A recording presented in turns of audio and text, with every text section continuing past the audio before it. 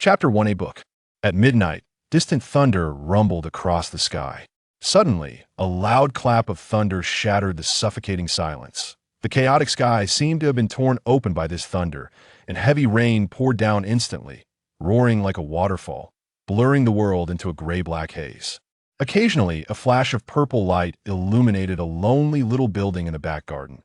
Inside, the dark room had no lights, yet strange sounds of a wooden bed creaking came from the third-floor attic, accompanied by the soft weeping of a woman, barely distinguishable. Amidst the sound of the pouring rain, after a long while, the strange noises finally ceased, and the sound of rain outside gradually weakened. Heavy footsteps approached, and the door creaked open. A faint sobbing came from the bed, and the footsteps paused for a moment, but only for an instant. The door eventually slammed shut, and the heavy iron chain clinked, locking with a crisp click. Excerpt from Disastrous Love. 3 Lifetimes of Untimely Fate in Ancient Times. By mid-May, it was not yet the hottest time of the year, but the sun had already begun to blaze, making people want to hide under the shade of trees or inside the house. Today there was no wind, and it was around noon. Even with all the windows wide open and a maid fanning with a cooling fan beside her, the room still felt quite stuffy. Under the green gauze window stood a bamboo bed with a cooling mat, where a young girl, barely of marriageable age, leaned lazily. The girl wore a plain, thin gauze dress, draped with a cicadine-like crimson veil over her arms, and her skirt was hiked up to her knees, revealing a pair of pale, tender legs, akin to freshly peeled bamboo shoots, as she slowly flipped through a book titled New Tales of Lanterns. Thanks to that girl, Kongho, who had heard of this book deemed heretical. Shintong became interested because of her. After a difficult search, the girl secretly brought it in, and she thought it would be an exciting little manuscript. But upon reading it, it turned out to be nothing special. However, in this deep mansion of the Ho residence, there were not many entertainments, and having such a book that wasn't too serious was considered quite good. As Shintong flipped through the book, Kongho quietly asked, "Sister, is the book good? What does it say?" Shintong turned her head and saw the girl's cheeks flushed, her apricot eyes slightly shining, while on the other side, the more distant Chinsa, although half lowering her eyes in a pretense of indifference, could not hide her overwhelming curiosity. Shintong smiled slightly. "There are several stories in here. Which one are you asking about?" Kongho stammered, her face turning even redder. I don't know. Sister can just tell me whichever one you think is interesting." Just as Shintong was about to speak, she suddenly heard some commotion outside. Listening closely, it was the servant bringing ice, so she got off the cooling mat and walked outside. The old woman quickly greeted her and inquired about her well-being. Chinsa stepped forward, took the winter basket, and opened it, complaining, "Why is today's ice even smaller?" As she spoke, she showed the basket to Shintong. Shintong glanced at the ice in the winter basket, which was about the size of her fist, and snorted lightly. "It really is quite small. It makes one afraid to blink." Kongho cleverly picked up on her words. "Sister, why would you be afraid to blink when you're doing well?" Shintong gave her an appreciative look and smiled. "I'm afraid that if I blink, such a small piece of ice will melt into a pool of water." Although she spoke in a joking tone, the old woman still sensed the dissatisfaction behind it, and hurriedly explained, "It was the madam's orders. There wasn't much ice saved from winter, and this year the heat has come early, lasting longer than in previous years. The madam instructed us to use the ice sparingly, or we might not last until the beginning of autumn." Shintong twitched her lips. It had been less than 3 years since the first wife of the main family passed away, and now the servants in the house even omitted the word second, directly referring to her. Aunt as madam instead of second madam. This talk about not having enough ice was just an excuse. The second branch had plenty of ice, and there was an ice basin ready in Shun Shutong's room, specifically for the eldest young master to cool off while studying. The old woman noticed her expression and quickly added, "Miss, don't think this piece of ice is small. It was much larger when taken from the storeroom. It's just that the weather is too hot. I hurried over, and it melted quite a bit." There was no use in talking more with this old woman, so Shintong simply said, "If you know it melts quickly, then hurry up and use it. Don't wait until it's all gone, wasting Ding Po's efforts in hurrying over." She didn't look at the old woman again. This was already directed at Chinsa. The old woman awkwardly took her leave. Chinsa also took the winter basket to the small kitchen. Shintong returned to her room, losing the interest to continue reading. Leaning on the mat with her chin in her hand, she fell into thought. Kong Ho took the small hand fan from the little maid and fanned her while gently advising, "Sister, don't take it too much to heart. It's not worth it to upset yourself." Shintong shook her head and said nothing. It had been over half a month since she entered this book titled Disastrous Love, 3 Lifetimes of Untimely Fate. The book described how the Marquis of Qingyang and his wife Yuan passed away unexpectedly, leaving behind 3 siblings, Shun Tong, Shun Shuyan, and Shun Shuyan. Although their grandmother was still in the house, the old lady was already past 60, and her energy was lacking. Thus, the whole residence was now managed by the second master, Shun Hushing, and his wife Jiang. According to the plot in the book, not long from now, Jiang would start to arrange a marriage for Shintong, with the groom being Jiang's nephew. It really did echo the saying that the good water does not flow to outsiders' fields. The original female lead was not satisfied with this marriage, but without parents, it was difficult for a lonely girl to resist the marriage arranged by her aunt. Just when she was troubled, she encountered the prince of Guangling, Zhu Yan, at a banquet, and thus entered Zhu Yan's heart, marrying him as the princess the following year. One would say this marriage was quite a good match. A year after the marriage, the original female lead became pregnant, making the marriage even more fulfilling. However, immersed in happiness, she unexpectedly discovered that her husband was having an affair with her cousin. Of course, the fault lay with the cousin. As the princess, the female lead suppressed her cousin in various ways. The cousin, a delicate flower, cried to Zhu Yan. Zhu Yan angrily scolded the female lead for being jealous and suspicious. After the female lead became extremely angry and suffered a miscarriage, feeling desolate, she wanted a divorce, but Zhu Yan refused. This time, 2 men from the original female lead's past appeared one after the other. One was the former guest of the Ho residence, Su Ruochuan, who after passing the imperial exam, entered the Ministry of Personnel as the left minister in just a few years. The other was Gao Zhan, a renowned general who achieved great feats in the borderlands. The original female lead could not get a divorce. With General Gao's help, she secretly fled her home, but her uncle was unwilling to accept her back to her maternal home. The original female lead could only temporarily stay at the general's residence, during which her feelings for Gao Zhan deepened, further solidifying her resolve to divorce. The prince's residence sent people multiple times to demand her back, all of which were blocked by Gao Zhan. The prince's residence could not swallow this anger, so they enlisted the Jinyui, accusing Gao Zhan of crimes such as usurping another's wife, and imprisoned him. The female lead was then captured and taken back to the prince's residence, locked in a small attic, where the prince of Guangling disregarded her weakness after a miscarriage, subjecting her to various indescribable things. The female lead's maid took advantage of the chaos to escape, seeking help from Su Ruochuan, along with several censors, petitioned the emperor, accusing the prince's residence of extravagance and debauchery, colluding with the deputy commander of the Jinyui to frame the loyal and good, fabricating charges and acting wantonly, and embezzling and abusing power, forming factions, which was truly malicious. The emperor punished them, and the entire family of the Prince of Guangling was arrested, with males over 15 facing death or exile, and all females reduced to slaves. The original female lead was bought back by Su Ruochuan, who stated that he did not mind that she had been married to someone else, nor did he care that she had lived in the general's residence. As long as she devoted herself to him from then on, he was willing to marry her. The original female lead was moved and tearfully agreed. Originally, by this point, despite the melodrama, it could still be considered a harmonious ending. However, the author continued to write. General Gao was exonerated and released. He had sacrificed a lot for the female lead. But upon exiting prison, he discovered that the female lead had married Su Ruochuan, which infuriated him to the point of wanting to spit blood. General Gao thus embarked on the irreversible path of corruption, siding with the powerful eunuchs and becoming part of the eunuch faction, engaging in both open and covert struggles with Su Ruochuan. During this time, the female lead was captured by Gao Zhan and imprisoned in various indescribable ways. Then she was rescued by Su Ruochuan. And then, to everyone's surprise, Prince Guangling Zhu Yan was actually not dead. And then, Shun Tong clicked on the screen.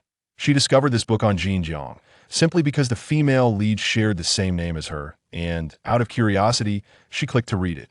At first, She followed the updates eagerly, but after Zhu Yan was revealed to have an ambiguous relationship with his cousin, she began to feel uncomfortable, yet still wanted to see how the female lead fought back and slapped faces.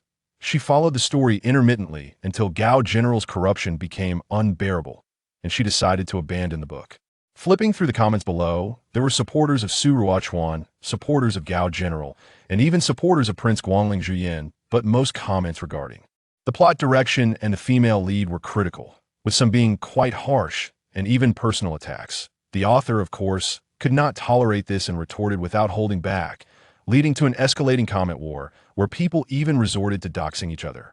Shintong saw her name frequently appearing, mixed in with various derogatory comments about the female lead, and couldn't help but deeply regret reading a book with a female lead.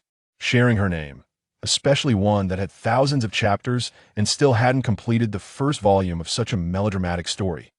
However, when she truly became the Shintong in the book, she genuinely regretted her reckless decision to read such a melodramatic and torturous story.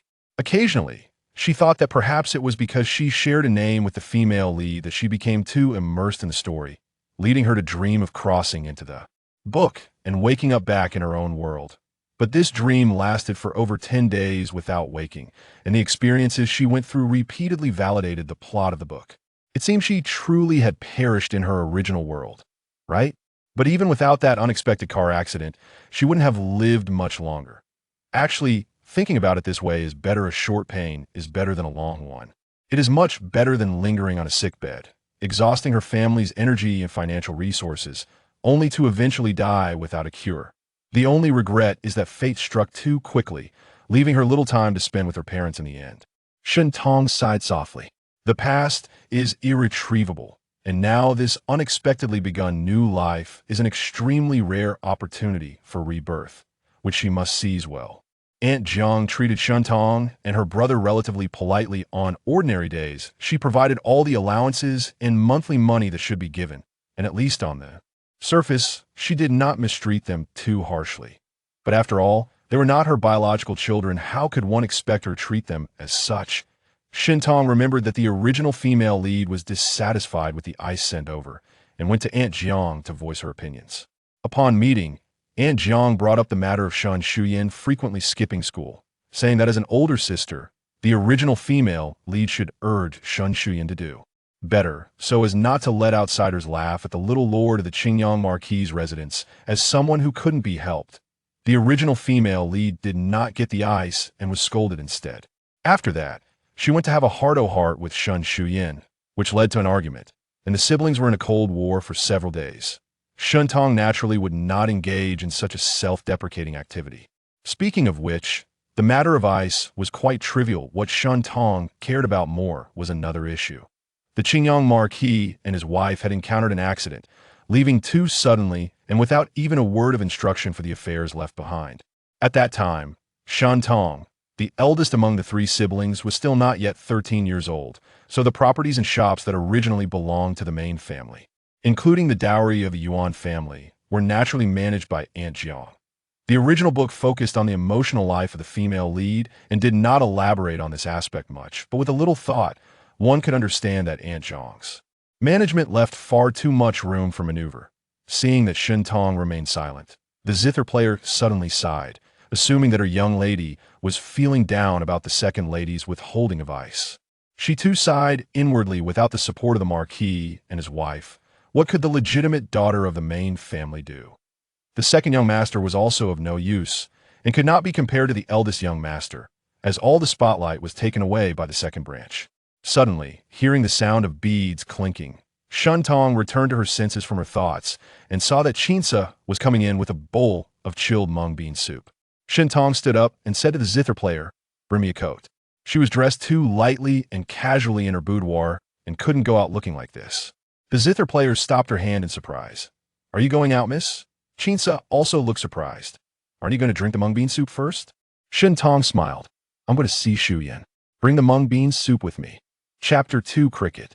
Before reaching the place, Shintong saw a maid guarding outside Shuyan's room, looking alert. As soon as she saw Shintong and her group, she immediately turned and said something to the inside. Shintong walked up to the door calmly. "On this hot day, The door to Shuyin's room was tightly closed. The maid outside, named Hong Ying, respectfully greeted Shintong as she approached, but her voice was intentionally raised, as if afraid the person inside wouldn't hear. Shintong asked, "Is Shuyin in there?" Hong Ying nodded. "The little lord is inside," but she lingered at the spot, neither moving aside nor opening the door for Shintong. Shintong listened carefully. It seemed there were footsteps and low voices coming from inside, suddenly interrupted by a painful ouch and the sound of something falling to the ground. After a flurry of activity, the door finally opened.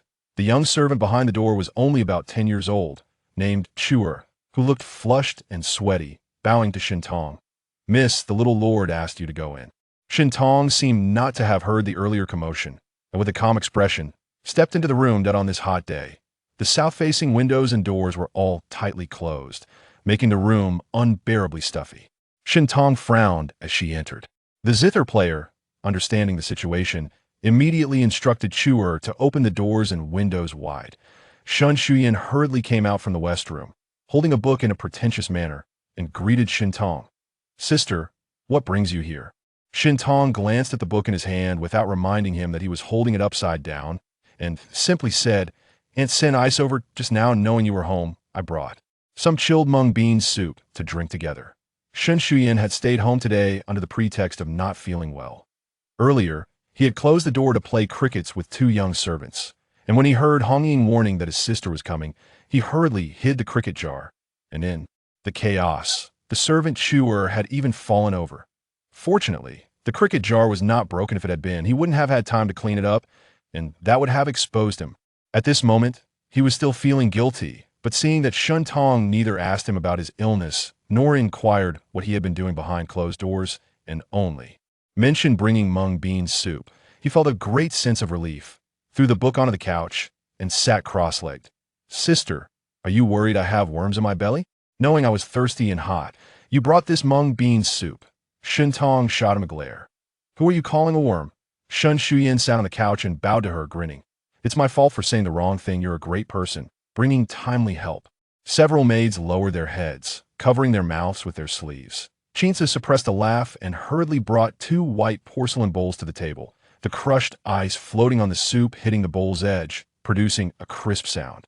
Shun Shuyin lowered his head and took big gulps of the mung bean soup. Shintong scooped some soup with a spoon and drank slowly, watching him. The young man's smooth forehead was covered in fine sweat, glistening, and with his head lowered, one could only see his thick eyebrows lively, slanting into his temples. After drinking a few spoonfuls of mung bean soup, Shintong finally got to the main topic. "Shuyin, I see you reading all day, either in the academy or cooped up at home studying. Or don't you feel suffocated?" Shun Shuyin felt guilty at this, stealing a glance at her, and awkwardly said, "Sister, please don't tease me."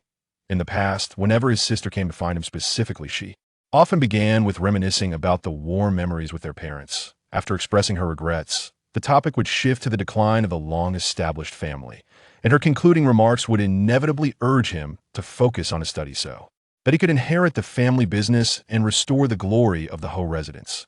Although her words were always gentle and rarely spoken in a harsh tone, Shin Shuyin had grown tired of hearing them. He was not accustomed to her speaking like that, and instinctively felt she was being sarcastic. But Shintong only smiled. "I'm serious. In less than half a month, it will be the first period of heat. It will get hotter as time goes on, and it will be more inconvenient to go out." Upon hearing this, Shun Shuyin's eyes lit up. There will be an elephant washing on the first day of the first heat. Every year, countries like Jiaoji would tribute elephants, and there was a special elephant house in the capital that housed them. The first day of the first heat was the elephant washing day. On this day, all the elephants would be brought out, escorted by the Jinyui and the Imperial Guards, and taken out through the Xuanwu Gate to bathe near the water gate of the city moat. There were also officials who set up colorful tents under the city wall west of Xuanwu Gate to supervise the elephants bathing, known as supervising the bath. On Elephant Washing Day, the citizens of the capital would come to watch, and nearby taverns and tea houses would be crowded with people. Merchants would gather, making it feel like a festival in the eyes of the people in the capital. The elephant washing was indeed a holiday. As the young lord of the Qingyang Ho residence, Shun Shuyin had certainly seen the market before and had encountered elephants several times, but he was still very eager to witnessed the excitement of the elephant washing day. Shen Tong remembered that in the book, Shen Shuyan had secretly sneaked out to see the elephant washing, which led to the original female protagonist being subtly mocked by her. And, after Shen Shuyan returned, the female protagonist scolded him for being inconsiderate, saying he had made the second branch laugh at the long branch, and the siblings had a big fight over it. Shen Shuyan had stormed out of the Ho residence and returned late at night, escorted back by a military officer from the Divine Machine Camp. This military officer was Gao Zhan, and this incident was also the opportunity for Gao Zhan to meet the original female protagonist. Going to see the elephant washing? Shen Tong did not immediately agree. After taking a sip of mung bean soup, she seemed to ponder for a moment before saying, "I'll go with you." She knew it would be useless to stop Shen Shuyan, so it would be better to accompany him. Besides, after staying in the Ho residence for so many days, she wanted to go out for some fresh air and also wanted to confirm something. Shen Shuyan was still half skeptical. "Sister, are you serious?" The elephant washing day was not a holiday, and he had been thinking about how to sneak out to see the elephant washing. He did not expect his sister to agree to go with him. Shen Tong smiled slightly. "Of course it's true, but you have to promise me one thing." After leaving Shen Shuyan, Shen Tong first returned to her own room to rest for a while, and when she saw that the time was about right, she headed to her grandmother's courtyard. Elderly people often take shallow naps, and by this time, old Madame Shen had already gotten up. She was over 60, her hair was as white as snow, neatly combed with hair oil, and her cheeks had a healthy, rosy glow. She had few wrinkles, and most of them were finely gathered at the corners of her eyes and mouth. After entering the room, Shen Tong properly greeted her. After spending so many days here, she had become familiar with these manners, thanks to the memories of the original body. Old Madame Shen nodded at her. "Tong Tong, come sit down." A maid placed an embroidered stool at the foot of the couch. However, Shen Tong did not sit on that stool.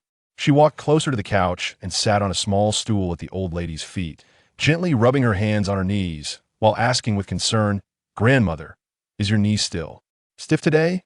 Old Madame Shen patted her hand. "Oh, it's still the same? Rubbing it with medicinal wine will help a little." She sighed again. "When one gets old, it just doesn't work well anymore. Can't do anything." Shen Tong's eyes widened. "Grandmother, you're not old at all. Look how straight your back is, and you hardly have any wrinkles.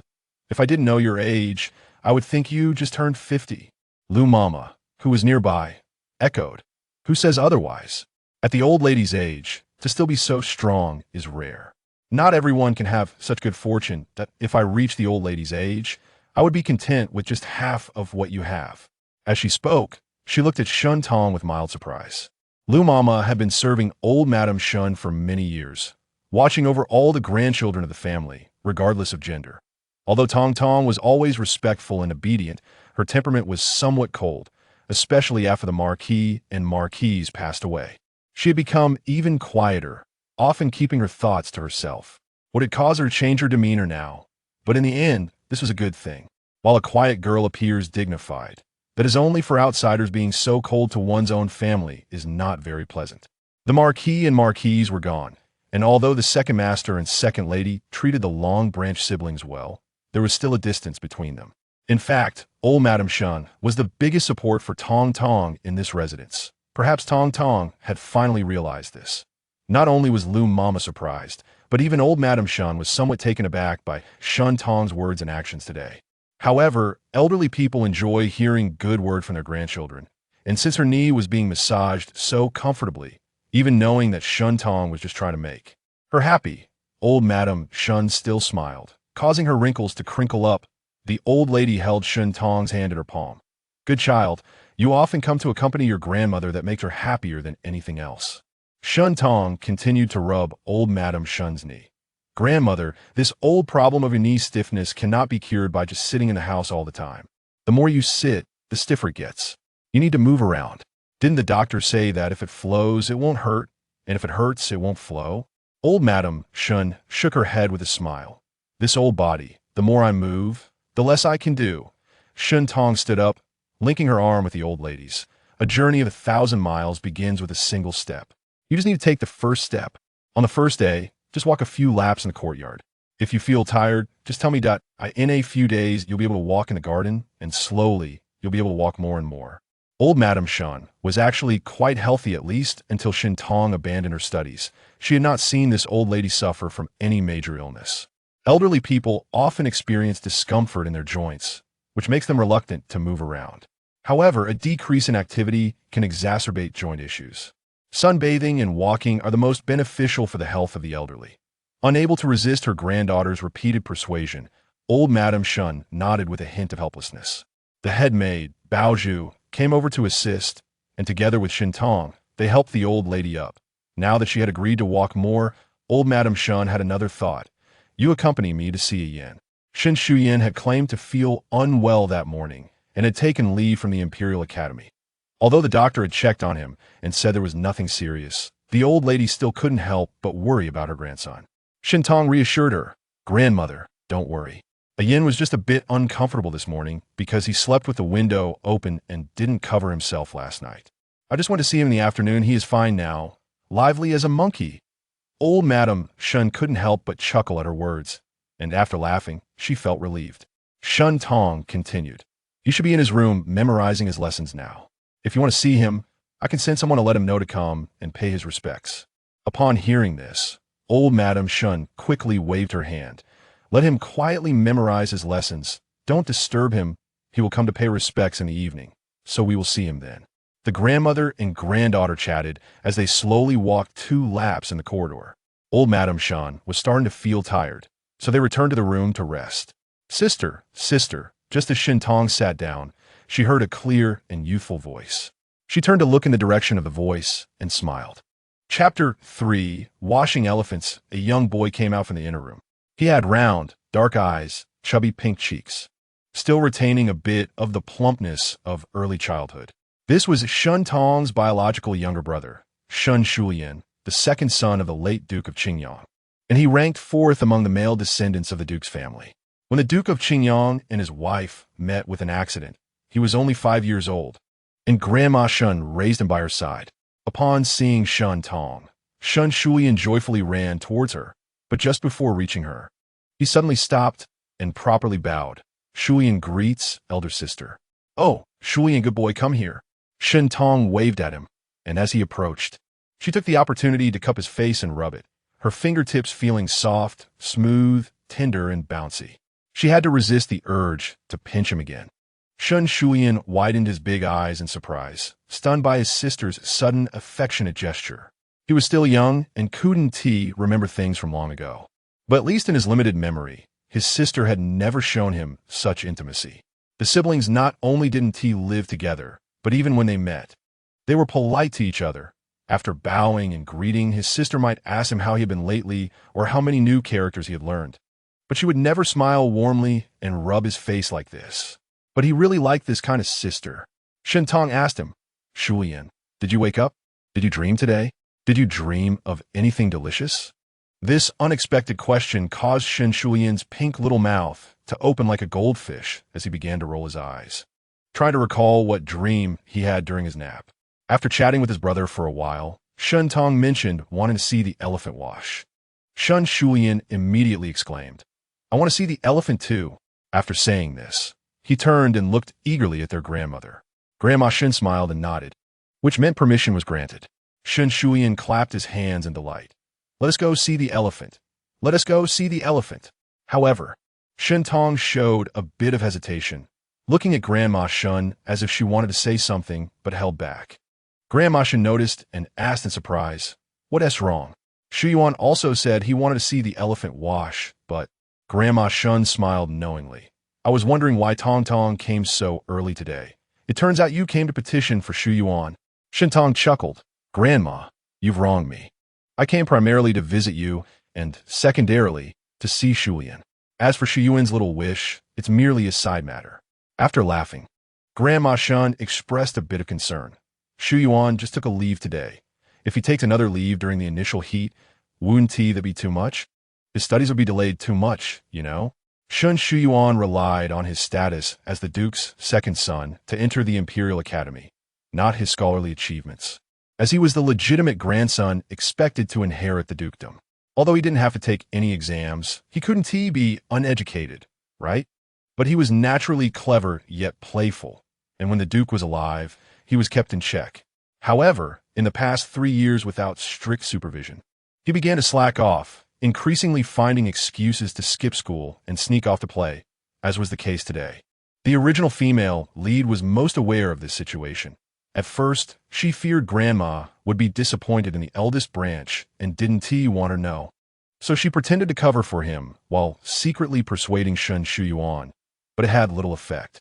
After Shen Shuyuan was caught skipping school to watch the elephant wash, she reported him to Grandma Shen, who then began to impose strict restrictions on him. After that, she got married, and Shen Shuyuan's matters were rarely mentioned. However, Shen Tong had other plans for Shen Shuyuan. She didn't intend to let him drift. After all, if this brother succeeded, the eldest branch would also gain strength. Hearing Grandma Shen's concerns about Shen Shuyuan's studies, she nodded. I think so too, but Shuyuan made a military pledge to me, saying that he would memorize the Mengzi before the initial heat, and if he could do it, he would be allowed to go see the elephant wash. Grandma Shen raised her eyebrows in surprise. She had some idea of what kind of character this grandson had. Although he was studying at the Imperial Academy, he couldn't be considered diligent and hardworking. Tong Tong, did he make this pledge voluntarily, or did you give it to him? You're so sharp, Grandma. Nothing escapes you.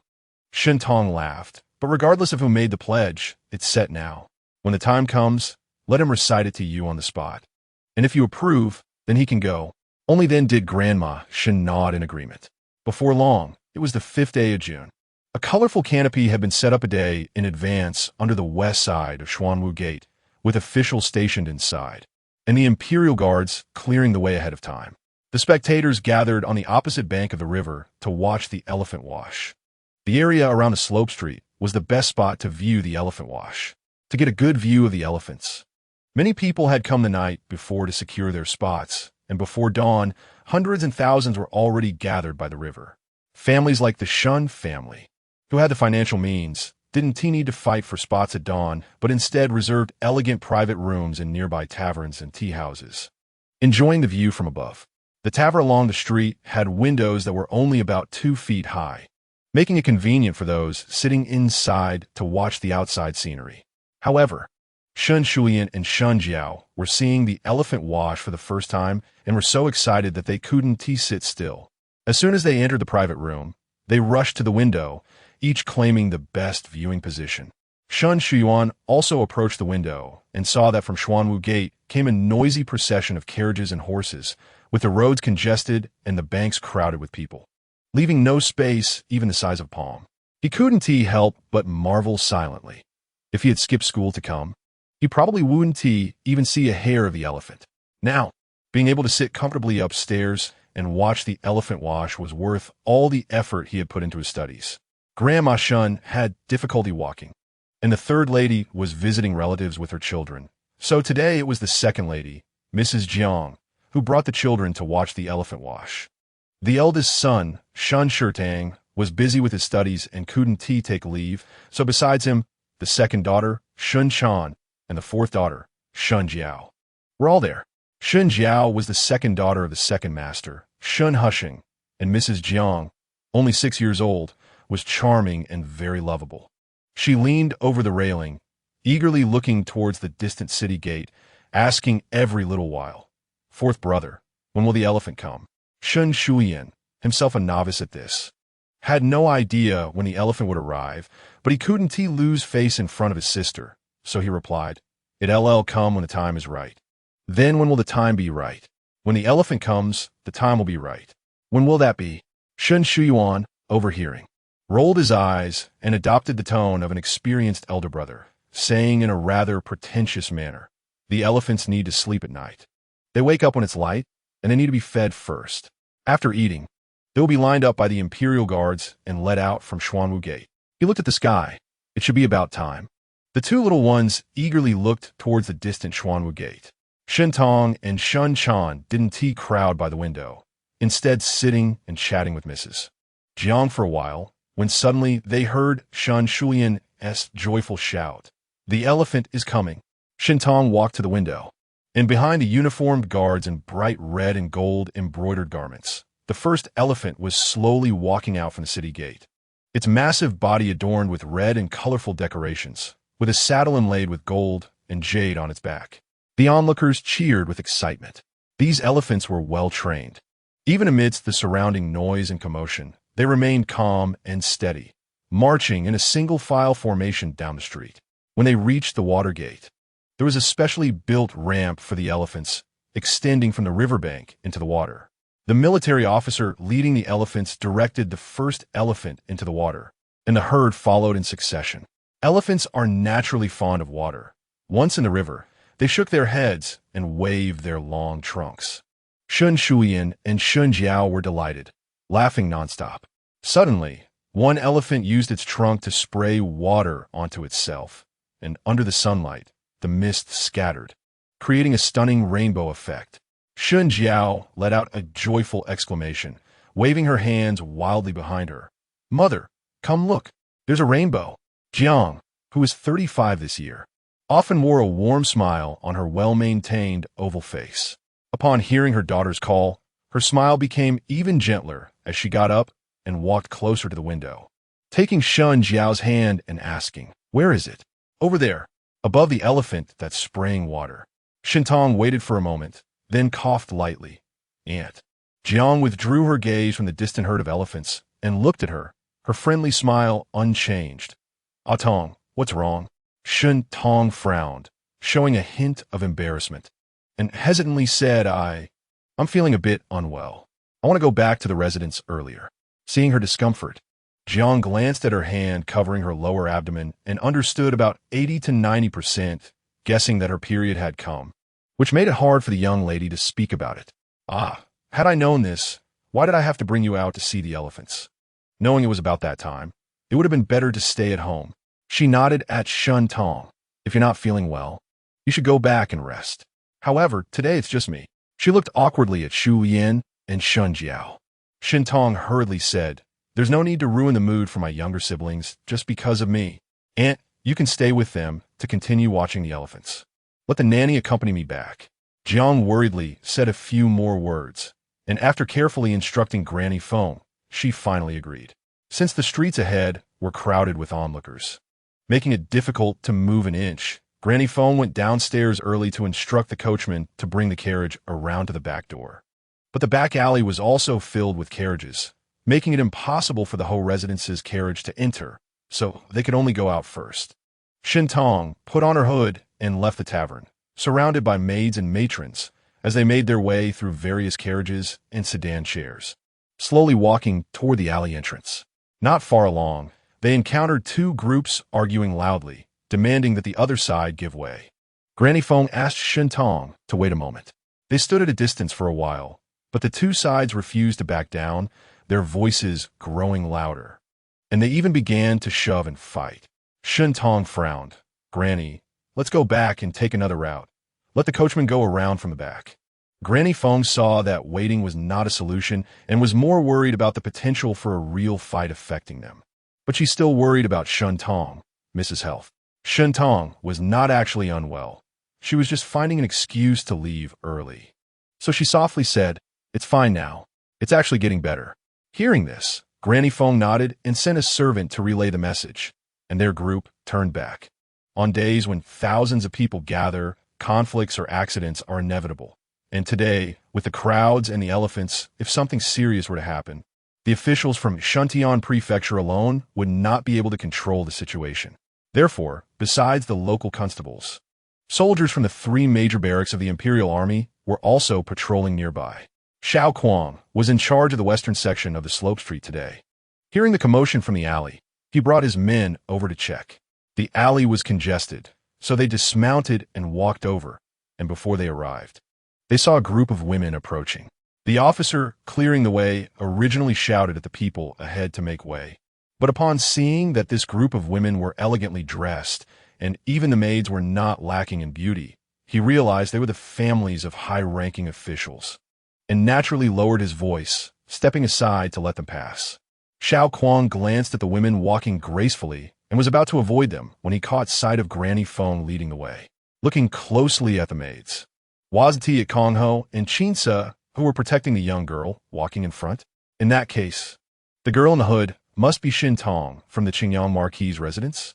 Xiao Kuang's gaze slightly tightened. Didn't he expect to encounter her here? Chapter 4. Hit. Shun Tong noticed the military officer approaching from afar. The man had a handsome face, broad shoulders, and long legs, dressed in a deep red cloak, covered with black leather armor. A belt cinched at his waist held a brass badge and a dagger, and a quiver made of yellow cowhide hung at his side. Standing among the crowd, he was like a crane among chickens. Since arriving here, Shun Tong had only seen a few middle-aged uncles, each weaker and paler than the last. So seeing someone like him made her eyes light up. However, what impressed her the most were his eyes. With such a physique and appearance, he should have a cold and hard demeanor, like a steel sword without a sheath. Yet he possessed a pair of calm and profound eyes that inexplicably reminded her of the autumn moon over a tranquil lake. Shun Tong stared at the man, only to find that he was also looking at her. Although his face was partially obscured by a veil, she could still feel his gaze, as if it had substance. After a moment, he averted his gaze, slightly turned his head, and made way. Shun Tong held her shoulders straight and walked past him unhurriedly. In that fleeting moment, she suddenly felt a subtle sensation. Could this man be Gao Zhan? But that would be too coincidental, right? Upon hearing that Xu Yan had returned, Shun Tong eagerly went out to greet him, only to unexpectedly encounter a strange man in the foyer. She gasped quietly, quickly stopped, and retreated a few steps. The man was extremely tall, his fitted robe wrapped around his impressive physique, muscles bulging beneath the thin fabric, and his features were sharply defined, exuding an undeniable, overwhelming presence. Even standing about 10 feet away, Shun Tong could distinctly feel the power emanating from him, causing her legs to weaken and her heart to race uncontrollably. This scene marks the first encounter between the original female lead and Gao Zhan in the book. However, now Xu Yan was openly watching the elephant show upstairs. In the series of events where the siblings argued, and Xu Yan left home in anger would no longer happen. Up to this point, the original body had not seen Gao Zhan, so Shun Tong had no memory of him. Although the book had described Gao Zhan's appearance multiple times, it could match the person in front of her, but since she had never seen the real person, no matter how detailed the descriptions were, they seemed subjective and abstract. Shun Tong suppressed the urge to look back at him and continued walking forward, regardless of whether he was Gao Zhan or not. She just wanted to distance herself from him and avoid any entanglement. After all, in the later parts of the book, Gao Zhan became extremely dark, and the things he did after siding with the powerful officials, as well as the events during the female lead's imprisonment, made her shudder at the thought. Suddenly, she heard a commotion behind her, as if someone was shouting that money had been stolen, followed by a loud command. "Stop!" Another voice shouted. "Get out of the way! Catch him! Everyone move aside! Ouch! That hurts!" A strong man was desperately pushing through the crowd of onlookers, and behind him, several people were chasing after him. Amidst the rising chaos, the disturbance quickly approached Shun Tong and her group. Feng Mama's expression changed drastically as she waved to the maids. "Quick, protect the young lady." The maids huddled around Shun Tong, sheltering her in the gap between two carts. Kong Ho and Qin Se clung to each other, while the little maids anxiously searched for a way to hide among them.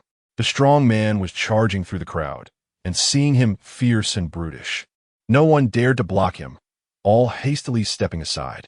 With no one in his way, the strong man ran faster, and just as he was passing in front of Shun Tong, he suddenly lunged forward awkwardly, crashing to the ground with a thud. His head hitting the ground, and he stopped moving. Shun Tong's eyes widened.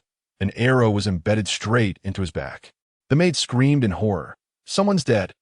Shun Tong looked through the gaps in the crowd and saw the man who had just brushed past her standing firmly atop a cart, holding a longbow, his stance steady against the light, looking like a war god descending to the earth. It was clear that he had shot the arrow. Shun Tong frowned.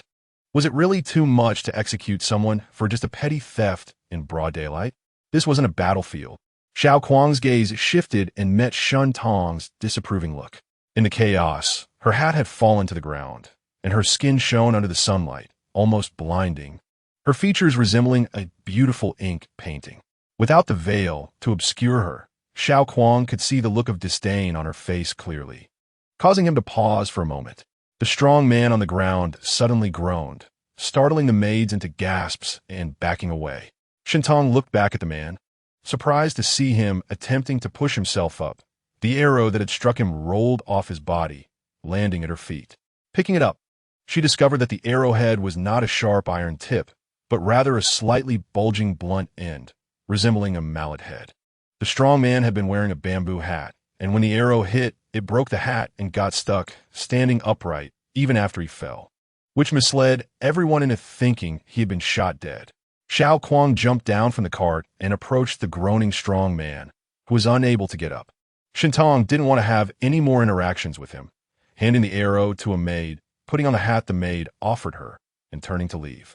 Xiao Kuang took the arrow from the maid and glanced thoughtfully at the graceful figure hurriedly leaving, before withdrawing his gaze and instructing his subordinates to bind the thief. The master is coming. Et demanded. Xiao Kuang raised his head at the sound, seeing Gao Zhan rushing from the other end of the alley. By some strange coincidence, he turned back to look again, noticing that the faint green figure and the maid surrounding her had already disappeared among the throngs of carts and people, and he let out a quiet sigh of relief. Shintong exited the alley and boarded the cart, first instructing the driver to take a detour to the next Chunkai tree alley. Feng Mama heard this and spoke disapprovingly. "Young lady, aren't you feeling unwell? You just got startled. You should go home and rest." Shintong shook her head. "I'm fine now. It's not a problem. As for what happened earlier, it was just an accident. It's not worth being startled over." Feng Mama frowned, her expression turning stern. "You must not." By this time, she had realized that Tong Jie was not really unwell. She was clearly making excuses to leave early, and she was afraid that her outing today was either to watch the elephant show or to go to that Chunkai tree alley. Shintong chuckled. "Mama, don't worry. I'm going there to buy a house." Upon hearing this, Feng Mama's eyes widened in surprise. "Princess! Princess!" Kong Ho shouted breathlessly at the door. Shintong frowned and gently reproached. "Why are you shouting? Have you forgotten the rules?" Kong Ho quickly stopped and lowered her voice, though she still couldn't hide her excitement. Her tone much higher than usual. "You must come and see. They've dug something up in the yard." Shintong stood up in surprise. What did they dig up? Kong Ho's eyes were practically shining. Gold. Lots and lots of gold. The cart entered Chunkai tree alley, passing by courtyard. The courtyard gate was weathered and painted, with a rusty chain hanging from it, looking quite dilapidated. In front of the courtyard stood a tall ginkgo tree, as thick as a water barrel, likely over 100 years old, with a large burl on the trunk, bigger than a child's head. Shintong was delighted, thinking to herself that this must be the place. She called for the cart to stop and asked Kong Ho to inquire. Soon, the girl returned to report that the neighbors said the house had long been unoccupied and had always been locked. On the way back, Shintong instructed Feng Mama to find a broker to inquire about purchasing the property. Feng Mama was confused. She had initially suspected that Tong Jie had gone through so much trouble to avoid her aunt to meet someone, but upon reflection, she realized that Tong Jie usually kept to herself, and even when she went out, she was accompanied, leaving no opportunity to meet strange men. She never expected that she was indeed planning to buy a house, and that it was such a dilapidated one. What exactly does my sister like about that house? Shintong only smiled faintly and shook her head, indicating to old Madame Feng to talk about it later. Once they returned to the residence, she dismissed the maids in the room, leaving only old Madame Feng to speak with her. She let out a soft sigh before saying, "Madam, you are an elder of the main branch, and you understand the current situation of the main branch better than anyone." Old Madame Feng was originally a maid from the Yuan family, who came with Madame Yuan when she married into the Marquis family. Since Shun Tong was born, she had become her nurturing maid. She had watched Shun Tong and her brother Shen Shuyan grow up, and upon hearing this, she couldn't help but sigh heavily as well. Shun Tong continued softly, "The 3 years of mourning are almost over, and without my mother, no one can thoughtfully plan my marriage. The assets of the main branch and my mother's dowry are managed by my aunt, and I fear that she will hastily arrange my marriage. When the time comes, how the dowry is arranged will depend solely on her word. If only I had some assets of my own, no matter where I marry, I would have something to rely on, which is much better than the current situation." Old Madame Feng listened and nodded in agreement, but then thought of something and asked, "If that's the case, why do you want to buy that dilapidated house? How did you even find out about it? Shintong replied, in the past few days. I've been having the same dream every night, dreaming that my mother took me to a house. She said that although the house is old, the feng shui is excellent. If I buy it, not only will I have smooth sailing in the future, but my family will also be blessed. Old Madame Feng listened skeptically. But that's just a dream. Shintong countered, if it were just a dream, who dreams the same thing every day? In my dream, my mother took me to Chun's Tree Alley and pointed out the ginkgo tree outside the courtyard. Old Madame Feng was left speechless. Shintong continued to persuade her. Today, I want to take a look with the mindset of giving it a try. I didn't expect there really to be a house in Chun's Tree Alley. And there was indeed a ginkgo tree outside, and even the growths on the tree were exactly the same. How can there be such a coincidence in this world? Madam, this is truly my mother sending me a dream. Old Madame Feng's eyes suddenly turned red, and tears fell as she choked up, Sister, madam. Madam truly can't stop worrying about you. Seeing her genuine emotions, Shintong felt a bit awkward and hurriedly lowered her head to hide her eyes. The sound of old Madame Feng's quiet sobs was sincere. At that time, her mother, upon hearing the bad news, she wanted to cry but dared not to cry out loud. Her eyes filled with tears as she looked at her, constantly murmuring, could it be a mistake? And her father, covering his face in the hospital corridor. Seeing Shintong also become sad, old Madame Feng quickly wiped away her tears. Then it settled. I'll have the head of the household take care of this matter. Shintong took a deep breath, suppressing all her emotions, and nodded. Thank you, madam. But please remember not to let it slip. I'm afraid my aunt will mock me if she finds out. Old Madame Feng worriedly said. But if we don't let the second madam know, where will the money to buy the house come from? Whether it's the household funds of the Marquis family or the shops and lands of the main branch, they're all managed by the second madam. Even if you have some small savings, it won't be enough to buy a house.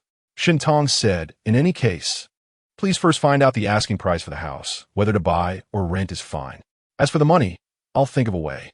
Old Madame Feng agreed and went to find her husband to take care of this matter. Chapter 5, General. Shortly after noon, the Jiang family returned with the younger generation. Shen Shuyan was still overly excited, skipping his nap to rush over to find Shintong. Upon meeting, he exclaimed, Sister, what a pity today. Shintong smiled and asked, what is the pity? There are washing elephants every year. If you can't see it this year, you can see it next year. No. I'm not saying it's a pity that you didn't see the washing elephants. Shen Shuyan shook his head repeatedly. Today, there was a hero, and it's a pity you didn't see him. Shintong's smile faded a bit as she guessed who Shuyan was talking about. She had hurriedly left earlier. But had she gone far when she heard someone calling for Lord Gao? So it really was Gao Zhan. Sure enough. Shen Shuyan continued.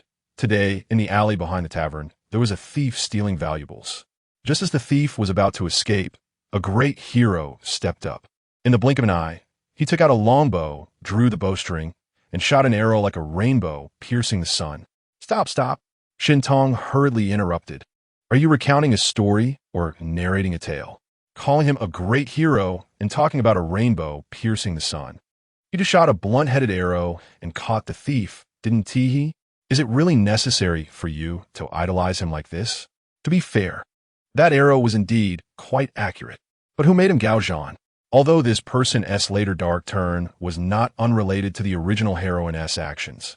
A dark turn is still a dark turn. Experiencing betrayal and emotional pain is not an excuse for wrongdoing. To disregard right and wrong and principles for a woman cannot be judged by common standards. He must be a super narcissist and a control freak. Sister, you don't know. That is called a blunt arrow. It doesn't hurt people, but it hurts a lot. That arrow was truly amazing. Like a shooting star chasing the moon, in the blink of an eye, that thief was shot away. Shen Shuyan animatedly explained, his eyes sparkling. Shintong facepalmed. This boy must have listened to too many storytelling sessions. I was there too. Why do I feel like what I saw is different from what you saw? Shen Shuyan was surprised. Didn't you leave by carriage first? The alley was blocked, and we could only walk out. Shintong was both amused and exasperated. There were so many people downstairs at that time, and this child didn't even see her. In his eyes, was there no sister, only that great hero? Shen Shuyan sensed her teasing tone and awkwardly replied, All right, sister, you can't blame me. I thought you all left first. At that moment, a maid came in to say that the second young lady had arrived. Shortly after, a petite girl with bright eyes and white teeth entered the room. Smiling, second brother is here too. What are you all talking about? Shun Shuyan mentioned what had just happened, and Shun Chan nodded, saying that after the commotion. She had also seen that scene from upstairs. Was T-sister there too? Shen Tong shot a glance at Shun Shuyan. Did you hear that? With the same pair of eyes, how come she noticed me? Shun Shuyan scratched his nose and grinned. However, the young lady's focus was completely different from the boy's. Shin Chan curiously asked, Sister, you're downstairs. Did you see that person's face clearly? What does he look like? Shin Tong inexplicably recalled those calm eyes like a tranquil lake. She raised her eyebrows and lied. That person has a big beard all over his face, and his face is dark and ugly. Ah.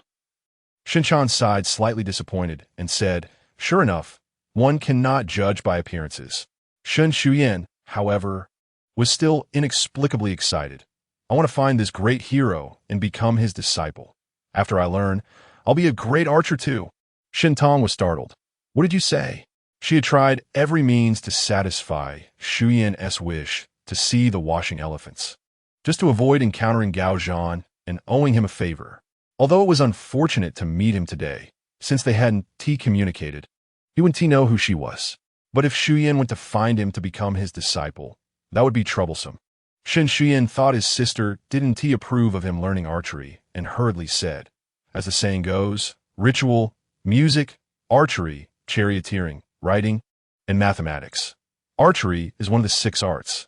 Learning archery isn't a bad thing. Shen Tong coldly smiled. One of the 6 arts? How well have you learned your rituals and music? What about your writing and mathematics? Don't bring up the 6 arts.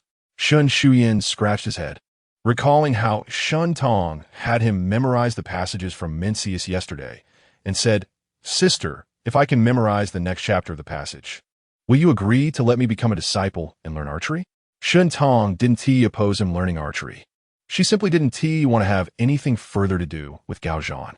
But she also knew that even if she firmly opposed it, Shuyan wouldn't obediently listen and would instead run off to find Gao Zhan to become his disciple. Rather than that, it was better to go along with him. Since she couldn't stop his desire to learn archery, it would be good for him to put more effort into his studies. Shin Shuyan was actually quite clever.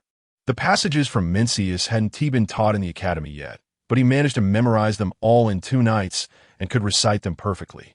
However, such rote memorization without understanding would lead to him forgetting everything in just a few days. So Shun Tong said, You don't need to memorize the next chapter. Just memorize the annotations of the passage. As for that great hero, Sister will find someone to inquire about who he is.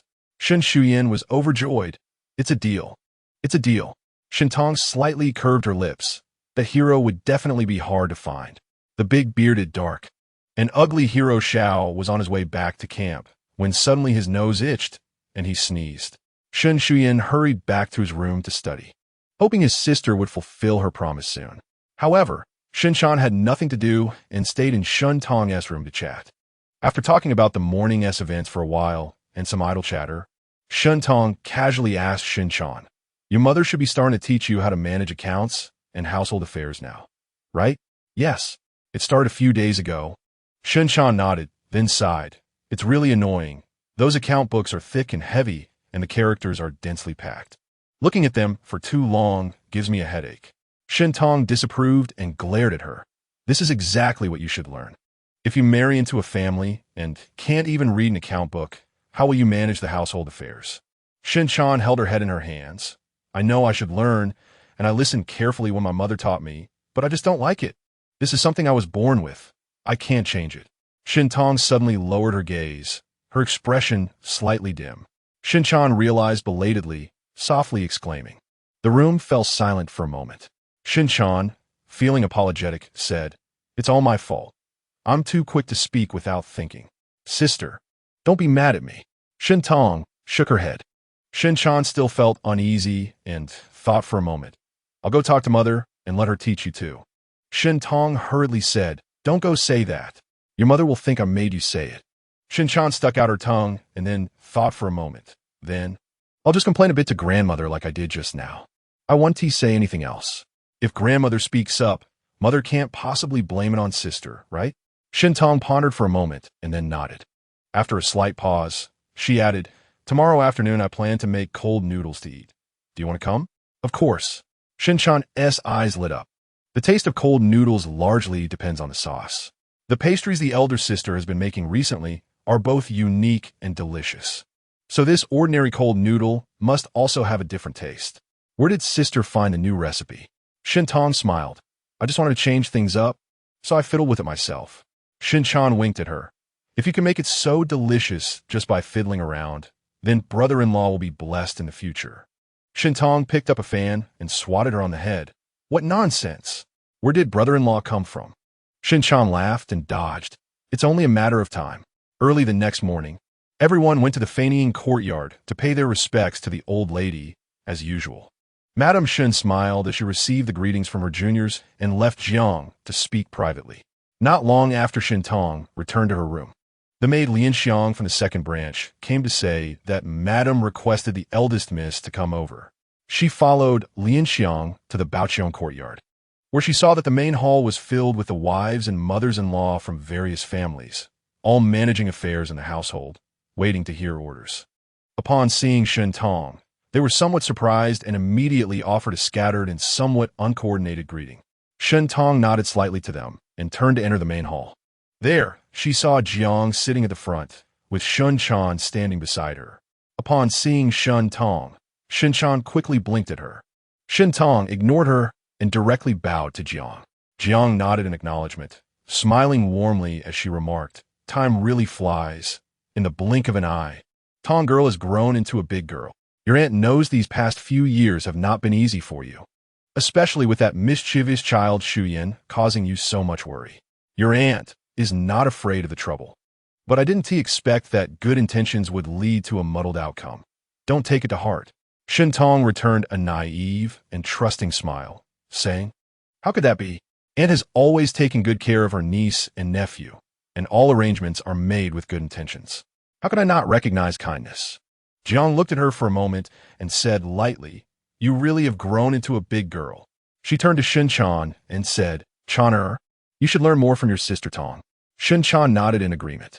Shintong's smile remained. Aunt, you flatter me. Jiang then looked at Lian Xiang. Let us begin. Lian Xiang stood by the door to relay the message, and the housekeepers' wives came in one by one to report various matters to Jiang, who made decisions and arranged tasks in an orderly manner. Shintong was witnessing for the first time how a head of the household manages the kitchen. Regardless of her views on Jiang as a person, she had to give Jiang high marks for this skill. After the morning meeting concluded, Jiang kept a few housekeepers' wives to give them private instructions, while the others were dismissed. Shintong was focused on listening when she suddenly heard Jiang mention her name. From now on, the household meals will be managed by Tong girl. Shintong was quite surprised. She had intended to learn some management skills from Jiang and, once familiar, perhaps find an opportunity to reclaim the finances of the main branch. She didn't expect Jiang would suddenly hand over such an important responsibility directly to her. However, this was not a good task. Jiang was clearly testing her lack of experience, wanting to see her make a fool of herself. If she messed it up, it would show her incompetence, and Jiang would have ample reason to continue managing the main branch's assets. But if she hesitated to take it on, Jiang would similarly use her lack of ability as a reason to keep managing the main branch's assets. In short, she had been set up. Jiang smiled calmly, watching Shintong, who was lost in thought and silent. Shinchan sensed the unusual atmosphere, glancing at her mother and then at her elder sister, her heart racing but not daring to speak. Chapter 6. Humiliation. In her previous life, Shintong worked as an accountant in a medium-sized enterprise for many years, until one day she accidentally learned that the financial manager in her department was considering switching jobs, with salary negotiations nearly settled, but he had yet to resign. At that time, she had just experienced a breakup, and, with a mindset of wanting to live her life to the fullest to make her ex regret it, she threw all her energy into work. She was already the type with strong initiative, and this positive attitude caught the attention of the higher-ups.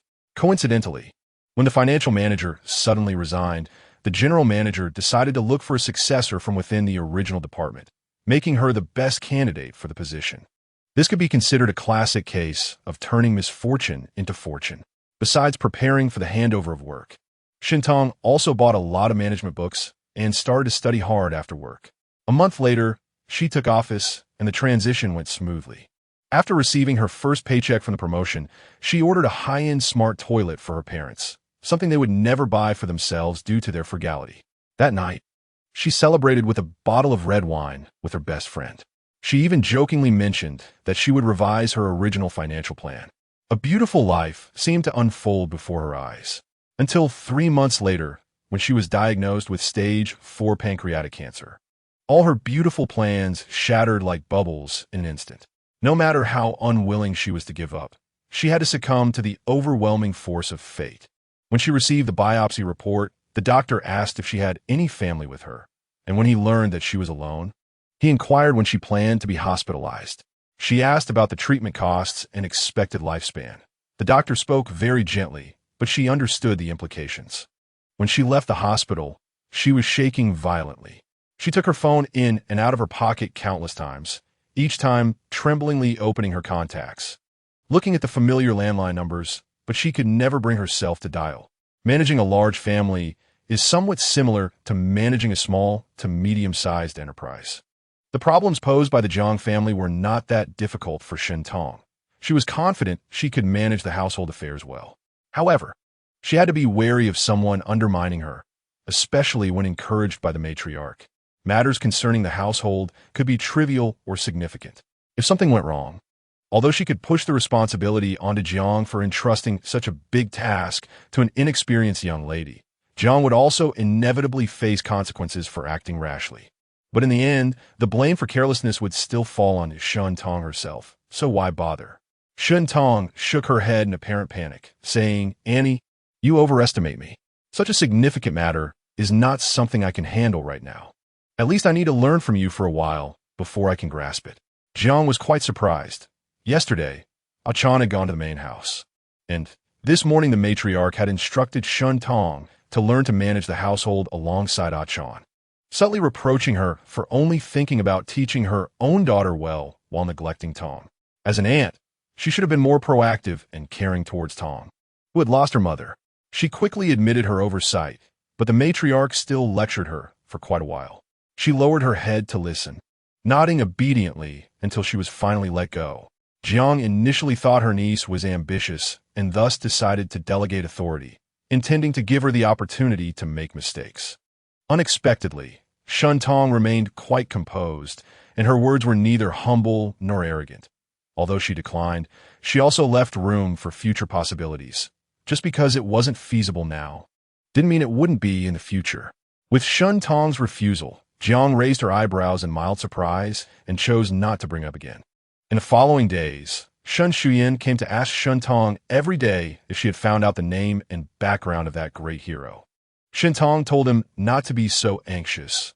There was more than one regiment in the Imperial Guard, and even knowing that the other party was a military officer didn't mean she could find out about him quickly. After giving perfunctory answers for 5 or 6 days, Shintong finally said she couldn't find the person at all. Shin Shuyan was both disappointed and puzzled. Was there really no one who knew who he was? So many people had seen it that day. He tilted his head slightly, staring at Shintong. "Is it to prevent me from learning archery? I copied all the annotations as my sister requested. She can't go back on her word. No, it's just to keep you away from scumbags." Shintong looked at him sincerely and said earnestly, "If you want to learn archery, I don't oppose it. How about this? While that hero continues to be sought after, let's invite a skilled archery instructor to teach you archery first." Shin Shuyan nodded helplessly in agreement. It didn't take long to find an instructor within a couple of days. They had someone. They cleared a space behind the Listening Rain Pavilion, set up 2 targets against the east wall specifically for practicing archery. However, in Shun Shuyan's eyes, this instructor named Wang was far inferior to the military officer he had seen that day from the tavern. In the crowded streets, the thief was darting left and right, yet he could hit precisely with a single arrow. That skill was truly impressive. Learning from a master and learning from mediocre individuals were worlds apart. Feeling discontented, Shun Shuyan could only send his servant Chu Er to inquire. Chu Er found a tea house on Shangxie Street and asked the idlers inside. He learned that the soldiers patrolling around Shangxie Street that day were from the Divine Machine Camp, and the sharpshooter he wanted to find must also be from there. When Shun Shuyan heard Chu Er's report, his chest heated with excitement. He could hardly contain his fervent desire to learn from a master. Thus, it was only natural that the young Lord Shen once again skipped classes. The guards outside the Divine Machine Camp had seen many high-ranking officials and generals, but it was rare to see a well-dressed young master like Shun Shuyan come to the military camp. They asked him, "Young master, who are you here to see?" Shun Shuyan politely introduced himself and then stated his purpose. When mentioning the incident of capturing the thief with a single arrow on Shangxie Street, the soldiers from the Divine Machine Camp all knew it was a splendid feat accomplished by Xiao Kuang. Therefore, the guards asked Shun Shuyan to wait outside the camp while they went in to report. "Captain Xiao, there is a young lord from the Qingyang Marca residence outside, seeking an audience." Xiao Kuang frowned, puzzled about why Shan Tong's brother was looking for him. Had they not met in this life yet? Did Shan Tong send him? But that didn't make sense. "What did he want from me?" The guard replied. "He said he witnessed Captain Zhao's archery skills on the day of the elephant washing and wants to learn martial arts from you." He couldn't help but chuckle while speaking. These young masters were indeed willful, thinking of one thing after another. Let us not even mention whether Captain Xiao had the skills to teach this young lord. Could this pampered young master endure such hardships? He probably would be crying and begging to go home within 3 days, right? Upon hearing this reason, Xiao Kuang felt relieved. Shen Tong's appearance in the alley behind the tavern that day meant that Shun Shuyan must have been nearby and likely saw him shooting arrows to capture the thief. He shook his head lightly. "Just tell him I'm training soldiers. Let him go." The guard complied and exited the barracks. Passing by the training ground, he saw Gao Zhan waving at him and hurried over to listen to his instructions. Gao Zhan asked, "Who is outside looking for Captain Xiao?" Xiao Kuang and Gao Zhan had always been good friends, and everyone in the Divine Machine Camp knew they were like brothers. Moreover, this matter was not a secret. So the guard explained Shun Shuyan's purpose and Xiao Kuang's refusal. After hearing the whole story, Gao Zhan laughed heartily. "This young lord is interesting. I want to meet him. If he's truly good, if Xiao Kuang won't take him in, I will." Shun Shuyan waited anxiously outside the camp and suddenly saw a tall, robust man come out. His eyes brightened, thinking to himself, "This must be him." The newcomer had some stubble on his cheeks, his skin darkened from frequent sun exposure, but his eyes sparkled brilliantly beneath his thick brows, full of vigor and spirit. Shun Shuyan did not find him as unworthy as his sister described. Instead, he thought he was handsome and imposing, definitely fitting the image of a great hero he had been imagining for these days, even more impressive and awe-inspiring. The admiration of the young boy surged immediately, and he bowed respectfully from a distance to Gao Zhan. Gao Zhan found it even more interesting and had the guards let him in. He said to him, "You want to learn archery?" Upon hearing that there was a chance to take on a master, Shun Shuyan nodded repeatedly. "Yes." "May I ask your surname, General?" Gao Zhan led him toward the training ground, saying as they walked, "A mere captain like me cannot be called a general by a young lord. My surname is Gao, and my given name is Zhan. Have you learned archery before, young lord?" Shun Shuyan said he had practiced for a few days, so Gao Zhan had someone bring a bow for him to try. Since Shun Shuyan was a beginner, the martial arts instructor Wang used a half-stone bow for him. Even so, it took nearly all his strength to draw it fully. However, in the military camp, the lightest bow required a full stone of strength to draw. Shun Shuyan had no idea about the difficulty. He put on a finger tab and knocked an arrow. As soon as he exerted force, he felt the difference, but wanting to save face, he forced himself to pull harder. His handsome face turned red from the strain, but he still couldn't draw the bow fully. He barely reached the limit, his hands shaking, and naturally, he had no aim at the target. When he released the string, the arrow flew who knows where, not even touching the edge of the target. There were quite a few soldiers practicing in the training ground, and upon hearing that a young lord had come to shoot arrows, many officers and soldiers gathered to watch the fun. These rough soldiers, straightforward and boisterous, immediately burst into loud laughter at the scene, not caring at all to spare the young lord's feelings. Shen Shuyan was both ashamed and angry, his face as red as a cooked shrimp, and he immediately dropped the bow and ran away in embarrassment. Gao Zhan watched his hasty retreat with amusement, shaking his head. These pampered young lords truly couldn't handle even the slightest humiliation. Xiao Kuang heard the raucous laughter outside and came out to check. After Gao Zhan recounted the incident, he let out a sigh of relief. Knowing his brother well, Gao Zhan's intention was not to humiliate Shen Shuyan, but it ended up working out in a roundabout way. After this incident, Shen Shuyan would certainly not come looking for Gao Zhan again, so Gao Zhan would not be dragged into that woman's grudges and entanglements anymore. When Shen Tong learned that Shuyan had returned to the manor but did not see him at mealtime, she asked a maid and found out he was practicing behind the rain-listening pavilion. She went to find him and saw him lifting a stone lock, gritting his teeth as he swung it over his head, holding it high for a moment before letting it down, then switching hands to repeat. On this sweltering summer day, he was flushed, drenched in sweat. Not only were his dark hair and temples soaked, but even his thin garment was soaked through, clinging to his skin and revealing his slender figure. Shuyan? Shen Tong noticed something was off with his expression and called out worriedly, "What are you practicing?" Shen Shuyan put down the stone lock, panting, practicing strength. "My strength is too small. I can't draw a slightly stronger bow." "What about Master Wang? Why don't you ask him to teach you? He only teaches me the bows for children. What's the use of practicing even if I get it right?" As he spoke, sweat continued to stream down his forehead. Seeing this, Shen Tong took out a handkerchief and handed it to him. "Wipe your sweat."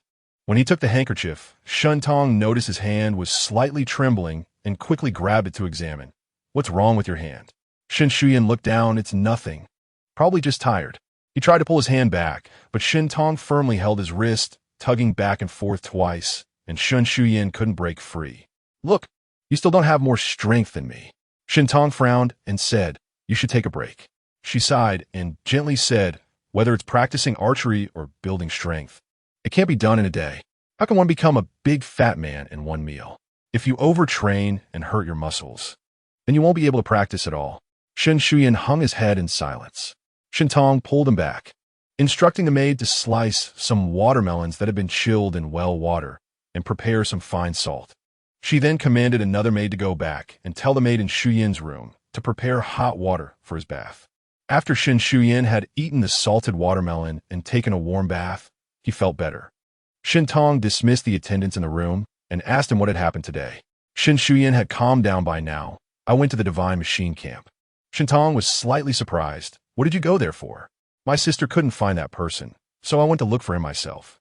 Shen Tong keenly sensed that he no longer referred to him as the great hero, but simply that person. "Did you see him?" Shen Shuyan nodded. "His name is Gao Zhan, and he is the captain of the Divine Machine Camp." Chapter 7, Birds. Startled, Shen Shuyan recounted his experiences in the military camp. After listening, Shen Tong realized that he had gone mad practicing martial arts because he was mocked by Gao Zhan.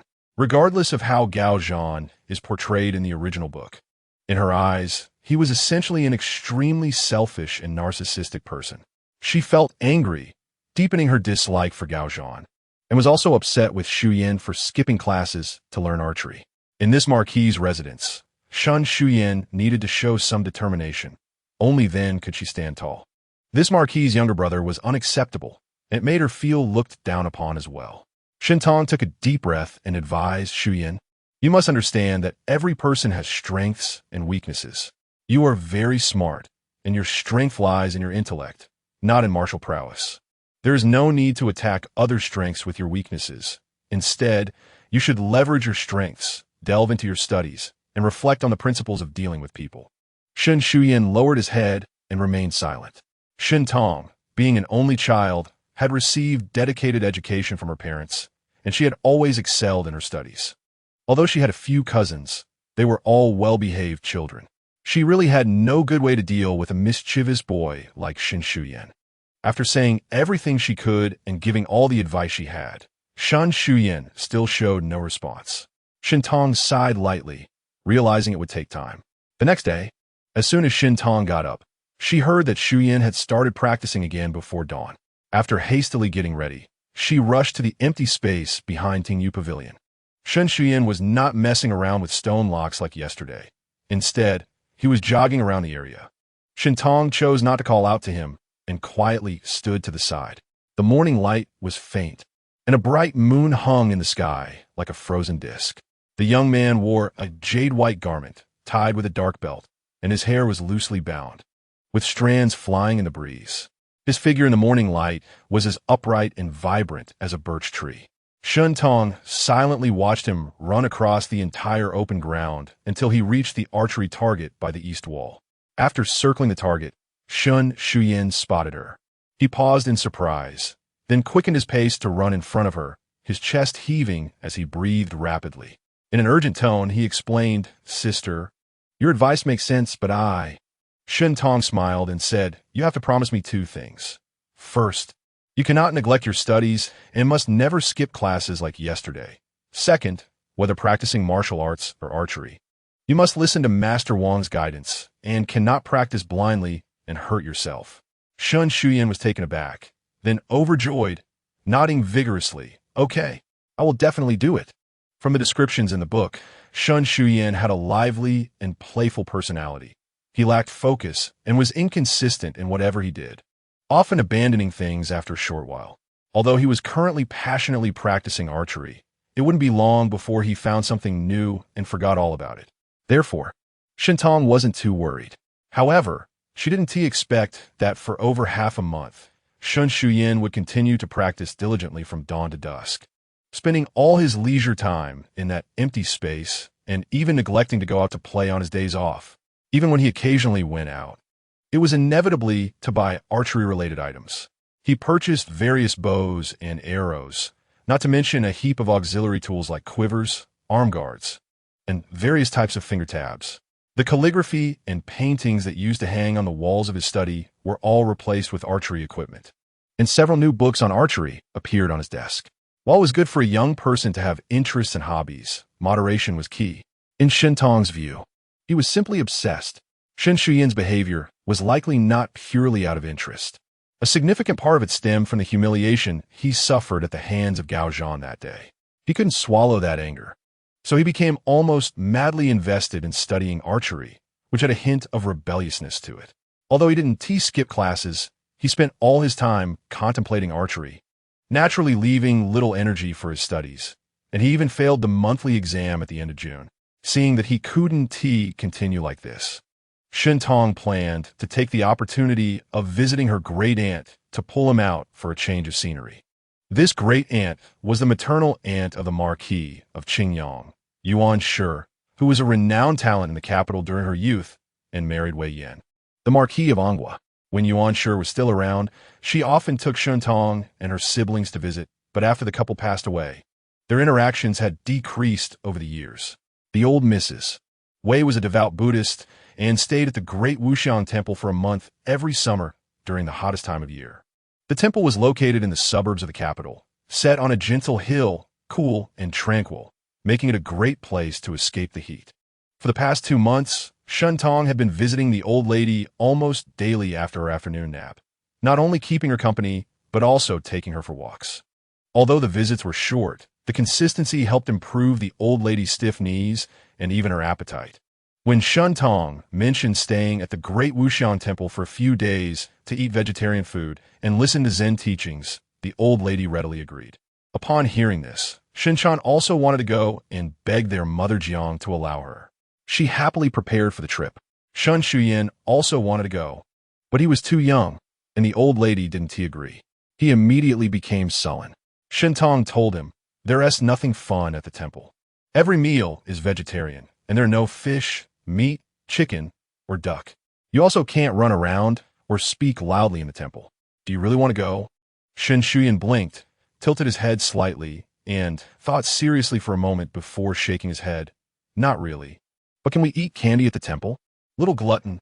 The old Mrs. Wei couldn't help but laugh. "You stay at home obediently, listen to your nanny, and wait for your grandmother to come back and bring you steam buns with brown sugar filling." Shen Shuyan perked up again at this. The Great Wuxian Temple had been established for over 100 years since the previous dynasty. Located in the western suburbs of the capital, The temple was built along the gentle southern slope of the hill and covered a vast area despite being halfway up the mountain, with yellow walls and green tiles, exuding a solemn atmosphere. The stone-paved path leading to the temple was wide and flat, flanked by lush pine and cypress trees. As one ascended the steps, the melodious and deep sound of the bell could be faintly heard coming from this ancient temple. Given her age, the old Mrs. Wei could not handle much jostling. They set off from the Marquis's residence before dawn. The journey involved carriages and sedan chairs, and for the last stretch of the mountain road, they were carried on shoulders. Upon arriving at the temple, she was quite exhausted and was led by a monk to a meditation room to rest after exchanging pleasantries with Mrs. Wei. Mrs. Wei was 56 this year, her eyes clear and bright, with only a few silver strands in her black hair, making her look a few years younger than her actual age. She hadn't seen Shintong and her siblings for a while and inquired about how they had been recently. Shintong recounted the events that had transpired in the Shun residence over the past few days. Mrs. Wei occasionally asked a few questions, and when she heard that Jiang had started teaching Shuntong and Shunchan how to manage a household, she smiled knowingly, glancing at Shinchan but saying nothing. The four of them chatted for a while. At first, Shun Shuyan responded to Mrs. Wei, but gradually he became restless, glancing out the window more than 10 times in the short time it took to drink a cup of tea. Mrs. Wei couldn't help but laugh. All right, you kids don't need to accompany this old woman anymore. The scenery behind the temple is quite nice, and there is a small stream that few people know about besides the monks here. It's not far, and I'll take a leisurely stroll there, which should take about half an hour. You shouldn't take too long.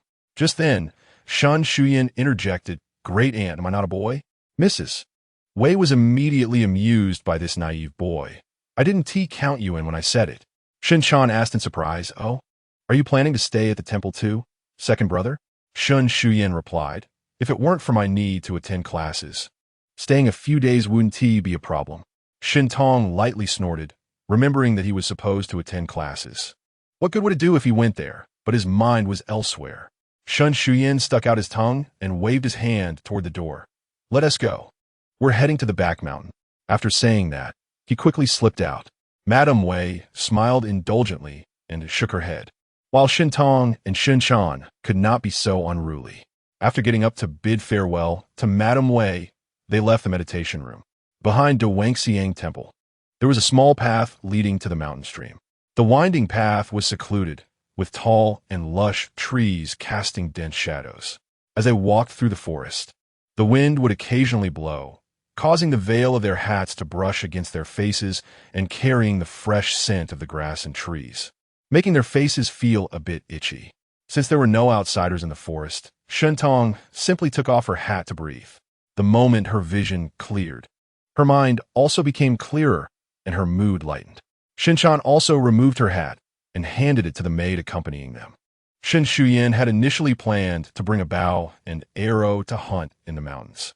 Shintong informed him that the surrounding woods were all part of the temple grounds, and it was inappropriate to hunt in a sacred place. So he gave up on the idea.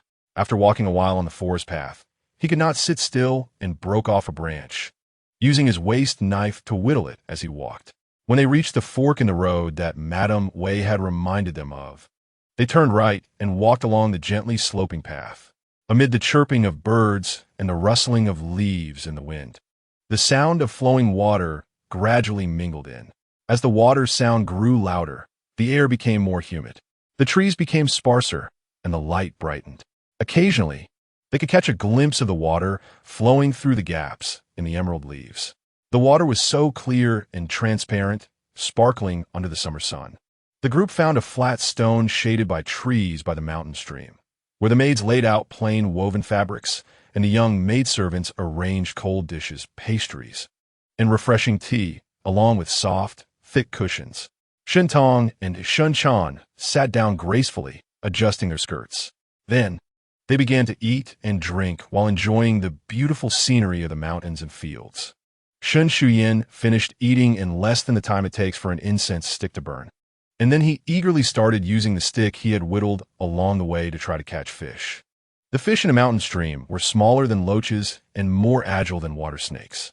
Young Master Shin spent half the time with no success. the only result being that his clothes were mostly wet. Fortunately, the weather was hot, and getting wet was not a concern. Shen Tong called a maid to bring him a change of clothes.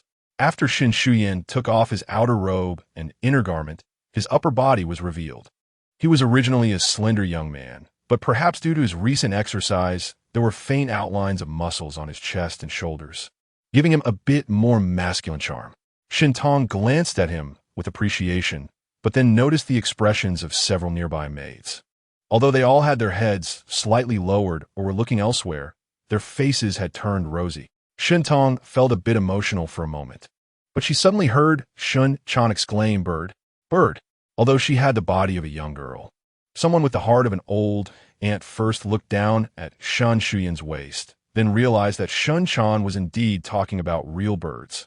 Perhaps attracted by the food on the large stone, two large, dark birds were diving directly towards them. Shen Chan screamed in fear and leaned closer to Shen Tong. Shen Tong wrapped her arms around her, pulling her into an embrace, and lowered her head, raising her left arm above their heads to protect both of them. Seeing this, Shun Shuyan quickly picked up the sharpened stick and rushed over, shouting loudly and waving the stick at the birds in the sky. Granny Feng and Granny Wu hurried over to protect the sisters, while the accompanying maids and young servants helped Shun Shuyan drive the birds away.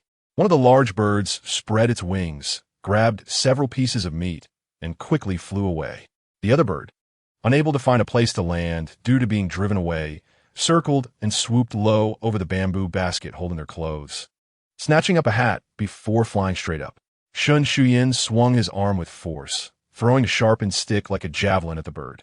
However, the bird suddenly turned sharply in midair, moving with incredible agility. Everyone watched helplessly as it flapped its wings and knocked the stick down, then flapped its wings vigorously and flew away quickly.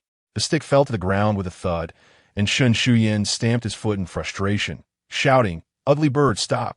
Return my hat!" He picked up the stick and chased after it. Shen Tong wanted to stop him. "Ayin, don't go. Be careful not to get lost." But before she could finish, Shuyan had already run into the forest, with Chu and Hulu following closely behind. She could only hasten her words to remind another young servant and two strong maidservants to go and bring Shuyan back. Chapter 8. First Encounter. Shun Shuyan hurriedly chased after the large bird, which was clearly a bird of prey like a hawk or falcon. Hawks are usually good at flying high, but this one, clutching a veil hat, was neither flying high nor steadily, swaying and wobbling as if it was about to fall. A piece of gauze hung down from the brim, making it look like a strange large kite from a distance. Yet it refused to drop the hat and escape on its own. It seemed that it wasn't willing to let go, but rather its claws were caught in the gauze or the straps, making it impossible to break free. Recently, Shen Shuyan had been diligently practicing his skills at dawn and dusk, and his agility had improved significantly. As he ran through the forest, he could also manage to dodge the branches that sprouted out, occasionally jumping over tree roots or ditches on the ground. He was determined to catch up with the annoying old hawk, but it was a struggle for the servants and maids trailing behind.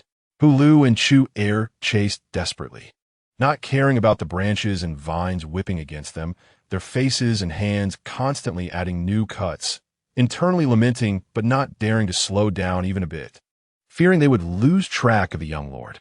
If anything happened to him, they would be in big trouble. Shen Shuyan had chased nearly a mile when he saw the hawk flying farther and farther away, knowing he couldn't catch up. Even if he did catch up, he wouldn't know what to do with a pesky bird. But he just couldn't give up. Just then, he saw the hawk suddenly tilt its body, losing balance, and then it rolled and fell. However, after flipping a few times in the air, it successfully shook off the veil hat and then flapped its wings to fly away, quickly becoming a small black dot in the sky. The veil hat, on the other hand, drifted down into the nearby woods. Shen Shuyan clearly saw that the hat had been shot down by someone's arrow. He ran a little further and noticed that the trees ahead were becoming sparse, and he could vaguely see a mountain path about a yard wide with a group of people on it. Bursting out of the woods, he saw a group of mounted soldiers, most of whom were carrying bows and crossbows. The leading military officer, dressed in a deep red robe and black soft leather armor, was sitting on his horse, towering half a head taller than the others. "Was that arrow shot by you?" The military officer on horseback turned back upon hearing the voice, and it was none other than Gao Zhan. Shen Shuyan suddenly stopped, momentarily dumbfounded.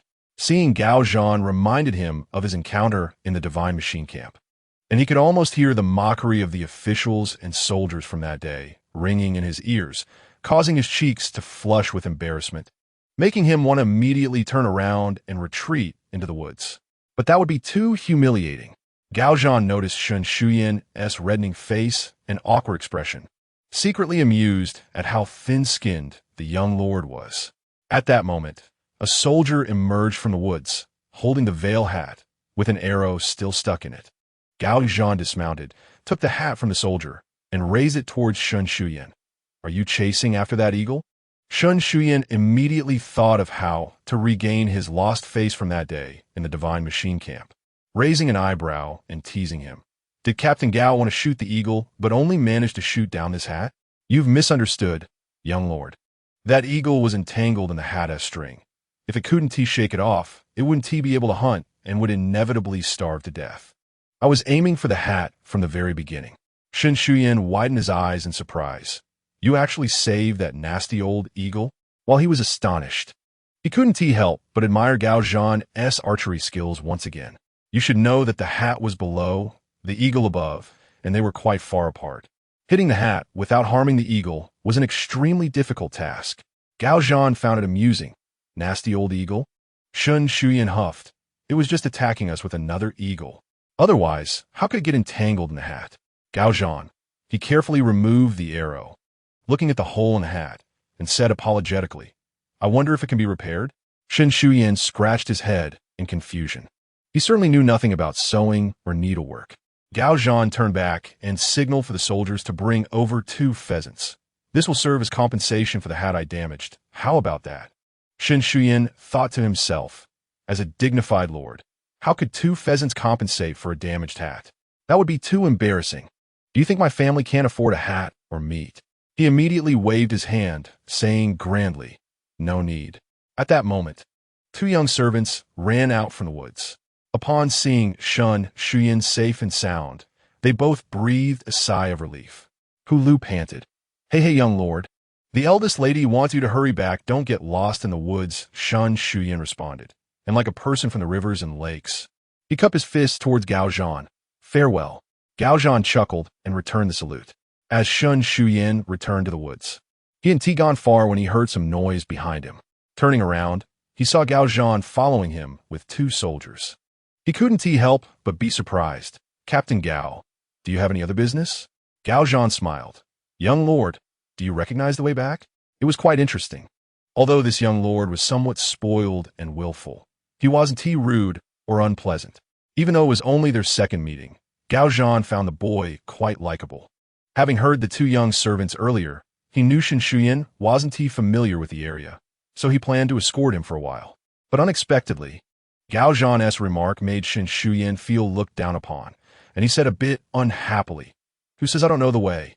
He paused for a moment, realizing that he was so focused on chasing the hawk that he had only been looking up at the sky and dodging branches and roots, completely forgetting to remember his direction.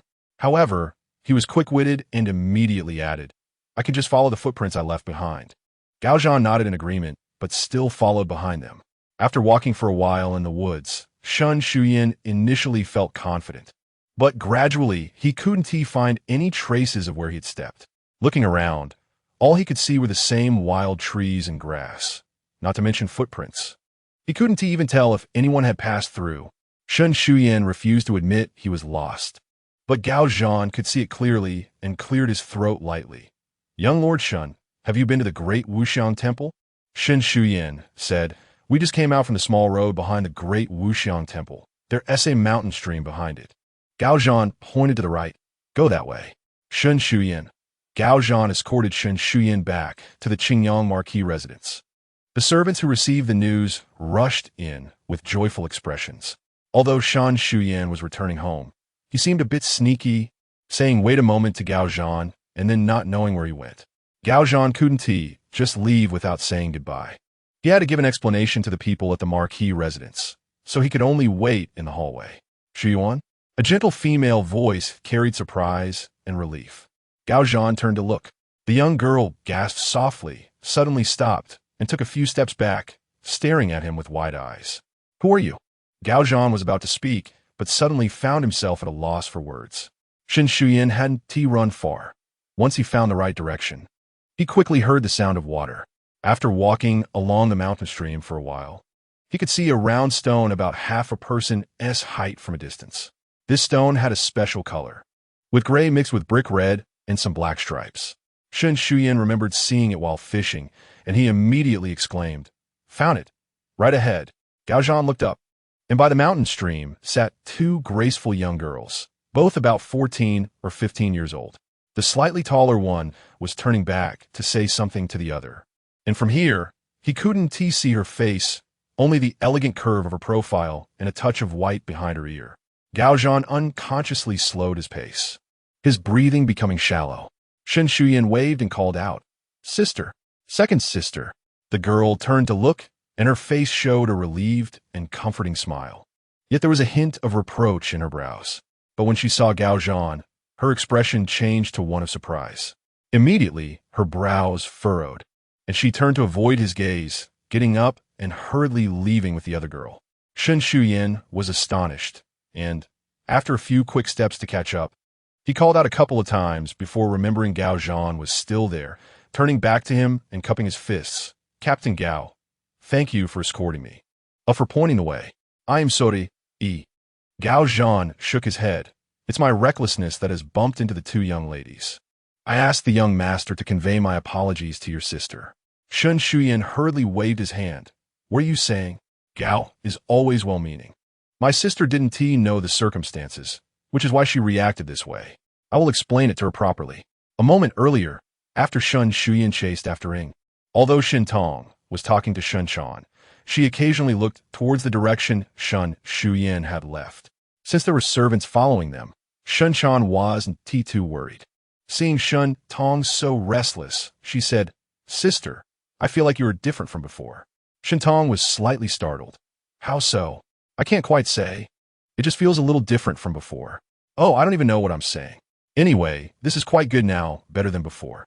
Shen Chan used to think everything about Shen Tong was good, treating her kindly, but she easily got unhappy, and when she did, she wouldn't say much, just coldly ignoring others, especially after their uncle and aunt passed away. She actually felt a bit sympathetic towards her elder sister, but this also made her feel that she was hard to approach. Now, even though her sister is still the same, she gives a different feeling. She can joke and tease with her current sister without fearing that she would get angry or upset. Being with her feels very comfortable, without worrying about saying the wrong thing. After hearing Shen Chan's words, Shen Tong silently reflected on her behavior over the past 2 months. It was impossible for her to be exactly the same as before.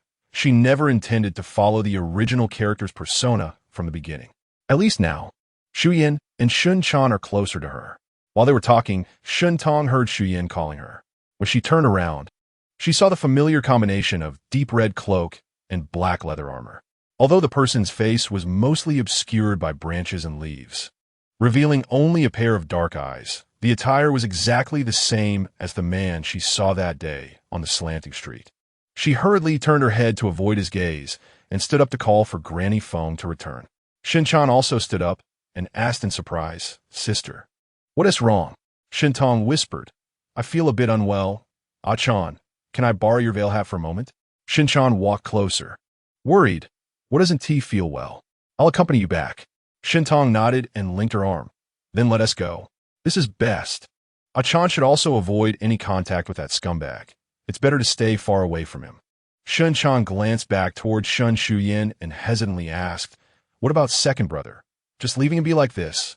Shen Tong snorted coldly. He doesn't seem to be missing any limbs. No need to care about him. Shen Chan. Just a moment ago, she was worried and couldn't stop mentioning how Shuyan hadn't returned yet, almost going to find him herself, and now seeing he returned safely. She immediately turned her back. Sister, sister. Shen Shuyan kept calling from behind. Shen Tong rolled her eyes inwardly. This guy really is a genuine pig teammate. She had already avoided Gao Zhan, and now he ran around in the mountains and ran into her again. She linked arms with Shen Chan and continued walking forward without looking back. Shinchan. This is the original Tong sister. Chapter 9, Eagle Master. Shun Shuyan caught up with Shun Tong and Shun Chan, asking anxiously, "Sister, why did you leave without saying a word?" Shin Tong snorted lightly. "When you recklessly chased after the eagle and ran away, did you ever leave me a message? I told you not to chase it. Be careful not to get lost. Did you listen to me?" Shin Shuyan grinned and readily admitted his mistake. "Sister, I was wrong." Shin Tong let out a breath and said solemnly, "Shuyan, you are the heir to the title of Marquis of Qingyang. Others don't just see you as an individual. They see you as a representative of the entire Marquisate. Your words and actions should be measured, and you should know when to advance and when to retreat. It is extremely inappropriate to recklessly chase after a bird without regard for your own safety, like you did today. Fortunately, you returned safely. But what if you had fallen into a ravine and gotten hurt or worse? How would I explain it to our parents in the afterlife? Shulian is still so young. Do you remember how he got through the first 6 months after our parents died?" Shun Shuyan initially felt impatient, but when Shin Tong mentioned their parents' accident and Shulian, he began to feel moved. At that time, Shulian was still small and confused. The old lady had instructed everyone to keep it from him, saying only that the Marquis and his wife had gone far away.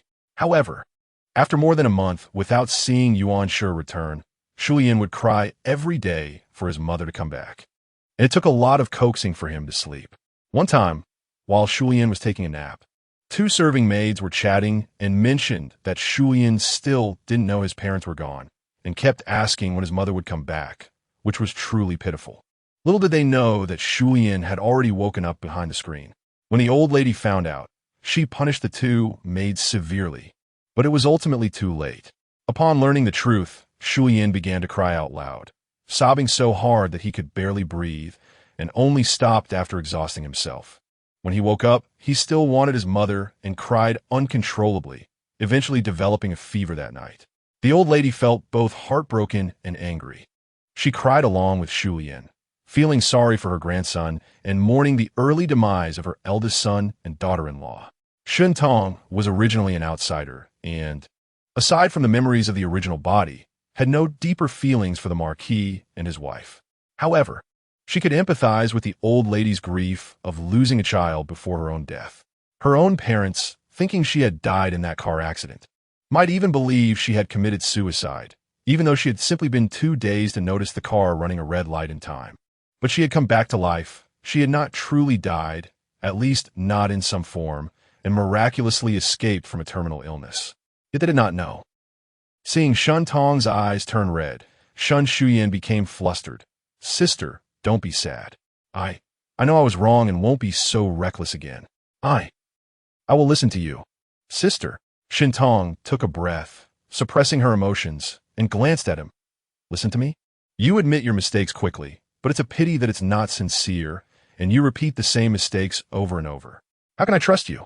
Being called out for this flaw, Shun Shuyan smiled in embarrassment, but did not respond. Deep down, he felt somewhat touched. However, since his sister had already said she didn't trust him, saying more at this point would be useless. He just needed to truly change, and his sister would see it and then genuinely trust him. The siblings fell silent, each lost in their own thoughts, and the atmosphere became somewhat subdued. Shinchan looked around and wanted to change the subject, asking, "Second brother, who was that person who came back with you?" Shun Shuyan replied, "He is a captain from the Divine Machine Camp. His surname is Gao. His archery skills are amazing." Shin Tong snorted in her heart. As expected, it was him. As Shun Shuyan began to excitedly talk about archery-related matters, he started to beam with enthusiasm. That eagle got its talon caught in the hood, and from below, with the bird in the hood, it was only the size of a broad bean. But he shot down the hood with one arrow without harming the eagle at all. As soon as the hood fell off, the old eagle flew away. Shin Tong asked in surprise, "He saved that eagle?" Shun Shuyan nodded, "Yeah." He said that if the eagle's claw continued to be trapped by the hood, it wouldn't be able to hunt and would starve to death. Shin Tong was momentarily speechless. Someone like Gao Zhan would intentionally save an eagle? Strangely, she thought of those lake-like eyes again. But then she thought Gao Zhan's action was merely a moment of kindness, a casual act of goodwill. It is not difficult to do good occasionally, The hardest part is to consistently refrain from doing evil. A small act of kindness is not enough to change her view of Gao Zhan. After pausing, she added, "But bringing him here is still inappropriate. You know that Achan and I would be waiting for you here, yet you brought a stranger with you." Shen Shuyan complained. "It wasn't my idea to bring him. He came on his own. He even asked me if I knew the way back. Later, when I momentarily lost my direction, it was he who reminded me." Shen Tong didn't want to continue discussing Gao Zhan, smiling as she said, "Momentarily lost your direction? That sounds too casual. You probably couldn't even find north, right?" Shen Shuyan saw her smiling while speaking and felt relieved, laughing along. "Sister, you think too little of me. Who says I can't find north? North is just on the other side of south." Shen Tong and Shen Chan both burst into laughter. While joking, they returned to the vicinity of that fork in the road and saw a group of people standing at the intersection in the distance. One of them was pointing towards the two paths, seemingly discussing which way to go. Shen Tong and Shen Chan stopped when they saw that the group was all men, turning to stand with their backs to them. Shen Tong's veil had been damaged, and when she encountered Gao Zhan, she had borrowed Shen Chan's hat temporarily. Now the maid took out a spare hat for Shen Chan. From a distance, Shen Shuyan noticed that the group was dressed in luxurious clothing, adorned with jewels and jade, and their attendants were also neatly attired. So he went over to inquire about their identity and intentions. Seeing Shen Shuyan approach, one of the men in a white robe stepped forward, greeting him and asking if he had seen two eagles. Upon hearing this, Shen Shuyan suddenly realized, "So those two feral birds were raised by you? I was wondering how wild eagles would dare to attack people easily. How do you raise birds?" Hearing this, the other party's expression darkened. "What did you say?" Shen Shuyan raised an eyebrow. "It's fine if the feral birds attack people, but I can't speak the truth?" Seeing that an argument was about to break out, another middle-aged man quickly stepped forward, bowed slightly, and spoke very politely. "May I ask for the surname of this young master?" Shen Shuyan no longer paid attention to the white-robed man and introduced himself. The other party became even more courteous, introducing himself as a Hanlon scholar, surnamed Mei, and asking, "Has the young Marquis seen those two eagles? How did the matter of attacking people come about?" Shen Shuyan briefly recounted what had happened earlier. Mei the Hanlon scholar apologized. "Those two eagles have not been fully tamed yet, and due to being starved while being trained, they escaped from their cage, which frightened the young Marquis and the ladies. We sincerely apologize. This matter is indeed our oversight. We hope the young Marquis can forgive us." Seeing his polite words and humble apology, Shen Shuyan waved his hand, not pursuing the matter. "It's fine, it's fine. Fortunately, no one was hurt. Let's forget about it." After saying this, he shot a sidelong glance at the white-robed man, implying, "Look at how he speaks." The white-robed man, about the age of a young adult, was in high spirits. Seeing Mei the Hamlin scholar come to mediate, he stepped back, but after being glared at by Shen Shuyan, he immediately prepared to explode with anger. A young voice called out from behind, "Away." His voice was not loud and not stern, just like usual conversation, but as soon as he called out, the white-robed man immediately suppressed his anger and lowered his gaze, falling silent. Shen Shuyan looked in the direction of the voice and saw a handsome young man, about 15 or 16 years old, with fair skin. At first glance, he seemed somewhat delicate, but his eyes were dark and bright, full of spirit. Shen Shuyan was born into a noble family. Among the young men of the capital's aristocracy, he had likely seen many with such outstanding demeanor. Yet he had never encountered this boy before. Judging by his appearance and age, coupled with the fact that the middle-aged man had introduced himself as a Hanlon scholar, it was not difficult to guess the boy's identity. Shen Shuyan turned to the boy and respectfully bowed, saying, "Shuyan pays his respects to your highness." Upon hearing this, Hulu and Chu Er hurriedly followed suit and bowed. This young man was the third prince, Zhu Hao. Seeing Shen Shuyan bow, he quickly raised his right hand in a gesture of modesty, saying, "Lord Shen, please do not be overly formal." After Shen Shuyan completed his bow and stood up, he said, "Your Highness, one of your two eagles stole food from my family, and the other flew towards a mountain behind." He pointed in that direction and continued, "But if you ask me, Your Highness, looking for it would be in vain. How can a wild eagle that hasn't been tamed be found again once it flies away?" Those two eagles are almost done cooking. It would be a pity to let it go to waste. Zhu Hao chuckled and replied, You make a good point. I was too stubborn. He lightly shook his head. It's flown away, so there's no need to search for it. Shun Tong and Shun Chan were waiting at a distance, slightly turned to watch Shun Shuyan converse with the group. When they saw him suddenly kneel before the boy, Shun Chan couldn't help but gasp in surprise. Shun Tong was equally astonished and took a closer look at the boy. In the entire capital, the only ones who could make Shin Shuyan bow were members of the royal family. Given his age, he naturally couldn't be a prince. After searching through her memories, she recalled that the current crown prince, Zhu Chong, was 20 years old, and the second prince, Zhu Sheng, was 17, which didn't match either. So it could be the third prince? Shin Chan whispered. Shin Tong nodded slightly. It must be. As the two sisters were quietly discussing, they saw the third prince and his entourage retreating down the mountain, waiting on a slope. Shin Shuyan then walked back towards them. Shin Chan asked, Second brother, what's going on? Shin Shuyan, with a mysterious expression, said, Guess who that is? Shin Tong curved her lips. However, Shun Chan directly stated, It's His Highness the third prince. Shin Shuyan felt a bit disappointed. Did you guess so easily? There's nothing difficult about it. Shin Tong dismissively replied, Let's not talk about that for now. They moved down the slope to let us pass, right? We can't keep the third prince waiting, so let's hurry. The path through the woods was narrow, and the two slender girls had to walk arm in arm. If both groups were to meet face to face, they would inevitably brush past each other closely. Zhu Hao's group consisted entirely of men, while Shun Shuyan's side was mostly women, which was why they had moved aside to the slope. Shin Tong kept her eyes straight ahead and walked quickly.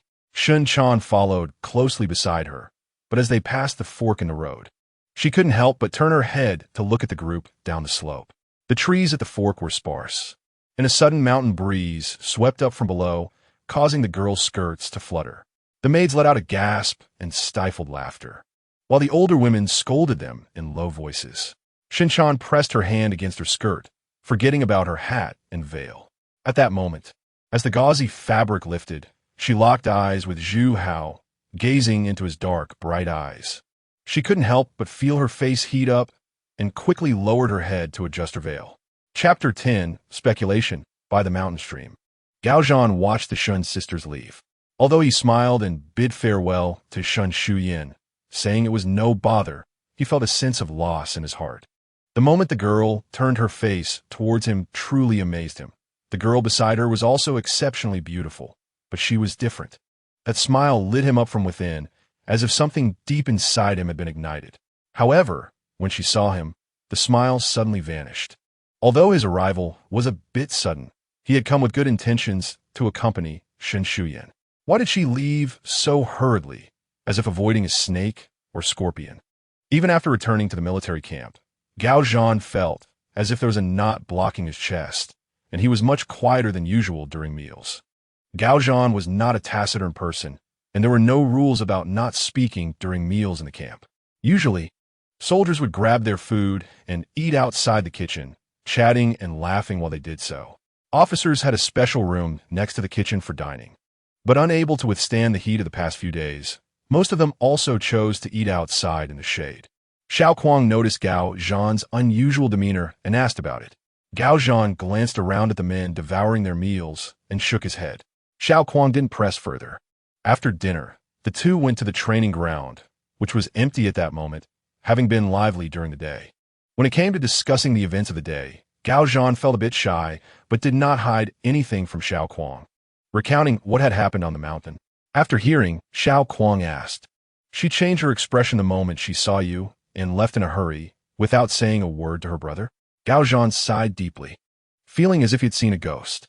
He touched his own face and murmured, I don't look scary, do I?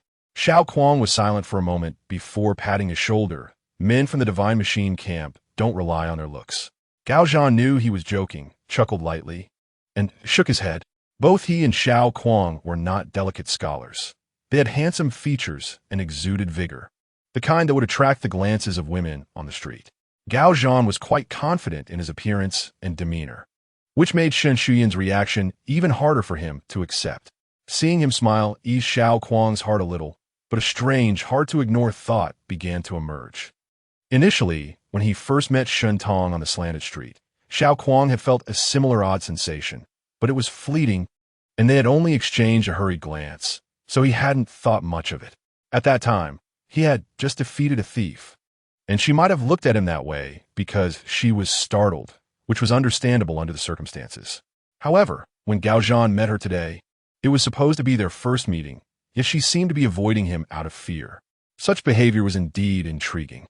He hadn't expected that even after the time and place had changed, Gao Zhan would still encounter Shun Tong, and just like in a previous life.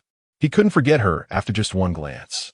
For Xiao Kuang, his good brother had become a prisoner because of her, and after finally regaining his freedom, he had changed so much compared to before his imprisonment. After aligning himself with the powerful officials, Gao Zhan had also pulled Xiao Kuang up in rank and wealth. But Xiao Kuang was unwilling to engage in such insincere actions, and as the situation deteriorated, he had to leave the capital. Perhaps not everything could be blamed on Shun Tong, but she was undoubtedly the source of all the entangled grievances. In this rebirth, he did not wish to see those events happen again. Gao Zhan sat down on the ground and absent-mindedly plucked a blade of grass to chew on. Xiao Kuang sat down beside him and advised, Zhan, don't think about it. With our backgrounds, compared to her, it's like earth and sky. A girl like that could never marry you, and she wouldn't even glance your way. You don't exist in her eyes. Her anger is only directed at her brother. Gao Zhan didn't respond, just stubbornly chewed on the grass root and gazed at the sky. The summer night sky was clear and vast.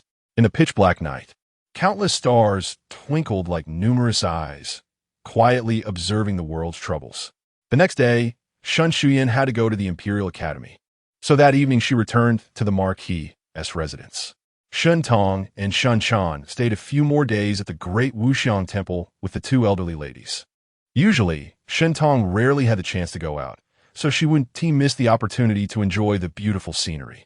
However, encountering Gao Zhan twice in succession truly left her with lingering fears, almost leaving her with a shadow.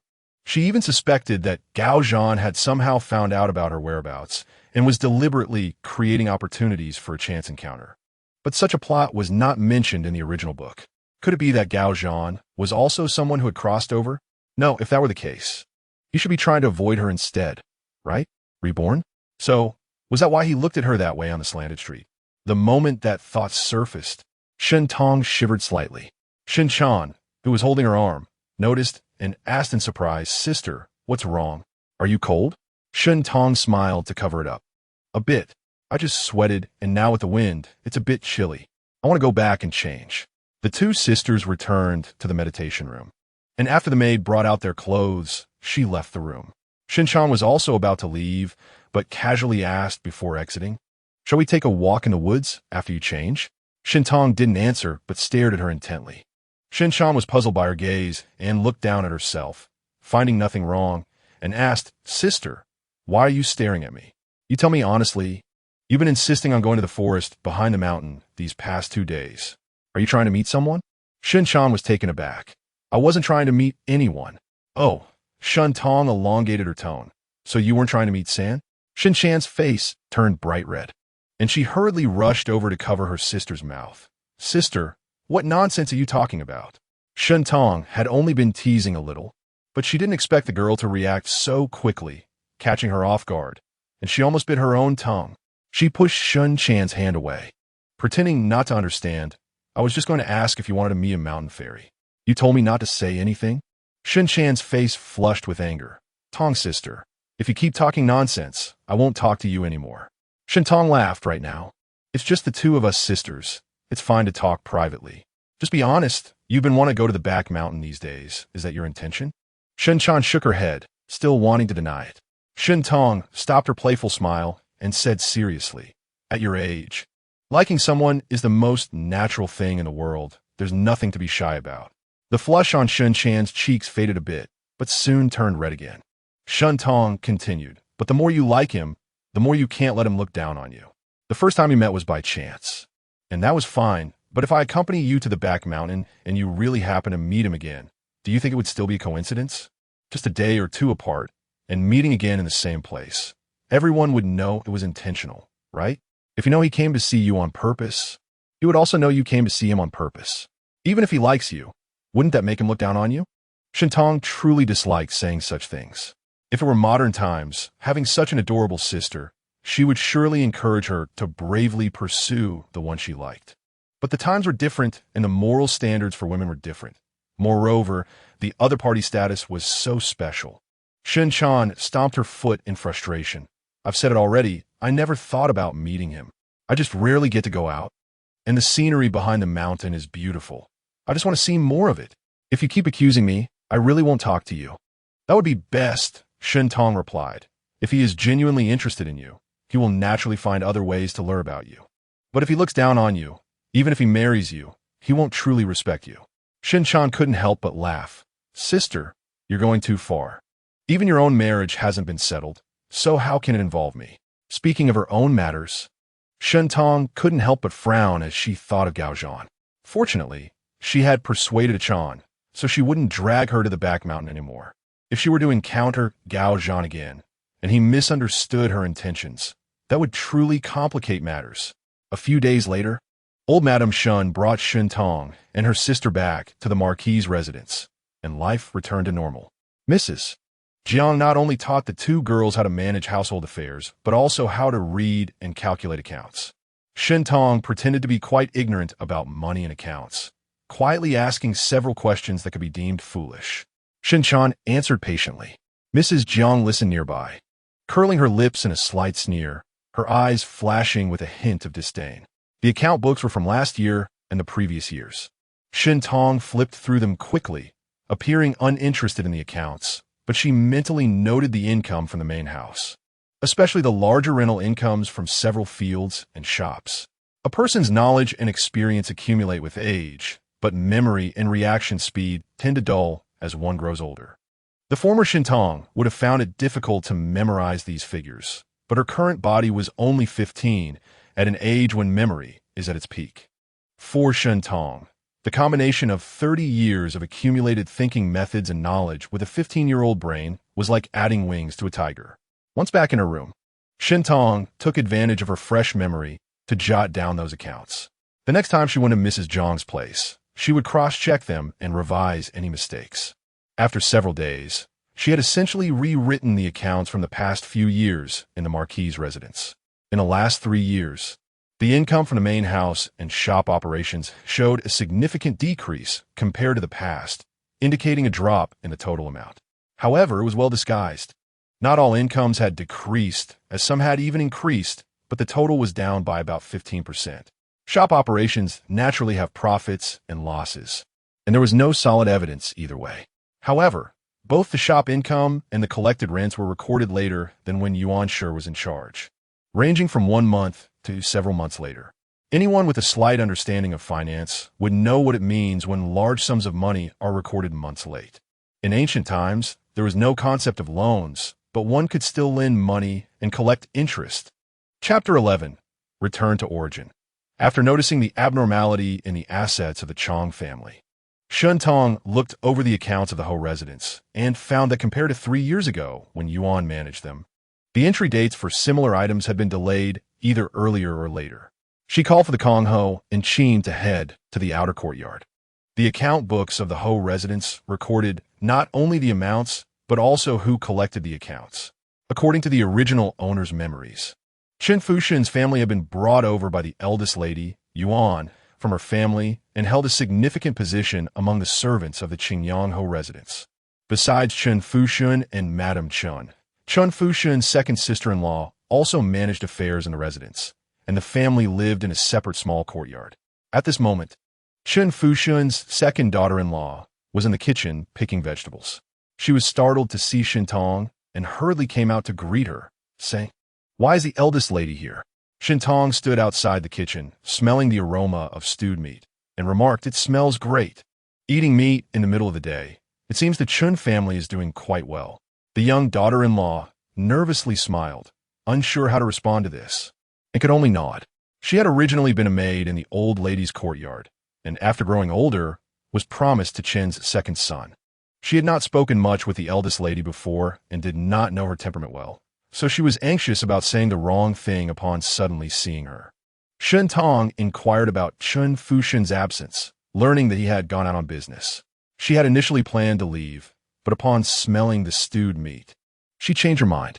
Upon entering the north room and taking a look around, she found that the furnishings were quite exquisite. Although there were no particularly valuable gold and jade items, most household utensils were quite delicate and new, suggesting a lifestyle comparable to that of wealthy farmers or small landlords. The young daughter-in-law followed her, feeling more anxious as she saw Shen Tong taking an interest in the room's arrangements. After a thorough look, Shen Tong ultimately said nothing and left. That afternoon, a maid came to relay a message that someone from Chun Fushin's family had arrived. Shen Tong allowed her in and instructed the servants inside to step out, leaving only Feng Mama and a few other trusted elderly servants from the Chong family. Madame Chun, around 50 years old, with a round face and a plump figure, greeted Shen Tong with a flattering smile, bowing respectfully. After rising from her bow, Madame Chun waited for Shen Tong to speak, but grew increasingly anxious when there was only silence. The second daughter-in-law mentioned that the eldest lady had come to the courtyard earlier, looked around, and left without saying anything. She felt this did not bode well, and had discussed it with the head of the household for quite a while, unable to decipher the eldest lady's intentions. However, they could not ignore it and decided to come and investigate first. Seeing the eldest lady silently scrutinizing her, Madame Chun became even more uneasy and asked, "Does the eldest lady have any instructions?" Shen Tong gently waved a fan a few times before slowly saying, "My mother treated your family well when she was alive, didn't she?" Madame Chun felt uneasy, realizing that the eldest lady was bringing up the deceased matriarch, which suggested a serious inquiry. However, she thought to herself that nothing major had happened recently, and her family members should not have done anything deserving of such a question from the eldest lady, right? Could it be that something had been discovered? It shouldn't be, as the older sons have been the ones running errands. Madame Chen lowered her head and hunched her shoulders to appear more respectful. Yes. Then why did your family collude with others to embezzle the Chong family's wealth? Madame Chen panicked. That is unfounded. Has the eldest lady listened to someone with ill intentions spreading rumors? Shen Tong sneered. Are you saying I'm talking nonsense and wronging you? Madame Chen hurriedly waved her hands in explanation. The old servant wouldn't dare. I'm not talking about the eldest lady, but about the instigator behind this. Shen Tong picked up a ledger from the table, opened it, and pointed to it. Last autumn's rent, after it was collected, Chun Fushin took it to lend out, right? It was only recorded in the accounts on the 3rd day of the 7th month, a full 6 months late. She sneered and asked, "How much interest did you calculate on that? Earning interest without any principal is easy, isn't it?" Madame Chun felt a tightness in her stomach, and beads of sweat appeared on her forehead. This money had caused some trouble. It wasn't until the 3rd day of the 7th month that the second son had collected the principal and interest, and the head of the household hurriedly sent it to the second lady, receiving a scolding in the process. How did the eldest lady get hold of this ledger? She had not made a single mistake in the dates. And this entry. Shen Tong continued flipping through and speaking, her tone growing heavier. Suddenly, she closed the ledger and declared, "Is there a traitor in this house?" Madame Chen's face turned increasingly gray, and her head lowered further. Too frightened to make a sound, Shen Tong had only suspected that this money had been lent out, but having tested Madame Chen's reaction, it was clear that this was a confirmed issue. She slammed the ledger onto the table and scolded, "You really have some nerve. Phone Mama, give her 20 lashes first. Then find someone to tie up Chen Fushun and his sons." Immediately, 2 women rolled up their sleeves and approached Madame Chun. Terrified, she felt her legs go weak and fell to her knees, crying out, "Spare me, spare me. Eldest lady, this isn't the old servant's fault. It was the second lady who instructed the head of the household to do this." Shen Tong lowered her voice. "Nonsense. How could the second lady instruct you to lend money? This isn't just the Chong family's matter. There are also the accounts of the Ho residents. If the second lady instructed you to lend money, why wasn't a single penny of the interest recorded? Clearly, it was Chun Fushun who became greedy, stealing the Ho residents' wealth for his own benefit. With solid evidence in front of you, do you still want to shirk responsibility? It wouldn't be unjust to punish you severely." She signaled, and several women seized Madame Chen's arms and began to push her down. Another sturdy woman entered holding a long wooden board meant for beating. Really, it was indeed the second lady who instructed me to lend money. Madame Chen was terrified, tears streaming down her face as she repeatedly bowed her head in supplication, the sound of her forehead hitting the ground echoing loudly. Eldest lady, spare me. It wasn't the second lady's orders. How would the servants dare to act without permission to do such things? Eldest lady, please stop. Shen Tong called out to the servant who was about to strike. Stop for now. Go and invite the second lady over. When Jiang Shi arrived, she was clearly displeased. She had a well-proportioned oval face, with delicate eyebrows and eyes that looked kind when she smiled, but when not smiling. The slight downturn at the ends of her brows gave her a somewhat cold appearance. Logically, even if there was an issue, it should be Shen Tong, the niece, who went to see her, but Shen Tong had Feng Mama invite her over without explaining what the matter was. Jiang Shi felt both puzzled and dissatisfied, but when she entered and saw Madame Chen bound and kneeling on the ground, her eyes widened in surprise, asking, what on earth is going on here? Shen Tong stood up to greet her, her expression and tone respectful.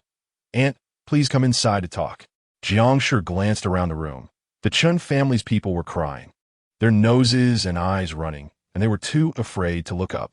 Feng Mama and the other servants were all companions of Yuan, and given the situation, Jiang Shi could guess about 6 parts of what was happening. As Jiang Shi entered the inner room, she glanced at the ledger on the table. Tong, what are you trying to do? Following her into the room, Shen Tong closed the door, wearing a slight smile. Aunt must know, right? Jiang Shi's expression remained unchanged. Know what? Does Aunt really want me to spell it out? Shen Tong sighed lightly. I want to ask my aunt nowadays, how much interest can one earn by lending money outside? Jiang Shi's expression changed slightly, and she replied in a soft voice. Is it just a servant's random slander that you believe? Just one. Shen Tong retorted. The Chen family has more than one person, and there are also accounts to prove it. Jiang Shi snorted. No matter how many people, it's all just hearsay. As for the accounts, has there been any money missing? Not at all. Every single amount was eventually recorded, but it was several months late. Where did the money go during those months? Shen Tong shook her head gently and said, it's fine for Aunt to use her own private funds to lend money, but using the public funds and the money from the first branch of the Ho residence to lend money, while pocketing the interest, isn't that inappropriate? Jiang Shi looked at her in silence, her expression growing colder. Shen Tong continued, grandmother is getting old, although she has always been in good health. She can't withstand repeated blows. I truly don't want her to be upset over these matters. Hearing her mention old Madame Shen, Jiang Shi finally showed some signs of wavering. What do you want? Shen Tong, who had initially spoken with a hint of a smile, now withdrew her smile and her expression became solemn. 3 years ago, my younger brother and I lost our parents and were left all alone. If the assets of the first branch had really been handed over to me back then, I probably wouldn't have managed them well either. Fortunately, Aunt took care of them on my behalf, and thanks to Aunt's proper management, we have been able to profit every year, which is what Aunt deserves. I want to thank you for your management over these past 3 years. After speaking, she solemnly bowed to Jiang Shi. Jiang Shi initially thought she was being sarcastic, fully on guard against her making a scene, but didn't expect her to bow in respect as a junior. However, such a polite expression of gratitude also clearly implied that she was merely acting as a caretaker. Shen Tong had completed the formalities and subtly hinted that she wouldn't pursue the previous interest payments. If Jiang Shi continued to hold on to the assets of the first branch, it would be akin to an elder oppressing a younger generation, which was despicable. She stared at Shen Tong in silence for a moment before slowly saying, you can rest assured. Shen Tong smiled. Thank you, Aunt. After the accounts of the first branch were transferred, Shen Tong had phoned Mama's husband, Go Kuang, go collect the debts. However, she did not deny Jiang Shi's actions, as making money work for money maximizes benefits, and she intended to do the same. She did not hide this matter from Shen Shuyan and told him directly. Shen Shuyan, however, didn't care about these things and only asked if his monthly allowance would be reduced. Shen Tong replied with a hint of teasing. Who would dare reduce the monthly allowance of young Master Shen? Shen Shuyan waved his hand, then don't tell me anything else. Men shouldn't concern themselves with the inner courtyard. Shintong scoffed. Men? You haven't even grown any facial hair. Who says I haven't grown facial hair? Shun Shuyan went to look in the mirror, came back, and pointed to the hair on his upper lip. Look, open your eyes, and take a good look. The only thing that could be said was that the fine hairs on his upper lip had become more noticeable. Shun Tong disdainfully waved her fan to push his face away. A few fine hairs that you have to look closely to see. What kind of facial hair is that? Shun Shuyan's face turned red with anger. Why doesn't this count as facial hair? Shin Tong raised her eyebrows and glared at him. Then grow it out and let me see. Shun Shuyan. After holding back for a while, he suddenly stood up. I'm going to practice. Shun Tong gently waved her fan. There will be sweet rice dumplings to eat later. Shin Shuyan plopped back down. I'll practice after I eat. The maidservants all covered their mouths and laughed. Suddenly, they heard an announcement that a guest had arrived to see the young master. As Shun Shuyan walked out, he didn't forget to turn back and remind. Save some dumplings for me. Wait for me to come back and eat. Shin Tong replied irritably. When have I not saved some for you? Then they heard Shun Shuyan, who had walked outside, ask who was looking for him, and a maidservant answering that it was a senior officer from the Divine Machine Camp. Shin Tong frowned. Why was this person still haunting them? Why did he come looking for them? Chapter 12. The contest for purchase. Shun Tong couldn't help but be concerned about what Gao Zhan wanted with Shin Shuyan, but she also couldn't let Gao Zhan see her. If he happened to catch sight of her, it would be even harder to explain. So, she had Kong Ho eavesdrop. Before long, Kong Ho returned, saying that the two were talking in the reception hall, sitting at the east end. She didn't get too close, finding a corner where she couldn't be seen but could clearly hear their conversation. Gao Zhan first explained that his intention that day at the training ground was not to embarrass Shin Shuyan. It was just that the lightest bough in the army weighed a stone, and he really didn't anticipate what would happen afterward. After that encounter on the mountain, Shin Shuyan had already changed his view of him. Upon hearing this, he shook his head. It was my skill that was lacking, and I shouldn't have forced it. I won't blame Captain Gao. Gao Zhan breathed a sigh of relief and added, if the young Marquis is interested in learning archery, I would be willing to teach him, if he doesn't mind. Shin Shuyan was overjoyed. Really? Captain Gao? No, master, please allow your disciple to bow to you. Kong Ho said this part with a smile, but Shin Tong was so angry she wanted to drag Shin Shuyan over and twist his ear hard. This brat, why did he have to choose that big pig's hoof as his master? Is he trying to sell his sister out? This part wasn't in the original book. After Gao Zhan met the original female lead for the first time, it was quite some time before they met again, and they only exchanged a few ambiguous glances without even speaking. Later, the female lead married the Prince of Guangling, and Gao Zhan went to the border. Shin Tong really wanted to roar at the sky. Why was the plot completely deviating from the book now? The young Marquis really went to that person. Kong Ho was originally laughing while speaking, but upon mentioning Shun Shuyan bowing to Gao Zhan as his master, she noticed her young lady's expression was cold, not only devoid of any smile, but also frowning. She quickly reined in her smile and swallowed the rest of her words. Shin Tong pressed for more. What happened next? What else did they say? Kong Ho, no longer daring to joke, replied seriously that Lord Gao did not accept the young Marquis's bow, but said he was willing to teach. The young Marquis then took Lord Gao to the place behind the garden to practice archery. Shin Tong fell silent. Qin Sei and Kong Ho exchanged glances and quietly asked, Sister, are you still going to deliver watermelon to the young Marquis later? As long as the young Marquis practiced behind, Tong Jie would always prepare some fruit or cool drinks for him. This had almost become a routine. But today, it was clear Tong Jie was very unhappy about the young Marquis bowing to that Captain Gao. So Qin Sei asked this. Shin Tong replied, Yes, but you and Kong Ho don't go. Let Shu Yin's servant deliver it. She wanted to avoid any encounter with Gao Zhan while he was in the residence. Even her own people wouldn't be around. This was her stance. After thinking for a moment, she added, to send the watermelon to Shu Yin. Don't worry about that Divine Machine Camp. Qin Sei and Kong Ho exchanged another glance. It seemed Tong Jie really had a strong dislike for that Lord Gao. Shin Tong was organizing the accounts of the longhouse in her own way, while Kong Ho and Qin Sei quietly waited aside, only occasionally grinding ink or adding tea, with no other movements. Focused on one task, time passed unknowingly. Suddenly, she heard Kong Ho speaking with a little maid outside. This distraction made her look up and see that the sun was already slanting to the west. She decided to put down her pen and stretch her slightly sore back and neck. A little while later, Kong Ho came in. Sister, Captain Gao just left. Shintong breathed a sigh of relief. She felt uncomfortable with Gao Zhan in the residence.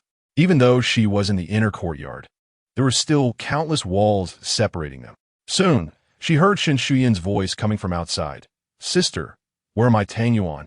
As he spoke, he had already entered the room. Shintong delivered a merciless blow. They've all been eaten. Shen Shuyan clutched his chest. My heart hurts.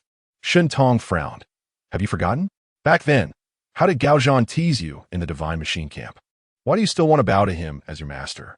Shen Shuyan blinked. Brother Gao sincerely apologized. He didn't mean to tease me that day. Moreover, at that time, my strength was indeed lacking, and being laughed at was ordinary. If they didn't laugh at me and praise me instead, would I really be as skilled as a god in archery? Now that I have the opportunity to learn excellent archery skills, why cling to the past? When I really become strong and skilled, who would dare to laugh at me? Hearing this, Shintong felt genuinely surprised. She didn't expect this child to be quite open-minded and articulate such reasoning. She had underestimated him before. But why did he have to learn archery from Gao Zhan? Shen Shuyan leaned closer to her, his voice carrying a hint of grievance and a touch of coaxing. Sister, I'm hungry. If the cooked Tang Yuan were left until now, wouldn't they be mushy? Shintong looked him up and down. He was all sweaty. Go take a bath first. By the time you finish washing, the Tang Yuan will also be cooked. Shen Shuyan's face lit up, and he cheerfully went to bathe. Inse silently left. Without needing to be told, she went to the small kitchen to make arrangements. As she left, she ran into Granny Feng coming in from outside and nodded to greet her. Granny Feng entered and began discussing the old house in Chunshu Alley with Shintong. Ge Kuangwa had spent some time finally finding out where the owner of the house was. This person was not in the capital and had initially planned to return soon, so the house was neither sold nor rented out. However, due to changes in circumstances, he had been staying away for a long time and was now indeed considering selling it. But according to the broker, someone else had also offered to buy the house, and the price had already been negotiated. 3 south-facing rooms, 2 north-facing rooms, and 1 wing room, totaling 58 taels of silver. Shintong wasn't surprised. In the book, the original female lead bought the house after discovering something fishy between the Prince of Guangling and her cousin. At that time, she intended to divorce and find a different place to settle down, but her money was controlled by her mother-in-law, and the pocket change she had was only enough to buy this small courtyard. Therefore, the time for digging out gold and silver in the book would be about 2 years later, and it was normal for others to buy and sell in between. After a moment's thought, she said, "Please ask Uncle Gu to run one more time, given the current housing prices. Add another 50% and ask the other party to relinquish the house.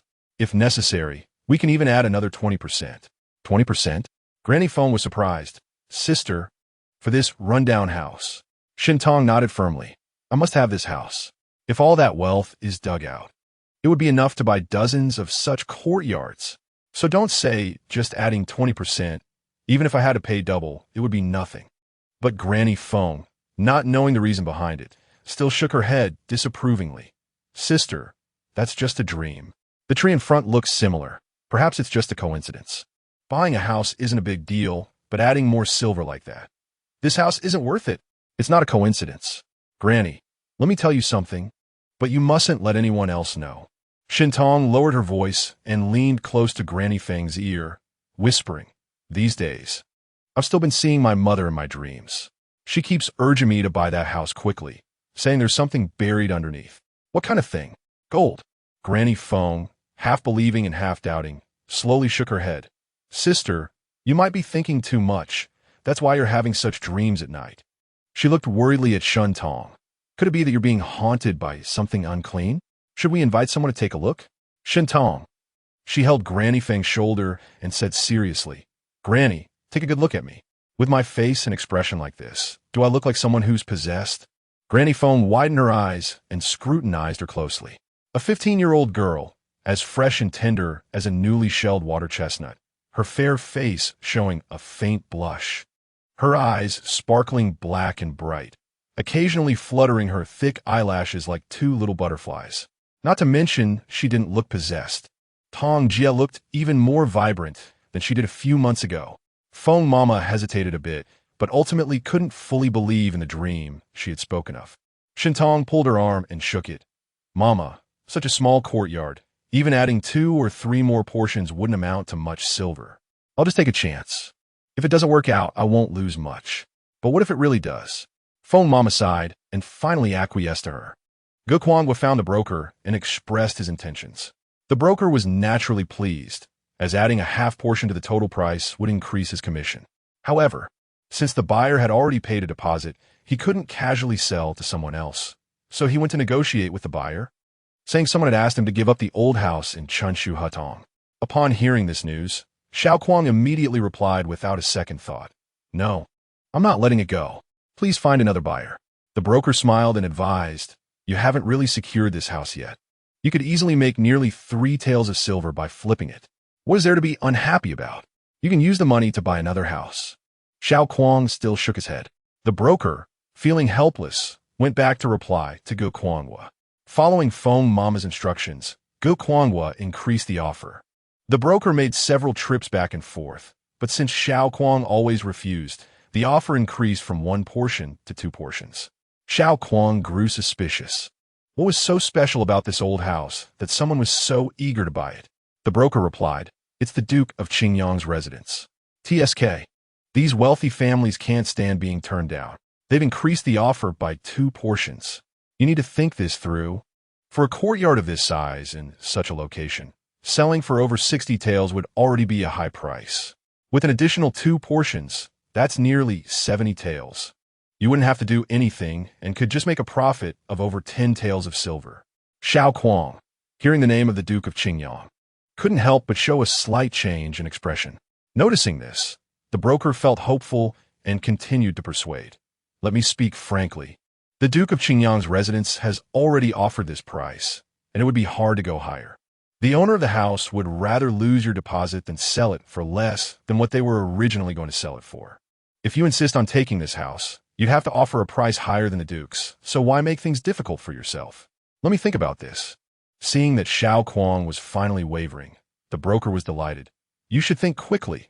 Such a good opportunity doesn't come every day.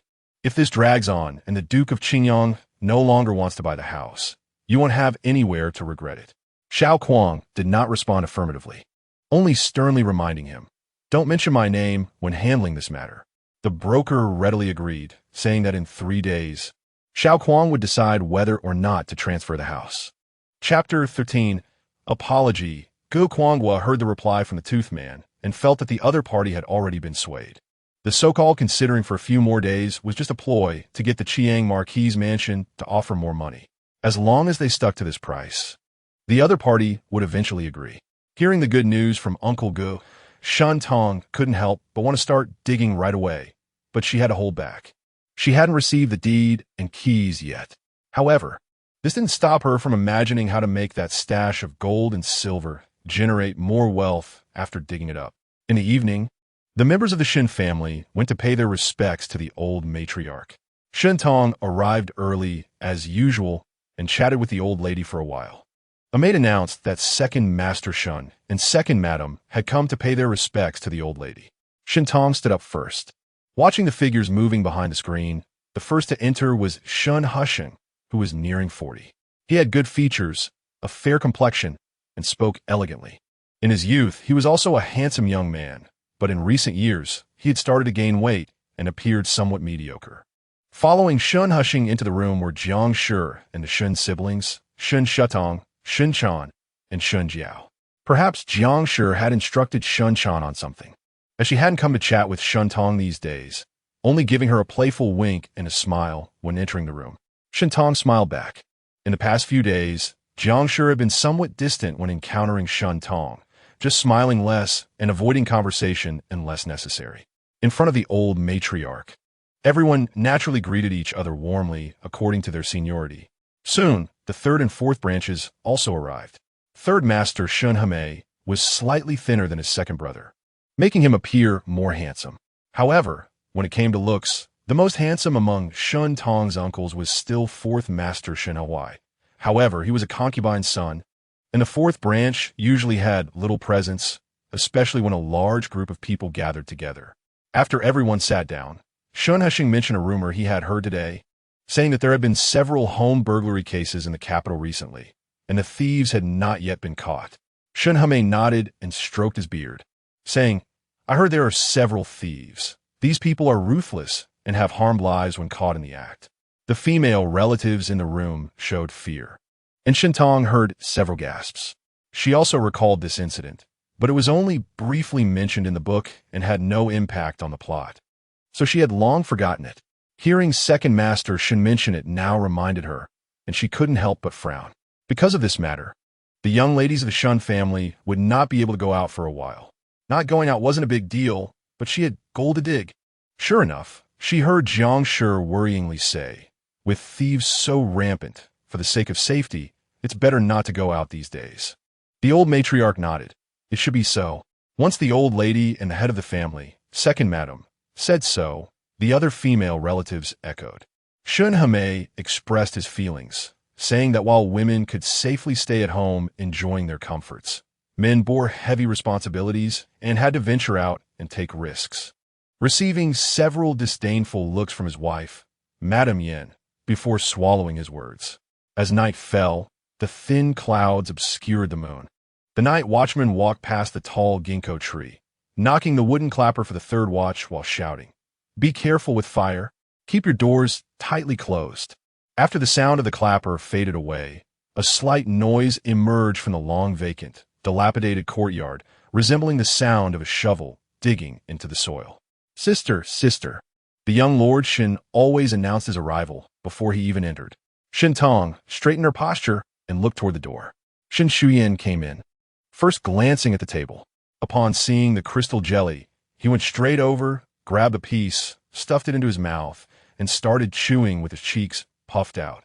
Then he picked up some pastries and sat next to Shun Tong, holding the entire plate of pastries in his arms. Eating several pieces before taking a deep breath, I'm starving. Saying this, he picked up another piece. Shin Tong, how did Gao Zhan teach him? Every time he comes back from practice, he acts like a starving ghost, finishing off a whole plate of pastries in no time. You'd think he hadn't eaten for 3 days and nights. She lightly tapped Shin Shuyan's shoulder with her fan. No matter how hungry you are, you can't be so uncouth.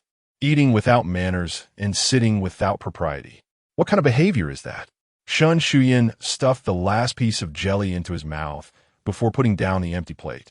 Picked up a teacup and gulped down half a cup in one go, then sighed contentedly. Sister, I have a good thing for you. Shin Tong asked in surprise, What good thing? Shun Shuyan took out a small box from his pocket, opened the lid for her to see, revealing a jade hairpin with a magpie looking back, holding a flower in its beak. Offering flattery for no reason must have some ulterior motive. Shin Tong raised an eyebrow at him. Speak. What do you want from me? Shin Shuyan feigned a sad expression, shaking his head. Sister, that hurts my feelings. If I really wanted to give you something, would I have to ask you for something in return? Really? Shun Tong keenly caught the point. This hairpin isn't a gift from you, is it? Shun Shuyan grinned. This is a gift from Brother Gao to apologize to you. Originally, that day Shun Shuyan intended to apprentice under Gao Zhan, but Gao Zhan was unwilling to let him truly call himself a disciple, as that would create a generational gap with Shin Tong. Instead, he wanted Shun Shuyan to call him brother. Shin Shuyan had no idea about Gao Zhan's intentions. As long as he was willing to teach, whether he was called brother or master didn't matter, and he naturally called him brother eagerly. Upon hearing Gao Zhan's name, Shin Tong's expression suddenly turned cold. I won't accept it. You tell him to take it back. Shin Shuyan was surprised. Why not? Brother Gao said that day he ruined your hat, didn't have the chance to apologize in person, so he used the hairpin to make amends. Shin Tong said irritably, that hat was already dirted by the eagle. I didn't want it in the first place, and it has nothing to do with his later actions. But, Shun Shuyan scratched his head awkwardly. I have already accepted it on your behalf. Who asked you to accept it on my behalf? Shin Tong said angrily, as an unmarried girl, how can I accept jewelry from a man? What would others think if they saw this? What nasty things would they say behind my back? Have you thought about that? Shun Shuyan scratched his head. This is an apology, not a token of affection. Shun Tong smacked him with her fan to make him shut up. Others will only see the jade hairpin he gave me. Who would care about the reason? Moreover, if he truly meant to apologize, why not give money instead of jewelry? This is definitely ulterior motives. Remember to return it quickly. Don't let him develop any inappropriate feelings. Shun Shuyan reluctantly took back the hairpin. Seeing his expression, Shun Tong thought for a moment and let him keep the hairpin. No need for you to return it. It would make it difficult for you. I'll find someone else to return it later. Xiao Kuang stuck the iron shovel into the high mound of soil, wiped the sweat from his forehead, and looked down at the empty pit. At that time, Gao Zhan had said that because the ground in the southeast corner of the courtyard was slightly raised and uneven, he planned to pry up all the broken old bricks and stones to repave it. While leveling the ground, he discovered a wooden box buried underground, and upon opening it, found it filled with gold, silver, and jewels. This indicated that the wooden box was not buried very deep. However, he had been digging in the southeast corner for several nights, and even excavated over a foot down, yet still saw no sign of the box. Could it be that Shun Tong had already sent someone to dig it up? But if that were the case, why would she need to pay an additional 20% to compete for this courtyard? Moreover, when he came, he had carefully observed, and there were no signs of recent digging around. Or perhaps some things were different in this life. But in this life, his father was still ill. If it weren't for that, he wouldn't have thought of digging out this stash of gold and silver. Ironically, he spent nearly 3 years' worth of savings to buy this courtyard. While the Chiang Marquis mansion could easily raise the price by 20% to compete, and if they continued to bid higher, he would have no choice but to give up. He had initially only suspected that Shun Tong had also been reborn. Now, it seemed almost certain. Yet the box was not in its original place. In the previous life, the box was dug up about 2 years later. Xiao Kuang suddenly realized something. He looked at the sky. The moon had already set in the west, and dawn was approaching. He filled the excavated soil back in and compacted it, leaving only a thin, inconspicuous string on the surface. Then he restored the bricks and stones above to their original state. After this flurry of activity, the sky was starting to brighten. Xiao Kuang changed his clothes, bundled up his dirty garments, and slung them over his back. He gently pushed open the back door to check the surroundings, and seeing no one in the alley, he quickly left. By the time he returned to the barracks, it was already bright daylight.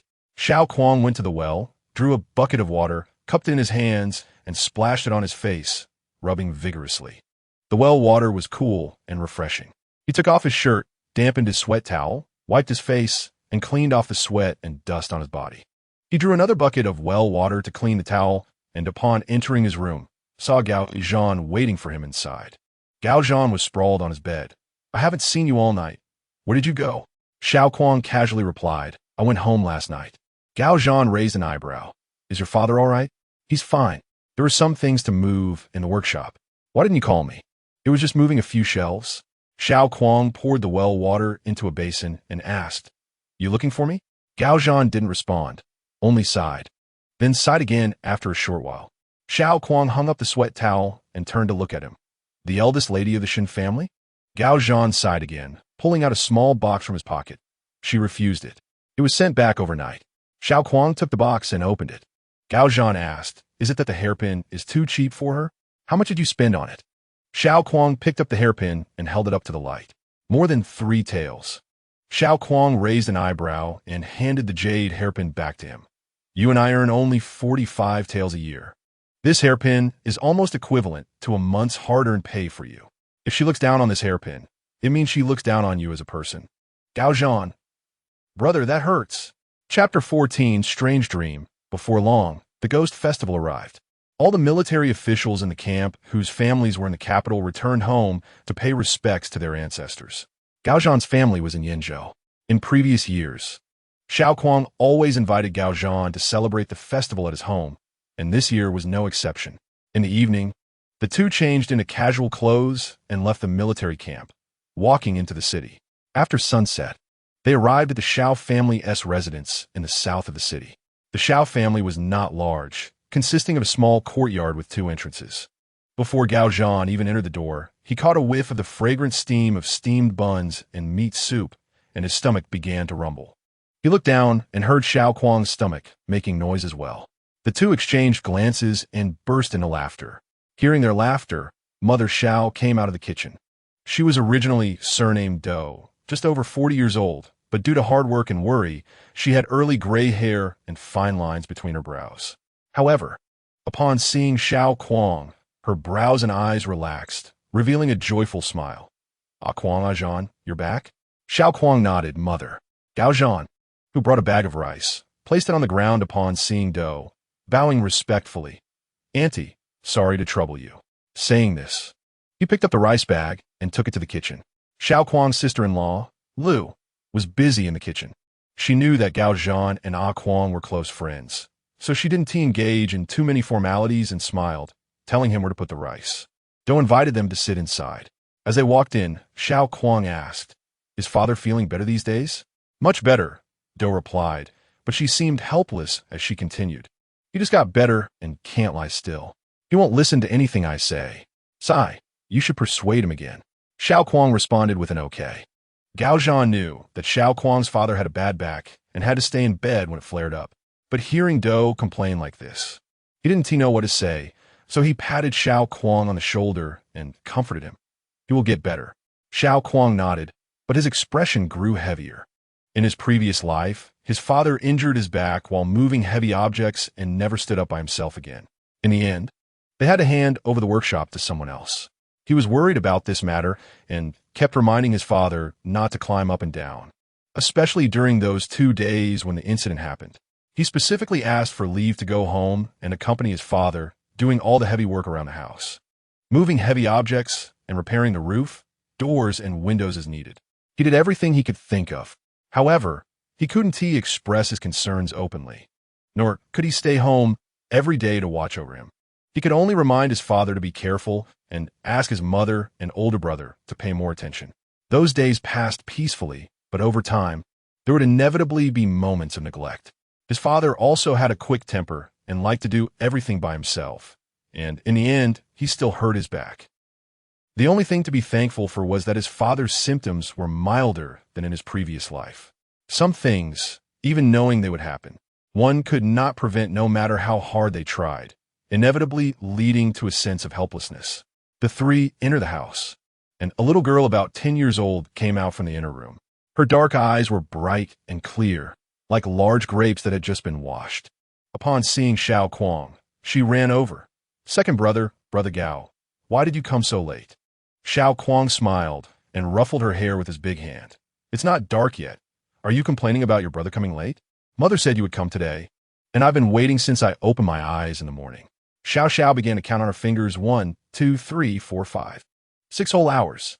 Xiao Kuang and Gao Zhan both laughed. Dou also laughed and said to Xiao, "Go call your elder brother back for dinner." Xiao cheerfully replied, "Okay," and ran out. The Xiao family's gold and silver workshop was at the street corner. Soon, Xiao Hong returned with Xiao.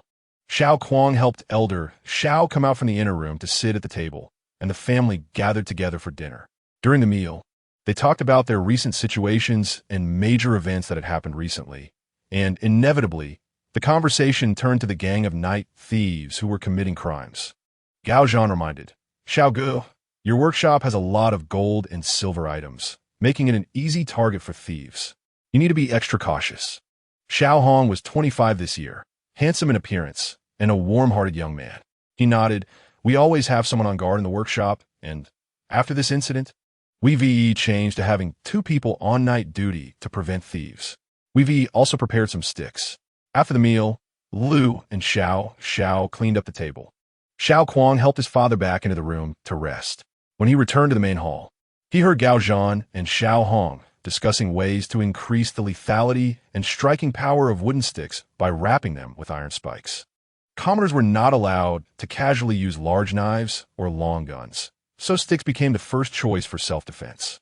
However, if faced with ruthless criminals armed with knives and swords, simple wooden sticks seemed somewhat inadequate. Xiao Kuang couldn't help but think of the courtyard in Chuntry Alley. Those thieves would have to find a place to hide the jewels and valuables they stole, which would be hard to sell in a short time. An empty house that had not been lived in for a long time would be an excellent hiding place. The gold, silver, and jewels that Shun Tong dug up back then might have been buried by this gang of thieves. However, it was unclear why this group hadn't gone to dig it up until 2 years later. Perhaps there was infighting among the thieves over the profits, or something happened to the person who buried it, and their accomplices didn't know the exact location of the burial site, leading to no one going to dig it up for a long time. But now the situation had changed. Shintong had bought the house early, and the thieves had not yet gone to bury the stolen silver. Xiao Kuang tried to tell himself not to overthink it. These were just his speculations and might not be true. But what if they were? What if the thieves were in the process of burying their loot when Shun Tong and his people went to dig? And if those people were ruthless and would even kill to cover their tracks, they would certainly not let anyone who saw their faces go easily. Kuang, what do you think? Hearing Xiao Hong call him, Xiao Kuang came back to his senses. After thinking about their last few sentences, he pondered for a moment before saying, "The iron spikes are too large and not easy to secure. In a real fight, they would easily fall off and be hard to manage. It's better to use flat iron strips." Flat iron strips? Xiao Kuang. Wrapping flat iron around a wooden stick would certainly make it much harder, but it was still not as effective as iron spikes. Xiao Kuang said, "First twist it into a helix." Xiao Hong suddenly understood, and Gao Zhan clapped his hands in praise. "Good idea. This method is both convenient and effective." Once the flat iron was twisted into a helix, it would no longer be a straight strip. Wrapped around the wooden stick, it would rise and fall, hitting someone like an iron washboard. Xiao Kuang continued, "If we heat the flat iron first and then wrap it, it will tighten around the wooden stick when it cools down and won't slip off. Let us do it. After the festival, I'll go find a blacksmith to make it." Xiao Hong said, "Then we won't need the iron spikes." Gao Zhan laughed. "We'll still need them. Just leave the iron spikes near the entrance, so that when thieves come in, they'll prick their feet." Xiao Kuang and Xiao Hong laughed as well. That night, everyone went to bed. Gao Zhan and Xiao Kuang shared a room. The cool bed was a bit short for him. His legs dangled off the end. Fortunately, it wasn't too cold yet, and he didn't mind. He placed a stool behind the cool bed, stretched his legs, and rested his feet on it. After turning off the lights, the room fell silent for a while. Gao Zhan suddenly asked, "Kuang, are you asleep?" "Not yet." Gao Zhan fell silent again, and after a while said, "Do you think I should still go to the Qingyang Marquis' residence?" Xiao Kuang said, "Naturally. There's no need to go anymore. But I promised the young Marquis to teach him archery. A man cannot go back on his word." "Then continue to go. But she hasn't come to see us even once. Go to sleep." Gao Zhan, "This brother is good at everything, but he is just too clueless." The flat iron strip was heated until it was red hot. A pair of pliers twisted both ends, and the iron strip twisted into a helix. After leaving the furnace, the gradually cooling iron helix turned dark red, and as it was wrapped around the wooden stick, it hissed. The smell of burnt wood wafted in the air. One hand picked up the other end of the wooden stick, and the person carrying it walked out, with the iron strip still faintly glowing red. Xiao Kuang wanted to say it wasn't completely cooled yet, but he couldn't make a sound. The person taking the wooden stick was hard to see clearly, but gave off an evil and ominous feeling. Xiao Kuang chased after him. In the dilapidated courtyard, the walls were mottled with lime, and the tall ginkgo trees' crown peeked out from behind the dark gray eaves. This was the residence in Chuntry Alley. A man stood in the center of the courtyard, back to him, facing the courtyard gate. The door was quietly pushed open, and a girl in a light green dress walked in alone, instantly adding a splash of brightness to the dim and shabby courtyard. She seemed to completely overlook the man in the center of the courtyard, looking around for something, and walked right up to him, still completely unguarded. The weapon in the man's hand was raised high, accompanied by a mournful wind as it fell heavily. A cloud of red mist rose in the air, and without a sound, the girl collapsed to the ground, her light green dress blooming with countless red plums, her snow-white half of her face drenched in blood. Yet her clear eyes remained wide open. The last thing Xiao Kuang saw was her frowning at him, her eyes full of reproach. It was just like the way she looked at him that time on the slanting street. Xiao Kuang lay in bed, staring at the canopy. He actually dreamt of her. It's all because Jean mentioned Shun Tong to him before bed that he had such a strange dream. This dream wouldn't come true, the eldest daughter of the Marquis of Qingyang wouldn't go treasure hunting herself, and even if she did, she wouldn't go alone. But even if it wasn't her who got hurt, but a servant of the Marquis's house, it would still be a life lost. Xiao Kuang lay quietly in the darkness for a while, and finally made a decision. He listened to Gao Zhan's breathing, gently got up, slowly lowered his legs to the ground, put on his shoes, and donned his clothes. Silently pushing open the door, the clear moonlight and the cool autumn breeze rushed over him, and the last trace of hesitation vanished. He left his home, heading west, avoiding the patrolling watchmen along the way, and soon arrived at Chuntry Alley.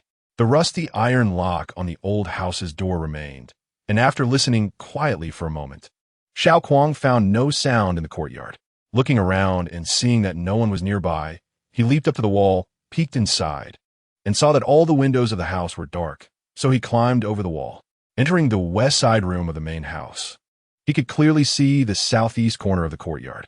After waiting for a short while, there was a slight movement on the outer wall. Xiao Kuang's expression tightened as he looked toward the source of the sound and saw a figure leap over the wall. Chapter 15, Stolen Silver. The man was tall and agile, and after landing lightly, he turned around. Under the bright moonlight, it was undoubtedly Gao Zhan. Xiao Kuang. Gao Zhan, after turning around, scanned the surroundings cautiously, then lowered his voice to call, "A Kuang, a Kuang?" Xiao Kuang began to rub his temples. "A Kuang, are you there?" Xiao Kuang sighed silently and gently pushed the door, waving at him. Seeing this, Gao Zhan came over, slipped into the room, closed the door, and quietly asked, "What are you doing here?" Xiao Kuang whispered, "Recently, there have been reports of thieves breaking into homes to steal valuables in the capital, right?" "That's true. They stole so many valuables. They must have a place to hide them, right?" Gao Zhan's eyes lit up. "Is it here?" "Maybe." Xiao Kuang shook his head. Gao Zhan, puzzled, asked then, "Just wait and see." Gao Zhan nodded, and after a while, asked again, "How do you know?" "Shoo." Xiao Kuang signaled him to be quiet. Gao Zhan stopped asking and listened attentively to the sounds outside. Even though Xiao Kuang guessed that this place was likely where the thieves buried their stolen silver, he couldn't predict when the thieves would come to bury it. He had just had a strange dream that night, and after waking, he found it hard to sleep, so he thought about coming to take a look, never expecting that a Zhan would follow him. He pondered that guarding like this was not a solution. He would return after waiting a while. As for Shintong, he could think of another way to secretly warn her about the thieves, or, conversely, make the thieves wary of this courtyard so that they would be unwilling to come here to bury the stolen silver, which was also a feasible method. Just as he was considering which method would be better, he suddenly heard unusual noises, the sound of small stones falling. Xiao Kuang and Gao Zhan both tensed up. Gazing out the window, above the eaves, two half-exposed heads slowly appeared, first looking around, then they climbed over the wall and entered the courtyard. The two men, one tall and one short, both masked, moved stealthily. The shorter one helped the taller one take a square box off his back. The box was about 1.5 feet square. Although it wasn't large, it seemed extremely heavy. The two struggled to put the box down, producing a heavy muffled sound. They whispered a few words to each other, with the tall one staying put to guard the box while the short one walked towards the side room, first pulling out a weapon resembling a short knife, then cautiously pushing the door open to enter the room.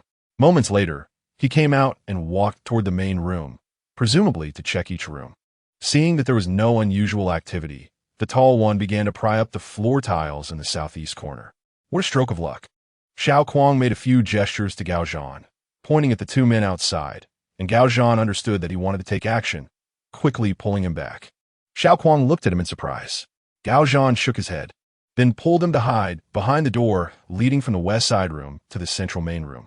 The two were just right to hide behind the door.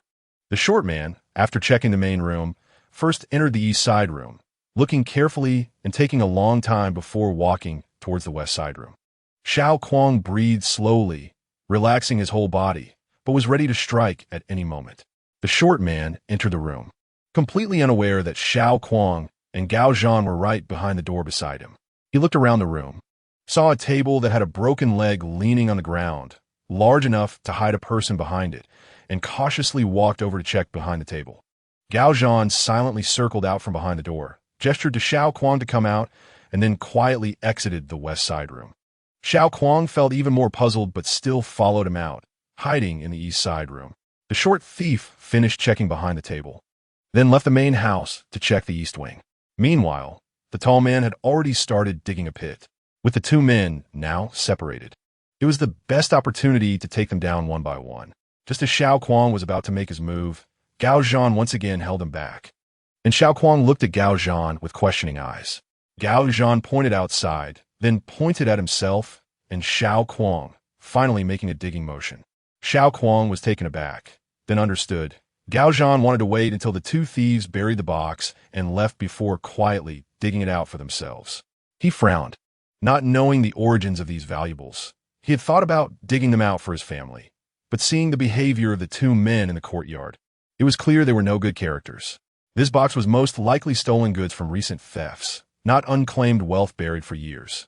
Moreover, if they were to secretly take this stash, it would mean letting these two thieves go, which would lead to more victims in the future. The short thief had checked all the rooms and returned to the courtyard to dig with the tall one. As they relaxed, the two occasionally whispered while digging. Although they used many coded phrases, it was generally clear that they were discussing the heightened vigilance of wealthy households in the capital, and that there were more and more patrols at night, making theft difficult. The short man felt it was about time to stop, but the tall man refused. Their thoughts were not aligned. Hearing the two arguing, Gao Zhan also relaxed and leaned closer to Xiao Kuang, whispering, "Your father's workshop business has suffered a lot since he got sick, right? Now is a great opportunity, giving you and me a chance to get rich." They wouldn't suspect who dug out the box and wouldn't dare report it, only feeling unlucky. After a moment, he murmured, "That jade hairpin she looked down on, there might be something more valuable in here, or I could sell it for money to buy something better." Xiao Kuang. If these thieves cannot find the stolen goods, they will first think that Shen Tong, who bought this courtyard, dug it out, and wouldn't they trace it back to her? But he couldn't say this to Ajan. He slowly shook his head and said solemnly, "Ajan, this is ill-gotten wealth. Think about the owners who were robbed. If you keep these valuables for yourself, will you feel at ease?" Gao Zhan was slightly taken aback, considering it for a moment before straightforwardly saying, "If you think it shouldn't be taken, I won't take it." Xiao Kuang had come prepared, carrying a short stick for self-defense, which he pulled out and raised to Gao Zhan. "You deal with the short one." Gao Zhan shook his head. "No, the short one is for you." But as soon as Xiao Kuang finished speaking, he had already headed out. He was closer to the door and, once outside, he used the shadow cast by the eaves for cover, sneaking along the wall towards the tall man's side.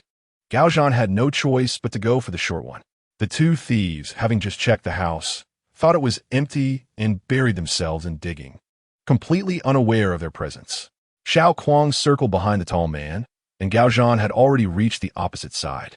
The two exchanged glances, and just as the tall thief was bending down to scoop dirt, Xiao Kuang swiftly leaped into the courtyard.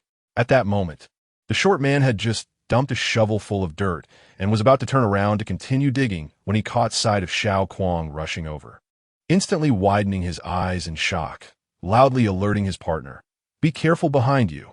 The tall man had just scooped a shovel full of dirt, and upon hearing the shout, turned to look behind him, swinging the shovel back towards himself with force. However, the short stick moved like lightning, rushing straight towards the tall man's knee. The dull sound of impact mixed with a cracking noise, and the tall man let out a piercing scream, dropping to his knees. The short man's eyes flashed with ferocity as he raised the shovel to strike at Xiao Kuang, but to his surprise, the shovel, once raised to its peak, became immobile and couldn't be swung at all. He looked up in surprise. Gao Zhan smiled down at him, tightened his grip on the shovel handle, and kicked him hard in the lower back. The short man let out a cry and stumbled forward, falling headfirst into the pit he had just dug. On the other side, after knocking down the tall man, Xiao Kuang turned and pressed him to the ground, using his knee to pin his back while taking away the shovel. "Spare me."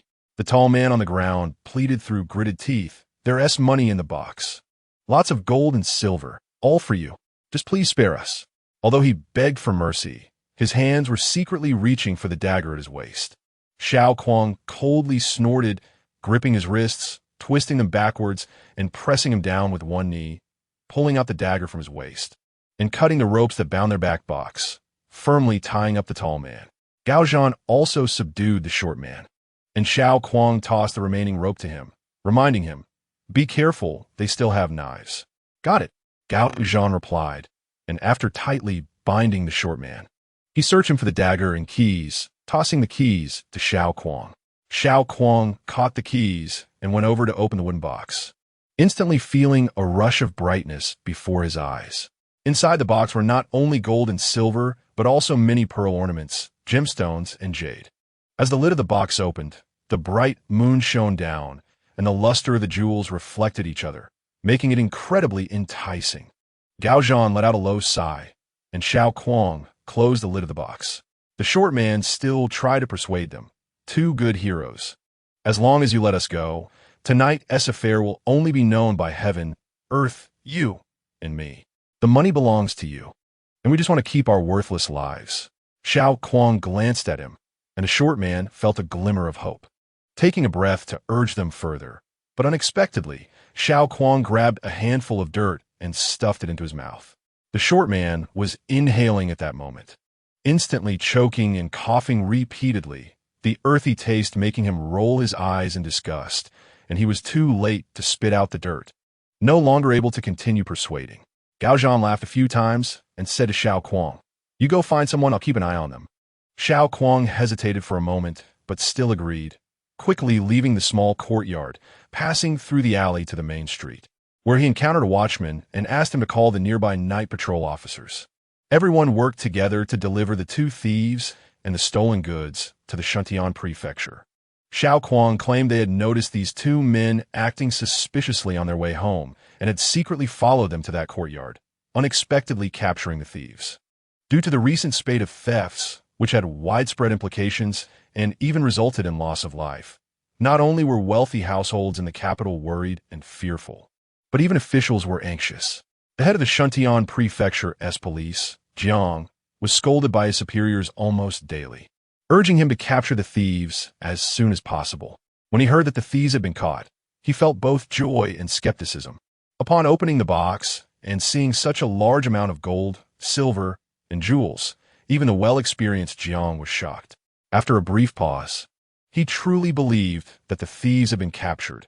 Although the stolen goods had not yet been counted, several extremely valuable items mentioned by the case owner were among them, proving that this was at least part of the stolen goods. This was a significant achievement. Jiang was overjoyed, hurriedly detaining the thieves and thanking Xiao Kuang and Gao Zhan. Naturally, the two were humble and declined the thanks before taking their leave. On the way home, Gao Zhan recalled his previous doubts and turned to Xiao Kuang. "How did you know the thieves would bury their treasure there?" Chapter 16. Reunion. After some time had passed, Xiao Kuang had already thought about how to explain, so he said, "Inglong wanted to buy a house and asked the servant to look for one.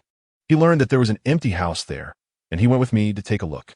I heard that this house had been vacant for a long time, and I thought that thieves might use this place to hide stolen goods. But it was just a casual guess. I didn't expect it to be true, and I certainly didn't expect to run into them burying the stolen silver." Zhao Inglong is Xiao Kuang's cousin, and Gao Zhan also knew him, so he was relieved upon hearing this. After walking for a while, Gao Zhan suddenly shook his head and jokingly scolded, "Damn it, with so much gold, silver, and jewelry." They just took a glance and handed it over. "Let me touch it at least." Xiao Kuang glanced at him but didn't say anything. Gao Zhan then suddenly had a whimsical thought. "Ah Kuang, do you think the Marquis's residence has that much gold and silver?" Xiao Kuang shook his head. "Gao Zhan, does even the Marquis's residence not have that much money?" Xiao Kuang, "What I mean is I don't know." Gao Zhan, with so much gold and silver, I could never earn that much in my life. These two little thieves have so much after stealing for just a month or two. Ah Kuang, there really are a lot of wealthy people in this capital. If I had half of what's here as a betrothal gift, do you think the young lady of a Marquis's residence would?" "Azon," Xiao Kuang scolded softly. "Stop thinking about that lady from the Qingyang Marquis's residence. Don't you understand? You yourself said you could never earn that much money in your life, yet you can't even guess how much property the Marquis's residence has. Not to mention that she has no interest in you at all. Even if she did, you are still worlds apart. Even if she encounters difficulties in the future and needs your help, she still wouldn't take you to heart. Just like how she asks her servants to move things for her, she would only think it's expected. Gao Zhan. Xiao Kuang realized he had said too much and abruptly stopped. After a while, Gao Zhan chuckled softly. You're right. I am indeed worlds apart from her. I shouldn't think about it anymore. One day after the Zhongyuan festival, Shentong finally received the property deed and keys to the house on Chun's Tree Alley. Although she couldn't go out herself, she could have Granny Feng arrange for the digging of gold. Naturally, the fewer people who knew about this, the better. Granny Feng had her husband and son take care of it. Gu Kuangwa, along with his 2 sons, found the place the young lady mentioned, pried open the floor tiles, and dug down more than 2 feet, but found nothing. They kept digging outward, and even when it got dark, they didn't find a trace of any box. In the following days, Gu Kuangwa and his 2 sons continued to dig. Not only did they dig deeper, but they also turned over a large area around, nearly digging up half the courtyard, yet they still found nothing. Gu Kuangwa complained to his wife. The young lady believes in a dream, and you also go crazy with her. He opened his palm and said, look at this big blister. But where's the gold? Not even a shadow of it. Feng Shi also suspected that Tong Jia was just overly eager to see her mother, which was why she kept dreaming about it. However, she didn't think Tong Jia was confused or mesmerized by anything. Tong Jia was clear-headed in other matters. She even easily retrieved the assets of the first branch from the second madam, and such skill would not be easily matched even if the second madam were still alive. Feng Shi was deeply impressed, although only a few people knew the truth of that day's events. It was an undeniable fact that the second madam no longer managed the assets of the first branch. Moreover, just a few days later, Chen Fuxin's family was sent to a small villa in the outskirts of the capital, clearly a demotion. Since then, the way the managers of the various branches looked at the first branch had started to change, and their attitudes were different. It became much easier for the people of the first branch to handle matters or convey messages than before. Although she had been serving Tong Jia all along, even Feng Shi couldn't pinpoint when Tong Jia had started to become so capable. But this change truly made her feel gratified. One could imagine that if the Marquis and Madame were aware from the netherworld, they would also feel comforted. Regarding the house on Chun's Tree Alley, Tong Jia spoke with such conviction that Feng Shi truly believed it, but she didn't expect it to be a wild goose chase. Hearing her husband complain now, she still defended Tong Jia. It's something I was instructed, so just do it. If it weren't for the fact that the young lady truly trusted our family, would she let you dig? Although nothing was found, at least it can help the young lady let go of this matter and not keep thinking about it. Gu Kuangwa fell silent. While Feng Shi helped him check his blister, she muttered, You've only dug a few holes, and you already have blisters? The eldest and the second son are digging just like you. Why don't they have blisters? Gu Kuangwa felt her tone was dismissive and retorted. How many years has it been since I did such rough work? You can't compare me to the young lads. If it weren't for the fact that I couldn't find anyone else for this matter, would I have to dig myself at this age? After so many days of digging, my back is almost giving out. Feng Shi gently smeared soot on his blister, coaxing him in a soft voice. I know you're tired. Tomorrow I'll buy some kidneys to make soup to nourish you. Feng Shi was called Granny not because of her age, but because of her seniority. She was only 43 this year, 2 years younger than Gu Kuangwa. Hearing this, he said, I'm tired and my back hurts, not my kidneys. Feng Shi replied dismissively, You're fine, you're fine. Gu Kuangwa gritted his teeth. Just wait until my back stops hurting. Feng Shi chuckled and lowered her head to tidy up the sewing box and household items. Due to rumors of the thieves, the women and children of Shun family hadn't gone out for half a month. But those thieves no longer committed crimes and suddenly vanished without a trace. There were too many events happening in the capital, with new news every day. As time passed, aside from the constables investigating this case, not many people were still paying attention to it. In late July, Shentong received an invitation to a gathering of the Zhang Poetry Society. The leisure lives of the noble ladies in the capital were actually quite rich, with different themes for enjoying flowers, tasting tea, composing poetry, and painting according to the seasons, and there were usually appropriate snacks and teas. The venues for the gatherings were usually rotated among a few leading families. The original female lead had joined a poetry society, a painting society, a Guqin society, and a flower appreciation society, each with titles reflecting the melancholy of spring and autumn and the beauty of snow and moon. This poetry society was called the Compassionate Moon Society. During the previous 2 months of hot summer, these noble girls had all stayed at home, too lazy to move, not stepping out of their doors. After the Zhongyuan festival, the weather had cooled down significantly, and these gatherings filled with poetic sentiments began to increase. Although they claimed to make friends through poetry, it was still a gathering of noble ladies, and their clothes, accessories, and makeup had to stand out. Shen Tong, carefully dressed up, choosing a Tang-style chest-length skirt with a white gauze hem adorned with small pearls, topped with an ice blue silk half-sleeve, and paired with a headdress inlaid with white jade and emeralds. She set out early and took a detour to Chun's Tree Alley. She had heard from Granny Feng that the box for storing gold and silver couldn't be found, and she found it hard to believe. However, Granny Feng was someone close to Yuan Shi, always loyal, and even during the original female lead's trials and tribulations afterward, Granny Feng had never left her side or betrayed her. She didn't think Granny Feng would secretly take this large sum of wealth from her. She only speculated that perhaps Uncle Ge had looked in the wrong place or hadn't dug deep enough. Moreover, she had been absolutely certain that they would find treasure. So it was difficult for her to accept that nothing was found. She felt she had to go see for herself to be satisfied. Upon arriving at Chun's Tree Alley, Uncle Ge stepped forward to open the door. Shen Tong put on her veil and got out of the carriage. She casually glanced around and unexpectedly spotted a familiar face, causing her eyes to twitch. Gao Zhan. To see more clearly, she hurriedly pushed aside her veil. He was just about to turn and leave, and she only caught a glimpse of his half-profile, although she had only faced him directly that one time on the slanted street.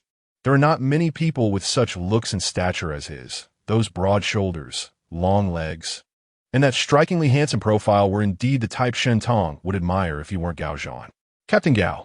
Shen Tong slightly raised her voice and tentatively called out. The person paused, and Shen Tong thought to herself, it really is him. Just seeing him made her feel annoyed. She tried every means to avoid him, yet they always unexpectedly ran into each other. In the end, he even came to the Marquis's residence. After she returned the jade hairpin, he shamelessly came to the Marquis's residence to teach and practice archery. Who doesn't he know his intentions are not genuinely about the wine? That's fine. She could just continue to avoid him. But today was too much. He must have found out about her outing from Shuyan, right? No. Shuyan shouldn't know she was going to Chunshu Alley. So he must have followed her here, seeing him preparing to walk to the other end of the alley. Shen Tong couldn't help but sneer silently. Why not come over and pretend it's a coincidence? He had the guts to follow her, but not to strike up a conversation. She had avoided him for so long, yet he remained persistent. In that case, today she wouldn't hide or evade anymore. Stop right there. Shen Tong stood firm and called out clearly. Xiao Kuang paused in his steps. Zhan was here too? After capturing the thief that day, he had stayed home an extra day, filling in the pit that had been dug in the courtyard at night to restore it to its original state. After Shen Tong received the key and the house deed, he waited a few more days, and today, while coming into the city on business, he decided to check in. Listening closely, there was no sound in the courtyard, and seeing no one around, he climbed up the ginkgo tree to look into the courtyard, finding it all dug up. It was clear that Shen Tong had also been reborn, but her rebirth couldn't have been too long ago. Otherwise, she would have bought the residence long ago and wouldn't have waited until now. Now that he knew what he wanted to verify, Xiao Kuang planned to leave. Just as he descended from the tree and stood still, he saw a carriage approaching from afar. Initially, he didn't pay it much mind, but after taking a few steps, he heard the driver call out, and the carriage stopped as someone went to unlock the gate. He glanced back and saw Shen Tong getting off the carriage, so he turned to leave, only to unexpectedly hear her call out to Zhan to stop. He looked back in surprise and saw a young girl standing gracefully in the small alley of green moss and blue stones, dressed in a blue top and white skirt, elegant as an orchid, yet there wasn't a trace of Zhan's shadow about her, and the person she was looking at was clearly him. Chapter 17. Ignoring. When Shen Tong saw Gao Zhan stop and turn back, she walked towards him. Ge Kuangwu couldn't care less about opening the door, exchanged a glance with Mama Feng, and hurried to follow. Shen Tong stood a few steps away from him, slightly raised her chin, and coldly said, Gao Bazong looks quite talented, but who would have thought that there is such a rotten core beneath the exterior? Wasn't the jade hairpin I return enough to show my attitude? Lingering on like this will only make people dislike you more. Does Gao Bazong have no self-awareness at all? Xiao Kuang raised his eyebrows slightly and silently looked at her. Did she mistake him for a Zhan? If she had experienced a past life like him and was reborn, how could she confuse him with Gao Zhan? Was everything before just a misunderstanding on his part? But how did she know about the buried treasures in the courtyard? That was something that hadn't happened yet when she was competing to buy the house, and it wouldn't happen again. Shun Tong vented her frustrations in a rapid-fire manner, saying some rather harsh words, almost pointing her finger at his nose to scold him. But she noticed that the man in front of her had no intention of arguing back, nor did he look angry. His dark eyes remained calm like a still lake, gazing at her with a thoughtful expression.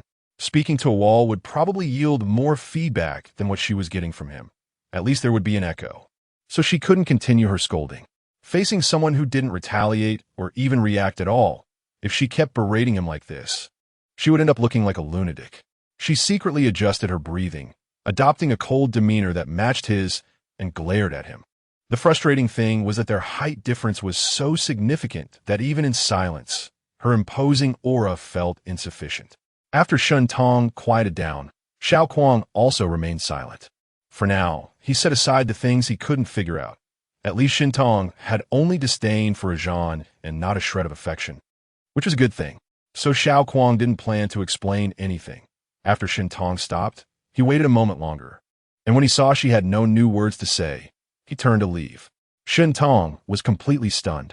What was going on? Was she just ignored? She had prepared herself before stopping Gao Zhan and anticipated that he might feel ashamed and hurriedly apologize, or he might get angry and retort, or he could feign calmness and attempt to explain. She never expected this kind of reaction. He didn't react at all. What was going on? Not even a single explanation. And he just walked away? Was Gao Zhan really this calm like an old cow? How could he have sought out the Marquis's residence to get close to Shu Yin and even found an excuse to give her jewelry? How could he have done all those things to the original female lead? What was wrong with this book? The gold was nowhere to be found.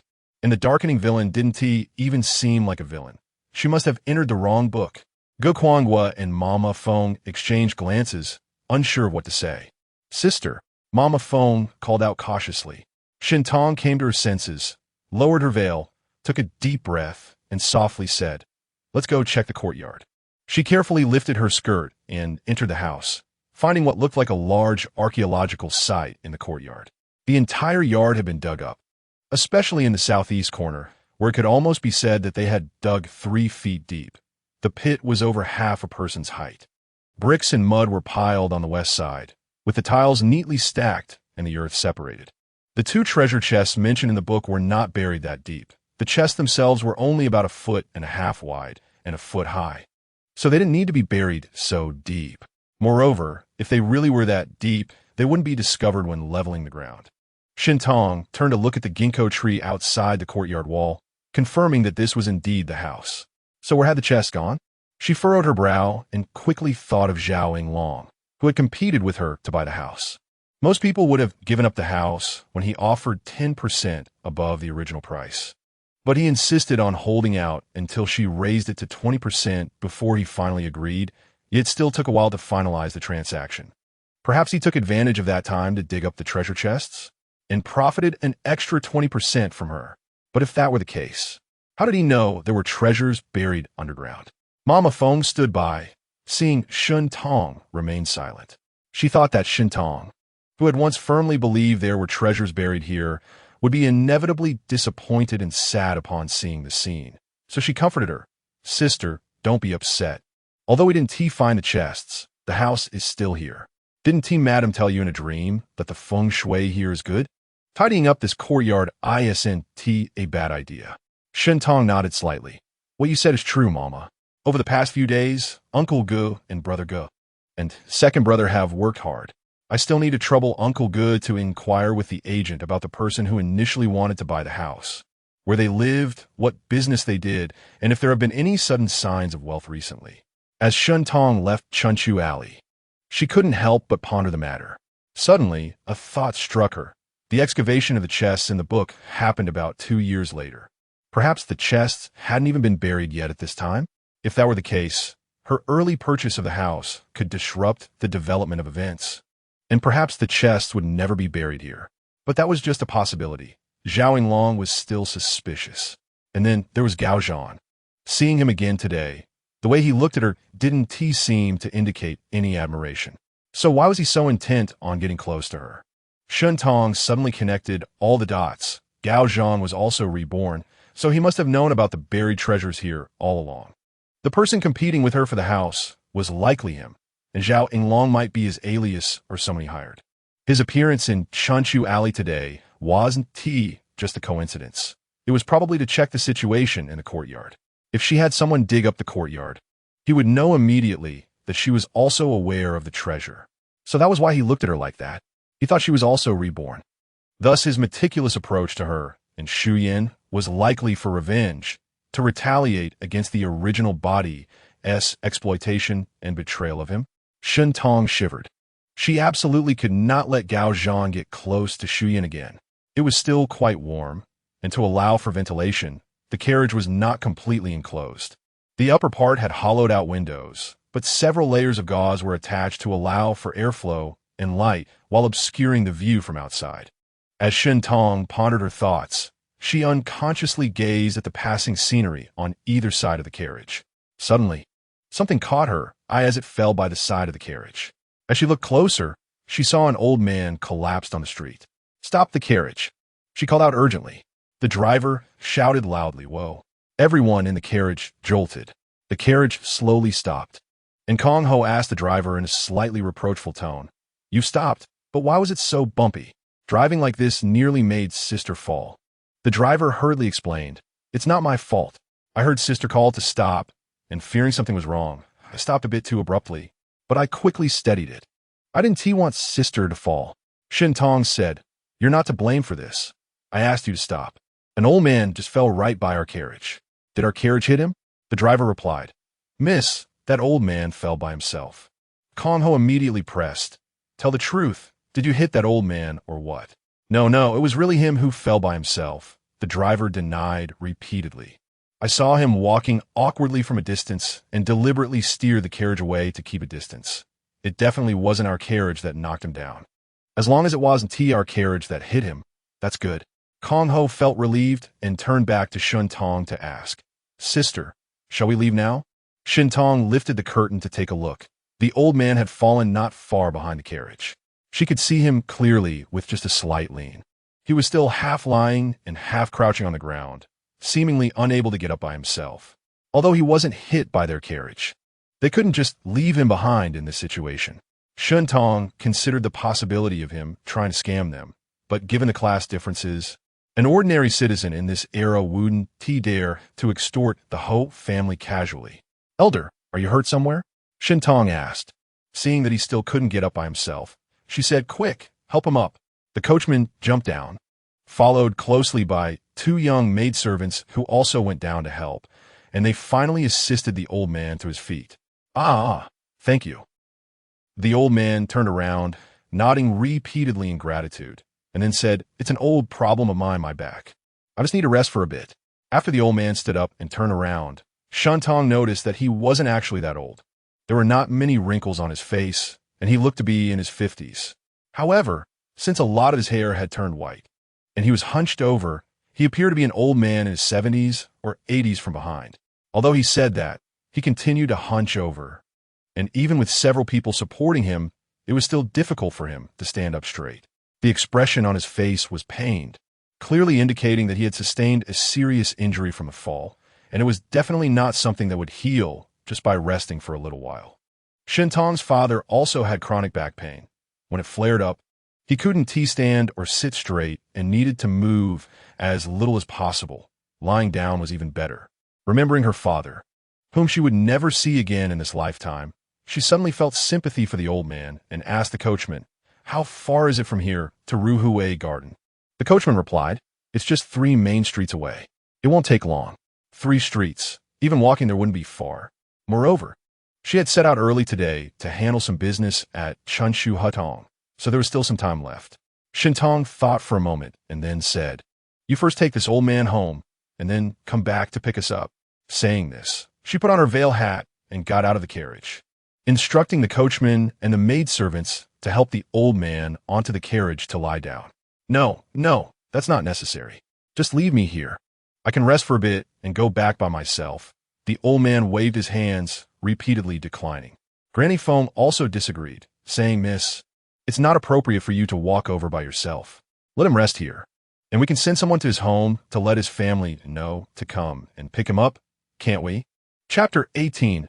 Workshop. Shintong hesitated as she glanced at the old man. In just a few short sentences, he had already begun to sweat profusely, and he kept sliding down, nearly sitting on the ground, if not for the support. She couldn't help but think of her father. If he suddenly fell ill or got injured while walking, and she wasn't by his side. So she straightened her face and lowered her voice slightly. "Stop talking. Help him into the carriage first. Be careful supporting his waist." Shintong's recent words and actions had gained her authority.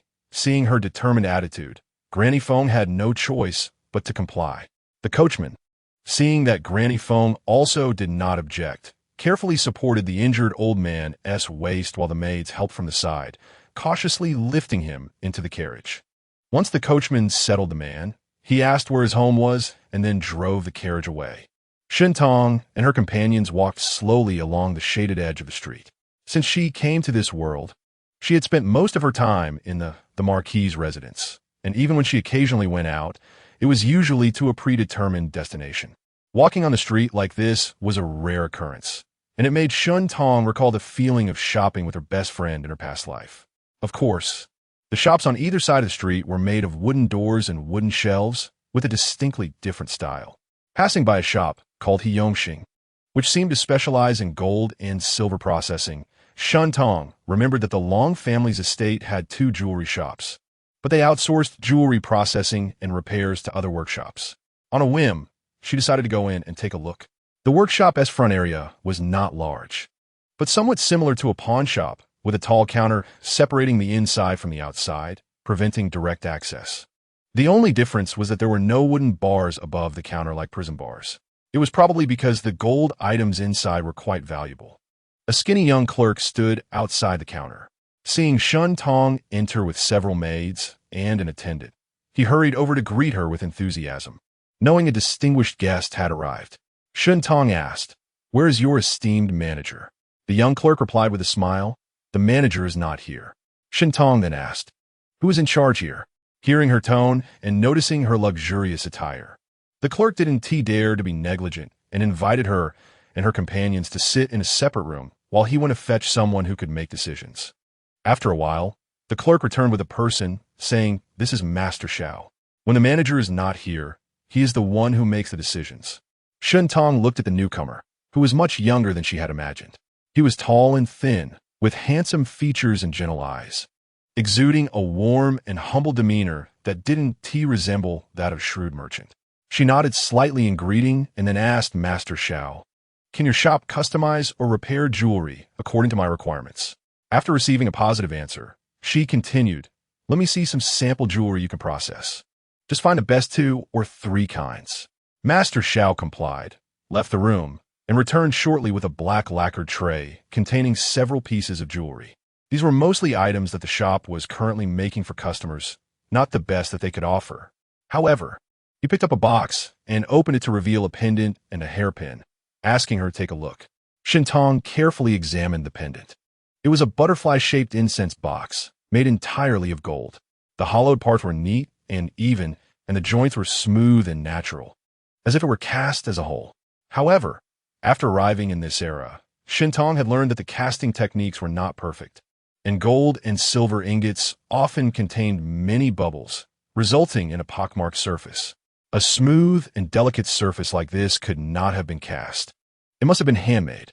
Such a gold box without any visible joints would have required considerable labor. There was a tiny button on the side of the incense box. With a gentle press of her fingertip, it opened. Closing the lid, a light press made it snap shut again. The seam between the lid and the body was extremely fine and uniform. Below the butterfly incense box was a tassel made of intertwined gold and silver threads. with a plump and neat knot, adorned with greenish-blue tassels, giving an overall elegant appearance. This incense box showcased the workshop's high level of craftsmanship. But it was the hairpin that truly shocked Xiao Kuang. The head of the hairpin was a green peacock, so vividly lifelike that it seemed alive. Every feather on its head and body was intricately carved, down to the finest detail. Its eyes were tiny green gemstones, glinting under the sunlight streaming in from the window. The peacock's headdress and tail feathers employed the technique of inlaying with colored feathers, with vibrant blue-green feather pieces affixed to it, giving it a silk-like sheen that changed color under different angles of light. Having been in this era for several months, Xiao Kuang had seen many exquisite and luxurious pieces of jewelry but this hairpin undoubtedly stood out among them. She looked at Master Xiao and asked, "Is this hairpin for sale?" Master Xiao smiled and shook his head. "Sorry, but this is not for sale." Although Xiao Kuang felt disappointed, she had expected this. Treasures like this, crafted using the most skilled and time-consuming techniques by artisans, took considerable time and effort to make, and it would be difficult to find any work that surpassed it. However, the cost of the gold and silver materials used was not high, and it was not set with any rare gems, so if it were to be sold, the price would not be too high. Therefore, it would only serve as a sample to showcase the shop's highest standard and would not be easily sold. She gently set down the peacock hairpin and asked, "How do you calculate the fire cost for processing gold and silver items?" Master Xiao replied, "It depends on how it's done. If it's melted down and recast or gilded, it's 2 fun for every tael of fire cost. If it's engraved or gold-plated, it's counted as 1 fun. Techniques like filigree inlay or pointillism have the least fire cost, usually counted as half a fun. For regular customers, we generally waive the fire cost, but the labor cost will be significantly higher. For example, this hairpin." As Xiao Kuang listened to his detailed explanation, she felt that the shop was quite honest in its business practices. She remembered that her family's shop charged higher fire costs regardless of the technique used, and labor costs were not low either. Today, on a whim, she had done a good deed and discovered a good workshop. An idea formed in her mind to consider switching her family's processing workshop, but the specific cooperation details would need to be discussed with the person in charge. Since she didn't have much time today, after a brief understanding, she nodded, thanked Master Xiao, and took her leave. Not long after Xiao Kuang and her companions left the workshop, Xiao Kuang hurriedly entered. The young clerk greeted him with a smile. "Second brother Xiao, what brings you to the city today?" Xiao Kuang's face was devoid of any smile, his brows furrowed, and his tone carried a hint of urgency. "Did my father come by just now?" "Manager Xiao?" "No, he didn't tea." "Is Manager Xiao feeling better?" the young clerk asked. Xiao Kuang's brows furrowed even tighter as he shifted his gaze towards the inner room and asked, "Is my elder brother inside?" Xiao Hong had just finished tidying up the display jewelry and was about to take it inside when he heard Xiao Kuang's voice and hurried out to inquire. Kuang, what is wrong with father?" He had gone out alone, and at that time, mother and elder sister-in-law were busy in the kitchen. He had only mentioned to his younger sister that he was going to the workshop before leaving. Upon hearing this, Xiao Hong's brows also knitted together. "Did you come looking for him from home?" "Yes." Xiao Kuang had not seen his father along the way, and when he inquired at the workshop, he hadn't been there either, which was understandably concerning. Xiao Hong also realized the seriousness of the situation, quickly locked up the gold items, left the young clerk to watch the door, and went out with Xiao Kuang to look for their father. As they stepped out the door, they saw Xiao Xiaomei running towards them from a distance. She reached them, still catching her breath, and said, "Father is back home. He had a relapse of his back pain, and a big carriage brought him back." When she mentioned the big carriage, she gestured with both hands. Finding their father was a relief for Xiao Kuang and Xiao Hong, but hearing that he had suffered a relapse was worrisome. Xiao Xiaomei noticed their expressions and quickly added, "Sister-in-law has already gone to fetch the doctor. She wants you both to hurry back."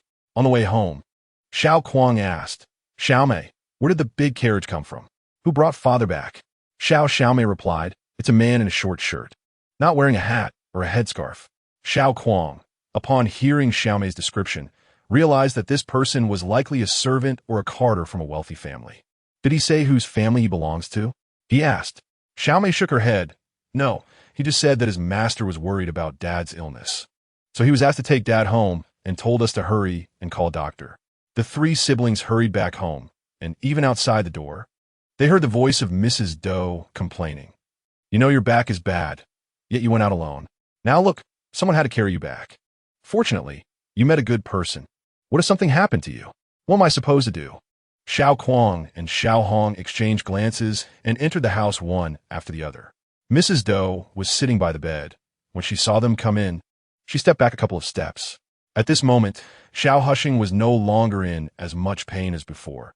He lay on the bed, looking slightly weak. He had been quiet while Mrs. Doe complained, knowing he was in the wrong. Upon seeing the two enter, he let out a sigh of relief. Finally able to rest without hearing Mrs. Doe's nagging, the brothers approached the bedside. Xiao Kuang asked with concern, Dad, how are you? Does it hurt a lot? It's nothing. Resting for a while made it much better. Your mother is just overreacting. Why did she call a Hong back? There are only a few apprentices in the workshop. As he spoke, Mrs. Doe grew angry again. You know a Hong is needed in the workshop? Why are you still messing around? You're sick, and your own son is worried. How could he not come back to see you? If you want a Hong to stay in a workshop, then don't go wandering around and end up needing someone to carry you back. It's not because I feel much better. You feel better?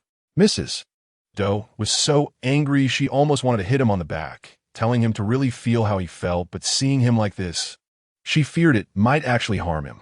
She was both angry and heartbroken, annoyed that he wasn't being careful and causing the whole family to worry. So she simply went out to avoid seeing him. Xiao Kuang. Xiao Kuang cleared his throat. Dad, who brought you back? Xiao Hushing recounted what happened after he hurt his back and concluded, I don't know who that girl is. I just heard her say she was going to Ruhui Garden. Xiao Kuang pondered. Ruhui Garden was just 3 streets away from the Xiao family's workshop, and it was the garden of the Duke of Jianshang. So this woman was likely related to the Duke. After a while, the doctor arrived, checked him, and asked about the onset of the illness. He said that because Xiao Hushing had rested in time, there was no major issue, but he warned Xiao Hushing not to be careless. He must not let his back get injured again before it was fully healed. Otherwise, it could lead to prolonged difficulties or worse. He might have to lie in bed for the rest of his life, needing assistance even for basic needs. Upon hearing the doctor's advice, Mrs. Doe naturally launched into another round of nagging and complaints directed at Xiao Hushing. Xiao Hushing, in pain, kept giving his 2 sons meaningful glances, hoping they could persuade Mrs. Doe, or at least change the subject to stop her from continuing her endless chatter. However, Xiao Kuang and Xiao Hong pretended not to notice their father's hints. In his pain and regret, Xiao Hushing gained a profound realization. All sons are born from their mothers and are naturally inclined to favor their mothers. Not one of them stands by him. Chapter 19. The truth, the gathering of the young ladies in the boudoir, is essentially a tea party. But since it's a poetry society event, poetry must still be composed. The topics for the poems are clearly stated in the invitation, so they can be prepared at home. Upon arrival, they just need to recite their verses from memory. After finishing their poems, they take turns reciting their works, exchanging critiques and compliments before moving on to the tea drinking, chatting, and snacking phase. The young ladies discuss recent events in the capital, mentioning the recent thief incident. One girl, whose family is related to the governor of Shuntian Prefecture, happily shares insider information, stating that the 2 thieves have already been captured, along with a large box of stolen silver, all of which was taken from their heists. While the other girls are just enjoying the gossip, Shun Tong becomes intrigued, especially when she hears about the large box of stolen silver, which suddenly reminds her of the gold and silver box that disappeared from the Chun Street Alley residence. What if this box of gold and silver is actually the stolen silver? Perhaps the reason she couldn't find it wasn't because someone had taken it away in advance, but because it had never been buried and had been confiscated by the authorities? However, the book describes the box being dug up only 2 years later. If this box of gold and silver is indeed the stolen silver, then at least in the book, the thieves had buried it and were not caught at the scene. She listens carefully as the girl explains that the thieves were caught by 2 military officers from the Divine Mechanism camp while they were preparing to bury the stolen silver. And she immediately thinks of Gao Zhan, prompting her to ask the girl, were the thieves caught? The girl shakes her head. I don't know that. Who cares about those trivial matters? Do you know the names of the two who caught the thieves?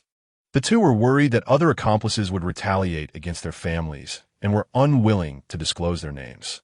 Although the girl says this, the corners of her mouth curve upward. Stop teasing. Shentong urges, you surely can find out their names. The girl smiles proudly and slowly replies. One is named Gao Zhan, and the other is named Xiao Kuang. Both are captains from the Divine Mechanism camp. These two are quite honest and straightforward, another girl comments. Actually, if they hadn't said anything, no one would have known if they had directly pocketed that box of gold and silver. Shentong mutters to herself, I would know. She further solidifies her thoughts about Gao Zhan being reincarnated, which is why he knows about the Chun's Tree Alley residence. As for him being honest and straightforward, Shentong can only sneer. Since he is competing with her for the residence in Chun's Tree Alley, he must have intended to take the gold and silver away first, just like she didn't expect it to be stolen silver. If he hadn't been with someone named Xiao Kuang at that time, he might have truly pocketed that stolen silver. He even made an extra profit from her 2/10 of the house price. He must have felt quite pleased at that time, right? He didn't have to pay a dime for the house and made a profit of over a dozen taels of silver from her. Upon returning to the... Shentong's first question is about where Xu Yan is. The response is that he is practicing archery in the back garden, and when she asks about Gao Zhan, the answer is the same. She silently returns to her room, thinks for a moment, and asks Kong Ho to send a message, to say, I have something extremely important to discuss, and asks Xu Yan to pause his practice and come over immediately. As soon as Kong Ho leaves, she calls for 2 older maids and carefully instructs them on what to say. The maids take their leave. Xu Yan has been practicing physical strength for several days, and his arm strength has improved. Gao Zhan has just started letting him draw the bow, but is not in a hurry to let him shoot.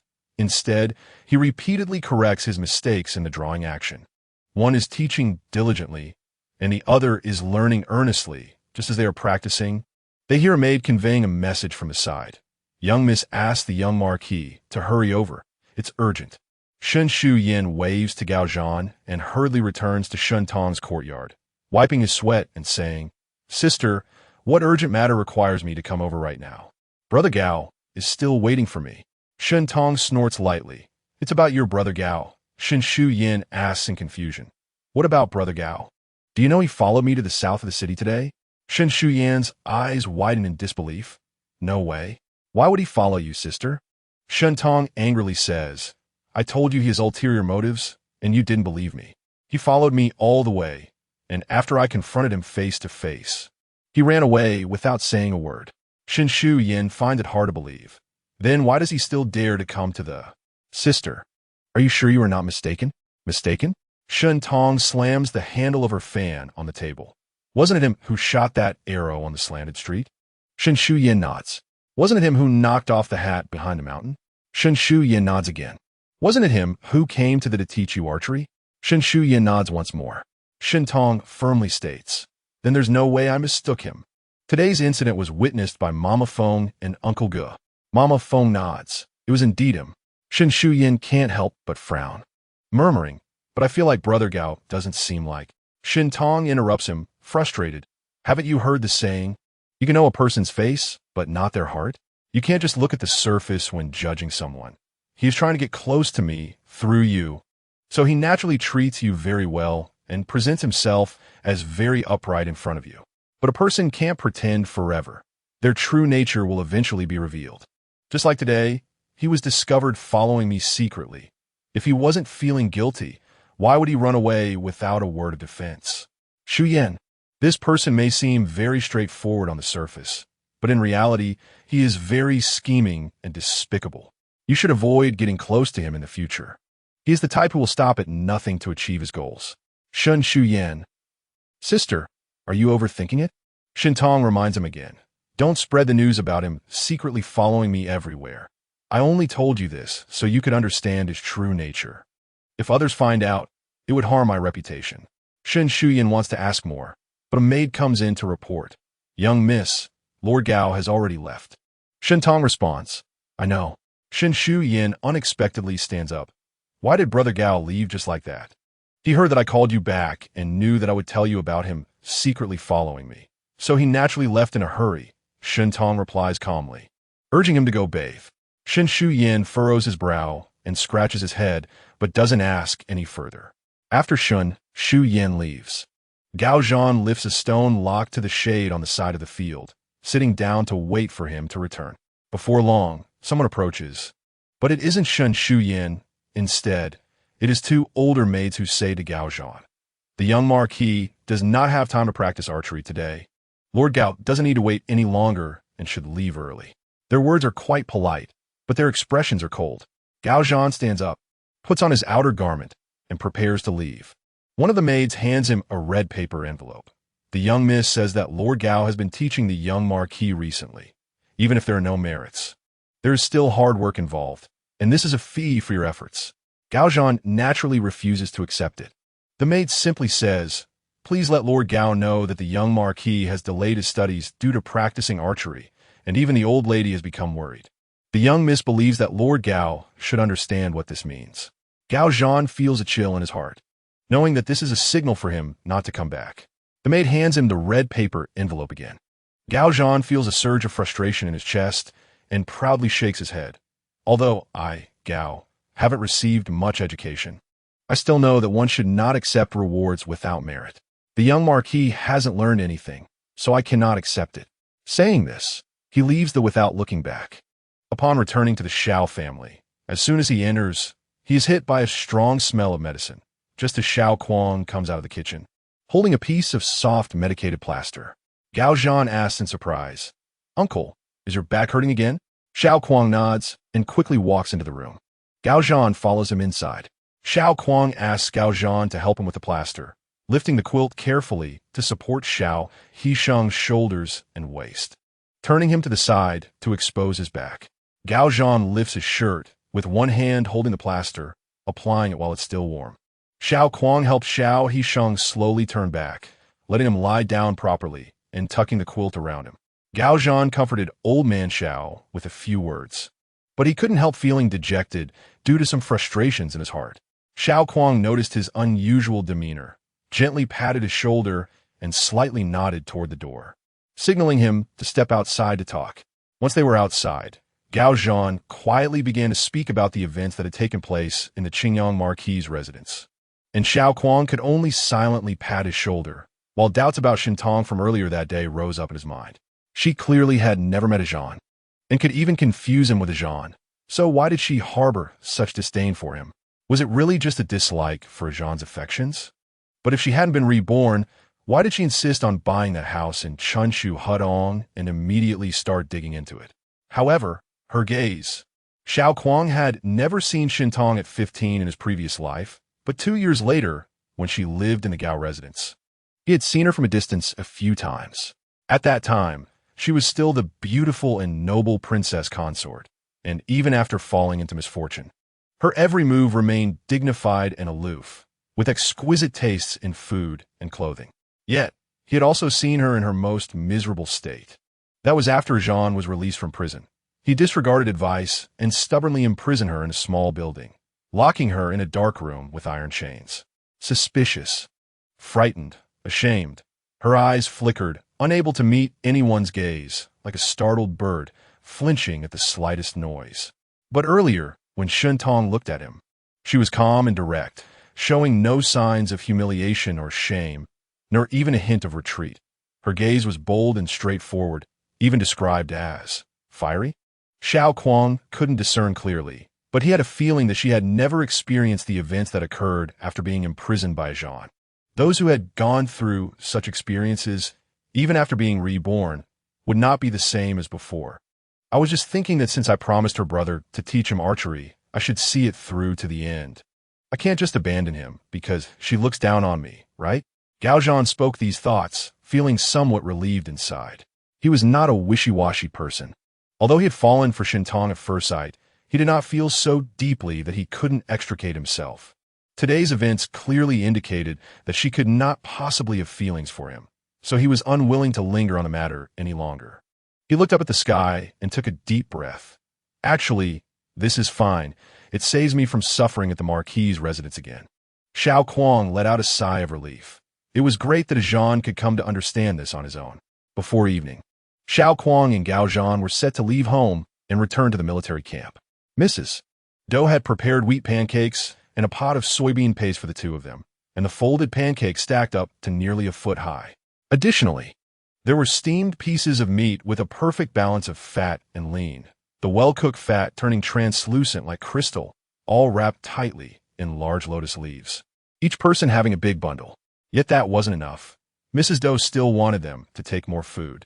Xiao Kuang pulled Gao Zhan and picked up the pancakes and the pot of paste. Mother, we're leaving. Before he finished speaking, he had already dashed out the door. Mrs. Doe called after them, but could only helplessly mutter, "Is this really enough to last a few days?" Chapter 20, Golden Hairpin. In the evening, Xiao Hong returned and first went to visit Xiao Hisheng's room. The two chatted for a while, and Xiao Hong mentioned the woman who had come to the workshop during the day. He said, "She asked very detailed questions and seemed to be considering having us make jewelry for her, but in the end, she left without saying anything. I don't know if she will come back." Hearing Xiao Hong describe the woman's clothing and appearance, Xiao Hisheng was surprised and asked, "How old is she?" "She shouldn't be over 17 or 18, Xiao Hong replied. Although the woman wore a veil, her voice suggested she was not very old. Yet her demeanor was mature and composed, so Xiao Hong guessed she was around 17 or 18. Xiao Hisheng muttered to himself, "Could it be her?" "Who?" "The girl who had the carriage take me home." "Is the person you mentioned someone who came by carriage?" Xiao Hong shook his head, noting that the girl's attire and her companions indicated she was either rich or noble, yet she didn't even have a sedan chair or carriage. At that time, he found it a bit strange. That must be her. Xiao Hisheng clapped his hands and then expressed some regret, saying, "It's a pity we don't know which family she belongs to. If she comes back to our workshop, you must thank her properly." "We should indeed thank her." Xiao Hong agreed. "You just said she was interested in that peacock hairpin and asked if you were selling it?" Xiao did. Xiao Hisheng shook his head vigorously and said, "Of course we can't sell it to her." Xiao Hong was a bit confused by his father's reasoning. Xiao Hisheng continued, "We should give it to her." Xiao Hong was slightly taken aback. The peacock hairpin was crafted by his father when he was in good health, with every feather intricately carved, taking a considerable amount of time. Even if Xiao Hong tried to replicate it, he could only achieve about 80 or 90% of the original's quality, and with his current physical condition, even his father couldn't make it anymore. His father had expressly instructed that it should not be sold, so he had refused without hesitation at that time. However, gold and silver jewelry are mere objects, while people are what truly matter. If his father was willing to give it away, Xiao Hong had no reason to hesitate. After Shen Tong returned from Ru Hui Garden, she reviewed the previous accounts again. Under the name of the main branch, there were 2 jewelry shops, one in the west of the city and one in the east. And the next day, she summoned the managers of both shops. The 2 managers, one surnamed Zhang and the other Wang, met in the reception hall and immediately put on polite smiles to greet each other, though both felt a bit anxious. It is said that a new official always brings 3 fires. The same goes for the new master taking over. After the young lady took over the shop, Chun Fushun, who had always come to collect accounts, was dismissed, and it was said that his family had been sent to a small village outside the city, replaced by Gu Kuanghua to collect accounts. Besides changing personnel, the young lady also required each shop to do an inventory count at the end of each month and settle accounts, submitting last month's accounts and inventory list by the 3rd day of the following month. The managers who had previously operated honestly naturally had nothing to worry about, but those who were used to taking shortcuts or had some messy accounts that they typically reconciled at year-end became nervous, knowing the young lady was formidable. They quickly patched up various loopholes and reined in their opportunistic behaviors, fearing that if mistakes were made, they might end up like Chun Fushun. After a period of calm, unexpectedly, before the end of the month, the young lady summoned the 2 of them into the residence. After some pleasantries, the 2 managers inquired if the young lady had called them over for any specific reason, but unfortunately, neither of them knew and could not figure it out. Fortunately, they waited only a short while in the reception hall before being called in. In the side hall next to the Mingda Hall, a screen was set up, and Shintong sat behind it, while Gu Kuanghua and Nurse Feng stood outside. Nurse Feng smiled and invited the 2 managers to sit down and offered them tea. The managers quickly thanked her, stood up respectfully to accept the teacups, and placed them on the nearby tea table. Nurse Feng nodded towards Shun Tong behind the screen. And Shun Tong said, "Both managers are busy, so I won't take up too much of your time. I am an outsider in the jewelry business and would like to ask both of you for advice." Manager Zhang from the East City's Bao Chui building quickly humbly replied, "I dare not, young lady. If you have any questions, please feel free to ask, and I will explain in detail." Manager Wang from the West City's Jin Yuxian gave a quiet scoff, thinking to himself, "This little man, quick to seize the opportunity, let you answer first, and if you answer incorrectly, you'll be the first to make a mistake. It will be better to hear what the young lady is asking first, and then answer." Shintong inquired about the fire losses. Manager Zhang began to explain in detail, in response to the young lady. Fire loss refers to the reduction in weight when gold and silver items are melted down and recast. Even during cutting, engraving, and polishing, there will be a loss, all of which is referred to as fire loss. Manager Wang secretly laughed, thinking that since the young lady called them over, she surely understood what fire loss meant. In the profits of the gold shop, fire loss is the easiest way to create profit margins. The gold shop's monthly turnover is at least several thousand taels of gold and silver, and even a 1 or 2% difference amounts to a lot. Sure enough, the young lady then asked how much the usual fire loss is, to which Manager Zhang replied 6%. The young lady said nothing and turned to ask Manager Wang. Manager Wang sensed the cue and said, "Usually, for convenience and calculations, regardless of the method, we report the highest rate. Of course, if we discuss it in detail, different methods have different fire losses." Shintong became quite interested and asked what the specific differences in fire losses were. Manager Wang, not daring to hide anything, detailed them one by one. For methods like melting or gilding, it requires complete melting of the gold and silver, and 1 tael of gold counts as 6% fire loss. For engraving or gilding, it counts as 4%. Other methods vary. Some count as 2%, others as 3%, similar for silver and gold. Some gold items use 2 or more methods, and generally, we calculate based on the highest one. After listening, Shintong casually remarked, "That seems a bit high." Manager Wang hurriedly added, "This is the fire loss reported to customers. In our shop, we also have to pay for rent and labor, so sometimes for regular customers, we don't count the fire loss for minor repairs. It always has to be somewhat higher to ensure we don't lose money." This reasoning was indeed valid.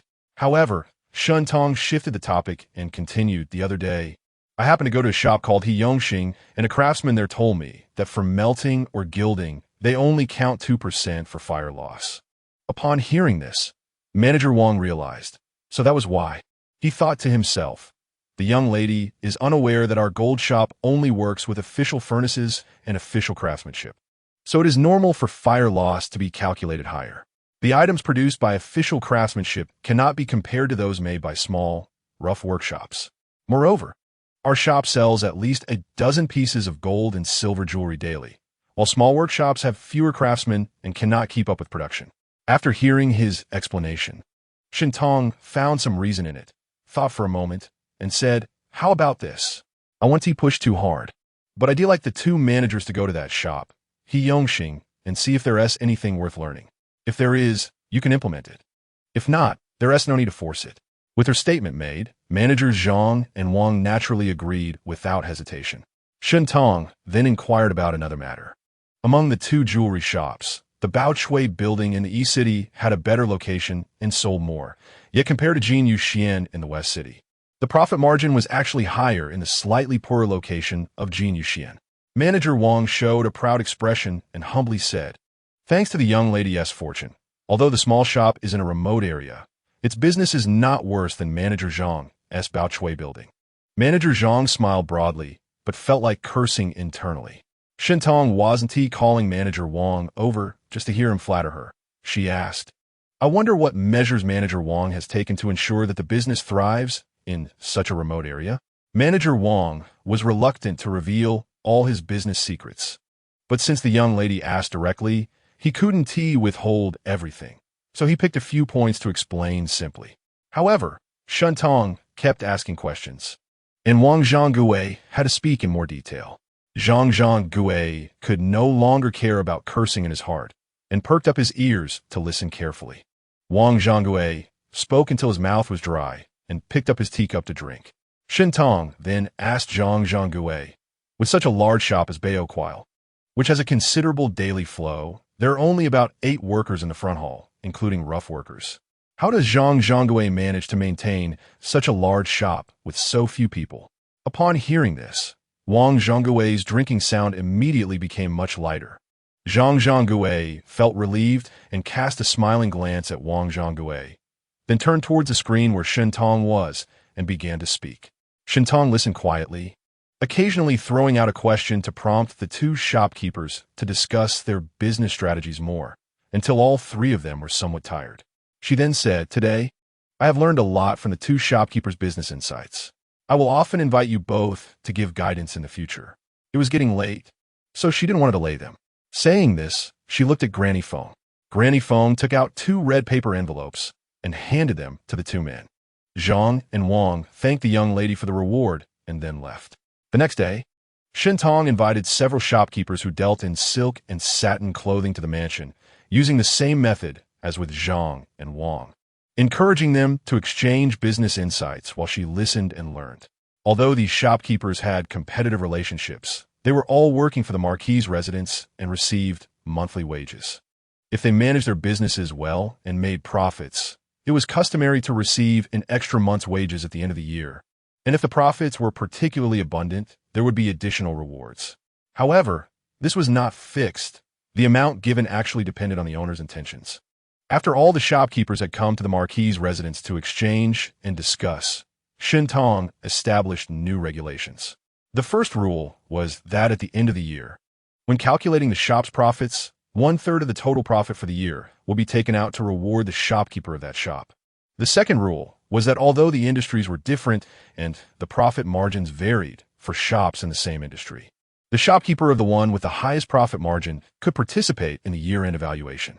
They would compare the profits of that shop this year with last year, and the one with the largest increase would receive the best award. In addition to the year-end bonus they were originally entitled to, there would be extra rewards. Once these 2 new rules were announced, the shopkeepers under the Long family's name rubbed their fists in excitement, eager to calculate how many months and days were left until the end of the year and what measures they could take to increase their shop's profits. August was slightly cool, and the fragrance of osmanthus filled the air. Shintong had removed the straw mats from her room and replaced them with silk bed sheets, and the cushions on the chairs were also changed to thicker and softer ones. One afternoon, while Shintong was reconciling accounts in her room, Granny Feng came in after lifting the curtain. After approaching her, she said, "If the young lady knows, my husband has been inquiring these days. And while he may not know everything about Xiao Kuang, he has heard some things." During this time, Shintong had been busy motivating the shopkeepers under the Long family, completely focused on this matter. Hearing Granny Feng mention it, she couldn't help but feel surprised, put down her pen, and smiled. "I have troubled Uncle Gu again. Please sit down and talk, Granny." Kong Ho brought over an embroidered stool, and Granny Feng sat down comfortably, detailing the relevant matters to Shintong. Gu Kuang found out Xiao Kuang's residence, and then went to inquire among the neighbors in that area. He learned that Xiao's family background was ordinary, running a small business, and there had been no signs of suddenly buying new clothes or household items recently. Due to the encounter with Gao Zhan in Chun's Tree Alley, Gu Kuang specifically inquired whether Xiao Kuang had any friends or relatives in the Divine Machine Camp. He found out that Xiao Kuang had a cousin in the Divine Machine Camp, but his name was not Gao Zhan. Instead, it was Xiao Kuang. Chapter 21. Green Tangerine, Xiao Kuang. Shintong repeated this name in her mind a few times and suddenly remembered that Gao Zhan had a comrade named Xiao Kuang, and their relationship seemed to be quite good. However, this book barely mentioned him, so she couldn't recall who he was at all. After reading over 100 chapters, there is a problem with stories. Supporting characters with few appearances become vague impressions or are completely forgotten by the end. However, as long as it doesn't affect the main plot, she doesn't mind. After all, whether the supporting characters are A, B, or C, they are just different names. For the protagonist, they are either enemies to defeat or allies to recruit. If they are neither, then they're just background characters. Gao Zhan must be using the name of Xiao Kuang's cousin to compete with her for the property, so she wouldn't suspect that he is a reincarnated person. Unfortunately, he was caught by her outside the Chuntry alley that day.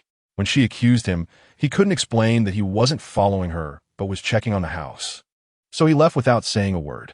Shin Tong was lost in thought when she suddenly heard Granny Fong advising her, "My dear, this matter about the gold is just a test for him. Even if there isn't any, it won't harm us." She came back to her senses and nodded. "You're right, Granny. I was just trying it out, thinking that if I really could find gold, it would feel like my mother is still protecting me." Granny Fong felt a pang in her heart, and her eyes became warm. "My dear." Shin Tong smiled softly and whispered, "It's fine. I know that even if my mother can't come to me in dreams, she must be thinking of me in her heart just as I think of her." Granny Fong must have thought she was talking about the Yuan family, but she was actually missing her own parents. These heartfelt words inevitably stirred up some sadness. Granny Fong had taken care of Shin Tong for many years and had long regarded her as her own child. After the lord and lady passed away, she took pity on the two siblings who were left alone and cared for them even more, unable to bear seeing them suffer, even a little. Whenever she saw Shin Tong upset, she couldn't help but feel sad as well. Seeing Granny Fang's eyes redden, it was clear that she genuinely cared for her. Although Shin Tong had her own sorrow, she also felt a real warmth and gently pressed her hand on Granny Fang's hand to comfort her. "With such a good granny by my side, my mother can rest assured." Hearing this, Granny Fong was even more moved and softly called out, "My dear," her voice choking up. Shin Tong nodded to her, indicating that she understood what she wanted to say, but hadn't spoken. For a moment, both the master and servant fell silent, each lost in their thoughts. Shin Tong took a moment to calm her emotions and then said to Granny Fong, "Let's put this matter to rest. As for the house in Chuntry Alley, find someone to repave the courtyard and clean the rooms. If we can rent it out, then rent it out." Granny Fong agreed and stepped out.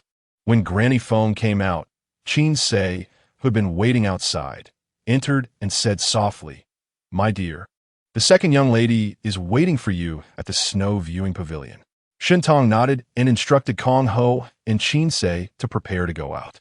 Since she reclaimed the assets of the main branch, Jiang Shi had been treating her no differently than before on the surface, but secretly warned Shun Chan to be cautious of Shun Tong, as she was quite scheming and to have less contact with her. Shin Chan, whose nature was somewhat warm-hearted, did not know the specific details of the conflict between her elder sister and mother over the main branch's assets. She only felt that her elder sister reclaiming what belonged to the main branch was not wrong. However, she was also unwilling to openly go against her mother, so she could only reluctantly agree and had not sought out Shin Tong for several days. Although Shun Chan couldn't come to find Shin Tong at the main branch, it was unlikely that the two sisters would be unable to meet in the garden. Shin Tong didn't know why Shin Chan was looking for her, so she asked Kong Ho to bring a few snow pears and 2 bunches of grapes. Following the stone path in the garden, she saw Shan Chan sitting in the pavilion from a distance, with a large plate of green tangerines on the table and only 2 personal maids attending her.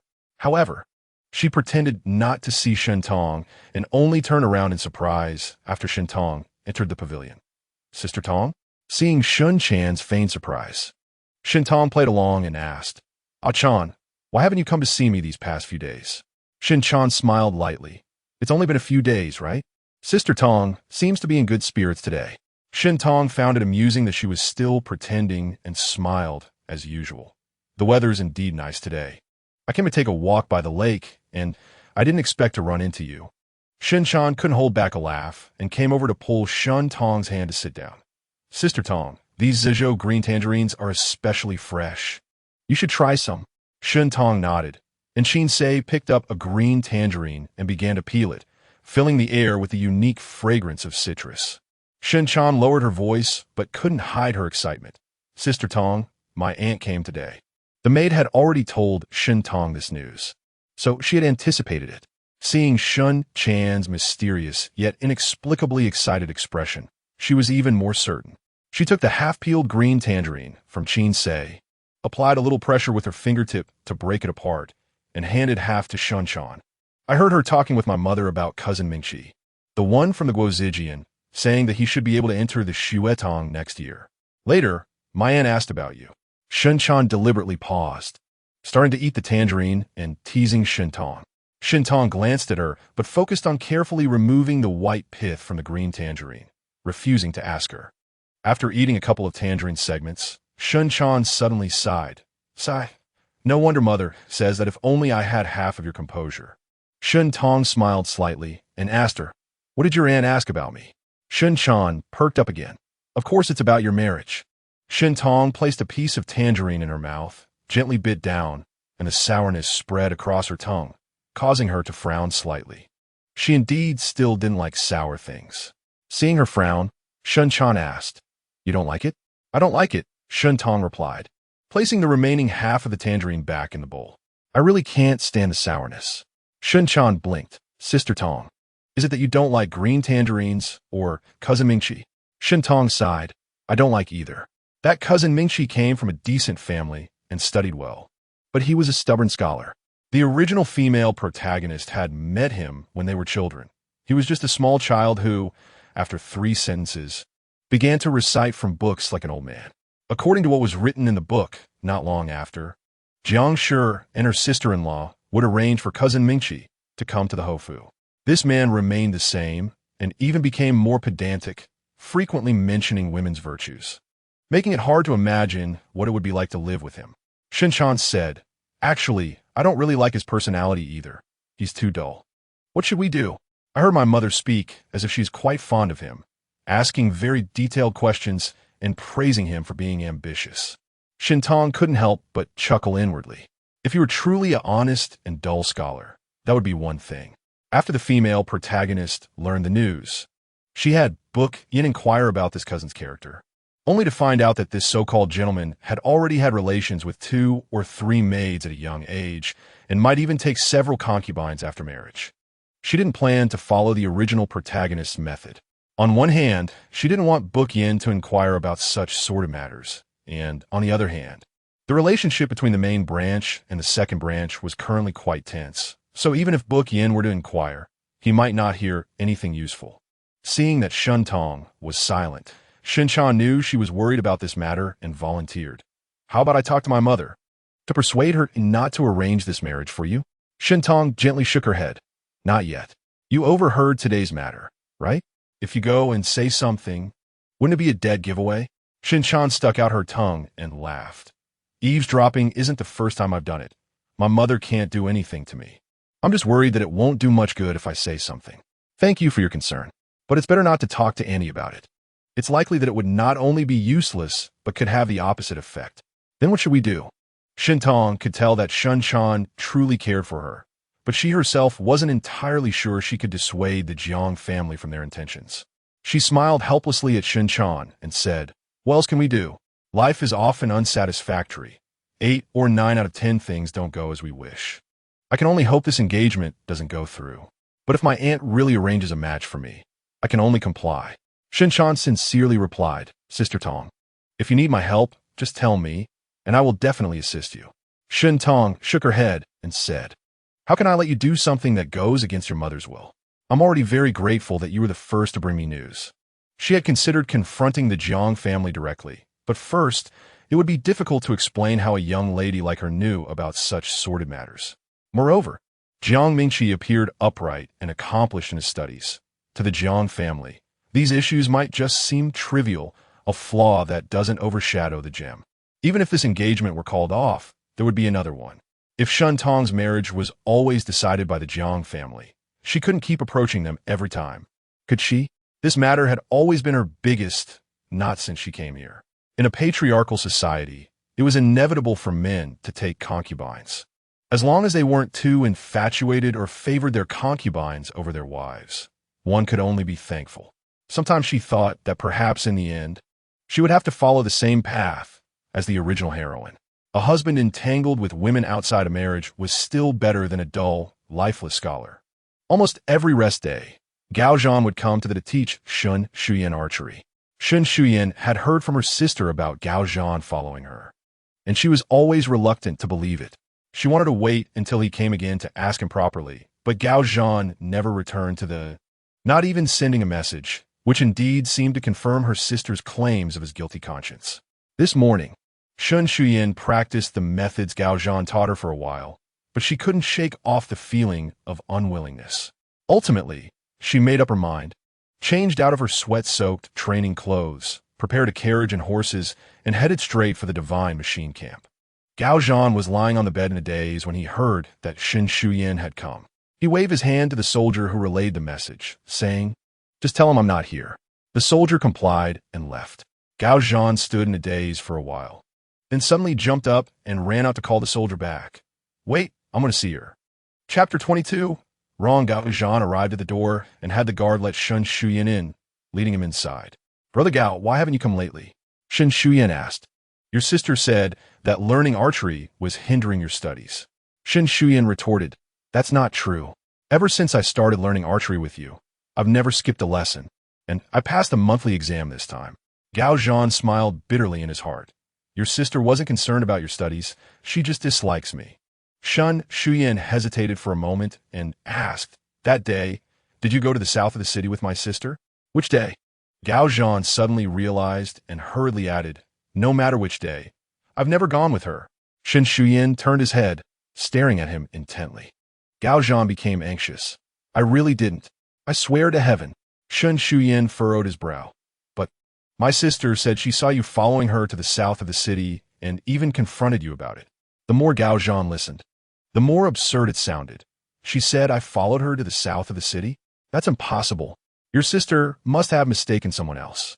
"But she said she's sure she didn't mistake anyone." Gao Zhan fell silent for a moment, speaking with a hint of hope. "Is that why your sister dislikes me?" "Not really. She never liked you from the start. Every time she sends fresh fruits and cool drinks, there's only one portion for me. And I had the servant divide it into 2 portions to send to you. When you asked me to pass on the hairpin, she even accused me of meddling, fearing you would think too much." Gao Zhan. "This child is too honest. It's quite heart-wrenching."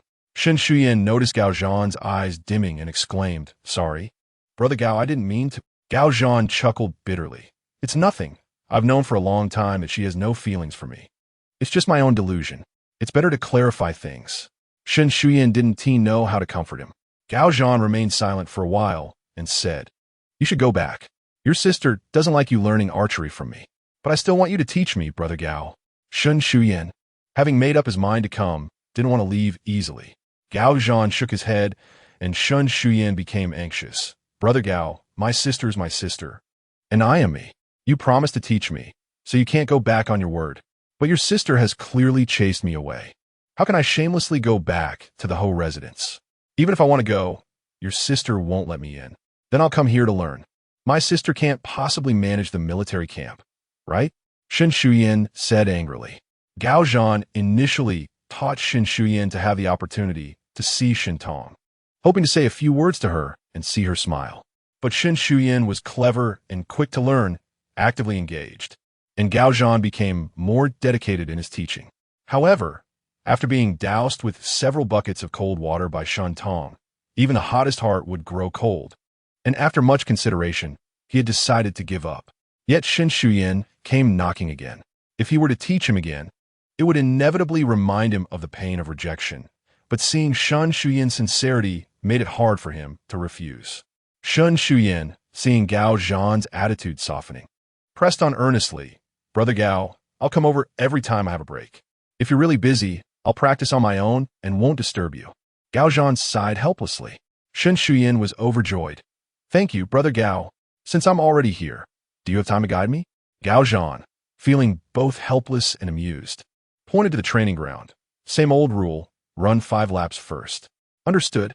Shen Shuyan jumped up excitedly, took off his outer robe, and tossed it to the servant, then began to run around the training ground.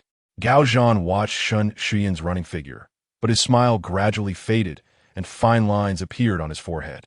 Shen Shuyan practiced until he was exhausted, his arms sore and drenched in sweat before returning home. Once home, he dashed into his room, took a bath, changed clothes, and then dared to go to see Shen Tong, entering the room and exclaiming that he was starving.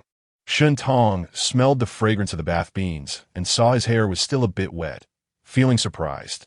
"Why are you so diligent today?" Bathing immediately after coming back, Shen Shuyan felt a bit guilty, but pretended to be nonchalant. "I accidentally fell and got my clothes dirty. If I had just come like this, you would have scolded me, so I washed up first to avoid being scolded. Shin Tong glared at him. Have I ever scolded you? Saying a few words to you is for your own good. Shen Shuyan put on a submissive look. Sister, your teachings are received. Before he could finish, a loud growl came from his stomach, immediately breaking his act, and he burst out laughing. Shin Tong laughed too and had the servant bring over the coconut pumpkin glutinous rice balls. These are made by mixing pumpkin puree with glutinous rice flour and sugar oil, rolling them into small balls, steaming them, and then rolling them in coconut flakes while still hot. After letting them cool slightly, they were ready. The trick was to steam half of the raw flour mixture first before kneading in the other half and steaming again. This way, the dough would be softer and more elastic, and even when cooled, it wouldn't harden. After eating one, Shan Shuyan exclaimed it was delicious and began to devour them. Shin Tong took one, slowly nibbling from a small dish while asking him, "Where did you go today to be this hungry? You seem like you just finished practicing." Shin Shuyan felt even guiltier, using the excuse of chewing the glutinous rice balls to avoid speaking, but he restrained his eating manner considerably. Shin Tong, preoccupied with the matter of her cousin from the Jiang family, casually asked Shin Shuyan. After he finished the glutinous rice balls, she urged him to recite his lessons, sending him away while she headed to the Fangying courtyard. For the past few days, whenever she had no pressing matters, she would go to visit old Mrs. Shen in the afternoons, taking walks, chatting, and playing with Shen Shuyan. The capital was not as humid as the south. The autumn was crisp and refreshing, but the weather was somewhat dry, so she occasionally had the small kitchen make some moisturizing soups. Today, she brought stewed white fungus and snow lotus pear soup. Old Mrs. Shen had just woken up from her nap, feeling dry and thirsty. After drinking a bowl of warm, sweet soup, she felt incredibly comfortable and soothed. Normally, the small kitchen in the Fangying courtyard would also make some desserts to supplement the soup, but old Mrs. Shen had unconsciously gotten used to drinking the soup that Shin Tong brought after her afternoon nap. For Shin Tong, she originally didn't care much about these things. With her busy work schedule, she had no time to cook. She would only occasionally make something nice on weekends to relax. However, after arriving in ancient times, her free time suddenly increased, and she didn't need to cook herself. She just had to arrange it, giving her the leisure to dabble in food and drink. She found a food list that Yuan Shi had originally compiled. Yuan Shi organized it according to the seasonal cycles, with suitable seasonal ingredients for each month of the year. Further subdivided into dishes, soups, and snacks, with each dish or snack having its main benefits. It was practically a comprehensive health food recipe book. With just a bit more thought, she could combine the recipes with the types of dishes she had seen in modern times, improving or adding new elements to create more variety. Shin Shuyan also got up, let out by the nurse, and called out, "Grandmother's sister." Then his eyes turned to the two blue and white porcelain bell-shaped bowls on the table. Shin Tong smiled. "No need to look, you have a share too." Chinsa took a small bowl of sweet soup from the food box, along with a small plate of coconut pumpkin glutinous rice balls. Shen Shuyan clapped his hands in delight. He was small with short legs, so a low table and small stool were specially prepared for him in the room. The maid brought warm water for him to wash his hands, and he sat beside them and began to eat. After old Mrs. Shen finished the sweet soup, she dabbed her mouth with a napkin, looked at Shen Tong, and smiled. "Tong Tong, your aunt came by yesterday afternoon and mentioned your matters." Shin Tong paused slightly with the porcelain spoon in her hand, pretending to be puzzled as she looked at old Mrs. Shen. Time flies, and it has been more than 3 years since Jing and the others left. As she spoke, the old lady Shen's expression dimmed slightly, her voice lowered, and she couldn't help but glance at Shuyan. Seeing him enjoy his meal, with the pink corners of his mouth smeared with white coconut shavings, her eyes warmed again, and a faint smile appeared on her lips. "If it weren't for this, I would have arranged a marriage for you long ago." Shin Tong lowered her head, pretending to be shy. "Grandmother, this body is from February's birthday, and due to the mourning period, the coming-of-age ceremony was not held, and the marriage proposal has been delayed until now. Originally, if her parents were still alive, this matter wouldn't have required the old lady Shen to worry, and she wouldn't have brought it up to Shen Tong at such an early stage of confirming intentions." Jiang Shi praised her nephew to the old lady, saying he was outstanding, and, compared to other young talents, he was truly exceptional. Who else could it be but him? After the old lady Shun had difficulty walking and had not gone out for many years, her understanding of the younger generation of the Jiang family was limited. Listening to Jiang Shi, she felt that this child was both ambitious and talented, quite suitable for Tong Jie. Moreover, the Jiang family was a noble family, and they were familiar relatives with Jiang Shi's brother and his wife, known to the old lady Shun. Both couples were not difficult people. Therefore, the old lady was quite optimistic about this marriage. Shen Tong couldn't directly say that Jiang Mingqi was a dull-witted lecher, so she could only find a roundabout way to express her feelings. Still lowering her head, she softly said, "Grandmother, although the 3-year mourning period has passed, my longing for my parents remains as before, and I truly have no heart to consider marriage." "Silly child," the old lady Shun said, "the longing for parents will never diminish in this lifetime, but you can't remain unmarried forever. After marrying into a husband's family, being filial to in-laws, loving your husband without doubt, raising children, and expanding the family, that is the true way to show filial piety to your parents." Shun Tong thought of her parents, and her eyes turned slightly red. She raised her head. "Grandmother, but I can't bear to leave you, nor this home. Shuyan is still playful and has not yet settled down, and Shuyan is so small. If I marry away, wouldn't that mean more burden for you? Even if I must marry eventually, I am still young, and it wouldn't be too late to discuss marriage in a year or two." The old lady Shun sighed lightly and gently stroked her face. Such a lovely and beautiful granddaughter is to marry into another family and become someone else's wife. I can't bear it either, but every girl has such a day. Moreover, have you considered? Akan will also reach the age of coming of age next year. If your marriage is uncertain, her marriage will also be difficult to settle. If you sisters' marriages are arranged together, wouldn't your aunt find it difficult? If a good husband is arranged for Akan, she will inevitably be criticized. And if he is arranged for you, how could she be willing? Only by first settling your marriage can we also find a good match for Akan in the coming years. Shin Tong thought to herself that it wouldn't take until the sisters were arranged for marriage. The future husband Jiang Shi found for her was not a good match either. Moreover, although Jiang Mingqi and Shun Zhan were cousins, they were close relatives from the same maternal grandfather. So marrying her to Jiang Mingqi wouldn't take away Shun Zhan's chance for a husband, and Jiang Shi and her brothers-in-law would become even closer, a happy family. She nodded gently. "Grandmother is right. I haven't considered this thoroughly." She paused and continued. "I believe Aunt will choose the most suitable family for me." But the old lady Shin noticed her tone seemed reluctant and raised her eyebrow slightly. "Is there something wrong with this child from the Jiang family?" Shin Tong showed a troubled expression, but merely shook her head in silence. The old lady Shun spoke gently. "Tong Tong, if you have something to say, just say it. If there truly is something wrong, Grandmother will certainly make it right for you. People's hearts can be biased. There is always favoritism.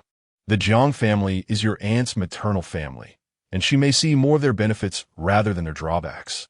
It's not that I don't trust Aunt, but I just hope Grandmother can pay a little more attention." Shun Tong paused, looking at the old lady Shun with a pleading expression. The old lady Shin seemed to understand and no longer asked further, gently patting Shun Tong. "Grandmother will keep it in mind." Shin Tong let out a slight sigh of relief. With the old lady Shun overseeing, at least she wouldn't marry someone too unreliable. However, ultimately, she would have to marry a man whose character she didn't know at all, someone she had never even met, and yet be forced to develop feelings for him, which always made her feel melancholic. The romance of marrying first and loving later only exists in novels. The reality is that even if you have no feelings for this man, you have to grit your teeth and share a bed with him. And that man is essentially a stranger. Forcing oneself to sleep with a stranger and then falling in love with him. Isn't that just a case of Stockholm Syndrome? Chapter 23. Wife. The autumn wind suddenly rises, the chrysanthemums bloom yellow, and crabs become fat. In the blink of an eye, it is already mid-August. A festival where people and the moon are both round, sharing the beauty of the night. Xiao Hushing's waist is feeling better. And a few days ago, he was able to lean against a pillow and sit up in bed. Today, he insists on getting up by himself. Do Shi tries to dissuade him in various ways, but can only manage to stop him by sending Xiao Mei to keep an eye on him, allowing her to go to the kitchen with peace of mind. Xiao Mei obediently brings over a small stool and sits down in the middle of the room. After lying quietly for a while, Xiao Hushing wants to prop himself up. Seeing him about to move, Xiao Mei takes a deep breath and shouts sharply, "Mother!" Startled, Xiao Hushing hurriedly lies back down. After a short while, Doshi rushes in. "Xiao Mei, what happened?" Her gaze shifts to Xiao Hushing, her expression turning slightly cold. "Are you trying to get up by yourself again?" Xiao Hushing shakes his head like a rattle drum. No, I just lay too long and felt a bit numb. I was just turning over." Doshi gives him a suspicious glance and then looks at Xiao Mei. "Did your father move around?" Xiao Mei innocently shakes her head. "Father just turned over. I thought he was getting up." Only then does Doshi breathe a sigh of relief and warns, "Your father can't get up and walk around by himself. You must keep a close watch on him." Xiao Mei noch figuratively. Doshi gives Xiao Hushing one last glare before leaving. Once Doshi is gone, Xiao Hushing looks at Xiao Mei with appreciation, thinking that his daughter is indeed a little cotton-padded jacket, more considerate than his son. Xiao Mei's big, bright eyes blink. "Father, Uncle Chun who sells candy. We'll pass by our alley soon." Xiao Hushing responds nonchalantly with a Xiao Mei continues, "Uncle Chun has been selling a new kind of rabbit candy these days." Xiao Hushing. Xiao Mei goes on, "The rabbit candy is white and this big." She raises her hand, making a pink fist to demonstrate, then thinks for a moment and loosens her fist a bit. "It's this big." Xiao Hushing. "How much is it each?" Xiao Mei's face lights up with a sweet smile. "Only 3 copper coins." In the evening, Xiao Kuang and Gao Zhan return to the Xiao family in the southern part of the city. Xiao Han also returned home early after closing his shop. Doshi has placed thick cushions on the back of the chair, and Xiao Kuang helps the old man sit down. He and Gao Zhan lift the chair together, just like carrying a sedan chair, and walk it outside. They lift it very steadily, not shaking or bumping, and Xiao Hushing sits on this sedan chair feeling quite happy, looking at his tall and strong second son in front, then turning back to glance at Gao Zhan, feeling as if he has 3 sons. Xiao Kuang and Gao Zhan carefully set the chair down in the main position at the dining table. The others then take their seats in order. In many families, women and children do not sit at the table, and in the capital, women have a slightly higher status. Families with conditions eat at separate tables, and those with more status often have different rooms for meals. However, the old Xiao family seems to have always gathered around an 8-immortal table for meals. It started with old Xiao and old Madame Xiao, then Xiao Hushing and Doshi, and not long after, there was Xiao Hong, followed by Xiao Kuang 4 years later. Afterward, old Xiao passed away, and a year later, old Madame Xiao was gone as well. When Xiao Mei was tall enough to stand by the table, another woman, Lu Shi, joined them. Later, after Xiao Kuang passed the martial examination and moved into the military camp, there was one less person to eat with at home. But every holiday, they would have Gao Zhan, who, although not of the Xiao family, felt like a family member. Although it was already cramped for 7 people to sit at the old 8-immortal table, the Xiao family still gathered together for meals. After eating for a while, Doshi turns to Xiao Kuang. "Ah Kuang, do you still remember the youngest girl from the Wang family?" Xiao Kuang is focused on eating and only replies with a brief after a while, as if he remembers or doesn't remember. Gao Zhan nudges him with his elbow and winks at him. Xiao Kuang shows no reaction. Gao Zhan tries to nudge him again, but Xiao Kuang shrinks back a bit, evading the jab. Gao Zhan, feeling playful, pulls back his right elbow and transfers his bowl to his right hand, then sweeps his left hand like a knife across Xiao Kuang's chest. Xiao Kuang also switches his bowl to the other hand, and with a subtle inward motion of his right elbow, he deflects Gao Zhan's hand. Gao Zhan then retracts his hand. Neither of them used much strength, and the brief exchange ends quickly. Xiao Mei puts down her bowl and claps her hands with a smile. "Brother Gao, you lost. My second brother is the best." Gao Zhan, unfazed, replies calmly, "Yes, your second brother's indeed great. I lost him back then." Xiao Kuang shakes his head slightly. That just now doesn't count as a win or loss. So Xiao Mei eagerly says, "Second brother, let's compete again with Brother Gao." Doshi scolds with a stern face. "Xiao Mei, eat your meal properly. Why are you encouraging your second brother and Brother Gao to fight?" Xiao Mei makes a face behind Doshi's back, obediently holding her bowl to take a big bite of rice, followed by a large mouthful of vegetables, puffing her cheeks and chewing hard. After this diversion, Doshir has to bring up her earlier topic again, and she straightforwardly says, Kuang, you're not young anymore. I think that girl from the Wang family is quite good. She's honest, doesn't talk much, and is good at needlework. She talked for a while, seeing that Xiao Kuang is just focused on eating, as if the plate of taro in front of him is exceptionally delicious. So she directly asks, that girl from the Wang family, do you like her or not? Xiao Kuang's chopsticks pause for a moment, and he quietly says, I don't remember what she looks like. Then let's go see her tomorrow, or I can have Sister Wang bring her over. You can take a look first. If you think she's good, just pretend you don't know and walk out from inside. Xiao Kuang. Gao Zhan can't help but laugh at the side. Xiao Kuang really wants to elbow him in the ribs to stop him from laughing so annoyingly. Doshir, seeing Xiao Kuang's unwillingness to cooperate and his sulky expression, gets angry. What exactly do you want? Just tell me. Xiao Kuang remains silent for a moment. Xiao, hushing, having drunk a few cups of wine and feeling a bit lightheaded, interjects, Kuang, you're a captain now, leading hundreds of men. Even the daughters of officials are good matches.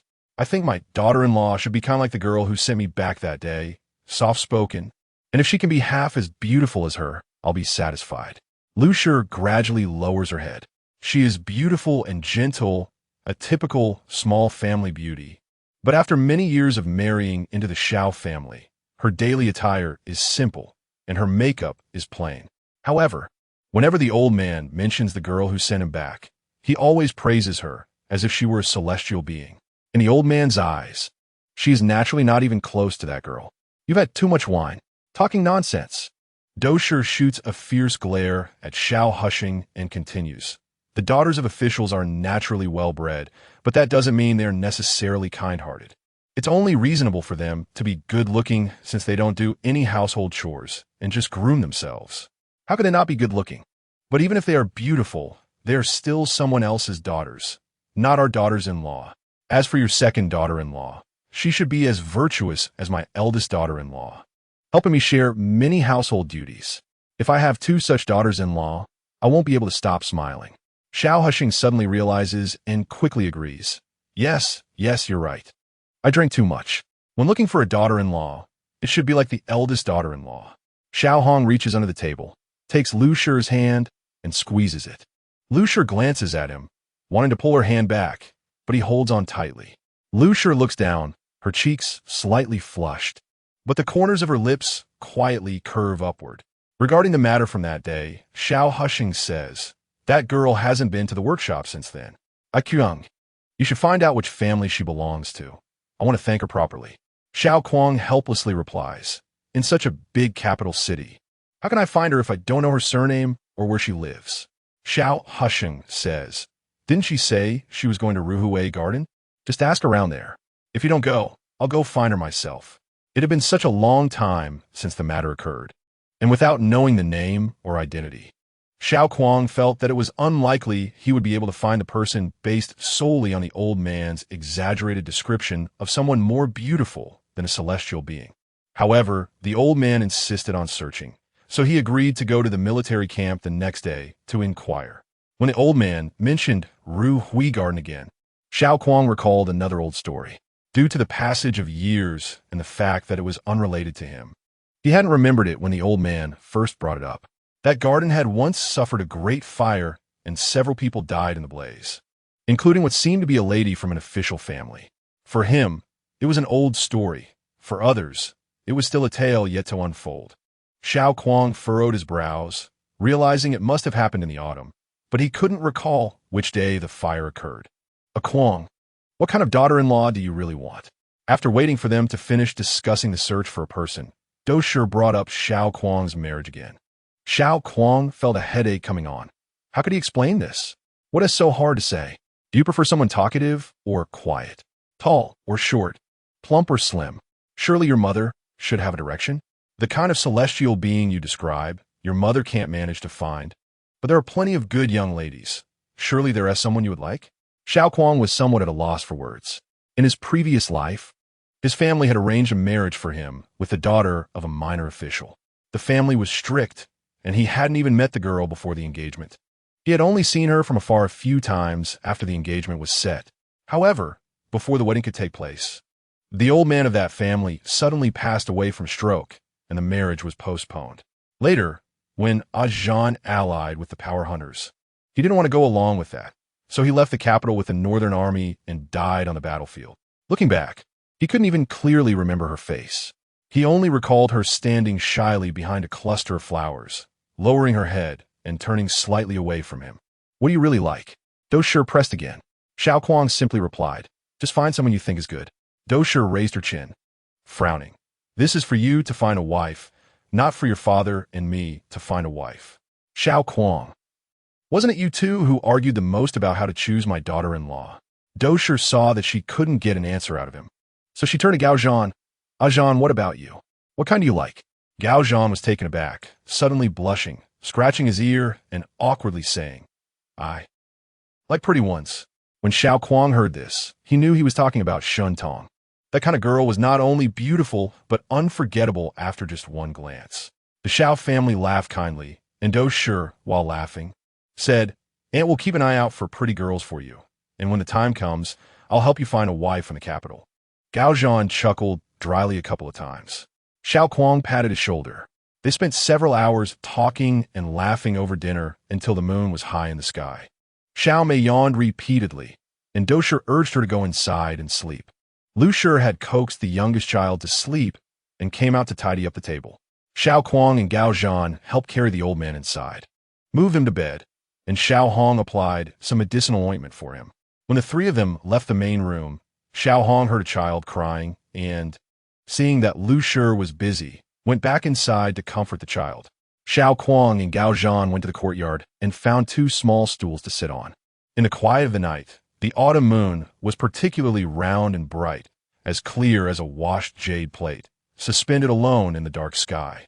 Gaozhan brought over a jar of wine, shaking it toward Xiao Kuang, and said there was still half a jar left. "Let us continue." After saying this, he tilted his head back, gulping down several mouthfuls, then handed the jar to Xiao Kuang.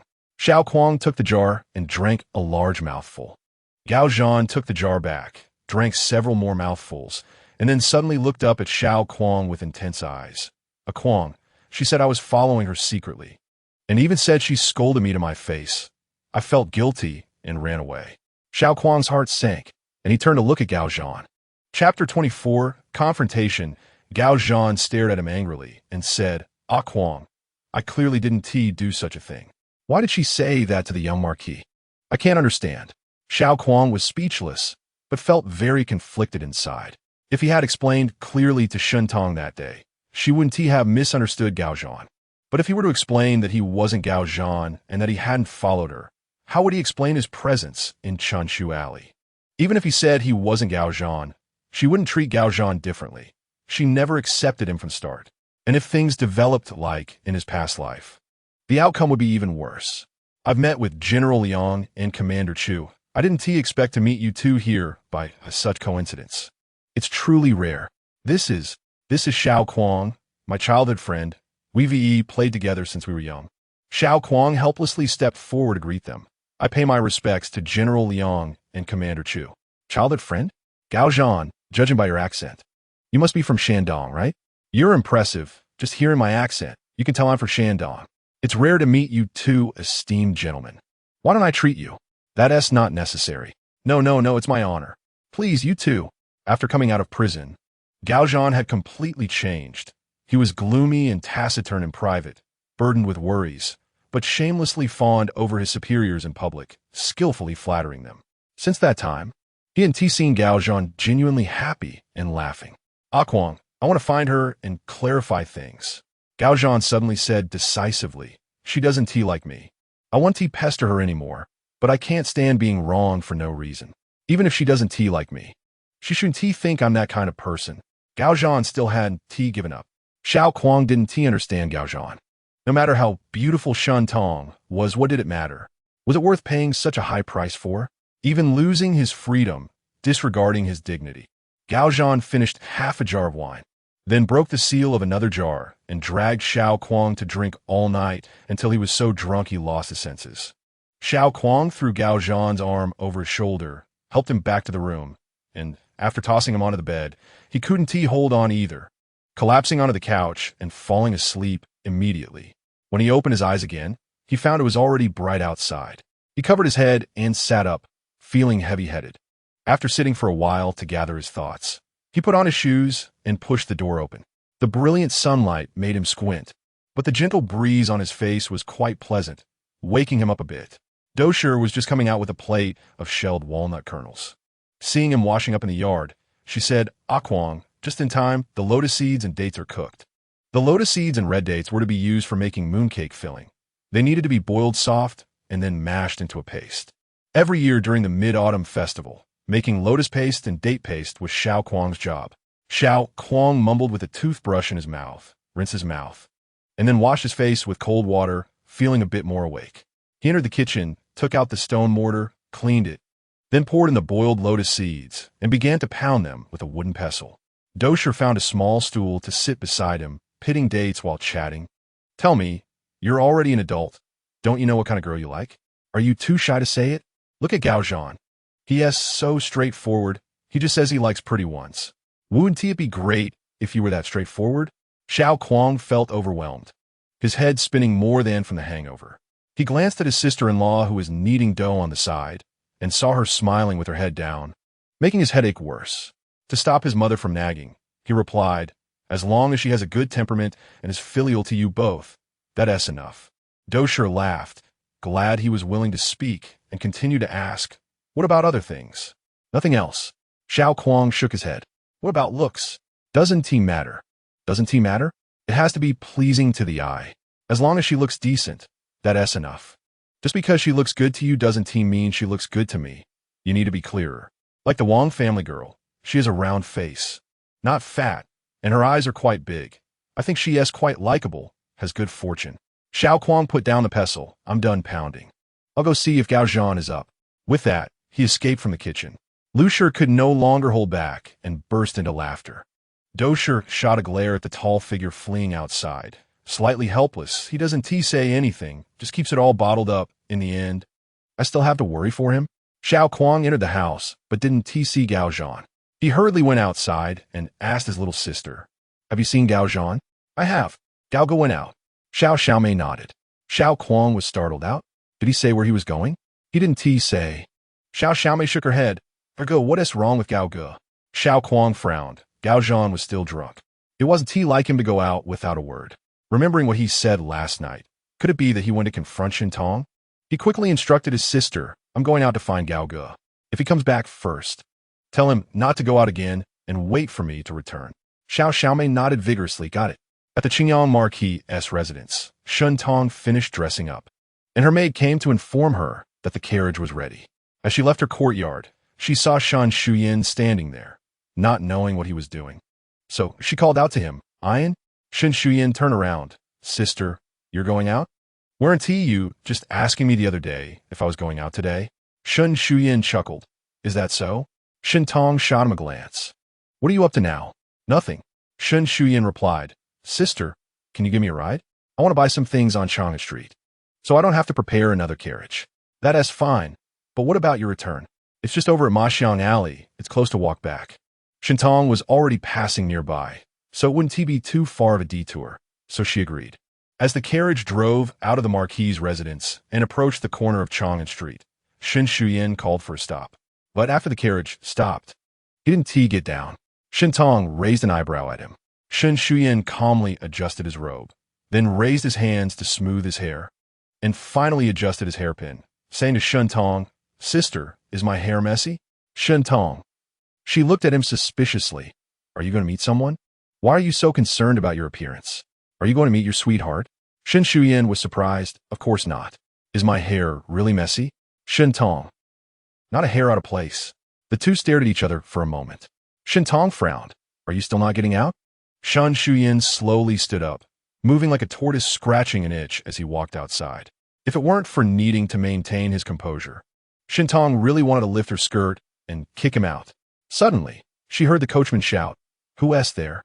And someone called out loudly, "General Gao Zhan of the Divine Machine Camp requests to see Miss Shan." Shintong was taken aback, then quickly understood. narrowing her eyes at Shuyan. That little rascal. Always selling out his sister. Shuyan shrank his neck and said, I didn't know Gao Gu would come. The man outside continued, though I'm an unknown nobody. I still know about propriety, righteousness, integrity, and honor, and would never do something despicable like secretly following or peeping. His tone was impassioned, and there was a hint of grievance. Shintong thought to herself that this person was really tangled up, having been scolded in person last time. How could he come again today, as if nothing happened, pretending to be aggrieved? How long was he going to deceive himself? She glared fiercely at Shuyan, then pushed open the carriage door and got out. Then she was completely stunned. Who was this? Upon seeing the person in front of her, Shintong's first reaction was to look around. Not seeing Gao Zhan, she turned back to look at the man. He was tall and dark-skinned, with handsome and striking features. But at this moment his eyes were bloodshot, his cheeks had noticeable stubble, his hair was messy, and his clothes were wrinkled, making him look like he hadn't slept all night or was still drunk from the night before.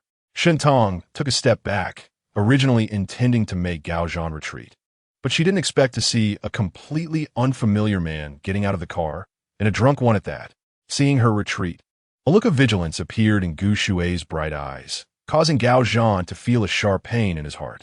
He stepped forward, wanting to ask her to clarify why she had been spreading rumors about Shuyan, while also holding onto a glimmer of hope that perhaps she had misunderstood. Shuyan jumped out of the car after Shintong and was surprised to see him, saying, Brother Gao, what happened to you? He had heard Gao Zhan mention wanting to clarify who had been following his sister, and thinking about Gao Zhan's usual character, he believed he must have been wronged. So he devised a plan to find out when his sister would be leaving today and sent a message to Gao Zhan, leading his sister here. However, he never expected Gao Zhan to appear in such a disheveled state, reeking of alcohol, in front of his sister.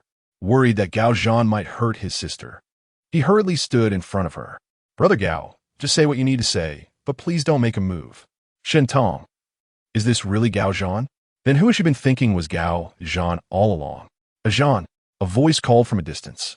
Shintong turned to look and saw the calm-eyed man rushing over, positioning himself in front of the drunk man, placing a hand on his arm and quietly persuading him. Xiao Kuang was worried that Zhan might act recklessly out of impulse, so he hurriedly left his house. Knowing he was most likely coming to see Shintong, he asked pedestrians or shop assistants along the way to confirm he was heading in this direction. Finally, as he passed by the alley, he heard Zhan's voice and turned into the alley just in time to see him approaching Shintong, with Shuyan standing in front of her. Seeing Gao Zhan's agitated expression, he couldn't care about anything else and quickly stepped in front of him to stop him. Kuang, don't stop me. Gao Zhan tried to push Xiao Kuang away. Let me ask her clearly if she saw me following her. Shintong. A Kuang? Xiao Kuang. She turned to examine Xiao Kuang, realizing that the day she heard someone calling for Lord Gao on the slanted street, it wasn't actually him. Later, when she encountered someone in Shengxi Mountain, she couldn't see the person's face clearly and avoided them hastily, thinking it was really Gao Zhan because Shuyan had spoken to him before. So, the one who came to teach Shuyan archery in the mansion afterwards was the real Gao Zhan, and to avoid any misunderstanding from Gao Zhan, she had never watched them practice, even ordering her friends not to see Gao Zhan, so they had never met the real Gao Zhan. But Xiao Kuang appeared in Chunsu Alley, and at that time, she thought he was Gao Zhan, secretly following her, which led her to scold him harshly. In fact, it was him, not Gao Zhan, who was competing to buy that house, right? He was there to confirm if she had also been reborn. That is why he left without saying a word or providing any explanation. Thus, Xiao Kuang must be the one who was reborn? Xiao Kuang took a deep breath. He had been prepared for this moment and decided to clarify things in front of Shintong. Zhan, it's me. Chapter 25, Debt of Gratitude. Shuyan and Xiao Kuang blocked Gao Zhan's path, while the maidservant surrounded and protected Shintong. Granny Feng urged her to hurry into the carriage to avoid the situation. Sister, quickly get in the carriage.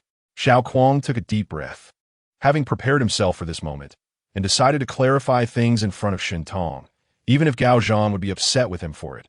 Zhan, I. Cough. Shintong cleared her throat. The three men, well, 2 men and a young man, looked at her.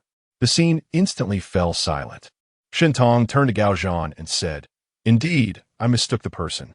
The one who was following me that day was someone else. When she mentioned someone else, she briefly glanced at Xiao Kuang and saw his expression freeze, which made her smile slightly in her heart. Shun Tong continued to look back at Gao Zhan, her lips curling into an elegant yet distant polite smile. Is there anything else you want to ask, Officer Gao? Gao Zhan was momentarily stunned before asking. So there really was someone following you that day?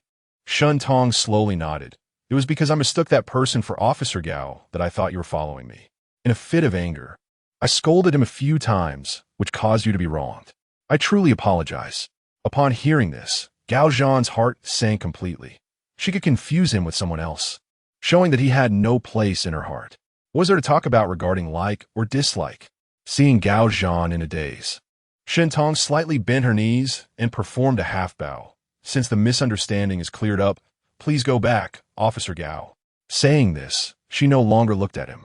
As her gaze swept past Xiao Kuang, she noticed he was also stunned, and she smiled at him before turning to leave for the carriage. Shun Shuyan saw this and planned to retreat quietly, slipping away unnoticed. Shun Tong glanced at him but said nothing, yet Shun Shuyan couldn't help but shiver, knowing he would definitely be reprimanded when he returned home today. The carriage started moving and quickly distanced itself. Gao Zhan remained in a daze, watching the shadow of the carriage fade away. Shun Shuyan shook his head at him. Brother Gao, you said you wanted to ask my sister about the situation, and I agreed to help you clear your name by bringing her over. But you came to see her looking like you've just woken up from a hangover. Even if my sister originally thought well of you, this would definitely diminish her opinion. Not to mention, she already misunderstood your character. He stomped his foot and sighed. Now it's good. She must think even less of you in this state. Gao Zhan came back to his senses and frowned. I already knew she didn't like me, and I have no delusions. I just didn't want her to misunderstand that I am that despicable. Now that everything is clear, it's fine. Shen Shuyan sighed lightly and paused before asking, Brother Gao, since the misunderstanding is cleared up, can you come to my house to teach me archery again? Gao Zhan shook his head sadly. I won't go to avoid your sister thinking I have ulterior motives. Shen Shuyan felt disappointed, but didn't want to force Gao Zhan. He nodded. In that case, I'll come to find you. Gao Zhan neither agreed nor disagreed, just cupped his hands in farewell and turned to leave. Xiao Kuang also bid farewell to Shun Shuyan and caught up with Gao Zhan. Gao Zhan remained silent all the way. Xiao Kuang knew that words of comfort were useless, so he just walked alongside him in silence. But he couldn't stop the doubts in his heart. He had prepared himself when he chased after Zhan, thinking that after the truth was revealed, Zhan might resent him or even get angry enough to act out. He never expected that Shun Tong wouldn't directly expose that it was him she encountered that day. Before leaving, she even smiled at him, which was a knowing smile. Until they returned to the Xiao family, Gao Zhan remained silent. When Doshi heard from her younger sister that Kuang had chased after Zhan, although she didn't know the details, she could tell Gao Zhan was in a bad mood. So she didn't ask about their outing, but brewed him a pot of strong tea to help him sober up. After drinking half a pot of hot tea, Gao Zhan felt a bit better and became more talkative, even volunteering to go to the kitchen to help with the dough. Seeing him return to his usual self, Xiao Kuang felt somewhat relieved. However, while helping with the household chores, he couldn't help but think of Shun Tong's smile just before she left. That fleeting smile, just a slight curve of her lips, held a hint of mischief, almost like the smile of a younger sister holding something over him to get him to buy her sweets. Xiao Kuang returned to his room, dragged out a box from under the bed, opened it, and took out a small, heavy bag. This was the extra 10 or so taels of silver he had collected when buying the house on Chunshu Lane. He had never touched this money and had even thought about returning it through Ying Long. But he didn't know how to explain the situation if he just returned it like that, so he ultimately couldn't send it back. Xiao Kuang sighed lightly and put the silver back in the box. Distracted by Zhan's matter, he had originally promised the old man to find someone. But now it was too late. Even if he went, how could he find her? He had never seen her, didn't know her name or background. And all he knew was that she was going to Rawayuan that day. He couldn't just stand at the garden gate and ask random people if their young lady had sent an elderly person with back pain home. Could he? At this moment, what was more important was to recall when that fire had started. It wasn't during the Mid-Autumn Festival, but he vaguely remembered it was around the Double Ninth Festival. Shen Tong returned home and had just gotten out of the carriage when she heard that the Jiang family had already arrived. When she inquired, besides Jiang Mingqi, Shen Shan's aunt had also brought 2 or 3 cousins, who went to pay their respects to the old lady immediately. They were still in the Fengying courtyard, and if she went to pay her respects to the old lady, she would happen to run into them. Shen Tong frowned and coughed a few times, prompting Kong Ho to ask, "Sister, are you feeling unwell?" Shen Tong gently nodded. "My throat was a bit uncomfortable before, and now it's hurting." She looked at Chinsa and said, "I'm afraid of passing the illness to the old lady, so I won't go to pay my respects. But please convey my wishes for her to take care of herself." Chinsa agreed and went to the Fengying courtyard to convey the message. Shen Tong returned to her own courtyard, and soon she heard a maid announcing that Madame Jiang had come to see her. As soon as she returned, she wiped off her lip balm, washed her face and hands with cold water, quickly took off her shoes, and got into bed, coughing occasionally. Before long, the curtain was lifted, and Madame Jiang entered, approaching the bedside. She touched Shen Tong's hand and found it ice cold, so she placed her hand under the covers, asking with concern, "Ah Tong, how did you get sick?" Just as Shen Tong was about to speak, another fit of coughing interrupted her. "Perhaps last night." "Cough, cough. I was greedy for the cold, caught a bit of a cough. Cough, cough, caught a bit of chill. Cough, cough, cough. All right, if you're coughing so badly, you should say less." Madame Jiang quickly covered her mouth with a handkerchief and asked, "Have you called for a doctor?" Next to her, Kong Ho replied, "I've already gone to call one. You should be here soon." Madame Jiang then stood up, instructing Kong Ho and Chinsa to take good care of her, making sure that Sister Tong doesn't catch a cold again, and then she left. Shen Tong breathed a sigh of relief, lying back on the bed.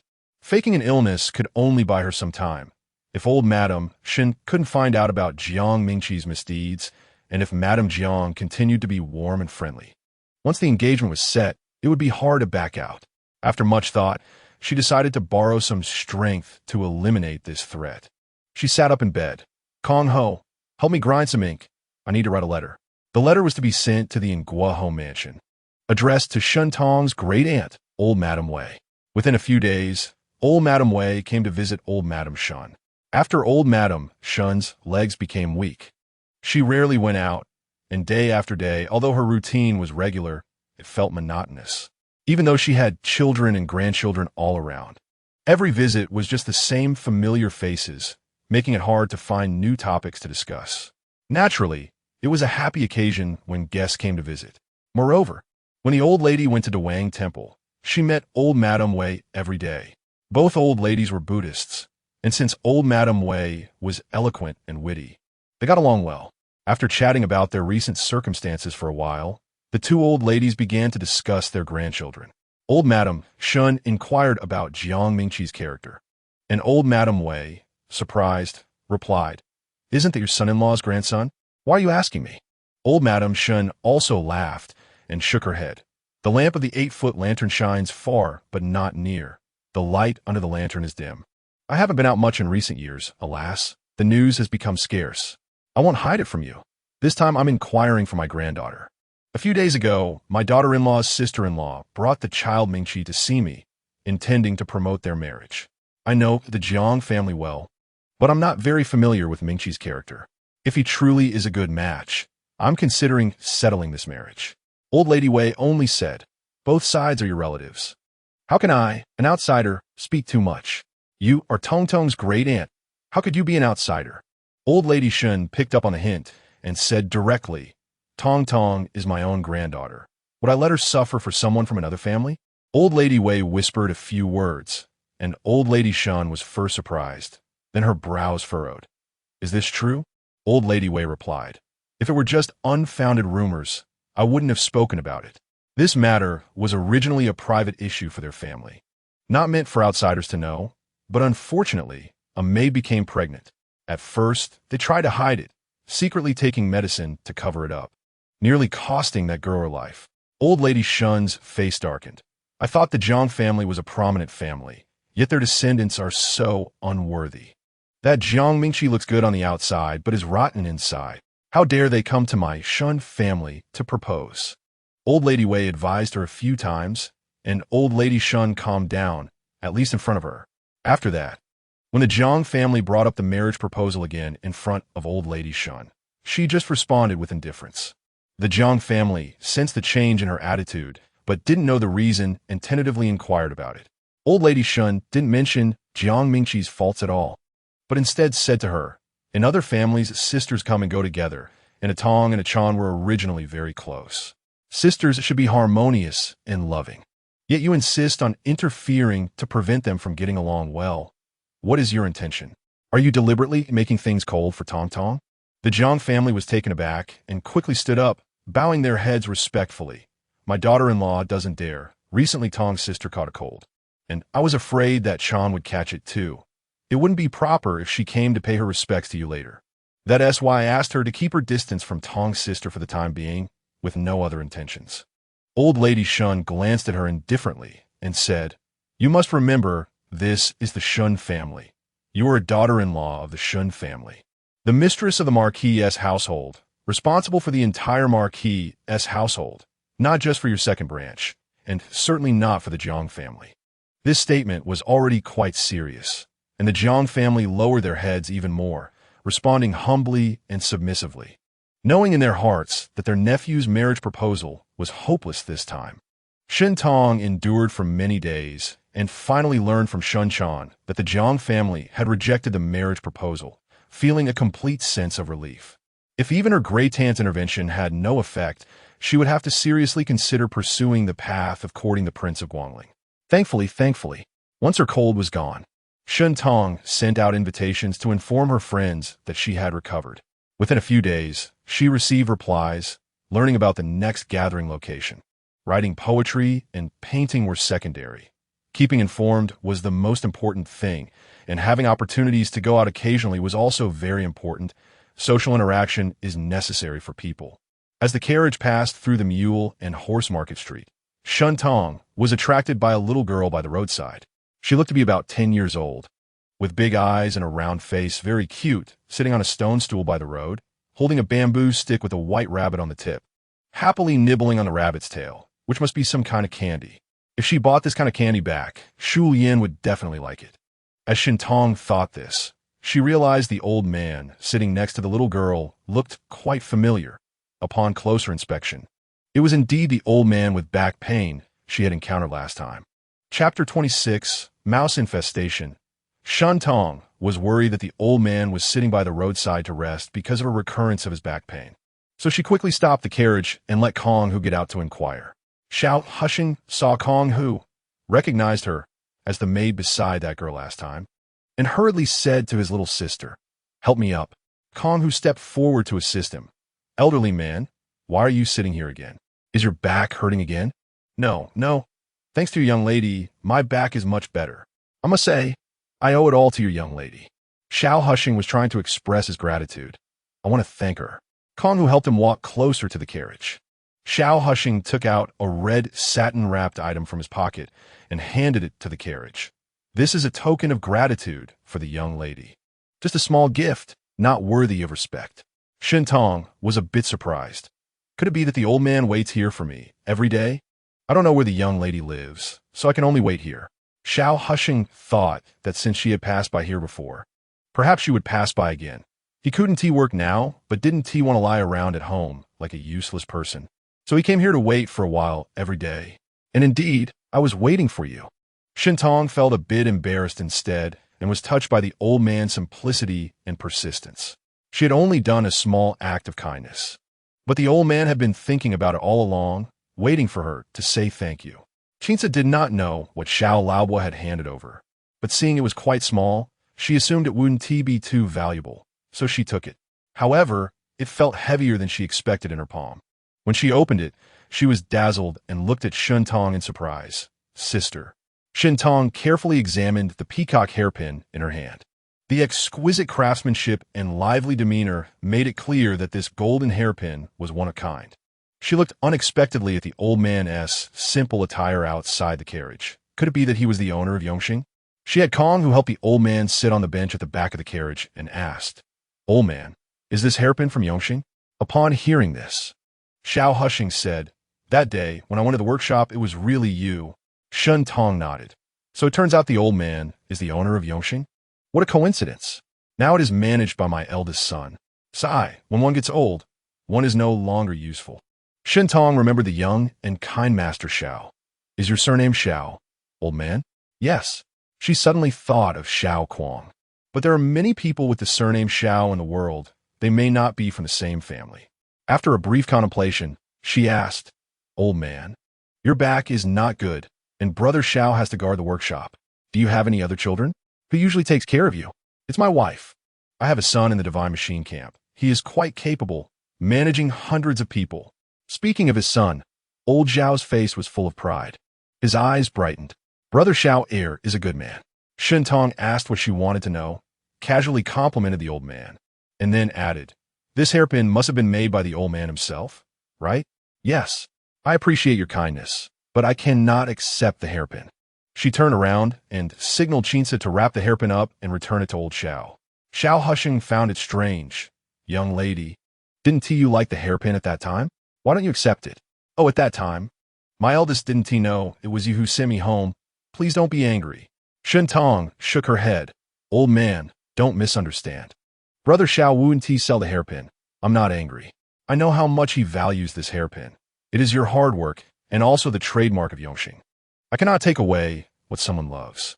Moreover, I am just lending you a ride home. Such a trivial matter. How can I accept such a valuable item?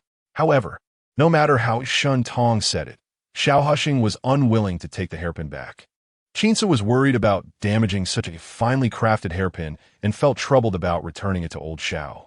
Seeing that old Xiao insisted, Shintong didn't want to argue on the street, so she nodded slightly to Chinsa, indicating her to keep it for now. Seeing that she was willing to accept it, Xiao Husheng felt relieved and was very pleased. Shintong smiled at the little girl. What is your name? Little sister. Xiao Mei. Little sister, I see that the candy in your hand looks very delicious. I want to try some too.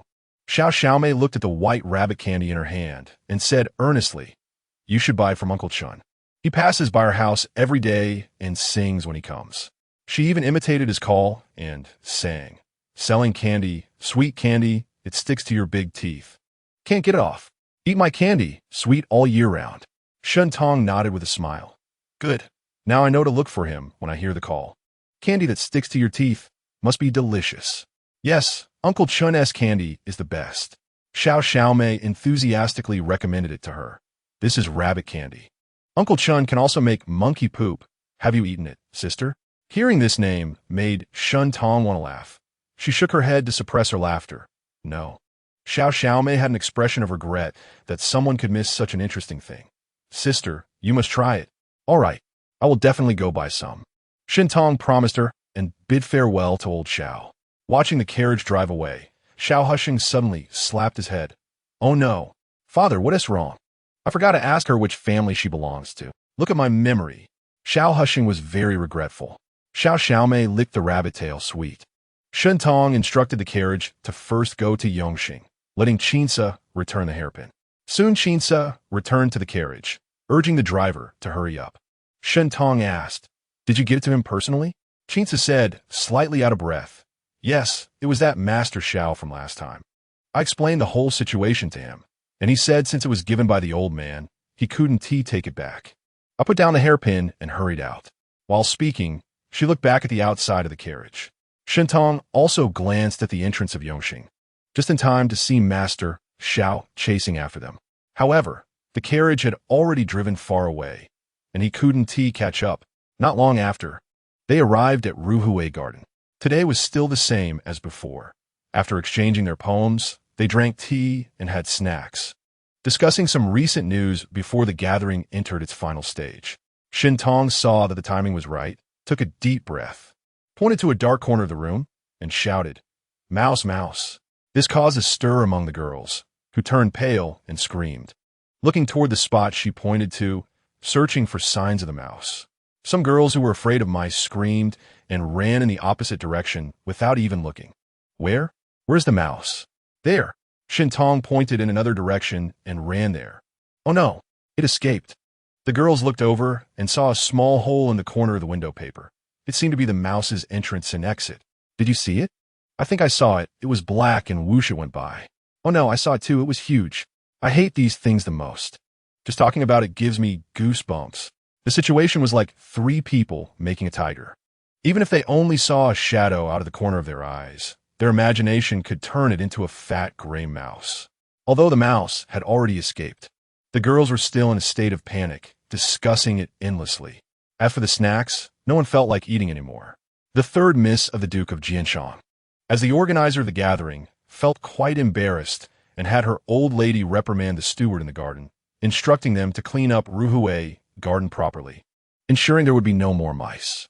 Naturally, for a period thereafter, no gatherings would be held in Ruhui garden.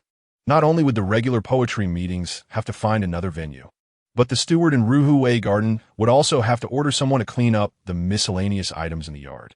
Shintong also remembered that in the book, there was a fire in Ruhui garden in September, which burned down more than half of the garden and even killed people. The original heroine was near the entrance and was not trapped in the fire.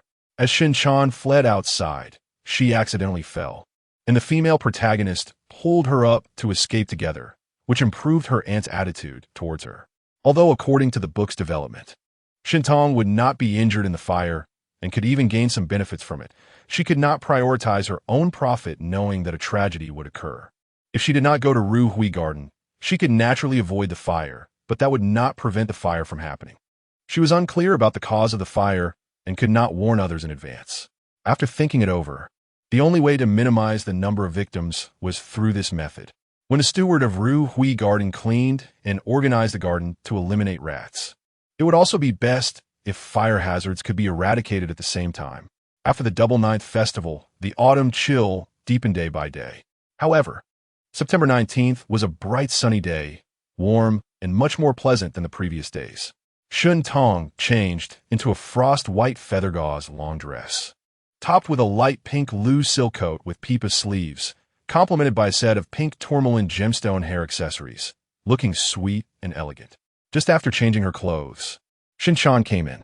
She was also dressed anew today in a water green satin dress with a bean green palace ribbon, wearing a newly made light egg blue wide-sleeve coat with white plum and intertwined branch patterns embroidered on the sleeves, paired with turquoise and pearl head accessories. During this period, the Zhang family no longer stopped Shinchan from visiting Shentong to play, so today the sisters went together to a poetry society gathering. Today's gathering is in a different place, not in Ruhui garden, Shentong said. It doesn't matter, wherever we go is the same, Shinchan replied. Shintong thought to herself that it was quite different, but only smiled lightly on the surface and said, it's the same. The gathering place today was in the garden of the Pingxiang Bo's villa, named Kunyu, which was even larger than Ruhui garden. There was a semi-open flower viewing hall in the garden where they could enjoy the scenery. It was the season for autumn chrysanthemums to bloom, and while the young ladies were reciting poetry and chatting in the flower viewing hall, one girl left the table to go to the restroom. After coming out, she did not hurry back, but instead headed to the southwest corner of the garden. Arriving at the southwest wall, she asked her maid to stand further away and keep an eye on the surroundings while she began to recite poetry aloud. After reciting the first half, she heard someone outside the wall respond with the second half. Her cheeks flushed slightly, and her eyes sparkled. Soon, a handsome young man climbed over the wall, turned around upon landing, and pulled her into his arms, kissing her on the lips. After a moment of intimacy, the girl, blushing, gently broke free from his embrace and whispered, "Hurry, if I stay away too long. I'm afraid they become suspicious.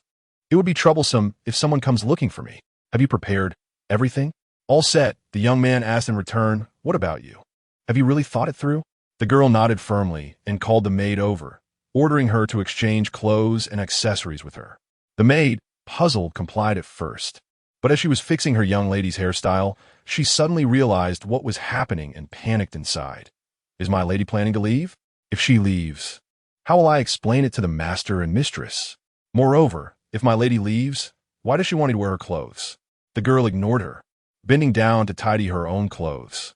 The maid vaguely felt something was wrong and was about to plead again when a pair of strong hands tightly gripped her neck, making it impossible for her to say a word or even breathe.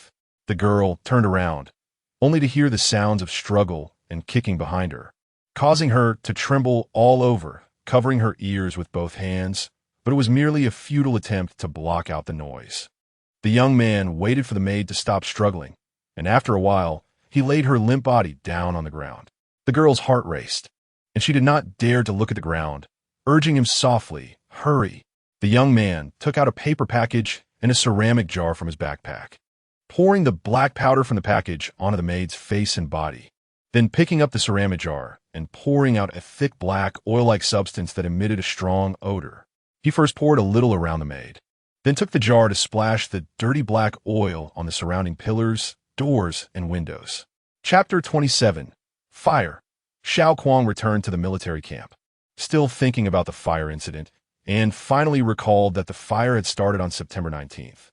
He took leave from the commander under the pretext of family matters. Early that morning, he entered the city and rushed to Hui Garden. The fire had spread particularly quickly, and it was broad daylight. It was not an uninhabited area, so logically, someone should have discovered the fire and extinguished it in time. However, the fire had almost destroyed the entire garden, which seemed quite suspicious upon reflection. There were rumors in the streets that someone had set the fire, but those were merely rumors, and no one was found responsible afterward, leading to a quiet conclusion of the matter. Xiao Kuang could not warn the people in the garden that there was going to be a fire. Even if he did, no one would believe him. However, waiting for the fire to ignite before trying to extinguish it and save people seemed too late. He did not know the exact time the fire would start, so he could only wait outside the gate, planning to warn the gatekeeper as soon as he saw someone enter, claiming he had seen a suspicious person climbing over the wall. This way, he could prevent more people from entering the garden and make those inside Hui Garden more alert, at least ensuring they were not completely unprepared. Once he saw any sign of smoke, he would immediately go to the fire station to get fire extinguishers to put out the fire and save people. Xiao Kuang found a place to sit on the street opposite the garden and waited for a while. As he watched the sun rise higher, the main gate remained locked, with no one entering or exiting and no signs of fire. He couldn't help but wonder if he had remembered the date wrong. But since he had already taken leave and come, he decided to wait and see what happened. Even though he could anticipate the situation, he knew that one person alone could not prevent all disasters in the world. But at least this was something he could do. He would do his best. After waiting for a while longer, there was still no unusual situation, but his feeling of unease grew stronger. Since the workshop was not far from there, he planned to go see the situation first. After walking for a while, he suddenly saw thick smoke rising in the distance. Another place was on fire. His heart tightened, and he did not have time to ponder why the fire was in another location and not Hui Garden. He hurried toward that place. Shen Tong and Shun Chan were joking when suddenly a burnt smell wafted to their noses. Shen Tong's heart sank, and she looked around. Although she did not see any obvious source of fire or smoke, the burnt smell was not a good omen. Seeing Shun Tong suddenly stop speaking and her smile disappear, Shen Chan anxiously asked, "Sister Tong, what's wrong?" Shen Tong stood up, pulling her outside. As they reached the door, the burnt smell became more pronounced. But she also had doubts. Why would there be a fire in a different place? Could it be that because she had been thinking about the fire, she mistook a slight smell for burning? "Sister, what's going on?" Shen Chan didn't understand, but seeing her sister's tense and worried expression, became anxious herself. Shen Tong took a deep breath, convinced she smelled something burning, and without hesitation, turned to the girls in the flower hall and said, "There's a fire here. Hurry and get out." The young ladies exchanged glances, looking around. "Where's the fire?" Miss Tao, the third daughter of the Duke of Jianchong, coldly reprimanded Shun Tong. "Are you done making a scene? Last time in my family's garden, you said you saw a rat, and now you're saying there's a fire. Where's the fire?" "Since you left, the manager of Hui Garden has carefully checked inside and out, and there haven't been any signs of rats gnawing at anything. To be safe, traps were set with bait, and there are no rats at all. You're just making things up. If you want us to go to the celebrations at the Duke of Qingyang's residence, just say so. Don't use such shameful tactics. You are also a young lady of a duke's house, but you lack parental guidance." "Who lacks parental guidance?" Shin Chan could no longer hold back, standing up with a start and raising her chin at Miss Tao. "My sister's warning is out of goodwill. Just because your servants are incompetent and can't catch rats doesn't mean there aren't any. How can you blame my sister for that? It's clear you're narrow-minded and speak maliciously. Let's have everyone judge who is truly shameful." Although Sister Tong has lost her parents, she is much better educated than you, who have both parents. Miss Tao was so angry her face turned red. She can slander and spread rumors, but I can't directly refute her. Stick to the facts, and no one will blame you. Why do you have to drag in others' parents? That's malicious and uneducated. Shun Chan wanted to retort, but Shin Tong pulled her back. Stop arguing. There really is a fire. We should leave here as soon as possible. Don't worry. I've sent someone to check the surroundings to see if there really is a fire, said Miss Zhou, the second daughter of the host family. Shin Tong was truly anxious.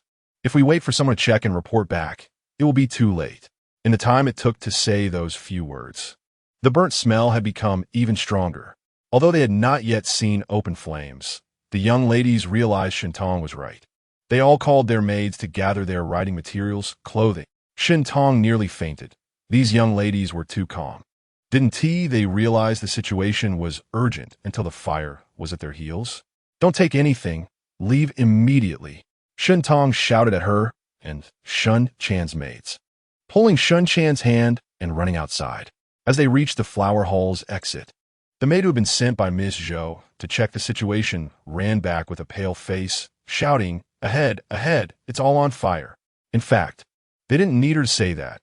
Just standing there, they could already see thick smoke rising from the direction of the second gate. Shin Tong was shocked. Although autumn is dry, she had only just smelled the burnt odor a short while ago, and the fire had spread so large already. The girls in the flower hall began to panic for real, no longer caring about their belongings, and rushed outside. However, when everyone reached the front, they discovered the flames were so fierce that they could not get close. The path to the main entrance was already blocked by fire. Some girls started crying in fear, and this emotion quickly spread, causing several others to cry as well. Shin Tong shouted, "Let's retreat back. The flower hall hasn't caught fire yet." At this moment, as long as someone took the lead, people would listen, and moreover, there truly was no way forward. Everyone followed Shin Tong back to the flower hall. Although it had not yet caught fire, the strong wind blew hot air and thick smoke toward them, making them cough incessantly, tears streaming down their faces. And their vision blurred. The young ladies usually carried spare handkerchiefs or clothing when they went out.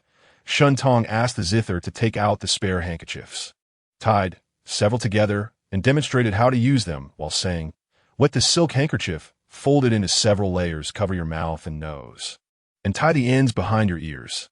This will prevent you from inhaling too much smoke and hot air. Remember to fold it several times. If it's too thin, it won't be effective." The large basin of clean water prepared in the flower hall for them to wash ink and brushes came in handy at this moment. The girls followed her example, using any silk or fabric they could find. Some maids even tore their skirts to use as masks. Although they had solved the smoke problem, the fire was rapidly expanding, and it could not be extinguished in a short time. There was a trend of it spreading with the wind, and if they waited in the flower hall for rescue, they might be burned to death before help arrived. Having just lived again, Shin Tong was unwilling to die in another inexplicable fire. She walked to the door of the flower hall to observe the situation outside. The flower hall was close to the northeast side of Kunya Garden.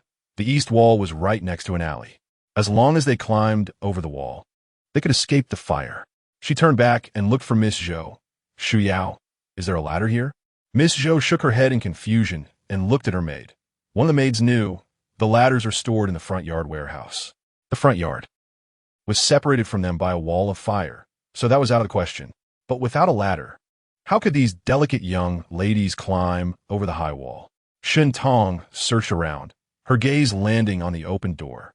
These doors were not like modern doors installed with metal hinges in the frame, but were instead mounted on pivots, allowing them to rotate freely.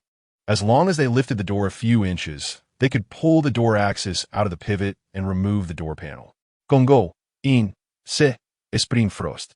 Summer snow come," she called her and Shun Chan's maids, directing them to work together to dismantle the door panels, leaning them against the wall to create a makeshift ladder for climbing. To ensure stability, she took down another door and overlapped it. However, the lattice door only had a grid to climb on the upper half of the window frame, while the lower half, though carved, had shallow patterns that provided no grip. Shin Tong then had the maids bring a wrongfully writing desk from the flower hall to place beneath the lattice door as the first step to climb up. Although the ladder was set up, none of the young ladies dared to go first. They were all pampered daughters of noble families, accustomed to a life where everything was handed to them and never lacking servants by their side. Even walking a few steps required a sedan chair. Who had ever climbed such a high wall? Moreover, they were not using a real ladder, but instead had to step on the rickety door panel to get up. Seeing that no one dared to go first, Shentong pulled Shinchan and said, "Ah-chan, you go first. Don't be afraid. There are people supporting you below. It won't fall." Shinchan was a little nervous, but nodded. Shentong helped her lift her skirt and tied it at her waist to avoid tripping while climbing. She also instructed Chinsa and a few other maids to hold the lattice door on both sides. As Shinchan climbed onto the desk and was about to stand up with Shentong's hand for support, they suddenly heard a sharp scream from the other ladies. The sisters looked up and saw a dark shadow falling straight down towards them. Xiao Kuang took a shortcut to the fire scene, nearly colliding with someone as he turned a corner, but he quickly dodged, saying, "Sorry." It was a pair of young men and women, their faces filled with panic. The girl was only about 15 or 16, with a delicate and beautiful face. She turned back to glance at Xiao Kuang before being pulled away by the young man. As Xiao Kuang passed by the young man, he caught a whiff of burning oil mixed with gunpowder, sending a strange sensation through his heart. But given the situation, he couldn't afford to dwell on this peculiarity and hurried towards the area with the thickest smoke.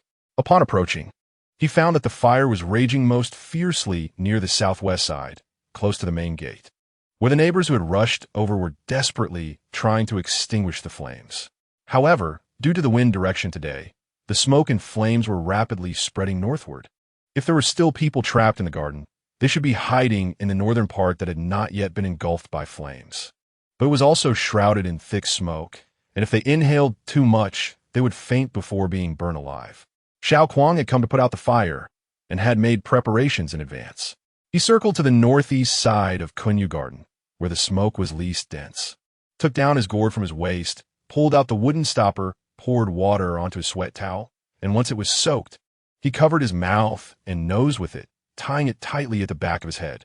The walls of this garden were much higher than those of the courtyard in Chuansu Hutong, but it was not difficult for him. Xiao Kuang estimated the height, and from about 10 feet away, he quickened his pace. When he was just a step away from the high wall, he took a deep breath and leaped upward, pushing off with one foot on the wall, converting his forward momentum into upward force.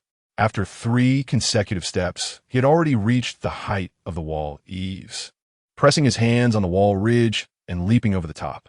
Under normal circumstances, Xiao Kuang would have landed steadily. However, when he looked down, he found that the intended landing spot was occupied by a group of young ladies in brocade and embroidered skirts, all staring up at him in shock. No one expected this situation.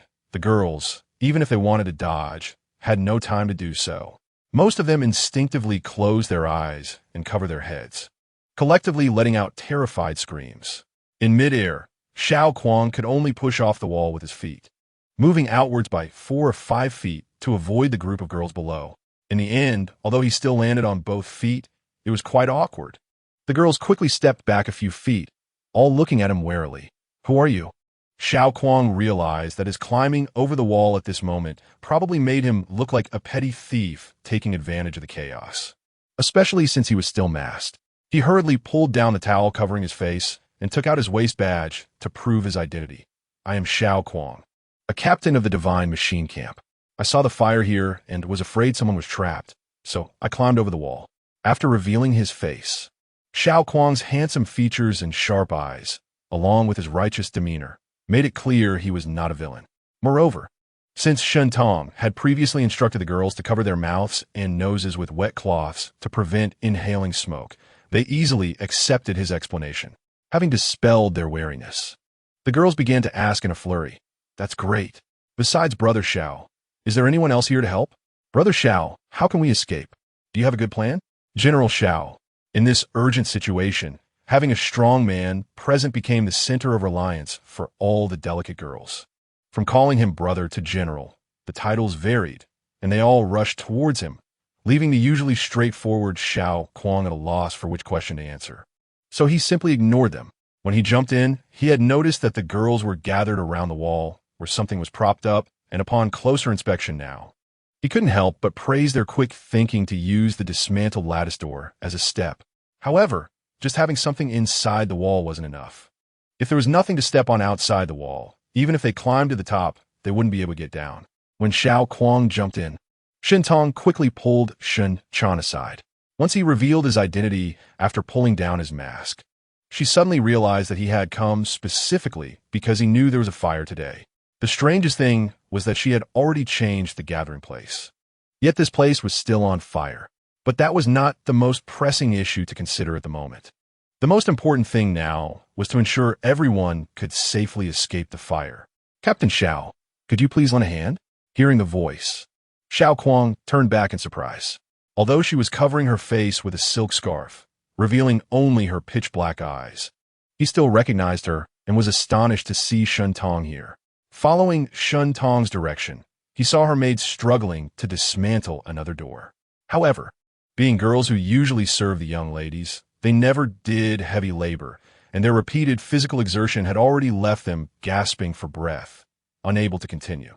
Xiao Kuang immediately went over to take over the task of dismantling the door. With ease, he removed the door panel and propped it against the wall. He then took out his waist knife and carved a hole the size of a fist in the solid carved wooden part. After that, he turned around and gestured, "Please step aside." The girls immediately made way. Xiao Kuang took a few steps back to gain momentum and leaped onto the wall, sitting firmly on the eaves. He then lifted the door and lowered it over the other side of the wall, with the lattice part facing down, using his foot to secure the hole he had just carved to prevent the door from slipping when they climbed down. After preparing these, he waved to the girls gathered below, one at a time, "Come up." The girls exchanged glances, hesitating as no one took the first step. Shun Tong gently pushed Shun Chan from behind. She turned back to look, and Shun Tong nodded at her, urging, "Hurry. The fire won't wait for anyone." Shun Chan climbed onto the desk first, and after standing up, she grasped the vertical lattice window frame to climb up. However, being a sheltered young lady, and with the lattice door not high enough, there was still a distance of several feet to the top of the wall. When Shun Chan reached the upper part of the lattice door, although her hands were on the wall eaves, she couldn't pull herself up with her own strength. Xiao Kuang said, "Excuse me, it's urgent." He held her hand and lifted her up. With his help, Shun Chan finally climbed over the wall and then descended down the other side using the lattice door. "Achan, how is it?" Shun Tong asked anxiously. "Sister, I'm down. I escaped. You hurry and come out too."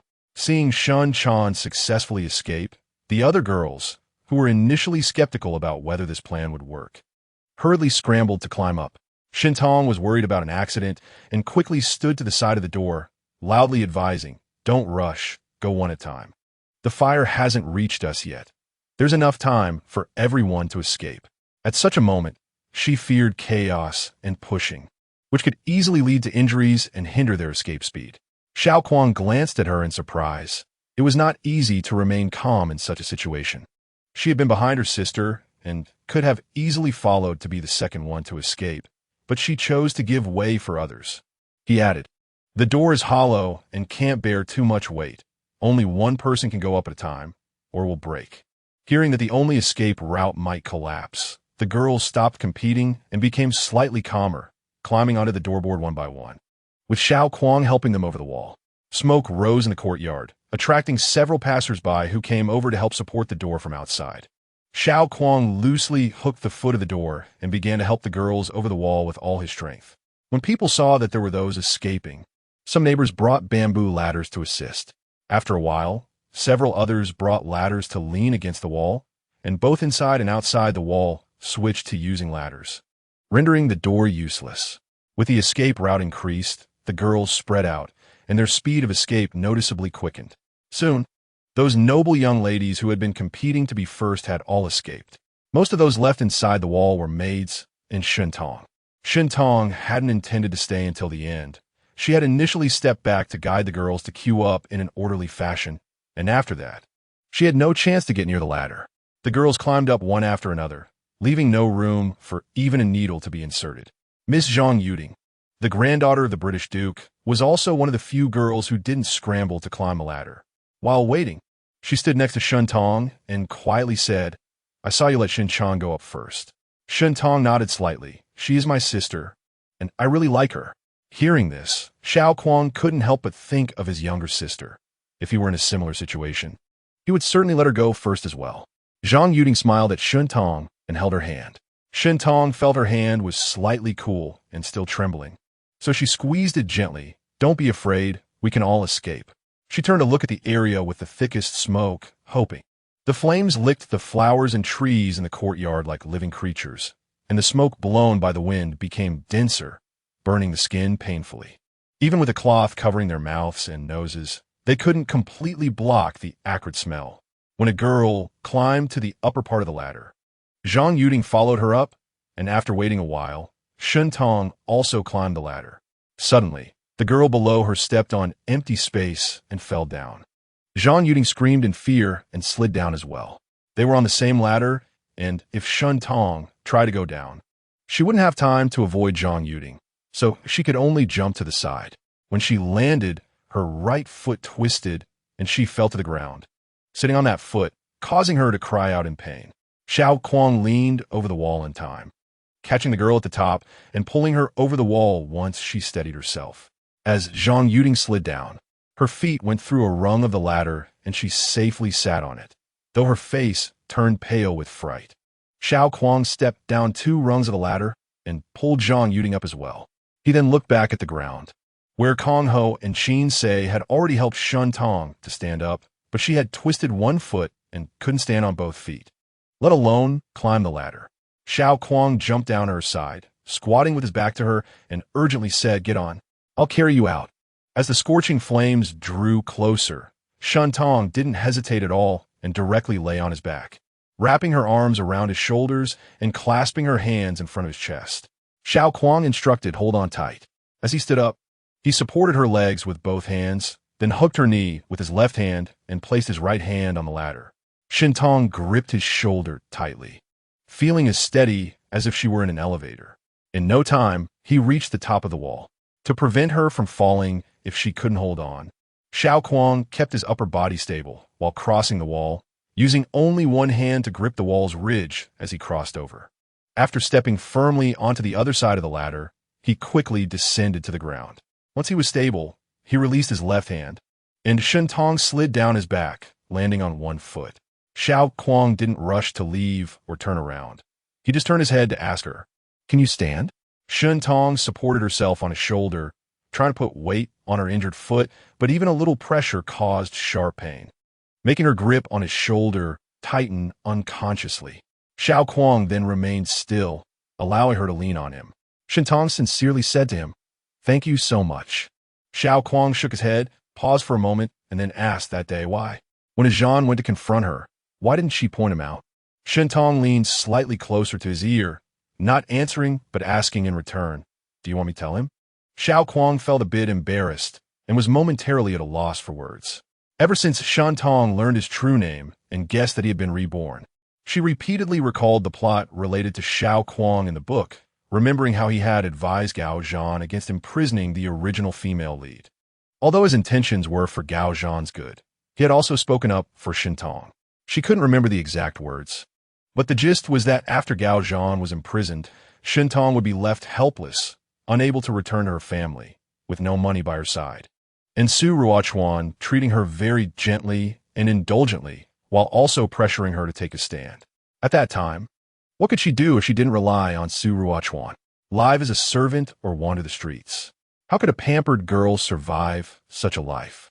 Today was not a holiday or a rest day. Xiao Kuang had come to the city because of the fire and was the first to rush to Kunyu Garden to rescue people. If it weren't for him, they wouldn't have escaped the fire so quickly. Considering his chivalrous act today in saving people and carrying her out, she wouldn't hold the matter of the Chuntree Alley against him. The surroundings were chaotic, with flames consuming the buildings and making a roaring sound as they burned. People were either panicking or calling out in tension, while some were joyfully reuniting with their sisters or their masters and servants, expressing relief and fear after escaping danger. "You have a good heart. You're a good person."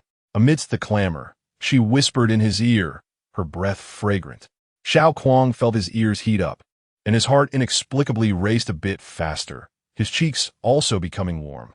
After Shun Tong said that, she noticed Xiao Kuang's ears turning red and turned to see his cheeks also flushed. This was clearly not from the reflection of the firelight, since he was facing away from the flames. Sister, Dongye. Shin Tong looked in the direction of the voice, which was calling her. It was Shun Chan and Nurse Feng.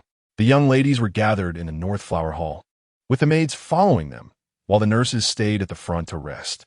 But unexpectedly, the fire broke out, separating the front and back, and the nurses couldn't go to the backyard to rescue them. As the fire intensified, they could only escape to the door. Nurse Feng was worried about Shun Tong's safety and, feeling anxious, could only shout loudly for help. After hearing that some girls had escaped from the backyard by climbing over the wall, the nurses and servants came around to look for their young ladies. Amidst the crowd, Nurse Feng finally found Shun Tong and was so excited to see her safe that tears streamed down her face. After calling out sister, she rushed forward, took her hand, and began to cry quietly. Shin Chan was the first to escape and was anxiously waiting outside for Shin Tong. She hadn't expected that after the girls climbed out one by one, she still hadn't seen Shin Tong. After the neighbors brought a ladder, more and more girls escaped, and their respective servants came to look for them, causing chaos in the alley. Hearing Nurse Feng's calls, Shin Chan first joined her. Later, when she saw Xiao Kuang carrying Shun Tong out, Shin Chan and Nurse Feng had to squeeze through the crowd for quite a while before they reached Shin Tong's side. Seeing her sister escape safely, Shin Chan felt both like laughing and crying. Hearing the cries of Granny Feng, she couldn't help but be overwhelmed with tears, choking back sobs as she held onto Shun Tong. Kong Ho and Chinsa also climbed over the wall, finding Shun Tong's side and anxiously asking if she was all right. Seeing that Shin Tong had someone to support her, Xiao Kuang left them and climbed back onto the wall to help the remaining maidservants escape as quickly as possible. Who has seen our young lady? A maid was frantically searching through the crowd, asking repeatedly, just as Xiao Kuang was helping the last maid over the wall. He heard the cries and his heart sank. Once the maid steadied the ladder, he let go and jumped down, carefully inquiring about the crying maid. The maid was Tower, the head maid of the Duke of Rong's residence, and the one missing was Miss Zhang Shichuan from the same household. Before the fire broke out, her young lady had gone to the clean room with another maid named Bai Yu, which was closer to the front door than the flower hall. Tower had thought her young lady had escaped through the front door, but after inquiring outside, no one had seen Miss Zhang. She became frightened. If something happened to her lady while she escaped the fire, even if she returned, she wouldn't escape punishment. Being beaten half to death would be considered lucky. After learning the location of the clean room, Xiao Kuang frowned.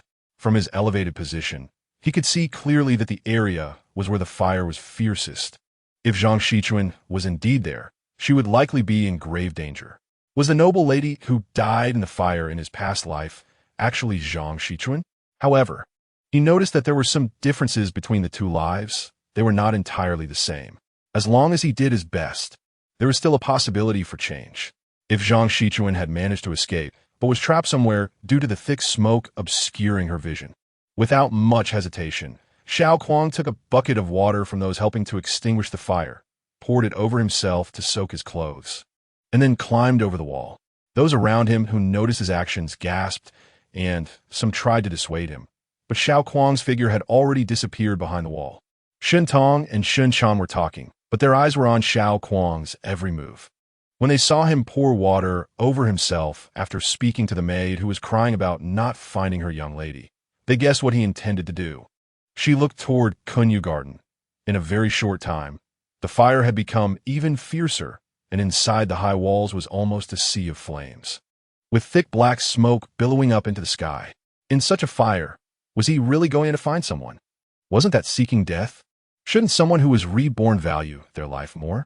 From his past behavior, he wasn't that reckless and impulsive, right? Or perhaps the people in that fire were far more important to him than his own life.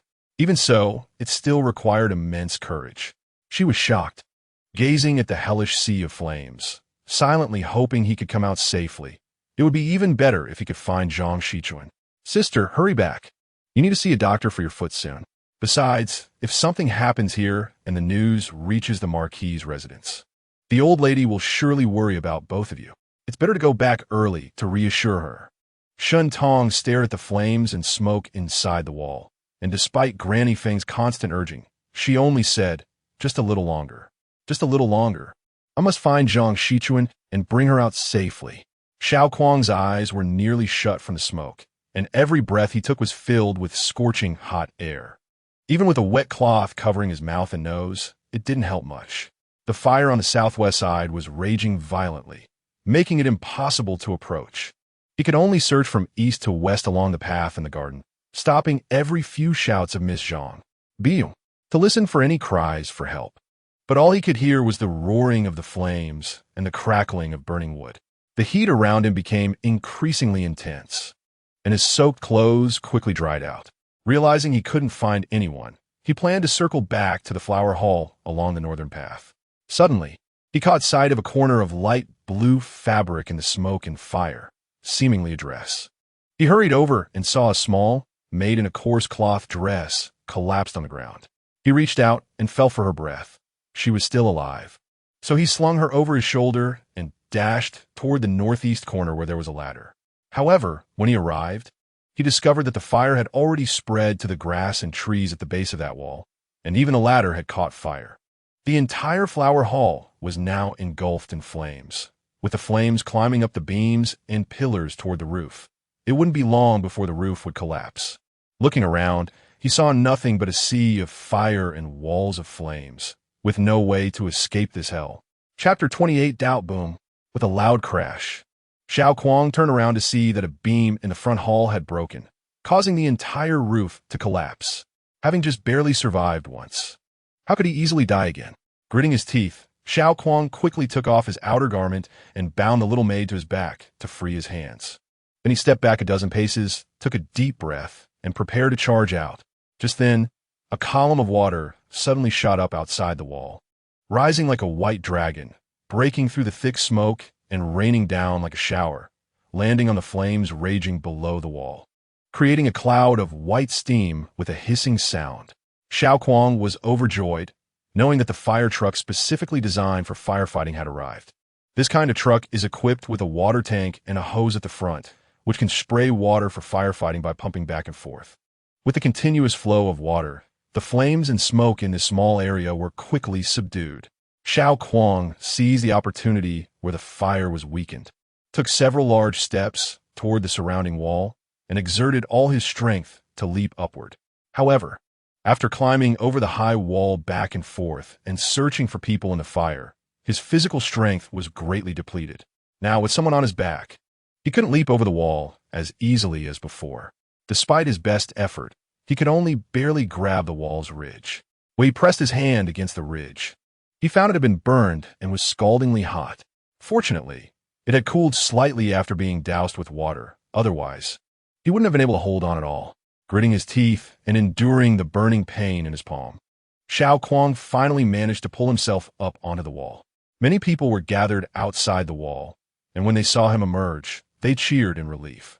Xiao Kuang jumped down, and several people immediately rushed over to assist him, some supporting him while others helped him remove the maid from his back. Although Granny Feng kept advising against it, Shun Tong had not left, and when she finally saw Xiao Kuang's head appear from behind the wall, she felt a sense of relief in her heart, exhaling softly. Seeing that he had indeed rescued someone, she smiled happily and whispered a few instructions to Chinsa before getting into the carriage. At this moment, Xiao Kuang looked disheveled, his hair disarrayed. The tips burned and curled by the fire, with burns on his cheeks and hands, and his face blackened with soot from smoke. Only after escaping did he realize he was completely exhausted, his throat burning, and his eyes swollen and red from the smoke, still streaming with tears. He walked slowly to a nearby tree to rest, and someone offered him a cup of water. Xiao Kuang was extremely thirsty, took it, drank it all, and felt a refreshing coolness. After swallowing, the fragrant taste lingered in his mouth, and the burning pain in his throat diminished significantly. Only then did he realize that this cup was not plain water, but jasmine flower water, with a floral fragrance and a hint of mint coolness. Upon closer inspection, the cup was not an ordinary ceramic or porcelain cup, but a beautifully detailed Dotsai lotus-shaped teacup. Turning around, he saw Chinsa holding a dotsai lotus teapot beside him. Smiling at him, "My lady sends her thanks to Lord Xiao." Saying this, she refilled his cup with jasmine mint tea. Xiao Kuang shook his head. "No need to thank me. I just did what I should." The tea was refreshing and soothing to his throat, with a rich aroma. Unable to resist, he drank another cup, and as soon as he finished, Chinsa immediately refilled it. The cup was small and exquisite, and he could finish it in one sip. After drinking 4 or 5 cups, Xiao Kuang felt a bit embarrassed and declined Chinsa's offer to refill. Chinsa laughed and placed the teapot on the ground beside him. "Lord Xiao can take his time." At that moment, a maid from the Rongwood Duke's residence tower approached and quietly inquired, "Did you see my lady inside?" Xiao Kuang regretfully shook his head. "I didn't find Miss Zhang. I only saw that maid." Tower knelt down with a thud, pleading through tears, "Please, Lord Xiao, go look for her again, my lady." Before Xiao Kuang could respond, Chinsa couldn't help but scold.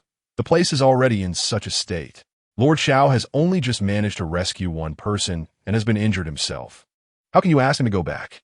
It was my lady who had the water truck sent over to suppress the flames, but now the fire cannot be extinguished.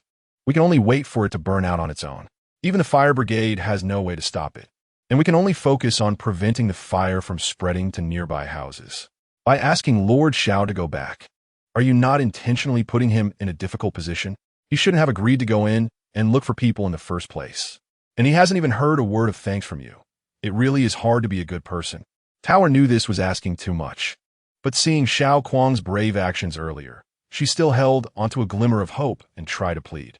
After being scolded by Chinsa, she dare not say another word and merely cried softly on the side. Hearing Chinsa's words, Xiao Kuang realized that the life-saving water truck had been summoned with Shun Tong's help. Without the path cleared by the water, he might not have escaped. Even if he barely made it out, his clothes would have caught fire, resulting in far worse burns than these minor ones. He searched the crowd, but could not find that slender figure. Seeing his gaze wandering, Chinsa said, "My lady injured her foot and has already gone back to get it treated. She ordered me to stay behind. If you need anything, just tell me." Xiao Kuang felt a slight sense of loss and shook his head. "No need. You can go back." Chinsa, however, insisted, "My lady instructed me to accompany you home. I cannot leave until I do." Xiao Kuang didn't want to return home in such a disheveled state.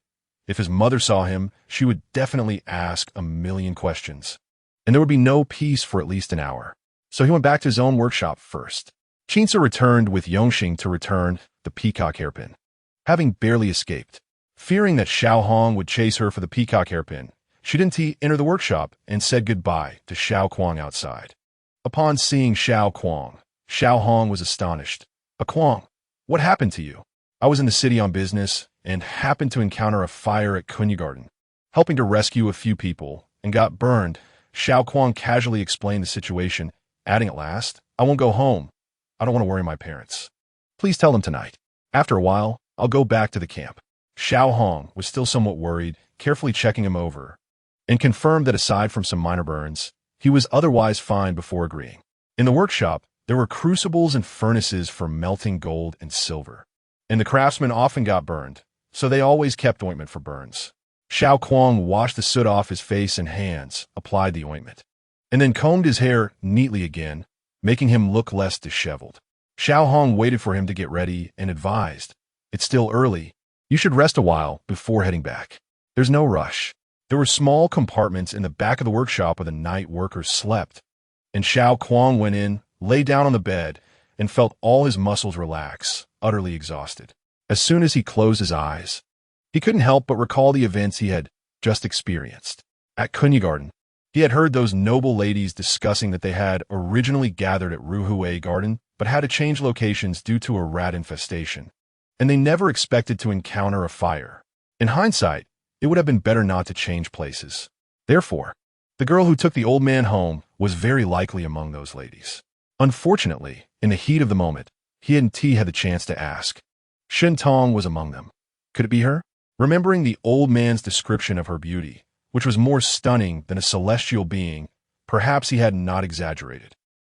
When she softly said to him, "You are a good person," Xiao Kuang thought of how he could not claim to be guiltless when it came to Ajan and her.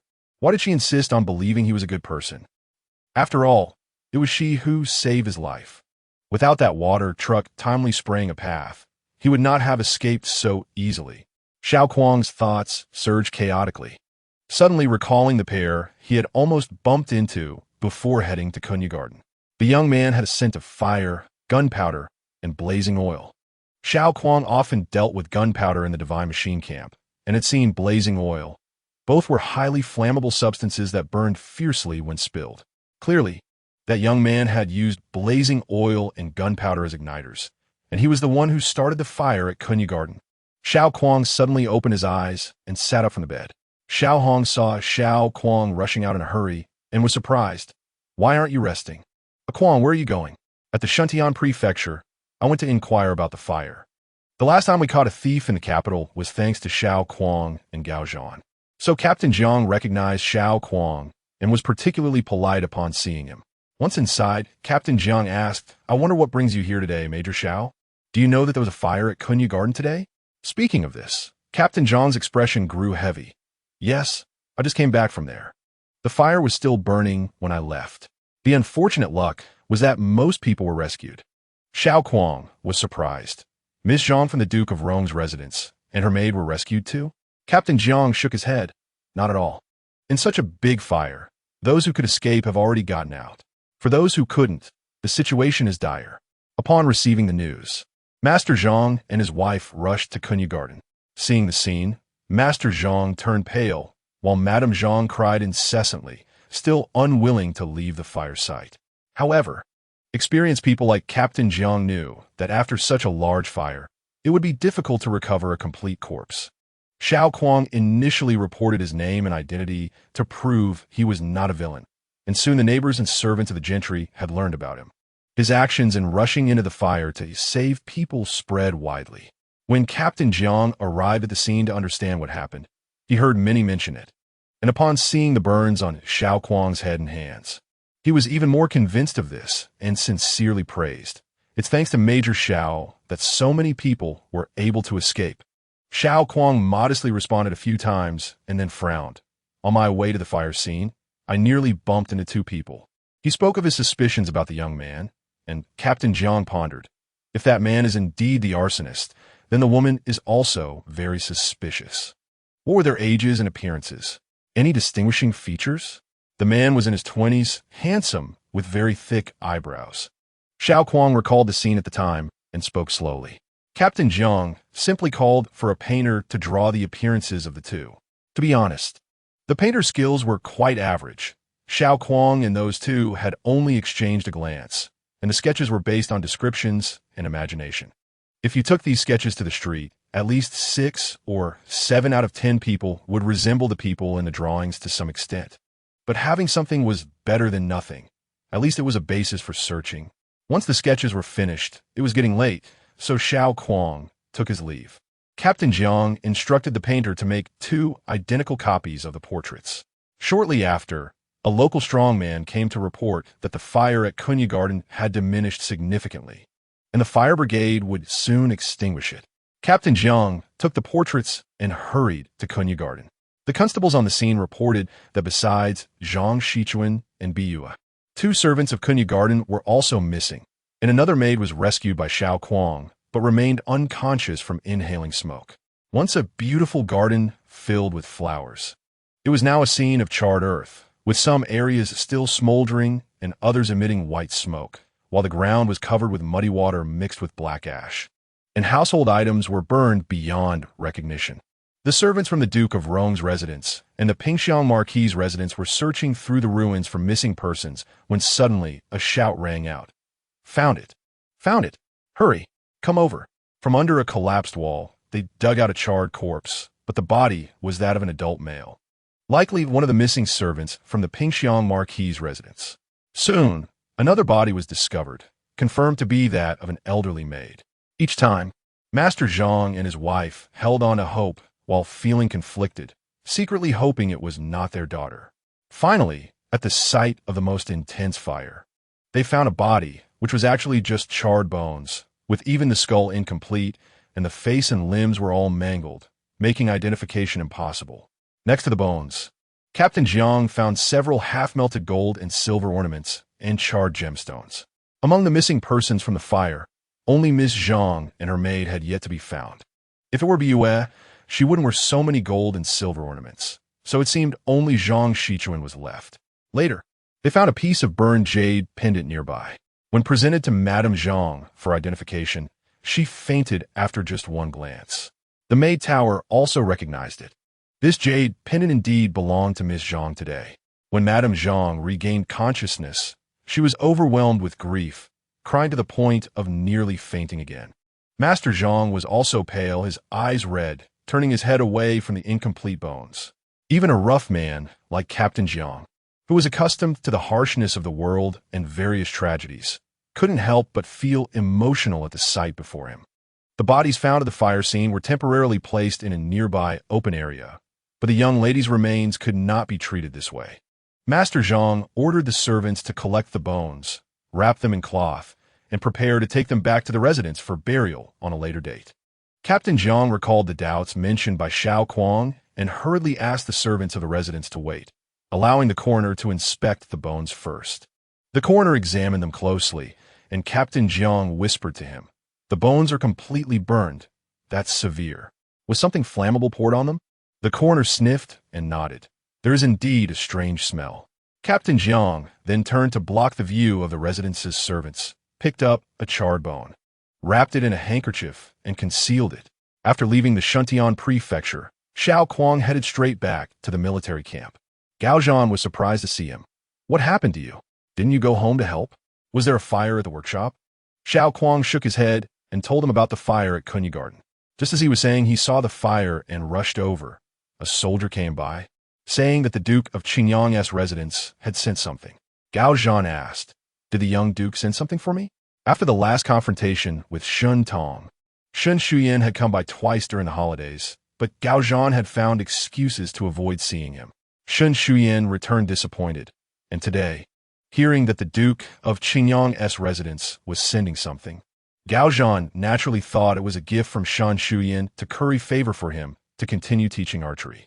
To his surprise, the soldier handed a small square package to Xiao Kuang. "This is from Major Xiao." Gao Zhan was even more astonished. "Ah Kuang, what did the young duke send you?" Chapter 29, Medicine. This package was wrapped in smooth, shiny, dark blue satin, with a beautifully tied bow in the center that resembled a butterfly. And the pleats along the edges were evenly distributed, clearly arranged with care. Looking at the delicate package in his hands, Xiao Kuang inexplicably thought of that equally exquisite girl. With a tug, the bow came undone, revealing a plain, unadorned rosewood box inside, polished to a high sheen, reflecting light beautifully. Inside the box was a flat, round light blue porcelain container, along with a mint green note. Xiao Kuang opened the note, and the elegant handwriting was clearly not that of young Master Shun. The note read, "The flames are fierce, courage priceless. I admire your noble righteousness, but can only offer this small token, feeling ashamed." The box contained medicine specifically for burns, to be applied externally daily. Just a few short sentences, with no signature. Xiao Kuang opened the porcelain container, revealing a light brown ointment that emitted a faint, sweet fragrance. Looking up, he saw Gao Zhan staring at him in confusion. "How would young Master Shun know you were burned?" "It wasn't sent by young Master Shun," Xiao Kuang replied. Gao Zhan frowned. "Then who could it be?" Xiao Kuang showed him the note and said calmly, "Did we not just mention the fire at Kunyagarden? I was afraid someone might be trapped inside, so I climbed over the wall. There were quite a few young ladies from prominent families inside, including Miss Shun." "She was there too?" Gao Zhan asked in surprise. Xiao Kuang nodded. The front door was blocked by the fire, and they could only escape over the wall. "I helped them a bit when they got out." Gao Zhan looked down at the words on the paper, opened his mouth, but ultimately said nothing, his expression showing disappointment. A Kuang saved her by coincidence. She must be very grateful, right? The letter even mentioned her admiration for a Kuang's actions. Why did he seem so repugnant in her eyes? Xiao Kuang noticed his obvious disappointment and deliberately downplayed it. "It's probably just because I helped them escape." So she sent the ointment as a return favor. Gao Zhan sighed, thinking that the unfortunate timing applied to him. Today, a Kuang had to return home temporarily to help. while he had to stay in the camp waiting for a new batch of fire guns to arrive, unable to leave. If he had gone into the city with the Kuang, he could have helped put out the fire and perhaps changed Shun Tong's opinion of him. Xiao Kuang could somewhat guess Gao Zhan's thoughts, but he couldn't comfort him. He wasn't coincidentally at the fire. He had actually been waiting for several hours for it to happen. He couldn't tell Gao Zhan that he had known about the fire in advance. Moreover, he hadn't expected that Shun Tong would be there as well. He coughed lightly, shifting the topic to the young man and woman they had encountered on the road. The man had the smell of fire oil and gunpowder. Gao Zhan was indeed surprised. Gunpowder is one thing, but fire oil is not something just anyone can get, right? This fire oil is the essence of stone, which can only be collected underground and is quite difficult to gather. Though it burns fiercely, the smell is very pungent and is often used in battles for attacking or defending cities, making it unavailable to ordinary people. Xiao Kuang nodded. The smell of fire oil is unique, completely different from other oils. I wouldn't mistake it. The fire at Kunyu Garden wasn't an accident. I suspect it was deliberately set. This could explain why the gathering place was changed from Ruhui Garden to Kunyu Garden, yet still caught fire. But for what purpose? Was there something worth stealing in Kunyu Garden? Did he steal something and then destroy the evidence? Destroying evidence makes sense. But it definitely wasn't to steal valuable items from the garden. If that were the case, he should have still focused on Ruhui Garden, which was unguarded today, making it easier to succeed and less likely to be exposed. The man's purpose must have changed along with the location of the gathering. Xiao Kuang thought of the girl accompanying the young man. She must be his target, right? Judging by her clothing. She looked like the daughter of a small, wealthy family or a higher-ranking maid from a prominent family, reminding him of the missing maid, Bai Yu, from the fire scene. If it were just a maid wanting to elope, why create such a large fire? Originally, just a runaway, she would now be considered a criminal for arson. Wouldn't that be a more serious charge? Unless the arson was to cover something else, for example, if Miss Zhang was the one eloping, trying to disguise herself as a maid. Xiao Kuang pondered, and then he heard a soldier outside announce that a young girl was looking for him. Who was looking for me? She wouldn't say, only that it was urgent. In the military camp, there were mostly single men, and a young woman coming to find Xiao Kuang made the soldier's expression reveal suppressed envy and curiosity, almost writing envy on his face. And he added, "She is quite pretty." Gao Zhan looked at Xiao Kuang in surprise. Who could it be? Pretty? Could it be her? Xiao Kuang shook his head, feeling just as puzzled. He couldn't help but think of Shen Tong, but she had already sent in the ointment and given her status. She wouldn't come alone to the military camp to find him. He stood up and walked outside, glancing back at Gao Zhan after a few steps. Gao Zhan was also looking at him. Xiao Kuang. Shall we go take a look together? Gao Zhan. She is here to find you. I want to go. Xiao Kuang. When Xiao Kuang reached the camp gate, he saw a young woman standing outside in a pink-green dress, nervously fiddling with the hem of her clothing. This girl, when the woman looked up, her eyes lit up with joy. General Xiao. What is it that you need to see me about? From a distance, Xiao Kuang thought the dress looked somewhat familiar, and when the woman raised her head, he recognized her as Tower, a maid from the Duke of Rong's residence, the same one who had asked him to find Zhang Shichuan. Tower bowed to him and said softly, "General Xiao, you are a good person. When the fire was so fierce, I asked everyone for help, but only you were willing to go back to find the young lady." This was the second time Xiao Kuang had heard someone say you were a good person. The first time was from Shun Tong, and he felt quite complex emotions. There was guilt, but also a stirring in his heart. However, hearing Tower say it now, his instinct was that trouble was coming. Sure enough, after saying that, Tower suddenly burst into tears and then knelt down before him with a thud. Xiao Kuang was taken aback and quickly stepped aside. "Let's talk properly. Don't do this." "What is it about?" Tower sobbed. "Please, General Xiao, save me." She knelt and cried as she approached him, and the guards at the camp gate were curious about the situation, while some people inside noticed and peeked out. Although it was already deep autumn after the cold dew, Xiao Kuang felt sweat beginning to bead on his skin. He awkwardly said, "Get up first. Let's talk about it. I will help you with whatever I can." Tower looked up in joy, tears still in her eyes. "Did General Xiao promise me?" Xiao Kuang only said, "Get up first. Also, don't call me General. I'm just a minor officer. If General Xiao doesn't help, I'll be beaten to death." Though Tower stood up, She was still sobbing. Xiao Kuang's heart stirred. Is it about your young lady? Tower nodded.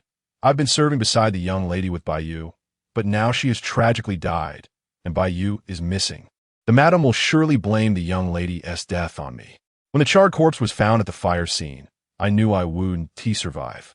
Previously, a maid was only lightly punished for not watching closely enough, causing young Master Sun to catch a cold and run a fever.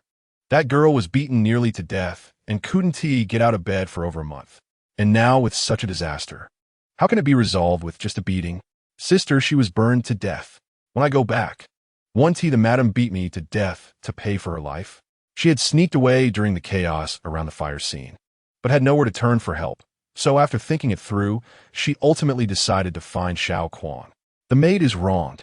When Miss She left the flower hall, I intended to follow her, but she said there was dust in the ink and asked me to pour it out and prepare fresh ink for her. When the incident happened to Miss She, Baiyu was by her side. She must have sensed danger and ran away first. It's Baiyu's failure to protect her. Not my fault. Xiao Kuang thought to himself. That may not be the case.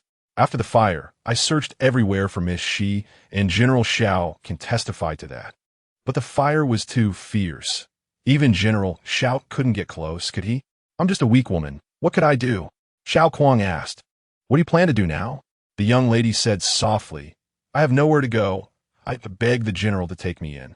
Taya spoke weakly, gazing earnestly at Xiao Kuang, willing to do anything as long as the general would take her in. Her tone trailed off, becoming delicate and shy. Xiao Kuang raised an eyebrow, suddenly turning serious, his voice carrying a hint of coldness. This is a military camp. Women cannot enter. He usually spoke this way when commanding troops, and any order must be followed. Violations would be punished. Tower was frightened by his fierce demeanor and took a step back, swallowing her words, glancing at Xiao Kuang's expression, wanting to speak but hesitating. Xiao Kuang took a breath, slightly softening his tone, and continued. If you escape on your own and are caught by the Duke of Rong's residence, you will certainly face punishment. However, there may still be something unusual about your young lady's situation. If you want to seek a way out, go to the Shuntian prefecture and find a Captain Jiang. Tell him the details of what happened before and after. He has 2 portraits. Go and identify if you have seen the people in them. Tower saw that he remained serious and solemn, realizing that relying on him for protection was hopeless. Although he had ruthlessly rejected her, his refusal to take advantage of her misfortune earned her respect. She sensed he was trying to guide her and listened carefully, memorizing his words. In the end, she gratefully bowed to Xiao Kuang. Thank you, General Xiao, for showing me the way. Xiao Kuang noticed she was still wearing the same clothes she had escaped from Kunyi Garden in, and it was quite cold outside after sunset. She was shivering in the wind and had likely not eaten anything since leaving the fire. He told her to wait outside for a moment, but when he turned around, he was startled to see so many people gathered at the entrance. Moreover, they all looked at him with a peculiar smile. Xiao Kuang frowned and walked back inside, telling a soldier, go to the kitchen and get some dry rations and bring some hot soup for her as well. Then he scanned the area. What are you all doing here? The soldiers dispersed in a hurry, leaving only a few martial officials of equal or higher rank, including Gao Zhan, who was grinning mischievously and said in a high-pitched voice, I beg General Xiao to take in the young lady. The remaining martial officials burst into laughter. Xiao Kuang looked at Gao Zhan speechlessly for a moment, then suddenly smiled. All right. He walked over, put his arm around Gao Zhan's neck, and headed into the camp. Come on, warm my bed. Chapter 30. Arson. By the time Xintong returned home, her ankle was noticeably swollen. Granny Feng first called for someone to prepare a shoulder pole, and Xintong did not walk a single step. She was carried back to her courtyard. The doctor had already been summoned and was waiting outside. He came in to examine her injury. After checking, he confirmed that there were no broken bones, just a sprain. The doctor then mixed a medicinal ointment to apply and instructed the maid on how to take care of her. Old Madame Shun, along with Jiang Shi and Yin Shi, also heard the news and rushed over. They encountered the doctor who had not yet left and inquired with concern about Tong Jie's injury. After asking a few questions outside, old Madame Shun entered, looking her up and down, touching her head and hands. Xintong smiled slightly at the old lady and, as usual, called out steadily, "Grandmother." Old Madame Shun let out a long sigh of relief, sat down by the bed, and took her hand, her eyes reddening as she kept murmuring blessings for their safety. She added, "Fortunately, both of you sisters have safely passed this ordeal." As she spoke, the old lady took off the darkwood Buddhist beads she was wearing. This string of beads was gifted from the palace and has been consecrated. "You wear it for now. Tomorrow, I will go to Ngwa Temple early to burn incense and pray for peace for both of you sisters." The dark wood was hard and dense, much heavier than ordinary wooden beads, and emitted a subtle fragrance. Although it was wood, it would not rot if submerged in water or buried in the ground, making it a rare ancient wood. Moreover, being a gift from the palace, the value of this string of darkwood beads far exceeded that of several strings of gold or pearls. "This is a cherished item that grandmother has worn for many years. How can I accept it?" Shin Tong hurriedly declined. "I am old, to put it bluntly. I am already halfway in the ground. At my age, what can I still hope for?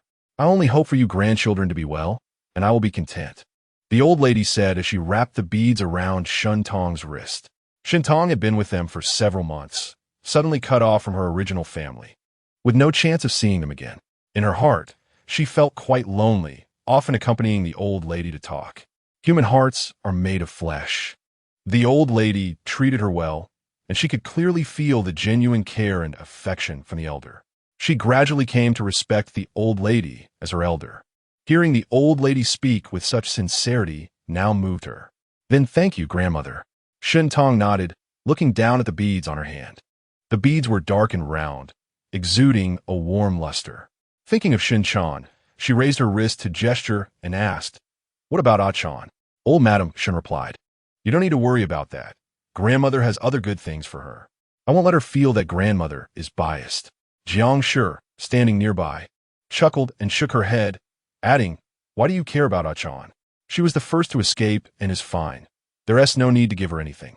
Atong is the one who really went through a trial. She needs to calm her nerves." She looked at Shun Tong and smiled, nodding. "It's really thanks to Atong this time. Achan told me that after the fire broke out, it was Atong who thought of a way to escape and let her go first while staying behind. Otherwise, she wouldn't have sprained her foot." Jiang Shi spoke these words sincerely. She had not been very kind to the elder siblings before and had even prevented Chan from spending more time with Shin Tong. But when a real danger occurred, Shun Tong did not hold a grudge. Instead, she looked out for Achan, which made Jiang Shi feel not only grateful but also somewhat guilty. She secretly decided to pay more attention to Shun Tong and the Shuyan siblings in the future. Old Madam Shin nodded, sighing, "Yes, today, Tong did very well." Shin Tong felt a bit embarrassed. "Grandmother, aunt, don't praise me. How could I, as the elder sister, not care for my younger sister's escape? Achan treats me well on ordinary days and always thinks of me." Old Madam Shin nodded. "That's why I said, as members of the Shun family, we should think of each other. We must consider everything from the perspective of a Shun family member. Only then can we live harmoniously, and only with family harmony can we thrive for a long time." The old lady said this while looking at Jiang Shi. Jiang Shi felt even more ashamed, lowering her head and saying, "Mother is right. Grandmother, this time we were able to escape the fire in time, thanks to that Xiao officer from the Divine Machine Camp who saved us." Hearing Shun Tong change the subject in a timely manner, Jiang Shi involuntarily breathed a sigh of relief, nodding and saying, "I also heard Achan mention it. I also heard that after saving the people present, he jumped back into the fire to look for others. This Xiao officer is truly admirable." Old Madam Shun continued, "Our Marca residence has received a favor from this person, and we should express our gratitude promptly. We can't let others say we are ungrateful." Jiang Shi replied, "Don't worry. I have already sent someone to inquire about this Xiao officer situation. I will arrange a thank you gift and send it out as soon as possible." Just as they were talking, someone rushed in from outside. Sister, I heard your foot is injured. Is it serious? Did you get burned?" It was Shun Shuyan, who hurriedly asked a lot before even entering the room. When he came in and saw everyone in the room, he stopped abruptly and hurriedly greeted Old Madam Shun. "Jiang Shi and Yin Shi, grandmother, aunt, you're also here?" Old Madam Shun chuckled softly and scolded him playfully. "This reckless monkey, but her tone was filled with joy. After completing his greetings, Shan Shuyan quickly walked to the bed, frowning as he looked at her foot. "Sister, how badly are you hurt?" Shen Tong smiled at him and casually replied, "It's just a slight sprain. It will be fine after a few days. By the way, why are you back so early? Isn't it still before school is out? I heard there was a fire at Kunya Garden and people died, so I took leave and rushed over. I couldn't find any news about you there, so I hurried back." He patted his chest and sighed in relief. "Fortunately, both you and the second sister are fine." "That's great." Shen Tong was surprised. "You went there? What is the situation now? Who was involved?" "It's terrible. The whole garden is charred. I heard it burned for several hours. Miss Sun from the Rongwa Gongfu couldn't escape, and 2 servants from Kunya Garden also died. In total, 3 bodies were found at the fire scene." Shen Tong felt deeply regretful. Zhang Shichuan had still not managed to escape, just as written in the book. However, at the same time, her doubts deepened. Clearly, the location had changed, so why did the fire still occur? Thinking it through made her shiver. The fire at Kunya Garden was not an accident, but man-made. The fire spread too quickly today, if it was just due to dry weather. The servants in the garden should have noticed and put it out in time. The more Shen Tong thought about it, the more she felt that this was the truth. But she couldn't mention this suspicion to others. No one else knew the original location of the fire. No, there was one person who knew, Xiao Kuang. But if she brought this point up, it would be equivalent to admitting she was reborn. Although her situation was somewhat different from being reborn, it would be even harder to explain clearly. Old Madame Shun, along with her 2 daughters-in-law, talked about Zhang Shichuan with regret. "I heard that the prince is interested in marrying into the Rongwa Gongfu. If it is settled, this child would have to marry as the Dao Wang's wife next year." This the prince's second son was the Guangling prince, who was the original female lead's ex-husband. Although Shen Tong had no intention of having any connection with this prince again, she was still quite interested in this gossip. However, old Madame Shun, Jiang Shi, and Yin Shi did not say much, as Shen Tong and Shun Shuyan were present. The gossip did not go deep, they only sighed a few times. Old Madame Shun then told Shen Tong to rest well and left with Jiang Shi and Yin Shi. Shen Tong pulled Shen Shuyan to ask about the details of the fire. Hearing him say that Zhang Shichun's maid, Bue, and Tayer had gone missing, she couldn't help but suspect whether this matter was related to these 2 maids. But she had seen Tayer anxiously searching for Zhang Shichuan and ultimately entrusted her to Xiao Kuang, so Tayer should not be suspect. She was most likely afraid of being punished by the Gongfu and had fled. The suspicion around Bue, however, grew larger. However, how could a maid have such boldness to set fire and kill her master? It must be that she harbors deep-seated hatred or is being manipulated by someone. But what kind of deep hatred could a young lady from a noble family have with anyone? On a winter day, when it gets dark early, when Tower arrived at the Shuntian prefecture, the lights at the entrance had already been lit and the main gate was closed. She was afraid that the Duke of Rong's mansion would report her escape to the authorities. So she didn't dare to recklessly inquire and waited at a distance across the street. After a while, she heard a creaking sound and saw a man in his 30s coming out from the side door. The guards at the entrance greeted him. "Captain Jiang, you're back." The man responded and walked directly to the other end of the street. Tower quietly followed him, but after a while, her vision blurred and the man disappeared. She was worried about losing him and anxiously chased after him, glancing around the alley, but she couldn't see Captain Jiang anywhere, unsure of where to pursue him. "You are?" A deep male voice suddenly came from behind. Tower was startled and let out a scream, jumping in place. She quickly turned around to look at the man who spoke, her tone filled with grievance and a hint of tears. "You scared me to death." "Captain Jiang, was it that scary? Why are you stealthily following me?" Tae timidly replied. "I was sent by Captain Xiao of the Divine Machine Camp to find Captain Jiang." Captain Jiang realized. "You are a maid from the Duke of Rong's mansion? Biu?" She nodded, then shook her head. "Not by you. My name is Tower, and like by you, I serve Miss Shi. Captain Xiao said that there are 2 portraits here for me to identify. Then come back to the office with me," Captain Jiang said. Tower took 2 steps back. No, I won't go. If the master and lady catch me, they will surely beat me to death." Captain Jiang frowned, recalling that he had 2 portraits in his pocket. He took them out and walked to a nearby light, asking her to identify, "Is this by you?" Tower looked at the portrait of the woman and said uncertainly, "This is not Sister Bai Yu. This one looks very much like my young lady." Captain Jiang was surprised. "You say this is your young lady?" Shen Tong, unable to move due to her injuries, leaned against the bed and read for a while, but kept thinking about the events of the day. Although she appeared calm when the old lady came to visit, it would be a lie to say she wasn't afraid. Now, recalling the raging flames made her heart race. However, when she was on Xiao Kuang's back, she felt very safe. He had been reborn, so he knew how Gao Zhan ended up imprisoned because of Shen Tong. Logically, he should only feel disgust towards her, right? But when she told him he was a good person, he blushed. Looking back at that moment, such a big man blushing like a boy was a bit adorable. Chapter 31, Progress. At first, Captain Jiang tried to persuade Tower, but she refused to go back to the Shuntian prefecture with him no matter what.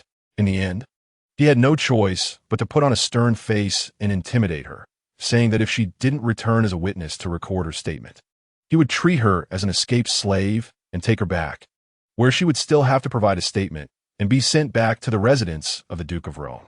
Only then did Tower reluctantly start to walk back, but after a few steps, she began to cry softly.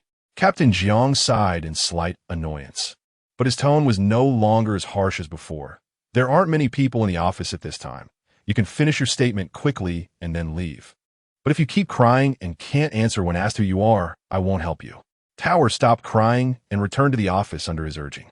After nightfall, only the guards and minor officials were in the office. Captain Jiang called for the scribe and asked Tower to recount all the details she knew, pressing her handprint to certify her statement. After hearing it, he felt that the case was more complicated than he initially thought. According to Tower, the woman in the portrait resembled her young lady, but her attire was like that of Bai Yu. However, when she saw the portrait of the man, she shook her head. Captain Jiang pressed for details before and after the incident and learned that the Duke of Rome intended to marry Zhang Shichuan to the Prince of Da. But Zhang Shichuan was not very willing and had cried privately several times. However, on the day she went to Kunya Garden, she appeared to be in a very good mood, asking Tower to find several headpieces to try on, and finally choosing the set of jewelry adorned with gemstones that was later found at the fire scene. Just before the fire broke out, Zhang Shichuan went to the restroom, leaving Tower behind and taking only Bai Yu with her. If she had intended to switch places and kill Bai Yu to take her identity, then set the fire to destroy the body, the two could have taken the opportunity to elope. But this was just speculation, and Tower's indirect testimonies were still insufficient as evidence. Once she was taken back by the Duke of Rome's residence, the only witness they had would likely be lost. "Do you have anywhere to go?" Captain Jiang asked. Tower shook her head, looking down. She had been sold to the Duke of Rome's residence when she was 4 or 5 years old, because of her pretty and clever appearance. She was chosen to enter the inner courtyard, learning the household rules from the matron, and after 2 or 3 years, she was assigned to accompany Miss Sunday. After so many years, she couldn't even remember the people and events from before she entered the Duke's residence. If she had anywhere to go, why would she have gone to the Shinji camp to seek help from Captain Xiao and then risk coming to Shuntian Prefecture to find Captain Jiang? Captain Jiang thought for a moment and said, "Let's go." Tower followed him out of the office and, after walking for a while, timidly asked, "Where are you taking me?" "Captain Jiang?" Captain Jiang smiled and said, "Don't worry, I won't sell you." Taya. They arrived outside a small courtyard, and Captain Jiang pushed the door open. "Annie, I'm back." A middle-aged woman with a headscarf came out of the house. "Why are you so late today? The kids are already dozing off." Seeing Tower, she was surprised, looking her over and smiling as she asked, "Who is this girl?" "There's a case in the office." Captain Jiang simply explained, then asked, "Annie, can you let her stay here for a few days? I'm troubling you again." "What are you talking about? It's no trouble to add another bed in my room." The woman, whom Captain Jiang referred to as Auntie, warmly pulled Tower inside. "Have you eaten? Are you hungry? Oh, your hands are so cold." Just as Tower was about to reply, 3 or 4 children rushed out of the house, running towards Captain Jiang, all shouting in unison, "Dad!" In the evening, the Duke of England sent gifts to Shun Tong, along with a handwritten letter from Yu Ting, apologizing for Shun Tong's ankle sprain.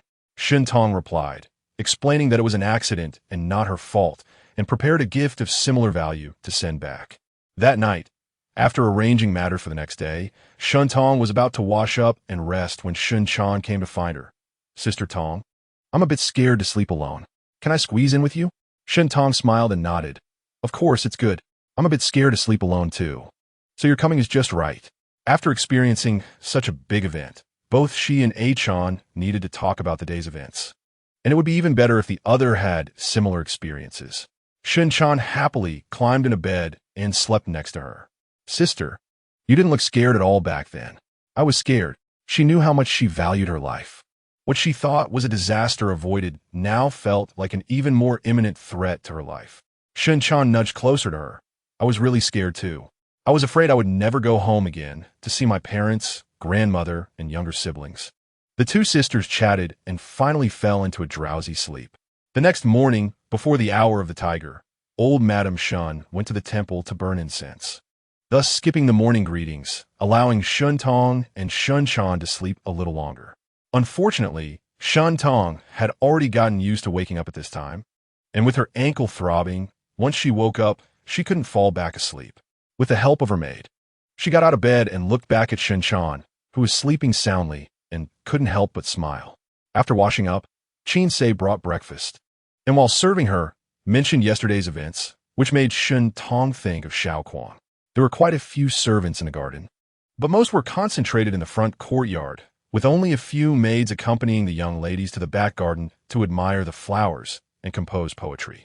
When the fire broke out, it had separated the front and back. Without Xiao Kuang, there would likely have been even more casualties yesterday.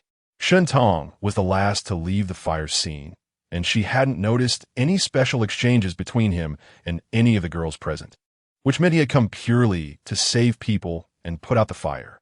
What truly shocked her was the moment he returned to the fire scene, and later, after hearing from Chin Se that he had rescued not a young lady from a noble family, but a rough servant girl of about 10 years old from the Earl's residence. Naturally, she was not his family or beloved. To take such a big risk for someone unrelated, Shun Tong asked herself if she could do that. If he noticed the difference in the locations of the two fires, wouldn't he have doubts about it? After finishing her breakfast, Shun Tong had Kong Ho prepare paper and pen. She didn't mention the suspicious change in location, as Xiao Kuang already knew that and didn't need her to remind him. She only wrote about the course of the fire, from when she smelled the burnt odor to when the fire sealed the door, which took only a short time. Although the wooden corridor posts were flammable, they wouldn't catch fire that quickly. Moreover, there were no open flames near the porch. If a fire were to start, there must be a source of fire, right?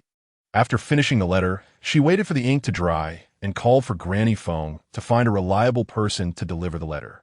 After saying that, she remembered something and instructed her to find someone to buy some medicinal materials.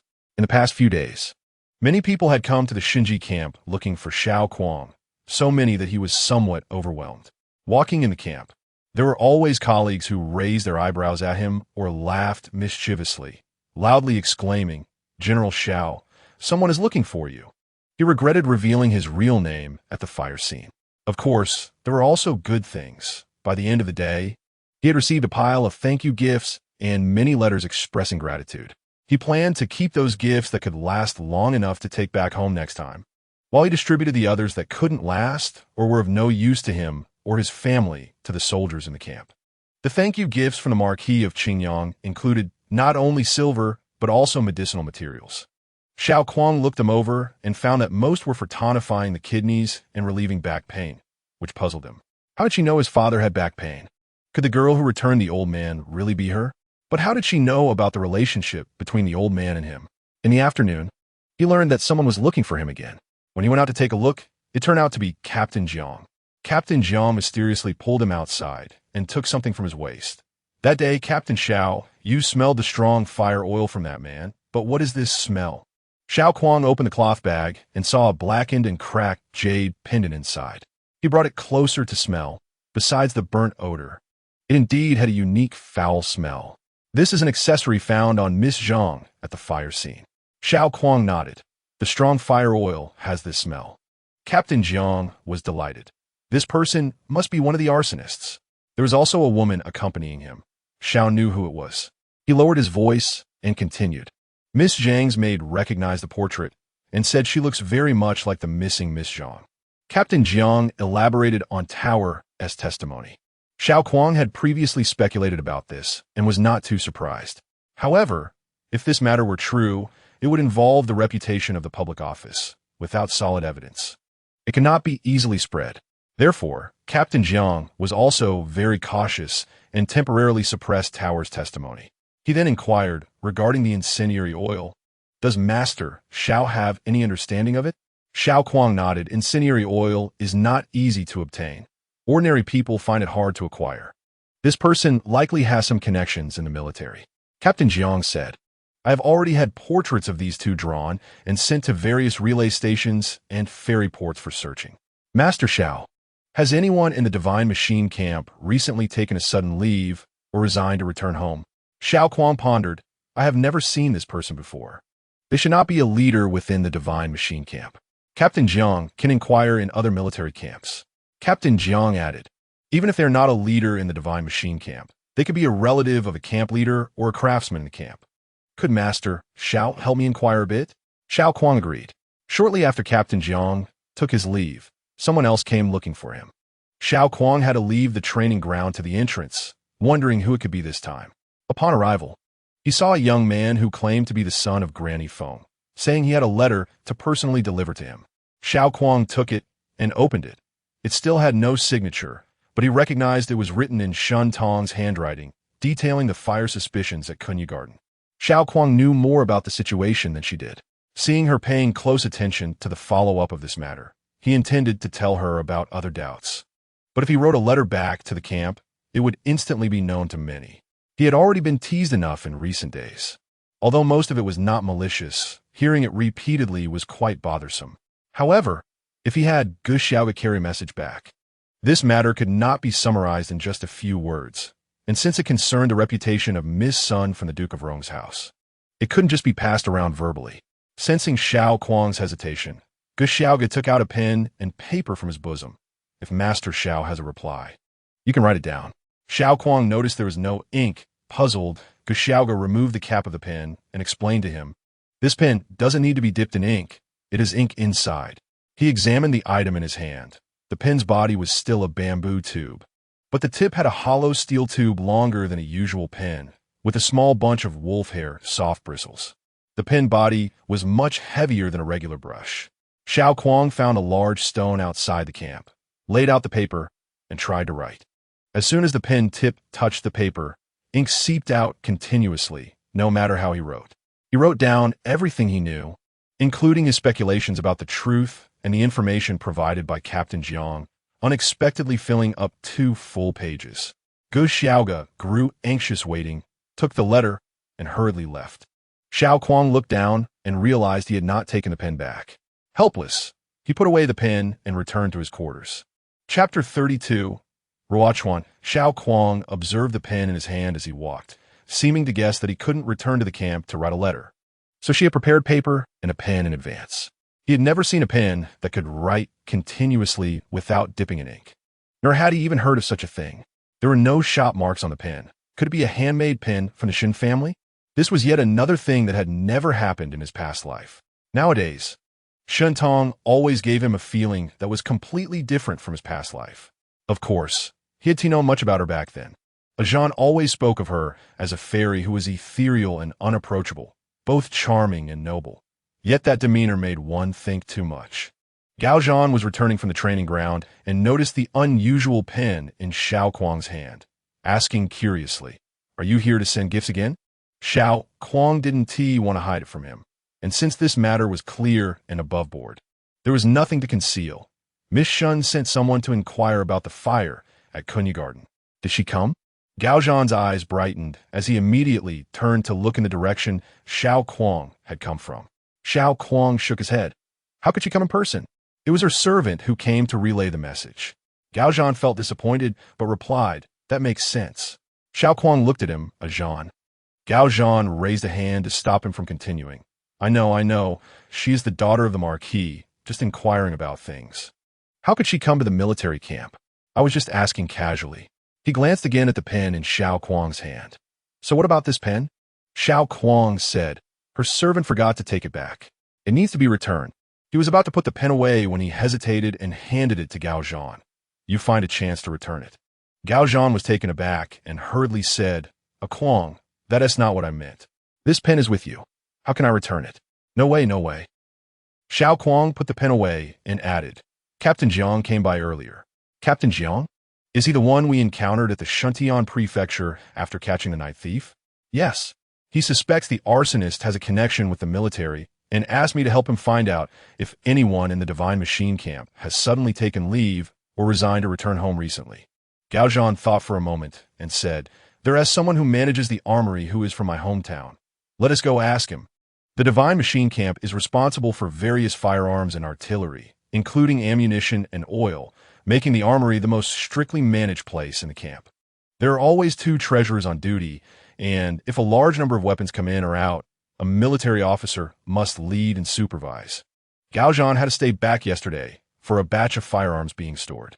The 2 of them went to chat with the treasurer. But didn't he learn of anyone taking leave or resigning?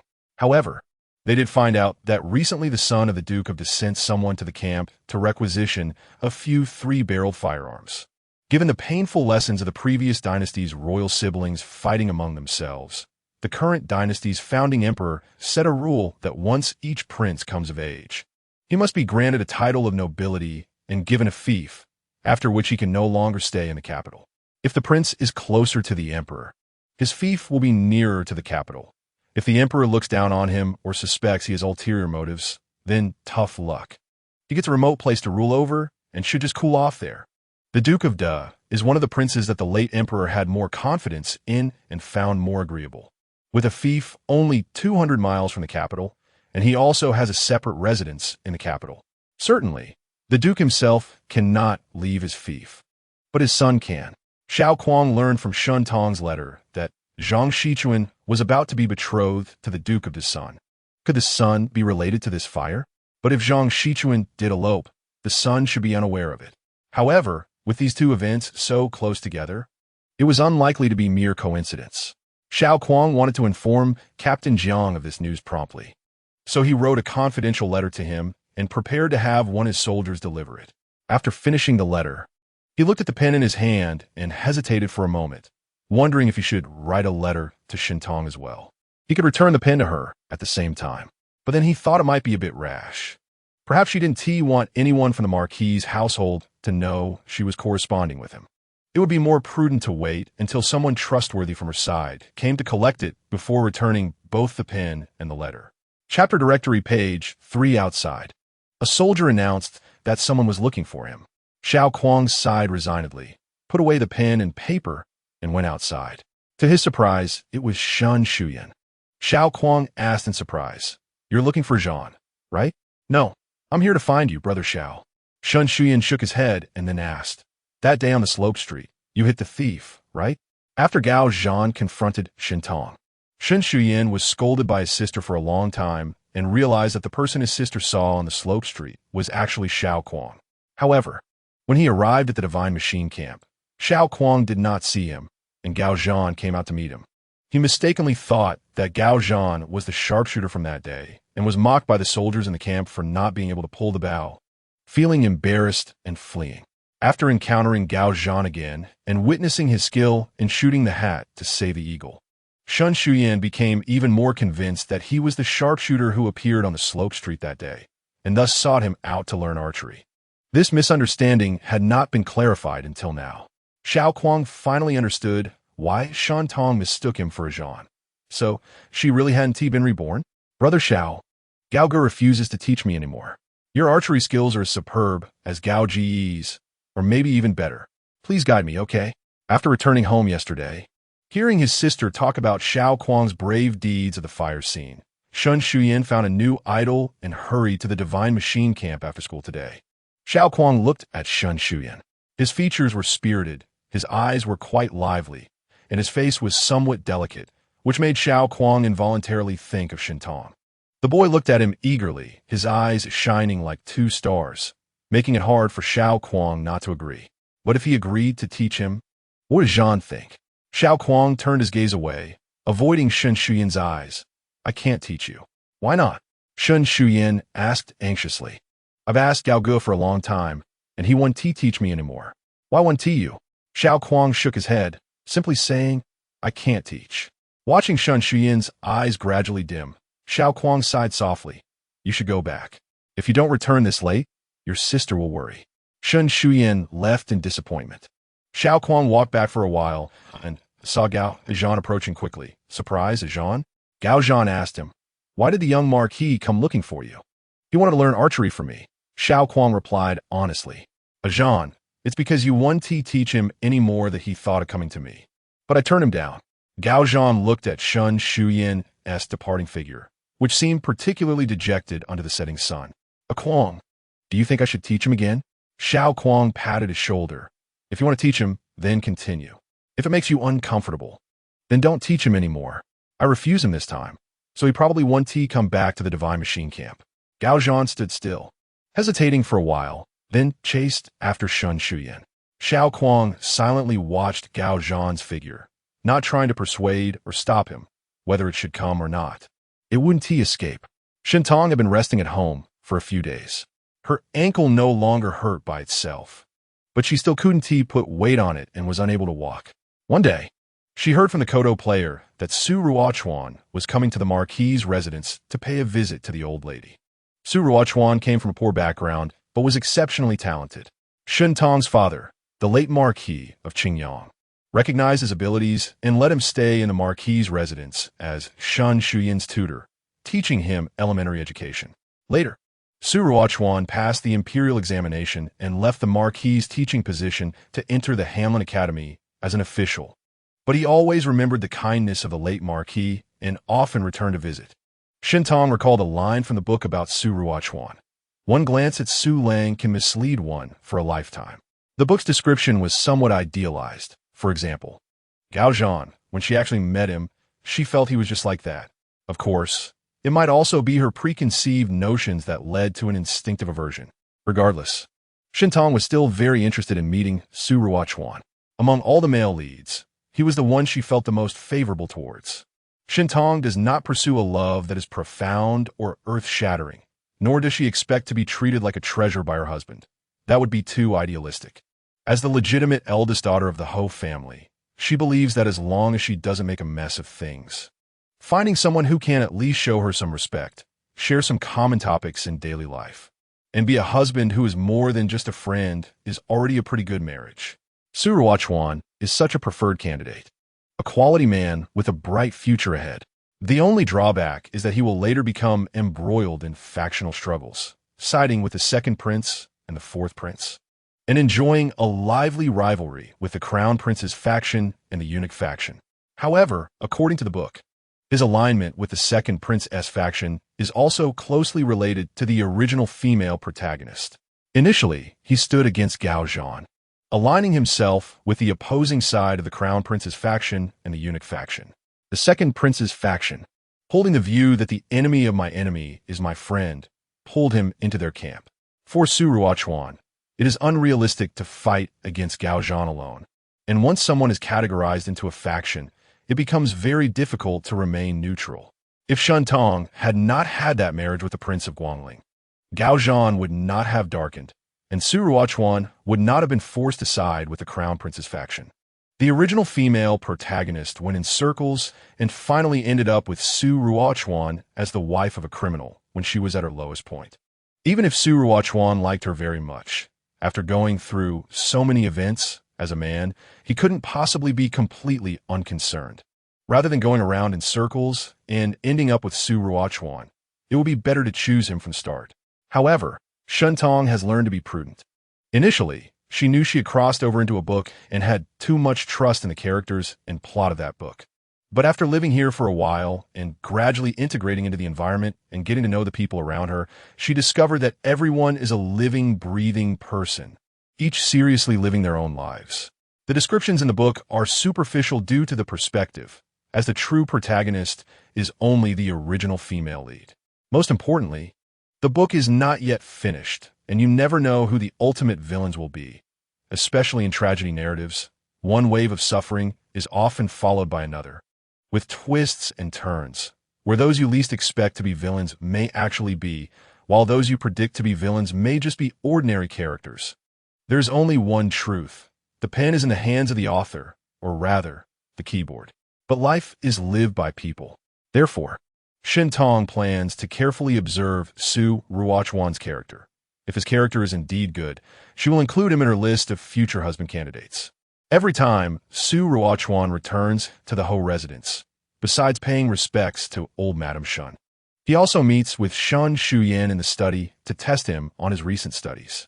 The original female protagonist had a chance encounter with Su Ruochuan in such circumstances. On that day, Shintong arrived early at the study, picked up a book, and sat down to read slowly. After a while, she heard voices outside, and before long, the door was pushed open. Shintong covered her face with the book and looked up, her eyes brightening. Thinking to herself that the saying a glance at Su Lang can mislead a lifetime is indeed not false. The man before her was handsome and elegant, with a jade-like temperament and a smile at the corners of his eyes, exuding a warm charm that made it hard to look away. With such looks, he could easily score 9 out of 10. Chapter 33, Awakening. Su Ruochuan did not expect that someone was already in the study. After a moment of shock, he immediately stopped. Once his eyes adjusted to the light in the room, he saw that sitting behind the desk was a girl in her prime, her hair styled like a green snail shell, with 2 strands of lotus hanging by her temples. A book covered most of her face, revealing only her bright eyes, which were as shiny as lacquer, staring at him unwaveringly. These eyes were clear as a mirror, as if they could reflect one's heart. A cough from the Guzheng player, standing nearby, broke the silence. Su Ruochuan came to his senses, quickly averted his gaze, and apologized, saying, "My apologies, I should have asked before entering. It was rude of me." After saying this, he stepped back out of the study. "Please don't say that. It's my fault for being so absorbed in my reading that I forgot about Mr. Su coming to teach Shu Yuan," Shintong said softly, trying to suppress the smile at the corners of her mouth, thinking to herself that it was fortunate the book was blocking her face. Su Ruochuan had been teaching Shun Shuyuan for about a year, but he only taught in the outer courtyard, while the young ladies of the Shun family had remained hidden in their quarters, so there had not been much interaction. However, there were only 2 young ladies of marriageable age in the Shun family, and upon hearing this, he knew that this was Shintong, the legitimate elder sister of Shun Shuyuan. Shintong leaned forward while seated on the stool as a form of greeting. "A few days ago, I had an accident and injured my right foot, so I am unable to stand. I hope you can forgive my rudeness." "Miss Shun, you flatter me." "It was I who was rude," Su Ruochuan apologized again, and then he was about to step back out of the study. "Please, Mr. Su, wait a moment." Shintong called out to him. "Since you're here to teach Shu Yuan, may I sit in?" Su Ruochuan paused, smiled gently, and nodded, saying, "But I might make Miss Shun laugh. You are too humble, Mr. Su. You are erudite and knowledgeable, which even the emperor recognizes. Otherwise, how could you have achieved such high honors?" Shintong changed the subject and sighed lightly. "But my younger brother is a bit troubling. Young master is clever and resourceful. No matter what he is taught, he understands it immediately. However, those who are too clever may also fall into the same trap. They are unwilling to work hard and study diligently." Hearing Su Ruochuan point out Shun Shuyuan's shortcomings straightforwardly, Shintong did not just gloss over it. She inwardly agreed and then asked, "Does Mr. Su have any good methods to help him correct this flaw?" Using Shuyuan as a topic, Shintong chatted with Su Ruochuan for a while. Soon, they heard Shun Shuyuan's voice. "Has Mr. Su arrived?" "Oh no, I misread the time and thought I still had." "Huh, why is sister here too?" Shintong glanced at him. "I came to see how well you have been studying lately." Shun Shuyuan shrank his neck and made a face, mumbling, "So what if you see? If it's real gold, it won't be afraid of fire." Su Ruochuan smiled slightly in his heart. She had indeed not lost track of time while reading, but had come specifically to check on Shun Shuyuan's studies. In the study, there was a large writing desk in the middle, with 2 small writing desks on each side. Shintong occupied one of the small desks, and Shun Shuyuan respectfully bowed to Su Ruochuan before sitting down at the other desk. Su Ruochuan walked to the largest desk, began to pose questions, starting with the chapters of Mencius, which Shun Shuyuan had just learned, so it was naturally not difficult for him, and he wrote it out in one breath. Then he tested him on the chapters and interpretations from the Great Learning, and Shun Shuyuan began to scratch his head. Shun Tong, sitting at the small desk on the east side, looked down at her book and smiled slightly upon hearing the questions Su Ruochuan posed. When she had previously paid attention to Shun Shuyuan's academic progress, she had learned that the Great Learning was the first content studied among the 4 books. And Shun Shuyuan had probably started learning it last spring. By now, he had likely forgotten most of it. So being suddenly questioned would surely lead to him being unable to answer. Su Ruochuan sat in the center at the north end. Although he kept his eyes on Shun Shuyuan's answers, his gaze inevitably swept toward the girl sitting on the east side. At that moment, the sunlight was just right outside the window, and she looked down at her book, her expression serene, her profile beautiful and graceful against the light. Suddenly catching sight of her knowing smile, Su Ruochuan's eyes curved slightly. Shun Shuyuan was deep in thought, and after much effort, he managed to come up with a few sentences, but even those were full of errors and nonsense. He simply gave up, spread his hands, and said, "Mr. Su, I've finished this question." Su Ruochuan glanced at the mess of nonsense on the paper and said blandly, "The Analects on Governance." The Analects on Governance was something he had learned more recently, and Shun Shuyuan felt a bit relieved, closed his eyes to recall, and finally managed to recite most of it. When he reached the line about reviewing the old to learn the new, he suddenly had an epiphany, looked up at Su Ruochuan with a thoughtful expression. Su Ruochuan waited for him to finish writing before speaking. The old refers to what was heard in the past. The new refers to what is obtained in the present. If learning can involve reviewing the old knowledge, and every time gaining new insights, then what is learned truly belongs to oneself, and the application is boundless. Thus one could be a teacher to others. However, if one merely memorizes the text for discussion or to answer questions without any true understanding, then the knowledge is ultimately limited, which is why the learning record criticizes it as insufficient to be a teacher, and this is in line with that meaning. Shun Shuyuan stood and bowed to him. "I have received your teachings." He then picked up the paper he had just answered, walked to Su Ruochuan's desk, and respectfully presented it with both hands. After Su Ruochuan finished reviewing the answers and explaining the errors, he stood up. Shun Shuyuan followed suit. "I will see you out, Mr. Su." But Su Ruochuan looked at Shin Tong. Shin Tong closed her book, clasped her hands at her side, leaned forward in her chair to bow. "Today, I have learned a lot from your guidance of Shuyuan, and I am very grateful. A carriage has already been prepared to take you back." Su Ruochuan did not decline, nodded slightly to Shun Tong. "I will take my leave." After saying this, he turned and left, moving gracefully without a hint of hesitation. Senton watched Su Ruochuan leave, and a slight smile appeared on her face. She had just asked him how to help Shuyuan correct his lack of diligence, and in such a short time, he had already provided a solution. Although correcting this flaw was not something that could be accomplished overnight, at least it had awakened Shuyuan and allowed him to gain insight, which was progress. He really is quite agreeable. Since Shun Shuyuan had agreed to practice archery in the Shinji camp with Gao Zhan in the afternoon, Gao Zhan remained in the military camp, while Xiao Kuang returned home alone. The ointment Shun Tong sent was effective very quickly after applying it. He didn't even get a single blister, and by the next day the redness and swelling began to subside. By the time he returned home today, there were no signs of burns at all. The only downside was that it was too fragrant with a sweet scent, and after applying the ointment, Xiao Kuang felt like a walking layer of sweet oil cake. Although the Dou family had heard from Xiao Hong about him saving someone in Kunya Garden, they did not notice any signs of burns on Xiao Kuang, so they did not nag him. After having lunch at home, Xiao Kuang played and joked with his younger sister for a while, which reminded him of the little maid he had saved that day. She seemed to be about the same age as his sister, and at that time, she had been unconscious. Now, several days had passed. He wondered how she was doing. He walked to the courtyard and asked, "Mother, is there anything at home that needs help with?" Dou Shi came out of the kitchen, took off her apron, and wiped her hands. "Nothing much. Wait a moment, I will go find Sister Wang to bring that girl over." Xiao Kuang hurriedly said, "If there's no work, then I'm going out. I have important matters to attend to." Dou Shi was surprised. "Isn't it your day off? What important matters do you have?" Xiao Kuang did not explain, just walked outside. "I might be back very late. Will you be back before dinner?" Dou Shi chased after him a few steps to ask, Not sure. Don't wait for me. Once Xiao Kuang was out the door, he headed toward the Duke of Pingxiang's residence. When he reached the street near the Duke's residence, he saw someone walking ahead, dressed in official attire with an iron ruler at his waist. The figure looked very familiar, so he tried calling out, "Captain Jiang?"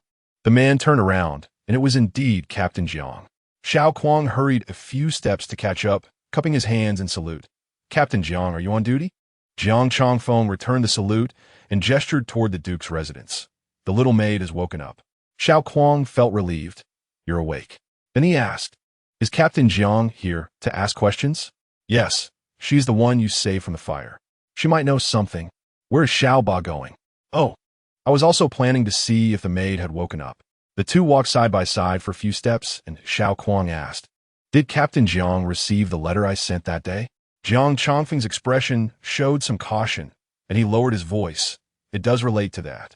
After receiving information from Xiao Kuang, Jiang Chongfeng took the portrait to the heir of the Duke of Da. Of course, he didn't rush to visit. Instead, he waited around the Duke's residence and had the servants identify the person in the portrait when they went out on errands. After asking several people without results, a talkative young servant exclaimed upon seeing the portrait, "This looks a bit like Guard Fan." Jiang Chongfeng quickly asked, "Is this Guard Fan someone close to the heir?" The young servant nodded, "Yes." "Is he still at the heir's residence?" "He returned to the countryside. I heard an elder and his family passed away." Jiang Chongfeng asked a few more people, including regulars at a nearby tea house, and they all said he resembled Guard Fan Shi. This Fan Shi was indeed one of the guards who had been to the Divine Machine Camp that day. After returning to Shuntian Prefecture, Jiang Chongfeng had the artist redraw the man's portrait based on the descriptions given by the tea house patrons. Around noon, a subordinate constable reported that the maid Xiao Kuang had rescued from Kunya Garden had woken up, and Jiang Chongfeng immediately rushed over, coincidentally running into Xiao Kuang. As the two were talking, they quickly arrived at the Duke's residence, where Jiang Chongfeng stated his purpose. After a while, an old woman came to lead them to see the maid, sighing along the way, "Poor thing, such a good maid, and now she's mute." Xiao Kuang's heart sank, and he asked, "How did she become mute?" The old woman shook her head. "Who knows? Maybe the fire burned her throat." It was indeed possible for someone to be injured by inhaling too much smoke during a fire. Xiao Kuang frowned at Captain Jiang, who was looking at him with a shared look of regret. By the time they reached the room where the servant stayed, the young maid, still recovering from her burns, was lying on the calm.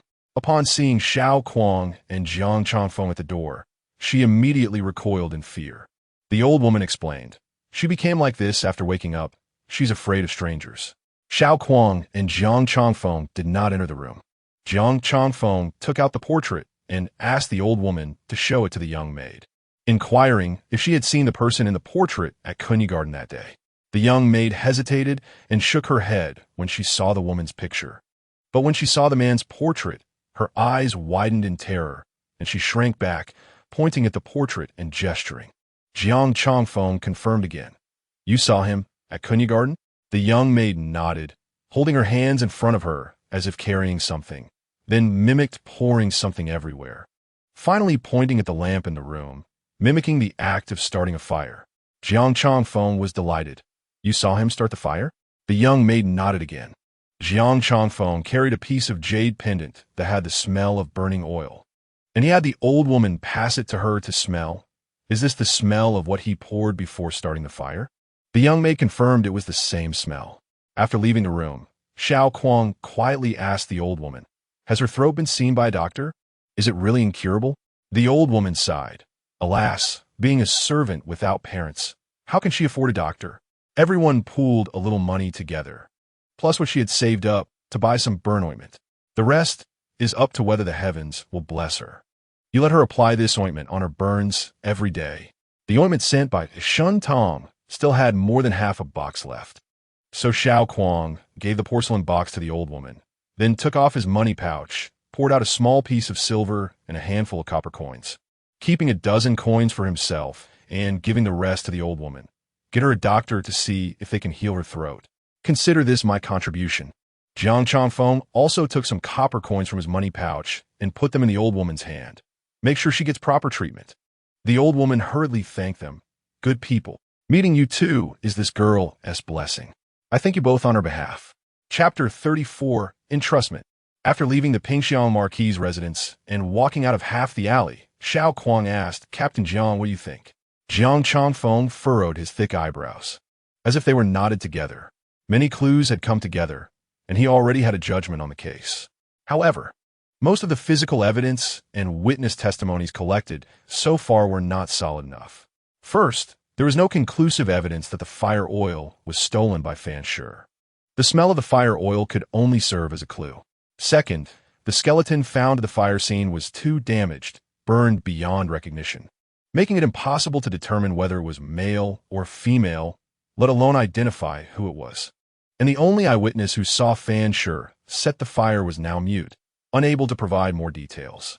After listening to Jiang Changfeng recount the case and all the evidence, Xiao Kuang said, if we want solid evidence, we can only catch those two people first. Jiang Changfeng nodded. What Xiao Kuang said was spot on. As long as they could confirm that the woman who fled was Zhang Shichuan, then the one who died in the fire must be her maid, Bai Yu. And if they could catch Fan Shi, they could have the small maid from the Pingxiang Marquis' residence identify whether he was the true arsonist. Coupled with the fact that the only source for acquiring the fire oil was from the military, that would be solid evidence indeed. However, several days had passed since the fire, and that couple had likely already fled the capital. I will return to Shuntian Prefecture now to report the case to the prefect and issue a wanted notice. What about you, Captain Xiao? Hearing Jiang Changfeng's inquiry, Xiao Kuang looked at the sky. It seemed a bit early to go back now. If his mother sent for the Wang family's girl to come to their house, waiting for him to return. Xiao Kuang shivered, pressed his hand against his chest, and unexpectedly felt the pen in his pocket that could write continuously without ink. A pure and graceful face appeared before his eyes, with a hint of cunning in her gaze. He had kept the pen with him to return it to her at the first opportunity, but that opportunity had never come. Not hearing Xiao Kuang's response, Jiang Changfeng did not ask further. When they reached the entrance of the yamen, he stopped and said, if Captain Xiao has no other business, just wait for me for a moment. Once I finish my official duties, let's go to a restaurant for a drink. Xiao Kuang was enthusiastic by nature. Jiang Changfeng had seen him act heroically several times and wanted to befriend him, so he brought it up at this time. Xiao Kuang did not want to return home too early, so he went into the yamen with him. Jiang Changfeng invited him to sit in the duty room for a while he went to the back hall to report to the prefect, detailing all the evidence he had gathered over the past few days and his inferences about the case. Shuntian Prefect Wei Chengji listened solemnly and pondered for a long time before saying, Kunya Garden was originally deemed an accidental fire, but if it truly is arson, Captain Jiang, this is a serious matter. Do not spread it until we have solid evidence. Jiang Changfeng nodded in agreement and then asked about issuing a wanted notice. Sir, regardless of the identities of those two, they are definitely major suspects. If we catch them, the truth will be revealed. Wei Qingji asked, what about the suspect sketches? Jiang Changfeng took out the sketches, and Wei Qingji glanced at them briefly before putting them into his own pocket and said, the maid named Tower is also an important witness. Bring her here. I want to ask her some questions. Jiang Changfeng accepted the order and came out to find Xiao Kuang. I'm sorry, Brother Xiao, but we have to postpone the drinking. The prefect wants me to bring that maid Tower for questioning. Xiao Kuang smiled and shook his head. Drinking can be done anytime. Official business is the priority. Jiang Changfeng and Xiao Kuang left the yamen together, but after walking for a while, Jiang Changfeng felt something was off. Xiao Kuang noticed his slowing footsteps and saw his serious expression, asking in surprise, Captain Jiang, what did the prefect say? Jiang Changfeng suddenly stopped, and Xiao Kuang's question reminded him of something. Why did Prefect Wei put away the suspect sketches? Shouldn't he have called for a scribe to draft the wanted notice and send the sketches to the printing house for publication? He shared his doubts with Xiao Kuang. Xiao Kuang raised an eyebrow and pulled him back. Just as they returned to the yamen's entrance, they saw a sedan chair being carried out from the yamen. Jiang Changfeng recognized it as the prefect's sedan chair and quickly pulled Xiao Kuang to wait until the chair was carried away before following behind slowly. They followed all the way to the Duke of Rong's residence, exchanging a glance that spoke volumes. The purpose of Prefect Wei's visit was as clear as day. Xiao Kuang asked Jiang Changfeng, Do you have any extra sketches? There should still be some in the yamen. Xiao Kuang shook his head. Most of those in the yamen are likely gone. If Wei Qingji intends to suppress this matter, he will naturally collect and destroy all the sketches. Jiang Changfeng was taken aback and added, the constables I sent to find those too should still have some. While Wei Qingji has collected them all, he could hide one. Then he said, Brother Xiao, can I entrust you with something? What is it? In the winter, it got dark early. The Xiao family had just finished dinner when the sky began to darken. Doshi was busy clearing the table when she heard someone enter the courtyard. Peeking out, she exclaimed, Oh, a Kuang, whose girl is this? Xiao Kuang brought the girl into the courtyard, and with the light coming from the main room, Doshi saw that he had brought back a young girl of about 15 or 16, with big eyes and a small face, quite charming and lovely. But at this moment, she looked anxious and fearful. Doshi set down the dishes, wiped her hands, and warmly invited the girl to sit down. Turning around, her smile faded a bit as she pulled Xiao Kuang to the courtyard and quietly asked, Where did this girl come from? Although she's wearing coarse cloth, her skin is delicate and fair, clearly not a girl from an ordinary family. Xiao Kuang replied, Her name is Xiao Luo, and she is a witness in a case. Doshi was surprised. Shouldn't she be sent to the yamen? The yamen has already recorded her testimony, and she has nowhere to go. Mother, can she stay with us for a few days? Doshi looked back at the anxious Xiao Luo and asked, What was she doing before? What about her parents? Mother, do you remember the fire at Kunya Garden? It wasn't accidental. Someone set it on fire.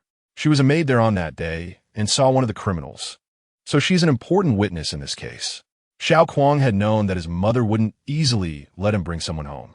He initially wanted to fabricate a background for Tower to avoid worrying them, but after thinking it over, he decided to tell the truth so they could be prepared. However, he did not go into too much detail and changed Tower's name to prevent his family from accidentally revealing anything. A maid? What about her master? Her master is involved in the crime, which is why she can't stay there. Doshi understood and nodded, sympathetically sighing. She's a poor child. Let her stay. But a Kuang, this isn't a long-term solution. It won't be for long, mother. Xiao Kuang apologetically said, I'm just adding trouble for you. Doshi shot him a glance. Haven't you three already caused me enough trouble? What's one or two more? Xiao Kuang smiled and then solemnly reminded her, Mother, please remember not to let her go out on ordinary days and don't mention her to the neighbors. Just act as if no one has come to our house. Unless Captain Jiang comes personally to pick her up, she can't leave with anyone else. Doshi furrowed her brows and asked, Do we need to be this careful? The criminal has escaped and has not yet been captured. Being cautious is no harm. Mother, this is not just for her, but also for your safety. Doshi nodded. All right, I understand. What does Captain Jiang look like? You should let me recognize him. He won't be able to come for the next few days. I have an agreed code with him. As long as the person who comes says Jiang Shangying Peach Blossom, that will be him. Doshi repeated it a few times, saying she remembered. After dinner, Xiao Kuang was about to return to the Shinji camp. Before leaving, he reminded his family, especially his younger sister, to ensure no one knew that Xiao Luo was staying with them. 2 days passed in a flash, and suddenly a decree arrived. Xiao Kuang was unexpectedly rewarded and promoted to the rank of 6th rank Zhaoshan cavalry officer and was to take office immediately as the commander of the Nanjing military division. Xiao Kuang was suddenly surprised to hear the news, and while feeling delighted, he was also puzzled. After hurriedly changing his clothes to receive the imperial edict, he learned that he had been promoted due to his performance during the fire at Kunya Garden. In addition to the promotion, he was also granted a reward of 100 taels of silver, which was equivalent to more than 2 years of his salary, a considerable reward indeed. Just after Xiao Kuang sent off the court official delivering the edict, the officers in the camp clamored for him to treat them. Xiao Kuang agreed to the feast and set a specific date, finally managing to satisfy the group of comrades who were taking advantage of the situation. Once everyone had left, Xiao Kuang returned to his room and surveyed his surroundings, feeling a wave of emotions. Gao Zhan put his arm around his shoulder and asked, What's wrong? Are you reluctant to leave? The Southern City Military Command, one of the 5 military commands, was responsible for patrolling the capital, managing streets, prisoners, fire bans, and other matters. Though it was a military position, it was entirely different from the Divine Mechanism camp. For Xiao Kuang, he no longer had to live in the barracks, and could return home every day. Xiao Kuang sighed. I've been here for many years. I really feel a bit reluctant. What he was reluctant about was not only the divine mechanism camp itself, but also the brothers in the camp. After so many years of sharing joys and sorrows, they were not blood brothers, but were closer than brothers. Especially Gao Zhan. The two of them had always been inseparable, sharing a bond that was extraordinary. Originally, he had only wanted to prevent the tragedy from his past life, but when the fire actually broke out, he was solely focused on rescuing as many people as possible. The promotion was truly an unexpected joy he had not anticipated. If he had known it would turn out this way, it would have been great to find a way to bring Gao Zhan along to help put out the fire. Gao Zhan patted him on the back, saying, "It's not like you're being transferred far away. You can still come back to visit everyone. Kuang, I still want to go to your house for meals." Xiao Kuang smiled. "You're always welcome. My home is your home, no matter when." As he packed his belongings, Xiao Kuang left behind items he couldn't take with him for Gao Zhan or distributed them to others. The lifestyle in the camp was simple, so there wasn't much to pack. After saying goodbye to his superiors, Xiao Kuang left the divine mechanism camp. Gao Zhan accompanied him all the way to the city gate before returning to the camp. The next day, Xiao Kuang went to report to the Ministry of Personnel. Not far from there was the Ministry of War. Upon entering, a junior official warmly welcomed him and took him to see his superior, Minister Yu Dihao. Minister Yu was very friendly, not only praising Xiao Kuang's actions during the fire, but also asking about his family situation. Faced with such obvious favoritism, Xiao Kuang felt a bit puzzled rather than pleased and answered cautiously and humbly. After taking his leave from Minister Yu, the junior official led him to receive his new official uniform, badge, and sword, being very attentive all the way. When Xiao Kuang arrived at the Southern City Military Command, a group of people was lined up to greet him at the gate. As soon as he dismounted, everyone rushed over. "Commander Xiao, just hand the horse to us." "Commander Xiao, please come this way." "Commander Xiao, have a cup of tea to moisten your throat." "Commander Xiao." The newly appointed commander, Xiao, felt quite unaccustomed to being treated like a star, surrounded by admirers. The Southern City Military Command had one chief commander for deputy commanders, one administrative officer, and the rest were soldiers or civilian workers. After recognizing a few faces, Xiao Kuang only kept the administrative officer, Chao Guangyao, to explain the specific duties and divisions within the command. The military command was responsible for maintaining public order in the city, with 3 patrol shifts daily. Xiao Kuang couldn't sit still in the office. He led the team on patrols in the southern city to familiarize himself with the area he was in charge of. Ironically, he had grown up in the southern part of the city and lived there for over 10 years, yet he still didn't know all the streets and alleys well. After this round of patrols, he discovered several hidden dangers related to fire and theft, ordering immediate rectifications on the spot.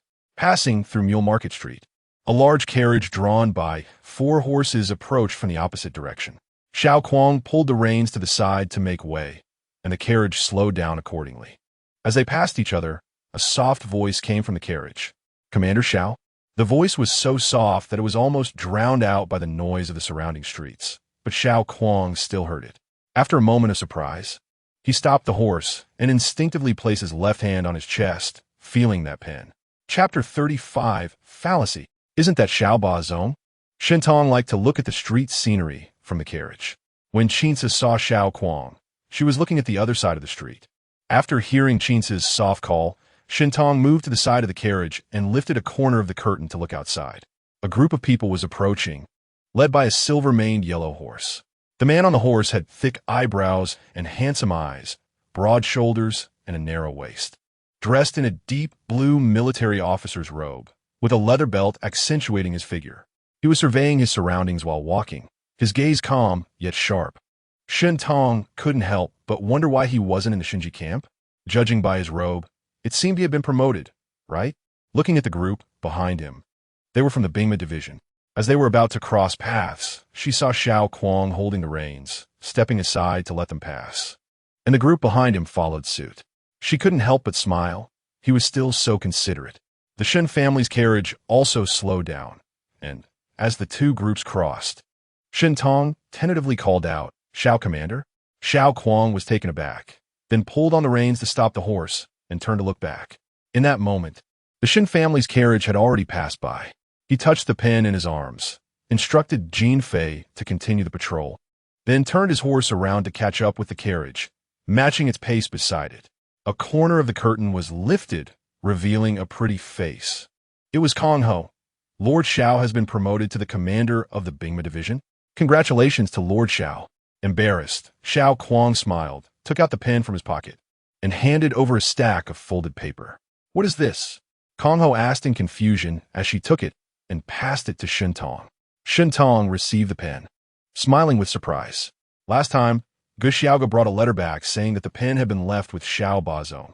Although this pen was not easy to make, she had 2 spares, so she didn't think much of it. After such a long time, she didn't expect him to carry it with him just to return it to her when they met. This made her think of Xiao Laobua. They really were father and son. Their persistence was simply identical. Along with the pen was a stack of paper, and through the back, she could see dense writing on it. Shintong was a bit surprised when she received the letter brought back by Gu Urge, not expecting him to write back so much on the spot. Although the wording was straightforward and not particularly literary, the strokes were strong and upright, each word penetrating the paper, and the writing was smooth, with tight logic, showing that he was a meticulous thinker. That letter completely shattered her stereotype of military personnel.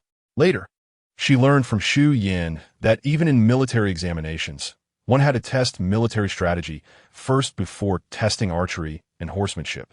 If one failed in strategy, no matter how strong they were in archery and horsemanship, it would be useless. Shintong was quite curious about what Xiao Kuang had written to her. As she unfolded it to read, the pleasant smile that had been hanging on her lips quickly faded. After Wei Fuyin returned from the Ronghua Gongfu, he questioned Captain Jiang about the whereabouts of his maid, Tao. Captain Jiang stated that Tower had escaped, and Wei Fuyin said she must have spread rumors and fled out of guilt, instructing Captain Jiang to capture her. Captain Jiang took the order, but upon returning home, he found that the neighbor ant who had kindly taken Tower and had been forcibly broken into, and the ant was injured while trying to stop them. Had he not entrusted Tower to be sent away in time, that girl would certainly have been caught. Captain Jiang was furious, and he suspected that those in the Yamen used the excuse of pursuing Tower to leave the capital, actually heading to the ancestral home of the guard fan, hoping to catch the runaway couple. Clearly, the Ronghua Gongfu was trying to cover up this scandal. Once the truth was exposed, not only would the Duke of Ronghua be embarrassed, but even the heir of the prince would be shamed. For the Do Wangfu and Ronghua Gongfu, the best outcome would be for Zhang Shichuan to perish in the fire. Getting involved with Captain Jiang would likely bring great trouble. Shintong hurriedly finished reading the letter, lifted the curtain to look outside, and seeing that Xiao Kuang was still leisurely following alongside the carriage, she said, "Xiao Commander, you must be careful." Xiao Kuang sensed her concern and worry in her tone. His heart warmed, but he merely nodded to her, simply saying, "Thank you for the reminder. In life, there are things to do and things not to do." Having lived 2 lives, he only sought to have a clear conscience without regrets. Shintong handed the pen out of the window. "You can keep this pen, Xiao Commander. If you need anything, just find Gu or Gu. You can send a letter or have someone convey a message." She continued, "Also, this pen needs to be used often. The ink flows smoothly only when written regularly. If you don't write for 2 or 3 days, the tip may dry out. You can soak the tip in warm water for a while, but if it's too long, the ink inside may dry up or run out, and you'll need to replace the cartridge." The pen that Xiao Kuang returned had already dried out, suggesting he hadn't used it since that day, carrying it with him just to return it to her, right? Shintong had a spare pen in the carriage, so she decided to give him a new one, also adding a leather pen case to prevent ink leakage. "Xiao Commander, it's best not to keep the pen on you. If it leaks, it would stain your clothes." Xiao Kuang hesitated for a moment before reaching out to take the pen. Just then, the carriage jolted, and in the moment of collision, he accidentally held both the pen and her hand, the warmth and softness in his palm. Xiao Kuang was taken aback and quickly let go. Shintong thought he had taken the pen, and she released her hand as well. The pen dropped straight down. She let out a soft ah. Xiao Kuang swiftly grabbed the saddle ring, leaned down, and quickly caught it, preventing it from hitting the ground. Shintong chuckled, exclaiming, "Fortunately, Xiao Commander is so agile. This pen fears falling the most." Xiao Kuang remained silent, tying the leather pen case to his belt, and did not look at her again. Not hearing a response from Xiao Kuang, Shen Tong saw him looking straight ahead, his posture upright, but his face suspiciously reddened. There was a young man in her previous company who was like this. He would blush easily when teased, which was particularly endearing. Shen Tong's lips curved into a smile as she suddenly felt mischievous and wanted to tease him, but then thought better of it and held back. After a while, Xiao Kuang still did not speak, but did not leave either. Shen Tong leaned against the window, watching the street scenery, but her gaze mostly fell on him. This person was a typical example of being cold on the outside, but warm on the inside. He usually spoke little, yet he was extremely responsible and reliable when it came to matters.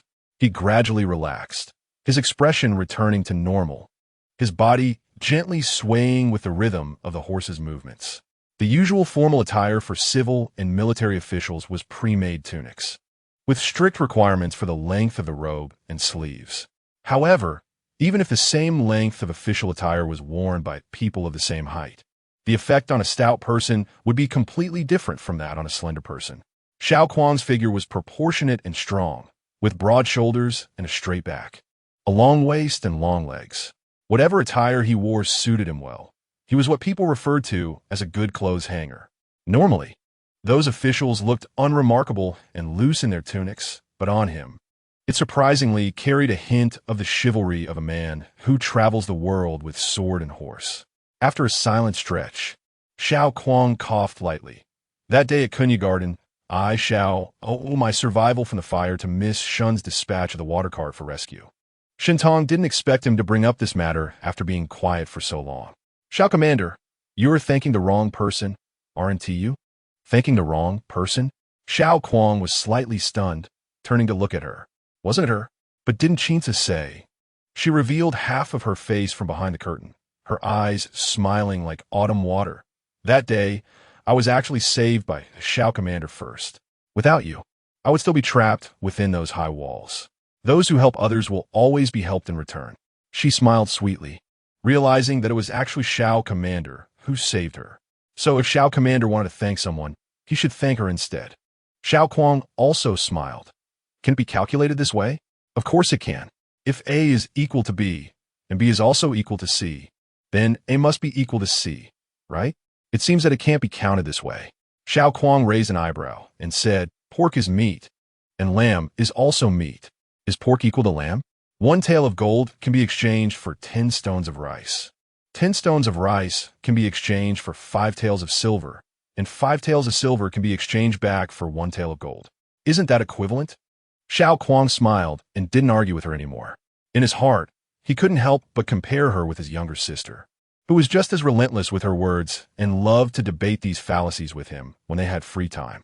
Shen Tong noticed that when this person smiled, his demeanor became much warmer, and she hadn't expected that he could actually be quite eloquent after getting to know him. Where's the cold-faced marshal general he was supposed to be? The coachman shouted lightly, turning the carriage towards Chang'an Street, seeing that they were not far from the Marquis's residence. Xiao Kuang cupped his hands in farewell and rode away. Jiang Changfeng did not bring along any constables from Shuntian Prefecture when he left the capital to pursue the fugitive. After years of being a captain, he had made quite a few friends in the martial world, aside from those in the Six Doors. These people acted both justly and unjustly, but they had their own networks and were well informed. If Fan Sure was fleeing with a young lady from a public household, taking the land route would mean frequent stops at relay stations, making it easy for people to see and pay attention to them. Taking the water route would be much more discreet. Hiring a small boat could take them directly from the capital to the prefecture without having to disembark. Eating and lodging on the boat, which would greatly reduce the chances of being spotted. Moreover, this stretch of river transport was accessible and faster than land travel. Jiang, the captain, found someone at the ferry in the capital, and after the news spread, it wasn't long before someone recognized the person in the portrait. On the very day of the fire at Kunyagarden, this person was seen at the ferry looking for a passenger boat, hiring one for half a month because he was willing to pay a high price, quickly finding a boatman willing to travel long distances. Jiang Changfeng also hired a boat and headed south along the canal, then west towards Hunan Prefecture. Once in Hunan, Jiang Changfeng continued to trace the clues. following them to find Fan Shi's temporary hideout. He then went to the local county office and, in the name of Shuntian Prefecture, requested the county magistrate to dispatch constables to assist in capturing the fugitive. With official documents bearing the public seal, the county magistrate, upon seeing the genuine official document, of course, cooperated fully. He mobilized all the constables and officers in the county, personally commanding them to set up a net to capture the suspects in the serious case of arson and murder. On a dark and windy night, the officers surrounded the suspect's residence in layers. With a command, they broke down the door. The woman inside was startled awake and screamed in fright. The man leaped up from the bed, grabbing a knife from beside him and fighting against the rushing officers. The man was highly skilled and managed to push back the officers who charged in too quickly, since Jiang Chongfeng mentioned that the other party was originally a guard. The officers had prepared many long weapons, stabbing with over a dozen steel forks and long spears. In the end, the man could not withstand the numerous attackers and was pinned down to the ground by several steel forks. Despite bleeding profusely, he still tried to raise his head and shouted, "Run! Run!" The woman cried out, grabbing her clothing from the bedside, pushing open the back window, and trying to escape, only to be startled by a row of torches outside, with several steel forks aimed at her just within reach, their tips glistening in the firelight. The woman screamed and took 2 steps back, her legs giving way as she fell to the ground, being pinned down by the officers. Lights were lit, and Jiang Chongfeng handed the steel forks to someone else, walking over to the disheveled woman, squatting down in front of her, brushing aside her hair that covered her face, and examining her closely. "You are the maid Bue? You conspired with the guard Fan Shi to murder Miss Son of the Marquis of Rome's residence and fled here. Do you know there is no escape from the death penalty?" The woman had been asleep, only wearing a thin nightgown, and as she struggled, her clothes slipped off her shoulders, revealing large areas of her fair skin in front of many onlookers. Being grabbed by 2 officers, she felt utterly humiliated and furious. Suddenly hearing Jiang Chongfeng say this, she widened her eyes and denied sharply, I'm not. I am Miss Son of the Marquis of Rome's residence. You must not treat me disrespectfully." Jiang Chongfeng coldly smiled, still pretending. He stood up and said, "That's right. It's these 2." Although he had captured these 2, Jiang Chongfeng's mood did not lighten as a result. After returning to the capital, there would still be a tough battle to fight. Chapter 36 in Custody. Jiang Chongfeng borrowed for constables from the local county office and hired a boat to escort Fan Zhang and another person back to the capital. Along the way, they separated the 2 and interrogated them about the incident. It turned out that Fan Shi had bribed a maid in the public house to deliver tokens and letters to Zhang Shichuan. Therefore, initially, Bai Yu and Tao Er had never seen Fan Shi. Later, Zhang Shichuan had secretly met with Fan Shi several times, managing to send away the other maids. But Bai Yu was aware of the situation. As the engagement and tensions between the heir and the public house progressed, Zhang Shichuan finally made up her mind to elope with Fan Shi. Originally, she had intended to elope, but she did not want to tarnish the reputation of the public house due to her personal affair and was also afraid of being caught and brought back by her family or the heir's household after eloping. In the end, she devised a plan of fake death that would serve both purposes. Bai Yu, being of similar age and height and knowing the inside story, became the best candidate for the substitute. Fan Shi, also blinded by love, after hearing Zhang Shichuan's idea, decided to completely destroy the evidence. He used the opportunity to steal gunpowder while retrieving firearms from the military armory to assist in setting the fire, hoping to intensify the flames. The 2 thought that when they saw the flames soaring from Kunya Garden, they would be far enough away to see the rising smoke, believing they had succeeded, and thus settled down in a remote place. After Jiang Chongfeng understood the whole story, he couldn't help but sigh inwardly. These 2 had lost all sense of morality, willing to kill and set fire for their selfish desires. If it weren't for Xiao Kuang's suspicion of the smell of gunpowder on Fan Shi, which led him to inform Jiang of this doubt in time, perhaps these 2 would have indeed gotten away with it, and the injustice suffered by the maid Bai Yu would have gone unavenged. A few days later, the boat arrived in the capital. Jiang Chongfeng had the 4 county constables escort Fan and Zhang back to the Shuntian Prefecture office, while he went to the Xiao family first. Dosher came out to greet him, cautiously sizing him up. "What brings you here, Constable?" Jiang Chongfeng cupped his hands. "Good day, Madam Xiao. I am Jiang Chongfeng. Previously, I entrusted Xiao Laudi to take care of a young girl." Dosher lowered her head and patted her apron, adjusting her sleeves. "Constable, you must be mistaken. We haven't had any young girls come by recently." Jiang Chongfeng was taken aback, then remembered the secret code he had agreed upon with Xiao Kuang, and smiled awkwardly. "Madam, have you seen a play called Jiang's Blooming Peach Blossom?"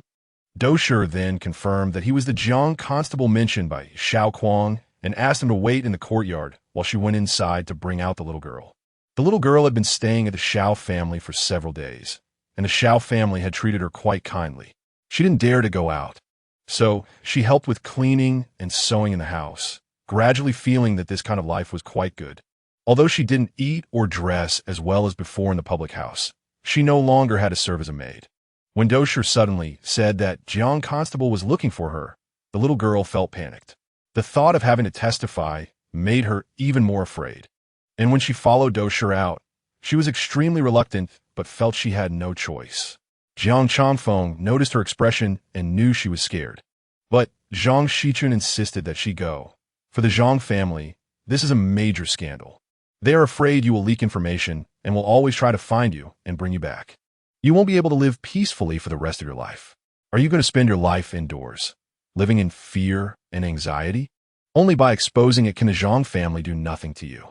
The little girl then nodded. "Constable Jiang, I will go with you." They arrived at the Shuntian prefecture office, and Jiang Chongfeng asked the constable at the door, "Is there a man and a woman being escorted here?" The constable gestured inside. Just went in. Jiang Chongfeng took the little girl inside, and when they entered the court, he saw the 4 constables and the prisoners present. So he called the little girl over and pointed to the woman, asking, "Take a look, is she Zhang Shichuan, the granddaughter of the Duke of Ronghua?" Although Zhang Shichuan was handcuffed, disheveled, and in a sorry state, the little girl had served beside her for many years and was already very familiar with her. So how could she not recognize her? The little girl trembled and nodded. "It's Sister Shi."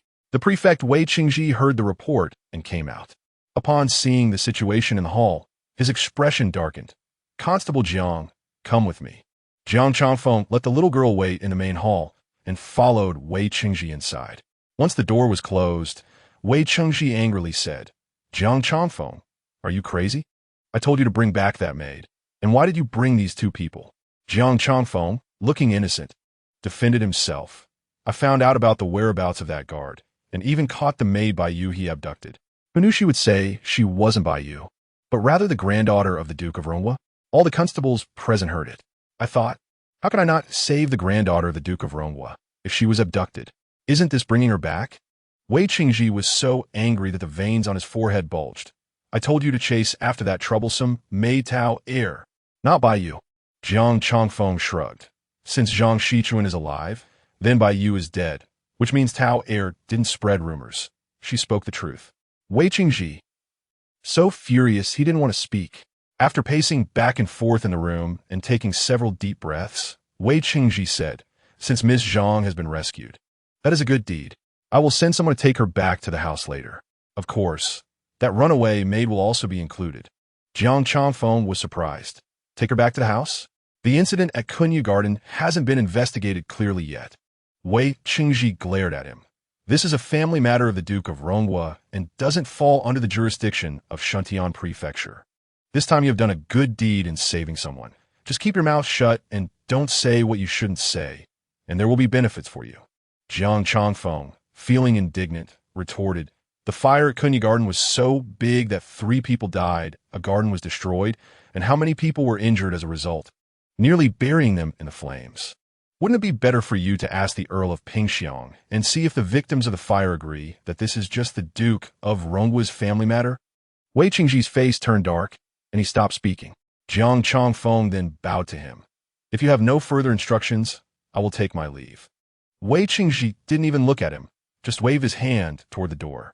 Just as Jiang Chongfeng stepped outside, he heard Wei Qingji shout behind him, "Arrest him!" Before the words fell, a large net suddenly darkened his vision. Jiang Chongfeng had been on guard and alert, but when he looked up, the net was 2 to 3 zhang wide. Whether he tried to escape forward or sideways, it would be too late to get out from under the net. In a moment of desperation, he decided to turn around and rush back into the room, directly confronting Wei Qingji. Wei Qingji was startled and scrambled under the table, not even caring that his official hat fell to the ground, shouting, "Stop him! Quick! Quick!" The constables outside hurriedly chased into the room, but Jiang Changfeng had already grabbed Wei Qingji by the collar and dragged him out from under the table. Wei Qingji was so frightened that he lost control and shouted, "Jiang Changfeng, you dare to assault an official? Which of my eyes saw me hit you?" Jiang Changfeng only resisted being captured, forced to come and catch Wei Qingji, but just as he pulled him out from under the table, a sudden sound came from behind him, and something hard and heavy hit him from above. Bang! With a muffled sound, his vision went black, and he lost consciousness. After Jiang Changfeng entered with the prefect, soon another smiling official came out from behind the hall, followed by a dozen constables. He first politely invited the county constables who had come from afar to rest inside, and after those four went in, he ordered the constables to unlock the handcuffs on Zhang Shichuan. Then he called two maids to take Zhang Shichuan for grooming and changing clothes. Upon seeing this scene, the little girl's heart sank, and she trembled in fear.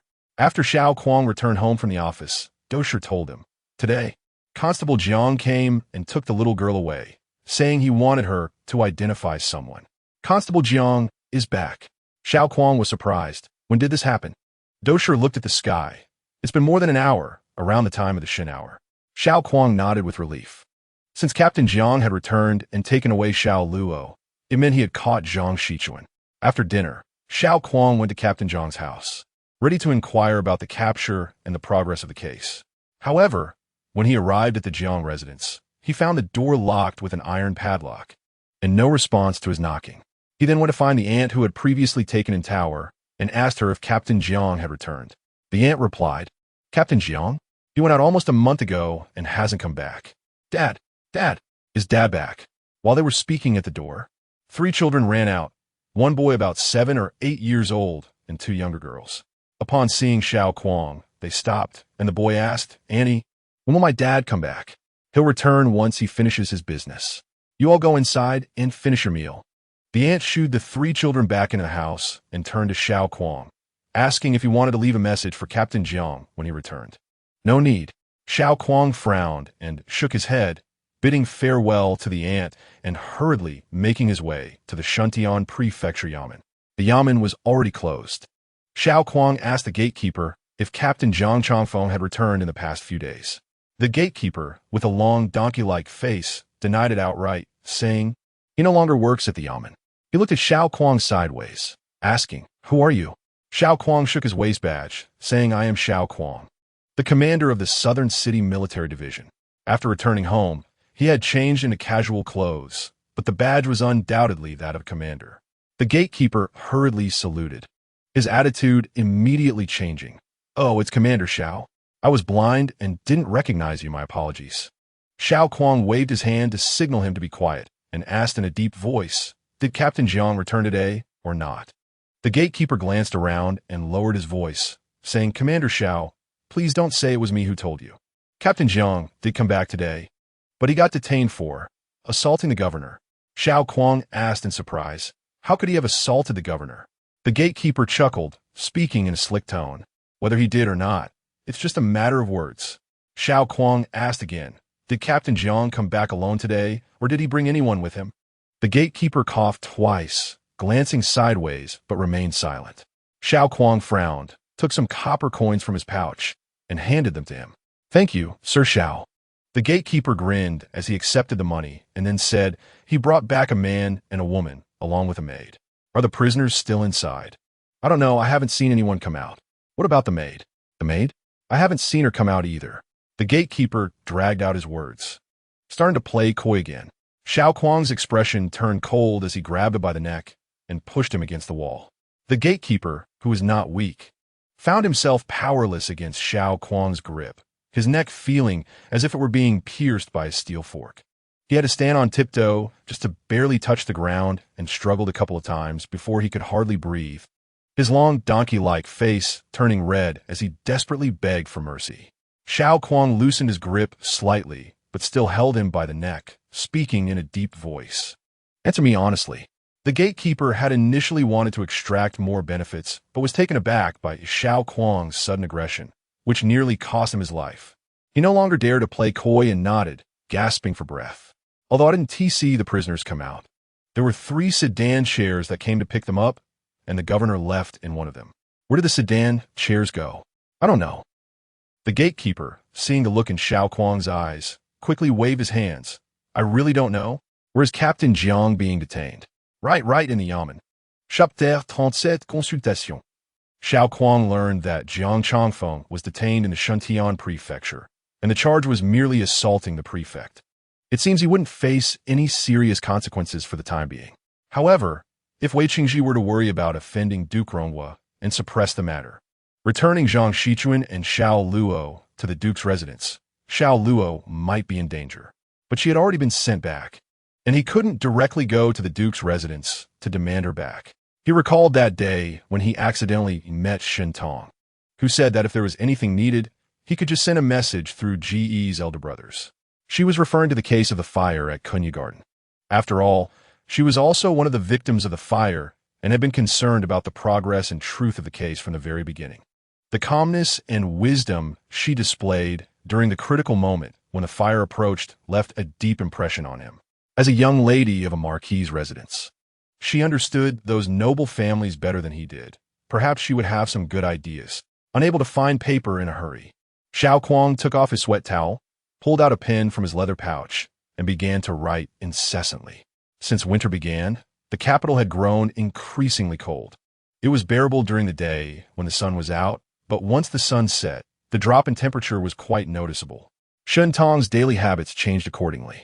There was hardly any nightlife in ancient times. She would wash up early and sit cross-legged in bed, covering herself with 2 warm brass hot water bottles and holding a small hand warmer, reading until she grew tired and then directly falling asleep. That night, as she read, her eyelids began to droop, and Kong Hu, nearby, hurriedly took the hand warmer and the book from her. Shen Tong then slipped into the warm quilt, finding the most comfortable sleeping position. Kong Hu tucked her in and blew out the candle, retreating to the outer room. In a daze, Shen Tong heard Kong Hu speaking to someone, saying that the young lady had already fallen asleep, followed by what sounded like the voice of Granny Feng. Hearing the name Xiao, she became a bit more alert, sat up in bed, and called out, "Granny." Soon after, Granny Feng entered with a lamp. "Granny, did Xiao send a message?" Shen Tong asked, not having seen any letter. But unexpectedly, Granny Feng handed over the sweat towel she was holding. Under the lamp's light, she looked closely and found that there were words written on the towel. It turned out it was not a verbal message, but a cloth letter. If Xiao Kuang had not had urgent matters, he wouldn't have sent such a cloth letter at night. Shen Tong took the towel, and Granny Feng went to light the lamp in the room. After carefully reading the towel, Shen Tong realized the seriousness of the situation. "Is Xiao still here?" "He hasn't left," Granny Feng replied. "Xiao said he would wait for your response before leaving." Shen Tong then called for Kong Hu and Chinsa to come in to help her dress and comb her hair. Hearing about the hair combing, Granny Feng shook her head in surprise and disapproval. "Miss, it's too late to meet him. Just write down what you want to say, or let this old servant convey the message. This matter cannot be clarified with just a few words." Shen Tong smiled at her. "Granny, don't worry. I know what I'm doing." She turned her head slightly to the back and said, "Kong Hu, don't make it too complicated. Just tie it simply." Xiao Kuang waited for a while in Gu Kuanggu's room, and Granny Feng came over. "Sorry to keep you waiting, Commander Xiao. Miss Tong invites you to come in." Xiao Kuang followed her through the front courtyard and entered a side hall. The hall was brightly lit, with a 4-fold Su embroidery screen set up in the middle, embroidered with large white, jade-like lotus flowers and several bright red koi swimming among the green lotus leaves. In front of the screen stood a round table made of wrongfully wood inlaid with jade, surrounded by 4 chairs with armrests and high backs. Xiao Kuang did not understand these formalities and, upon entering the hall and not seeing Shen Tong, assumed she had not yet arrived. So he stood in the center of the hall waiting. "Commander Xiao, please take a seat. I apologize for any shortcomings." A gentle voice came from behind the screen. Xiao Kuang was surprised and turned back to realize she had been waiting behind the screen all along, and a fleeting sense of disappointment crossed his heart. Why did he feel disappointed?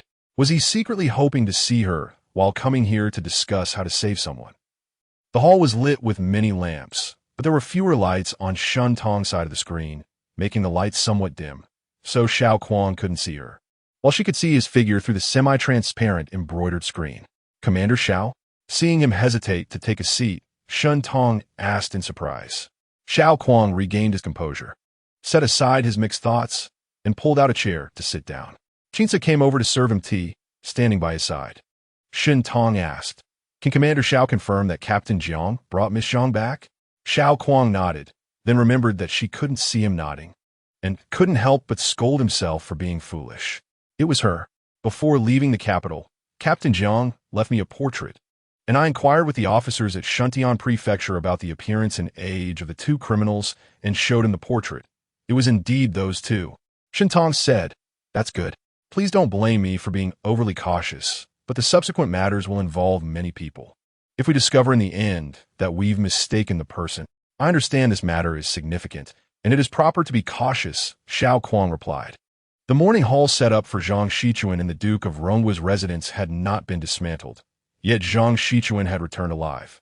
Master Zhang looked at his daughter, trembling with anger. It was truly ironic. For the first time in so many days, he felt deep down that it would have been better if she had truly died in that fire. When Wei Qingji first came, Master Zhang and the second lady were still half in disbelief, feeling extremely conflicted. If their daughter was alive, she was likely one of the arsonists. But the thought that she might still be alive brought them some relief. But now that she had really been found in the Zhang family ancestral hall, hearing her softly sobbing and confessing in front of her mother and elder brother about the things she did with Fan Sure, Master Zhang was practically driven to the brink of death. She had embarrassed him completely. How can you still have the face to come back? If you had the ability to elope, why didn't you run far away where no one could find you? Zhang Shichuan also felt wronged. Did she want to come back on her own? She was captured and brought back. Jun Yuan, given the situation, let's not talk about this now. We need to think about how to handle this properly, and we also need to report well to the Wei prefect, said the wife of Duke Rongwa. Zhang Junyuan took a deep breath and said, "What mother says is right." After a pause, he added, "I will consider this daughter as if I have raised her for nothing. How to deal with her will be up to mother, and I have no complaints." Old Madame Zhang glanced at the pale-faced second Madame Zhang. "You have no complaints, but others might." Second Madame Zhang lowered her head and softly said, "The daughter-in-law will follow mother's arrangements." Although she also felt embarrassed, she was more relieved that her daughter had not died in the fire. As long as she was alive, it didn't matter how things turned out. Old Madame Zhang said, "Don't speak nicely now, and then come to blame me later. Son dares not. Daughter-in-law dares not." Old Madame Zhang looked back at Zhang Shichuan, who was kneeling on the steps, her face growing even more somber. Shichuan. Hearing her name, Zhang Shichuan trembled and pitifully responded, "Grandmother." Old Madame Zhang closed her eyes, took a deep breath, and after a long time looked at Zhang Junyuan, coldly saying, "Tomorrow, send her to Tsiyun Temple. You will personally handle this matter. From now on, the name Zhang Shichuan is not to be used again, nor is it to be mentioned. She died in Kunyu Garden on the 19th day of the 9th month." "Yes, son will do as instructed," Zhang Junyuan replied. "As for that guard, send him to the residence of the son of the Daqin prince. They probably won't make a big fuss about it." Zhang Shichuan was taken aback. "Grandmother, if you send him to the son of the prince's residence, he definitely won't survive. Grandmother, please let him go. Just let him leave and go far away so he won't come back." "Shut up." Old Madame Zhang scolded harshly. "Don't call me grandmother anymore. I have no such selfish and foolish granddaughter. The Zhang family has no such unfilial descendants. You should have thought of this outcome before eloping with that man. Let him go. The Zhang family's reputation has been completely ruined by the two of you. Are you still not satisfied and want everyone in the world to know about this disgrace?" Zhang Shichuan lowered her head, hunching her shoulders, and dared not speak again, unable to stop her quiet sobbing. The old lady Zhang, after a round of scolding, was so furious that her chest heaved and she gasped for breath, while the eldest lady beside her anxiously tried to comfort her.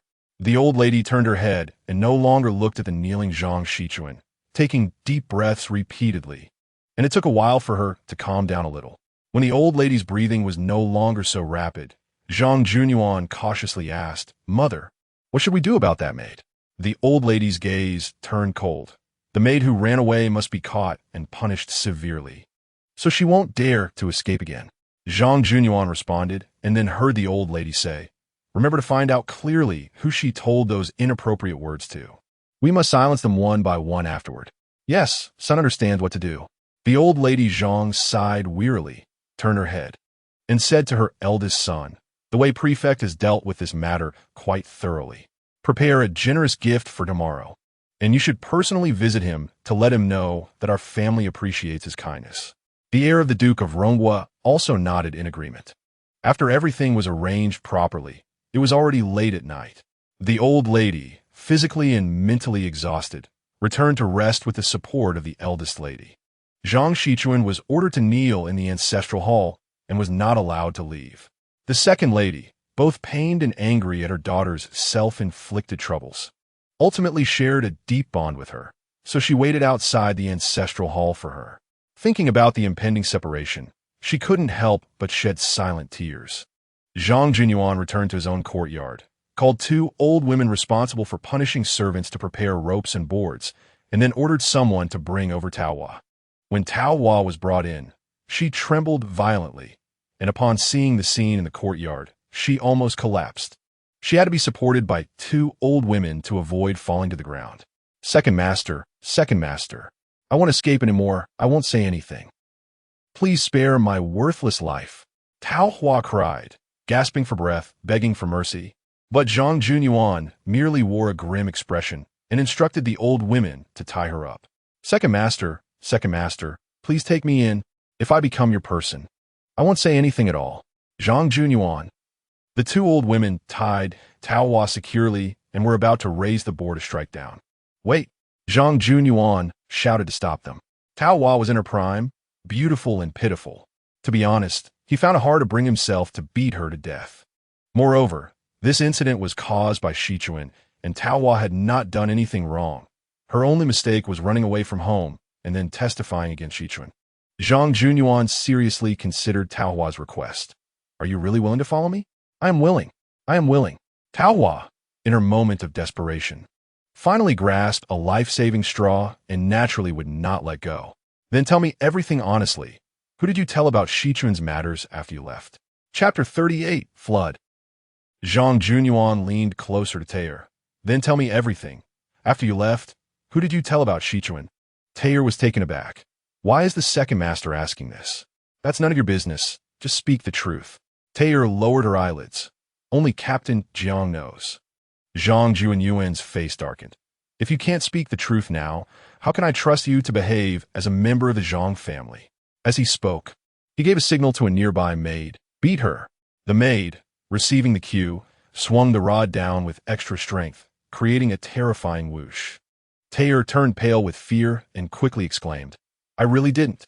I truly didn't. I thought the young lady died because of the flood, and I was afraid of being punished, so I ran away. How could I go around spreading it?" Zhang Junyuan, with a grim face, told the maid, "Hit her hard." Knowing she was really going to be beaten, Taylor fearfully bit her lip and closed her eyes tightly. The maid made no pretense and swung the rod down. "Fire! Fire!" A sudden shout came. The maid, who was poised to strike with all her might, was momentarily distracted by the shout, and her strength eased a bit. However, the blow still landed squarely on Taylor's backside, causing her to scream in pain, biting her lip and tasting blood. "Fire!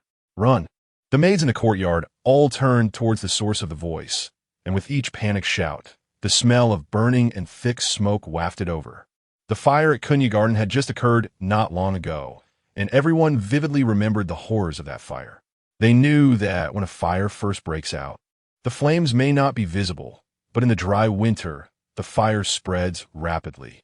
Once the fire blocks the escape route, it becomes hopeless. Especially at such a late hour, most people were already asleep, and when they finally woke up, it was often too late to escape. Although Zhang Junyuan was somewhat suspicious of the sudden fire, seeing the thick smoke billowing in with the wind and the increasingly strong smell of burning. He dared not take it lightly. He began to urgently issue orders. You two hurry to each courtyard and room. Wake everyone up. Remind the old lady to go to the front yard. You two come with me to the ancestral hall. Quickly. The fewer people who knew about Sichuan, the better. So he left only 4 loyal old servants, who had been in the public house for over 20 years, to interrogate Terror in the small courtyard. With this division of labor, everyone rushed out of the courtyard, leaving Terror, tightly bound, alone in place. Terror fearfully shouted, "Don't leave me. Second Master, don't leave me alone." She was tied up and unable to escape. When the fire really came, wouldn't she be burned alive? However, at this moment, Zhang Junyuan had no time to care about her. His whole family was in the inner courtyard, and the second lady and Zhang Shichuan were in the ancestral hall, far from the main door. If they were slow, they feared it would be too late. The Zhang family had dozens of people, plus the maids and servants who served closely, totaling no less than 200 people. When so many people were awakened from their sleep, they rushed to the front yard in a panic, crowding the front courtyard to the brim with hardly any space to stand. Zhang Junyuan led his wife and children out of the ancestral hall, and upon reaching the front yard, he searched the crowd for calls to confirm if his family members had all escaped. Seeing that his parents, older brother, and several of his children had all come out, he felt slightly relieved. The heir of the Duke of Rome ordered people to check all areas of the house, and once the source of the flood was found, they should immediately extinguish it. However, strangely, the house servants searched for a long time where the smoke was rising, but could not find the source of the fire. Upon hearing the reports from the lower servants, and with the earlier terrifying thick smoke gradually dissipating and the smell of burning fading with the wind, the Zhang family members felt somewhat relieved. After all this commotion, it was almost dawn, and everyone gradually returned to their rooms to rest. Zhang Junyuan returned to the small courtyard with a few maids, but found no maid Tae. He was shocked and suddenly realized that the chaos of the flood was actually a diversion. But who would go to such lengths to disturb the public house just to save a mere maid? That was too bold and reckless, wasn't it? Suddenly, a commotion came from the direction of the ancestral hall, and Zhang Junyuan was startled again, hurriedly leading people over. After the chaos caused by the flood subsided, the second Lady Zhang and Zhang Shichuan returned to the ancestral hall, and before they reached the door, they seemed to see someone inside. As they approached the doorway, they saw a person standing at the incense table, dressed in a white hemp dress, with hair unkempt and falling loosely. However, because the entrance to the ancestral hall was still 4 or 5 zhang away from the incense table, and the candlelight inside was extinguished, the light was dim. The person stood before the incense table, making it hard to see clearly, only that the dress swayed gently in the wind, and judging by the figure, it seemed to be a woman. Who was in there? The maid repeatedly shouted several times, but received no response. This scene was even more chilling. The second Lady Zhang instructed a maid to go and see what was going on. The maid, steeling herself, stepped into the ancestral hall, and suddenly saw the woman in the hemp dress sway, and flames erupted from her head, quickly spreading downward, and soon the whole person was engulfed in flames. The maid, frightened, hurriedly escaped from the ancestral hall. The second Lady Zhang and the others were also greatly alarmed. The woman in the ancestral hall curled up as she burned. A strange smell of burning mixed with the stench of burnt medicine wafted out. "Biyue!" Zhang Shichuan screamed. "That's Biyue!" The second Lady Zhang turned pale and softly scolded. "Sire, what nonsense are you talking about?" The flames erupted swiftly and extinguished just as quickly, leaving only a small amount of ash. A gust of wind blew through the ancestral hall, and not even the ashes remained. After the ashes dispersed, only a charred jade pendant was left on the ground. A daring maid went over to pick it up, and it was indeed the cracked jade pendant that Zhang Shichuan had left at the Kunyu Garden fire scene. Zhang Shichuan clutched the second Lady Zhang's hand tightly, not daring to let go, burying her head in her embrace and tremblingly saying, "Mother, this is Biyue coming to find me. This fire was caused by her ghost. I won't go to Xian Temple. Mother, don't send me to Xian Temple. She will definitely haunt me." The second Lady Zhang was also frightened and dared not enter the ancestral hall again, hurriedly taking Zhang Shichuan back to the second courtyard. They had not gone far when they ran into Zhang Junyuan hurrying over. "What happened?" "Junyuan, It's too scary. The second Lady Zhang told him about the strange incident that had just occurred. Zhang Junyuan frowned tightly. Someone is playing tricks. Taylor has been rescued. What? The second Lady Zhang was taken aback. How could she have been rescued? Who did it? Just now, I suddenly heard about the flood, and I rushed over to find you, leaving her alone in the courtyard. When I returned, she was gone. Zhang Junyuan regretted falling into the trap and said to the second Lady Zhang, right now, it's unclear who did this, and we don't know what else might happen. You take Sierra back to your room, and remember not to leave her alone. You two, keep more people in the room, and we'll talk when I return. The second Lady Zhang, feeling afraid, tugged at his sleeve and asked, Where are you going? Zhang Junyuan replied, I need to discuss with my father and mother to see what should be done next. The second Lady Zhang nodded and took Zhang Shichuan back. Meanwhile, Zhang Junyuan went to the main courtyard to meet the old master and the old lady. The Duke of Rome, the old lady, and their two sons discussed together and felt that the suspicion lay most with the Earl of Pingxiang, Zhou Xingrui. Captain Jiang had already been detained, so the person who rescued Taylor could not be him, indicating that there were other people who knew about Shichuan's matter. This person, daring to disturb the public house, was certainly not just to save a mere maid's life. Most likely, it was someone with a grudge against the public house or someone who had suffered harm in Kunya Garden, seeking revenge on the public house. The Earl of Pingxiang had a good garden that was burned down, his granddaughter Miss Zhou was frightened, and several servants died, making him the biggest victim of the entire fire. They certainly won't be satisfied. After rescuing Tower, they will eventually reveal the matter concerning Shichuan. If that happens, the only option is to offer a generous gift to ask him to keep this secret. But if by chance it wasn't Zhou Xingrui who did this, wouldn't that be a confession without interrogation? After some discussion, it was decided that Elder Master Zhang and Madame Zhang would go to the Pingxiang Duke's residence to probe and inquire whether a ceremony could be held at the site where his daughter was harmed. That is, in Kunya Garden, to see if the Pingxiang Duke knows the inside story. As for Zhang Shichuan, the Zhang family felt it was not the right time to send her away, so they kept her in the inner courtyard for now. When the Romewood Duke's residence was thrown into chaos due to flooding, Tower lay on the ground like a dumpling, listening to the distant shouts and commotion. She shouted a few times desperately, but no one came to untie her.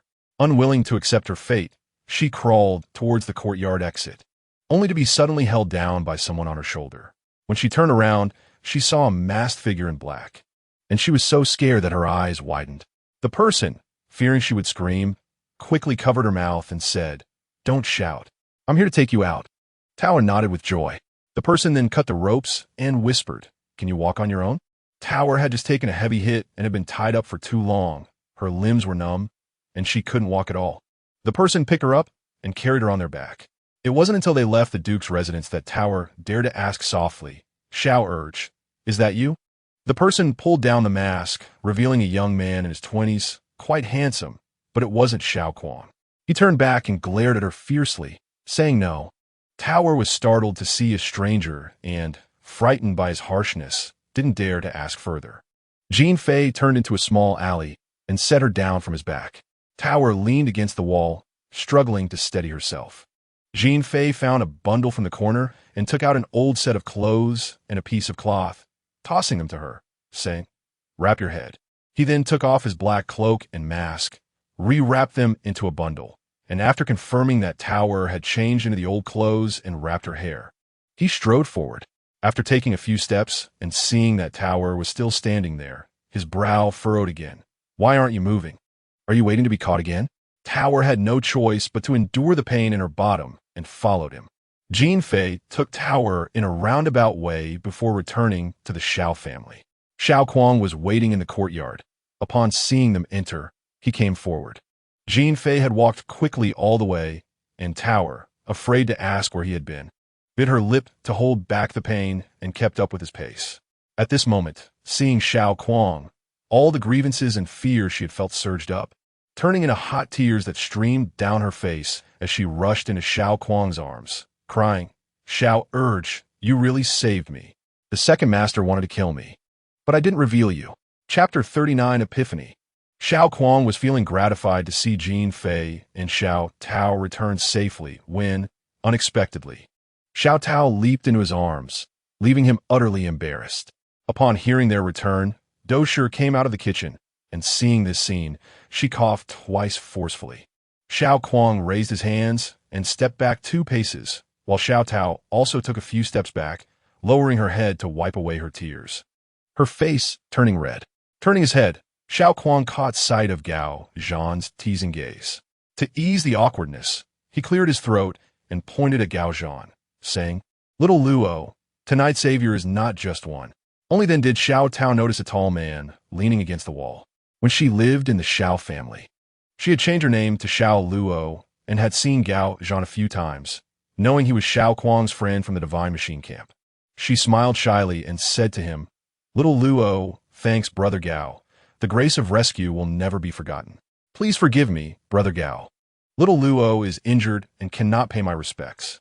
Gao Zhan nodded at her, saying, "No need for too much courtesy." However, Jean Fei, standing nearby, muttered discontentedly, "Clearly, I was the one who carried her out, put in the effort, yet no one remembers my kindness." Xiao Luo was still a bit afraid of him, but also knew he had a kind heart despite his gruff exterior. She turned to him and sincerely thanked. "This big brother's life-saving grace, little Luo will never forget. May I ask your surname and how to address you?" With such a serious thank you, Jean Fei felt somewhat awkward and stammered, "Me? My surname is Jean, name Fei. Remember, it's not the golden gold, it's a leather and a pound. Don't mix it up."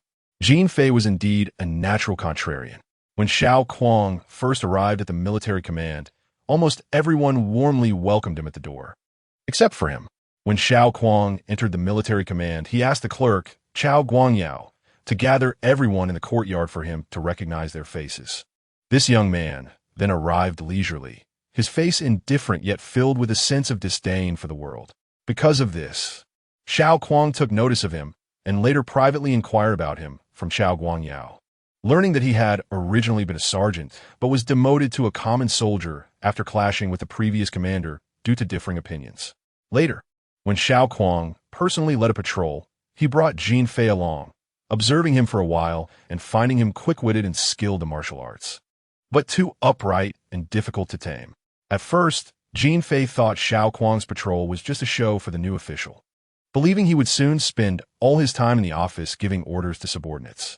However, as days passed, he saw Xiao Kuang patrolling the streets diligently, responsibly eliminating various safety hazards, helping needy citizens, and strictly restraining his subordinates from harassing the people or accepting bribes.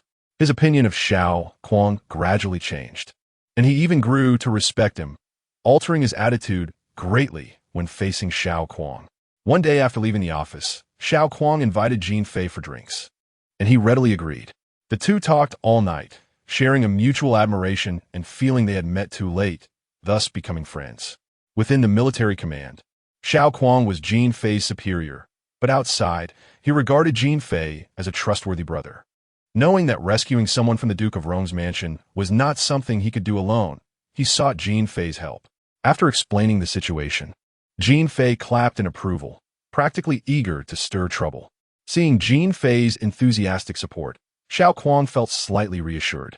He had already formulated some ideas and instructed Jean Fei to go to the Divine Machine Camp to find Gao Zhan, preparing various smoke and ignition materials.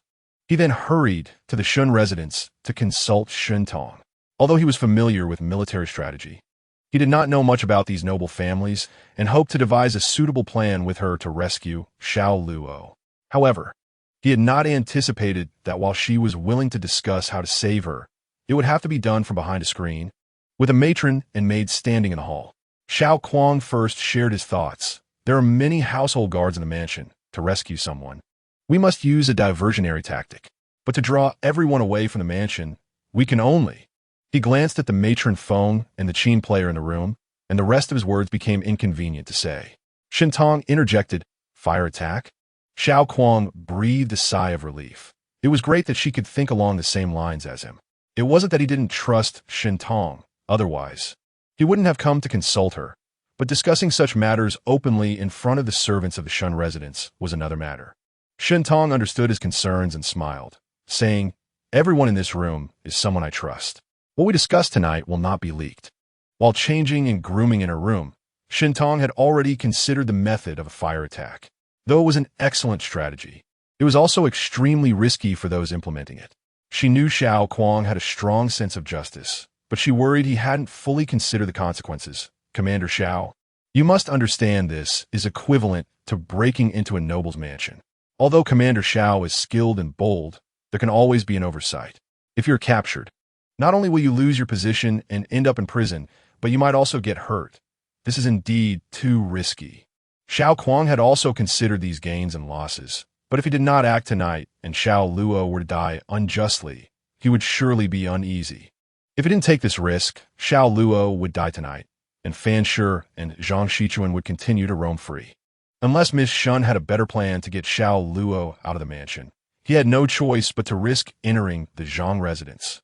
Shintong sighed softly, remaining silent behind the screen for a moment before whispering. Little Luo is fortunate to meet Commander Xiao.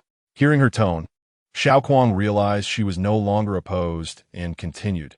However, since it is a noble residence, starting a fire directly is definitely inappropriate and could harm innocents. I was thinking of using smoke to scare them out, but it has to be convincing enough. Without open flames, the Zhang family won't leave the mansion. They'll just gather in the front courtyard. Shintong pondered. However, this matter is a disgrace to the Zhang family. They won't publicly execute Xiao Luo in the front courtyard or main hall. They will avoid the crowd and do it in the courtyard of Second Master Zhang. That works. Xiao Kuang said, getting everyone to the front courtyard is enough. Shintong had been to the Duke of Rong's mansion several times and remembered the general layout. So she drew a rough sketch and had the Qin player pass it to him. The tactic of drawing the tiger away from the mountain sounds simple in 4 words, but implementing it is much more complex. One wrong step could lead to total failure. The two discussed behind the screen for over half an hour, considering all possibilities, and finally settled on a plan. To be safe, they also prepared a backup plan. Regarding igniting a dummy in the ancestral hall, timing was crucial. They had to wait until everyone returned outside the ancestral hall, first seeing the dummy's back, before the dummy suddenly caught fire in front of everyone. Xiao Kuang initially proposed using a fuse to ignite the dummy. Shintong thought that if the fuse was too long, it would easily reveal flaws. And if it was too short, there wouldn't be enough time for Xiao Kuang to light it and leave or hide. Commander Xiao could use incense sticks to delay the ignition time, she suggested. Incense sticks of a certain length and thickness burn for a relatively fixed time. And burning incense in the ancestral hall is quite common. Even if the Zhang family smells it, they won't suspect anything. Xiao Kuang pondered this and found it to be an excellent idea, clapping his hands in praise. Coming here today was indeed the right choice. Shintong silently smiled and said to him, Commander Xiao, please promise me one thing. Xiao Kuang asked in surprise, what is it? Please don't mention to anyone that I participated in this matter. She trusted Xiao Kuang's character, but didn't want others to know she was involved in planning it. Xiao Kuang nodded in understanding. Miss Shun, rest assured, I will keep it confidential and will not mention it to anyone. After leaving the Shun residence, Xiao Kuang returned to Heyongxing. After a moment, Gao Zhan and Jin Fei arrived with various smoke and ignition materials. Xiao Kuang instructed them to remember the layout of the Zhang residence, then explained the specific steps and division of labor. Gao Zhan looked at the picture in surprise and asked, Kuang, how do you know the layout of the Rongwood Duke's residence? Xiao Kuang hesitated for a moment, recalling Shun Tong's request, and simply replied, the Military Affairs Office has these diagrams. Jin Fei raised his eyebrows slightly, glanced at Xiao Kuang, then at Gao Zhan, and remained silent. They began to create the dummy, first binding it into a human shape with thin bamboo strips, then tying small paper packages filled with gunpowder at several key points, applying incendiary oil onto the bamboo strips, covering the dummy with a linen shirt and skirt, and finally using horsehair to replace the hair, securing it to the dummy's head. Once everything was ready, the 3 of them went outside the Rongwood Duke's residence, placing smoke in the upwind area according to the wind direction. After the residence was thrown into chaos, they split into 3 groups. Gao Zhan entered the residence, continuing to release smoke in various places. Jin Fei went directly to the inner courtyard to look for Xiao Luo. Xiao Kuang first hid the dummy in the beams of the ancestral hall, then went to find Xiao Luo as well. Jean Fei found the person first and immediately signaled to Xiao Kuang and Gao Zhan. Xiao Kuang breathed a sigh of relief and headed to the Zhang family's ancestral hall. After the housekeeper searched the ancestral hall, they began to set up the dummy. He hung the dummy from the beam with very fine silk thread and then wound one end of the fuse around the center of an incense stick a few times, tying it securely. The other end of the fuse was connected to a package of gunpowder. After Gao Zhan received Jean Fei's signal, he went to the inner courtyard to release another round of smoke, stopping only when he received Xiao Kuang's signal. The thick smoke gradually dissipated, and the Zhang family members returned to their respective courtyards. Xiao Kuang saw Madame Zhang return with Zhang Shichuan from a distance. So he went to light the incense stick in the dummy's head and then retreated to a dark corner of the ancestral hall to wait. As the incense burned to the center, it ignited the fuse, which then lit the gunpowder package, and soon the entire dummy was engulfed in flames. Xiao Kuang heard Zhang Shichuan panic and plead with Madame Zhang not to send her to Ziyun Monastery. Then Madame Zhang hurriedly took her back to the inner courtyard, allowing Xiao Kuang to leave calmly. When Do Shi heard Xiao Luo mention she had an injury, she took her into the back room to apply medicine. As dawn approached, Xiao Kuang, Gao Zhan, and Jean Fei discussed the events of the previous night while having breakfast. Both Gao and Jean were very impressed with Xiao Kuang's meticulous planning. However, Xiao Kuang secretly felt ashamed, as Shun Tong was the true mastermind behind the matter. He had promised her not to mention her contributions. After Gao Zhan and Jean Fei took their leave, Xiao Kuang returned to his room to prepare to write down the details of rescuing Xiao Luo for Shun Tong. He took out a pen from his leather bag, but didn't write immediately, instead holding the pen in his hand and examining it. This pen was the new one Shun Tong had given him when they met that night. Compared to the previous one, it had changed in appearance. The body now made of wood instead of bamboo, slightly heavier but more durable and aesthetically pleasing. He casually wrote the character twice on the paper. She was so clever and resourceful. This pen must have been created by her as well. Was Shun Tong like this in her past life? Do Shi called from outside. Ah Kuang. Xiao Kuang capped the pen and put away the letter paper. Mother, what is it? Do Shi entered the room and sat down, pausing for a moment before saying, Ah Kuang, what do you think of that girl Xiao Luo? Xiao Kuang was surprised. What do you mean by what do I think? Do Shi replied, I noticed it a few days ago. She has feelings for you, and today it was even more obvious. Ah Kuang, do you like her? Upon hearing this, Xiao Kuang was immediately embarrassed. I don't have any feelings for her. Hearing him say this, Do Shi felt a little relieved. To be honest, Xiao Luo was a pretty good girl with a kind heart, but she was originally of slave status and was involved in the case concerning the Rongwu Duke's residence. It was acceptable to let her stay at home temporarily to avoid trouble, but Do Shi found it hard to accept her as her daughter-in-law. I thought you were so eager to save her because you liked her. If not, then you should let her know early on so you don't hold her back. Xiao Kuang thought to himself, what kind of matter is this? But when he considered Xiao Luo's behavior and expression today, he realized what was going on. Looking back, there were indeed various signs in the past, but he had never paid attention to them before. Mother, I know what to do now. Do Shi nodded. As long as you know.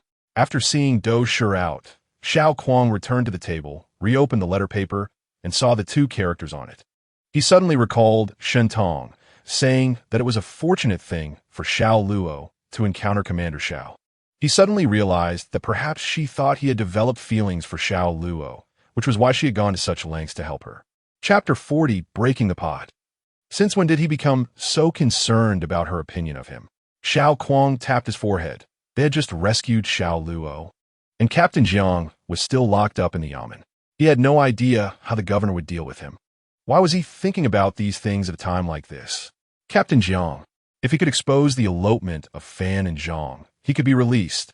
But with Captain Jiang absent and both Zhang Shichuan and Fan sure hidden away, it would be hard to convince everyone with just Xiao Luo's testimony. It seemed to have become a deadlock. Xiao Kuang rubbed his temples and suddenly remembered the donkey-faced bailiff from last night. He said he came to escort the prisoners to the capital along with Captain Jiang, and that there were 4 local bailiffs. Xiao Kuang suddenly stood up. These 4 had traveled with Captain Jiang to the capital and should have some understanding of the case. They were also important witnesses. He hurried to the Shuntian Prefecture Yamen. where the donkey-faced bailiff had just finished handing over to another bailiff. Yawning, he stepped out, intending to go home for a good sleep. Seeing Xiao Kuang, he was instantly scared awake. Xiao, Commander. What brings you here? Xiao Kuang grabbed him and walked a dozen steps away before asking. We're the bailiffs from Guai County who escorted the prisoners yesterday. The donkey-faced bailiff dared not joke and honestly replied, they went back this morning. Which way did they go? The official road to Hunan, of course. Bailiffs escorting prisoners are on official duty and can stay at various post stations along the way, with food and lodging free of charge. Captain Jiang hired a boat to return to the capital for speed and secrecy, but he had to pay out of pocket. These 4 bailiffs had no such need. Xiao Kuang clapped the donkey-faced bailiff on the back, startling him so that he instinctively shrank his shoulders, and when he looked again, Xiao Kuang had already walked far away. Xiao Kuang first returned to the military affairs office, called for Jin Fei, and the two rode out of the city. After following the official road for a while, they saw the 4 bailiffs walking slowly ahead. After stopping them, Xiao Kuang explained his intentions. The 4 bailiffs exchanged glances, realizing that they hadn't seen Captain Jiang since they arrived in the capital yesterday. One of the oldest bailiffs said, Xiao Commander, we were only escorting the prisoners to the capital. Our job is done. What the governor does next is not our concern. What did you say? Jin Fei stepped forward, grabbing the bailiff's collar and angrily scolding. You wear this uniform, flaunting your power, enjoying food and drink. But when it's time for you to step up and testify, you all turn into turtles. After saying this, he dragged him towards his horse, clearly intending to force him back. Let go, let go. The bailiff struggled desperately but couldn't break free, stumbling as he was pulled towards Jin Fei's horse. The other 3 bailiffs hurried over to stop them, but seeing Jin Fei's build and imposing demeanor, they dared not confront him directly. They just surrounded him and turned to Xiao Kuang for help. Commander Xiao, Commander Xiao. Seeing that Jin Fei had intimidated them enough, Xiao Kuang stepped forward and placed a hand on Jin Fei's arm. A Fei. Jin Fei turned around and released his grip. Xiao Kuang then said to the bailiff, you have your concerns and don't want to testify. I won't force you. However, on your way to the capital, Captain Jiang interrogated those 2 prisoners. If you tell us everything you heard, we won't make things difficult for you. The 4 bailiffs were only unwilling to stick their necks out. Eager to escape, they divulged all the details related to the case. When Xiao Kuang heard them mention a woman named Wang in the Zhang residence who had taken money to pass messages to Zhang Xichuan, his heart stirred. If this woman was still in the Zhang residence, she could be utilized.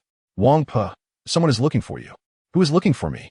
They say they are here to return money. Upon hearing that someone was looking for her to return money, Wang Pe was puzzled. She put down her work and walked outside, still wondering who owed her money and hadn't paid it back. When she stepped out of the corner gate of the Zhang residence, she saw a stranger outside, a young man in the military affairs office uniform, one hand resting on the copper handle of his dagger. Sir, Jin Fei grinned at her, but his smile carried a hint of malice. I heard you took money to send messages to the young lady inside. Does Zhang Air know about this? Wang Pe was taken aback and turned to go back into the Zhang residence, but just as she turned around, she found her way blocked. The man in front of her was more than a head taller than average, with sharp features, and his stern eyes were fixed on her. As Wang Pe recognized the uniform he was wearing, a look of distress appeared on her face. Commander. Shen Tong received Xiao Kuang's letter and learned that Xiao Kuang and the others had safely left the Zhang residence, which relieved a heavy burden from her heart. Feeling gratified, she continued reading and found out that they had located the woman who passed messages, Wang Pe, and had gathered much information from her. After being frightened by the fake person, Zhang Xichuan had nightmares and woke up in a daze, constantly murmuring that Bai Yu had come to find her. No matter how Zhang Er's wife tried to comfort her, it was of no use. In this situation, it was impossible to send Zhang Xichuan to Tsiyun Temple. And Fanshur had also become a hot potato. He couldn't be kept, nor could he be sent away. Wang Pe found out that early this morning, Zhang Er had sent a letter to the heir of the Daqin prince, hoping that the heir's residence would send someone to take Fanshur away, allowing the Zhang family to rid themselves of this hot potato. After reading the letter, Kong Ho reminded her, Sister, Mr. Su will be coming soon. Only then did Shun Tong remember that Su Ruochuan was supposed to come today. Kong Ho asked, "Sister, are you still going to study?" Shen Tong shook her head. As she had said to Achan last time, the first time was a coincidence. The second time was intentional. And she didn't want to be looked down upon by Su Ruochuan. However, it was still fine to send 2 portions of snacks over after Xu Yin finished his homework. After visiting the old lady, Su Ruochuan went to the large study in the outer courtyard. This time, Xu Yin was already waiting inside. As soon as he saw him enter, he stood up and respectfully saluted. Su Ruochuan nodded in response, walked to the main desk, and sat down. His gaze involuntarily shifted to the small desk in the east corner. The sunlight was still good, slanting onto one corner of the desk, with tiny dust particles dancing in the beam of light. "Sir?" Su Ruochuan withdrew his gaze and looked at Xu Yin, starting to pose questions. In the afternoon, a small cart, pulled by a single horse, drove out from the northwestern corner gate of the Daqin prince's residence. The black-painted cart was very plain, without any decorations. A loafing man across the street saw the shape of the cart and the direction it was headed. Immediately sprinted to a nearby tea house to exchange the news for some copper coins. Jean Fei sent the loafing man to the military affairs office in the South City to report, while he rode his horse and quickly caught up with the cart, following it from a distance as it entered the corner gate of the Earl of Rong's residence. There were also a few loafing men near the Earl of Rong's residence, watching the various entrances and exits of the mansion, ready to inform him as soon as there was news. These loafers spent their days hanging around the streets, were well informed, and could be summoned at will. As long as they were paid, they would do anything, not caring about what information they were gathering for. After a while, the cart drove out of the corner gate again and headed west out of the city. Jean Fei continued to follow behind, and before long, Xiao Kuang received the news and brought people from the military affairs office to catch up, but they did not act, only following behind Jean Fei from a distance. The black cart drove out of the city gate and along the official road for a while. Xiao Kuang then led his men to catch up and stop the cart. 2 people jumped down from the cart, seeing that it was the military affairs office personnel blocking them. They were somewhat surprised and exchanged glances. One of them said to Xiao Kuang, "May I ask why the military affairs office is stopping this cart?" Xiao Kuang coldly replied, "Someone reported that there are thieves in the cart." As he spoke, he waved his hand to indicate they should search the cart. Since the heir had instructed that their identities should not be exposed, the 2 had specifically changed into plain clothes without any insignia, but they were used to being arrogant and looked down on people from the military affairs office. Seeing them wanting to search the cart, one man raised an eyebrow and blocked the front of the cart. "Stop. You say there are thieves without any proof. Who told you that?" Xiao Kuang did not bother to argue with him, ordering his subordinates to drive the 2 men away while he pulled open the cart door and stepped inside. A man was curled up on the floor, his hands and feet bound, and his mouth gagged. When Xiao Kuang turned him over, he realized it was the young man he had encountered on the day of the fire at Kunyu Garden. The young man groaned in pain after being moved, clearly injured. Xiao Kuang jumped out of the car. There was actually a bound and injured person in the vehicle. "Capture these 2 suspicious characters and take them back." The soldiers quickly surrounded the 2 suspects. "Bold, we are from the prince's heir's residence, carrying out an official duty in you." Jean Fei shouted, still trying to act. "Why didn't you say from the beginning that you were from the heir's residence? Carrying out an official duty? Did the heir command you to take an injured person to the wilderness? Arrest them all. Take all 3 back to the Nanching military division." To prevent these 2 from talking too much, Jean Fei stuffed their mouths and tied them up like dumplings, personally guarding them. Xiao Kuang closed the door and wrote a letter, then hurried to the Shen residence. Not long after the letter was delivered, Granny Feng invited him in for a discussion. In the central room, the embroidered screen depicting Koi playing among the lotus flowers was still there. Knowing he wouldn't see anything, Xiao Kuang still looked towards the back of the screen. "Commander Xiao, please have a seat." After Xiao Kuang sat down, Shen Tong asked, "I have read the letter and understood the situation, but I would like to ask what you truly wish to accomplish now, Commander Xiao." What she really wanted to ask was to what extent he intended to go. He had not only rescued Xiao Luo, but had even robbed the heir's carriage today. Offending the heir of the prince, this matter could not end well. Naturally, he wanted to reveal the truth to the world, ensuring that the guilty received their due punishment and that the innocent could clear their names without having to hide or compromise. Shintong was momentarily speechless. Did she really think she could help him achieve this? After a long silence behind the screen, Xiao Kuang asked in confusion, "Miss Shun?" Chapter 41 Mood.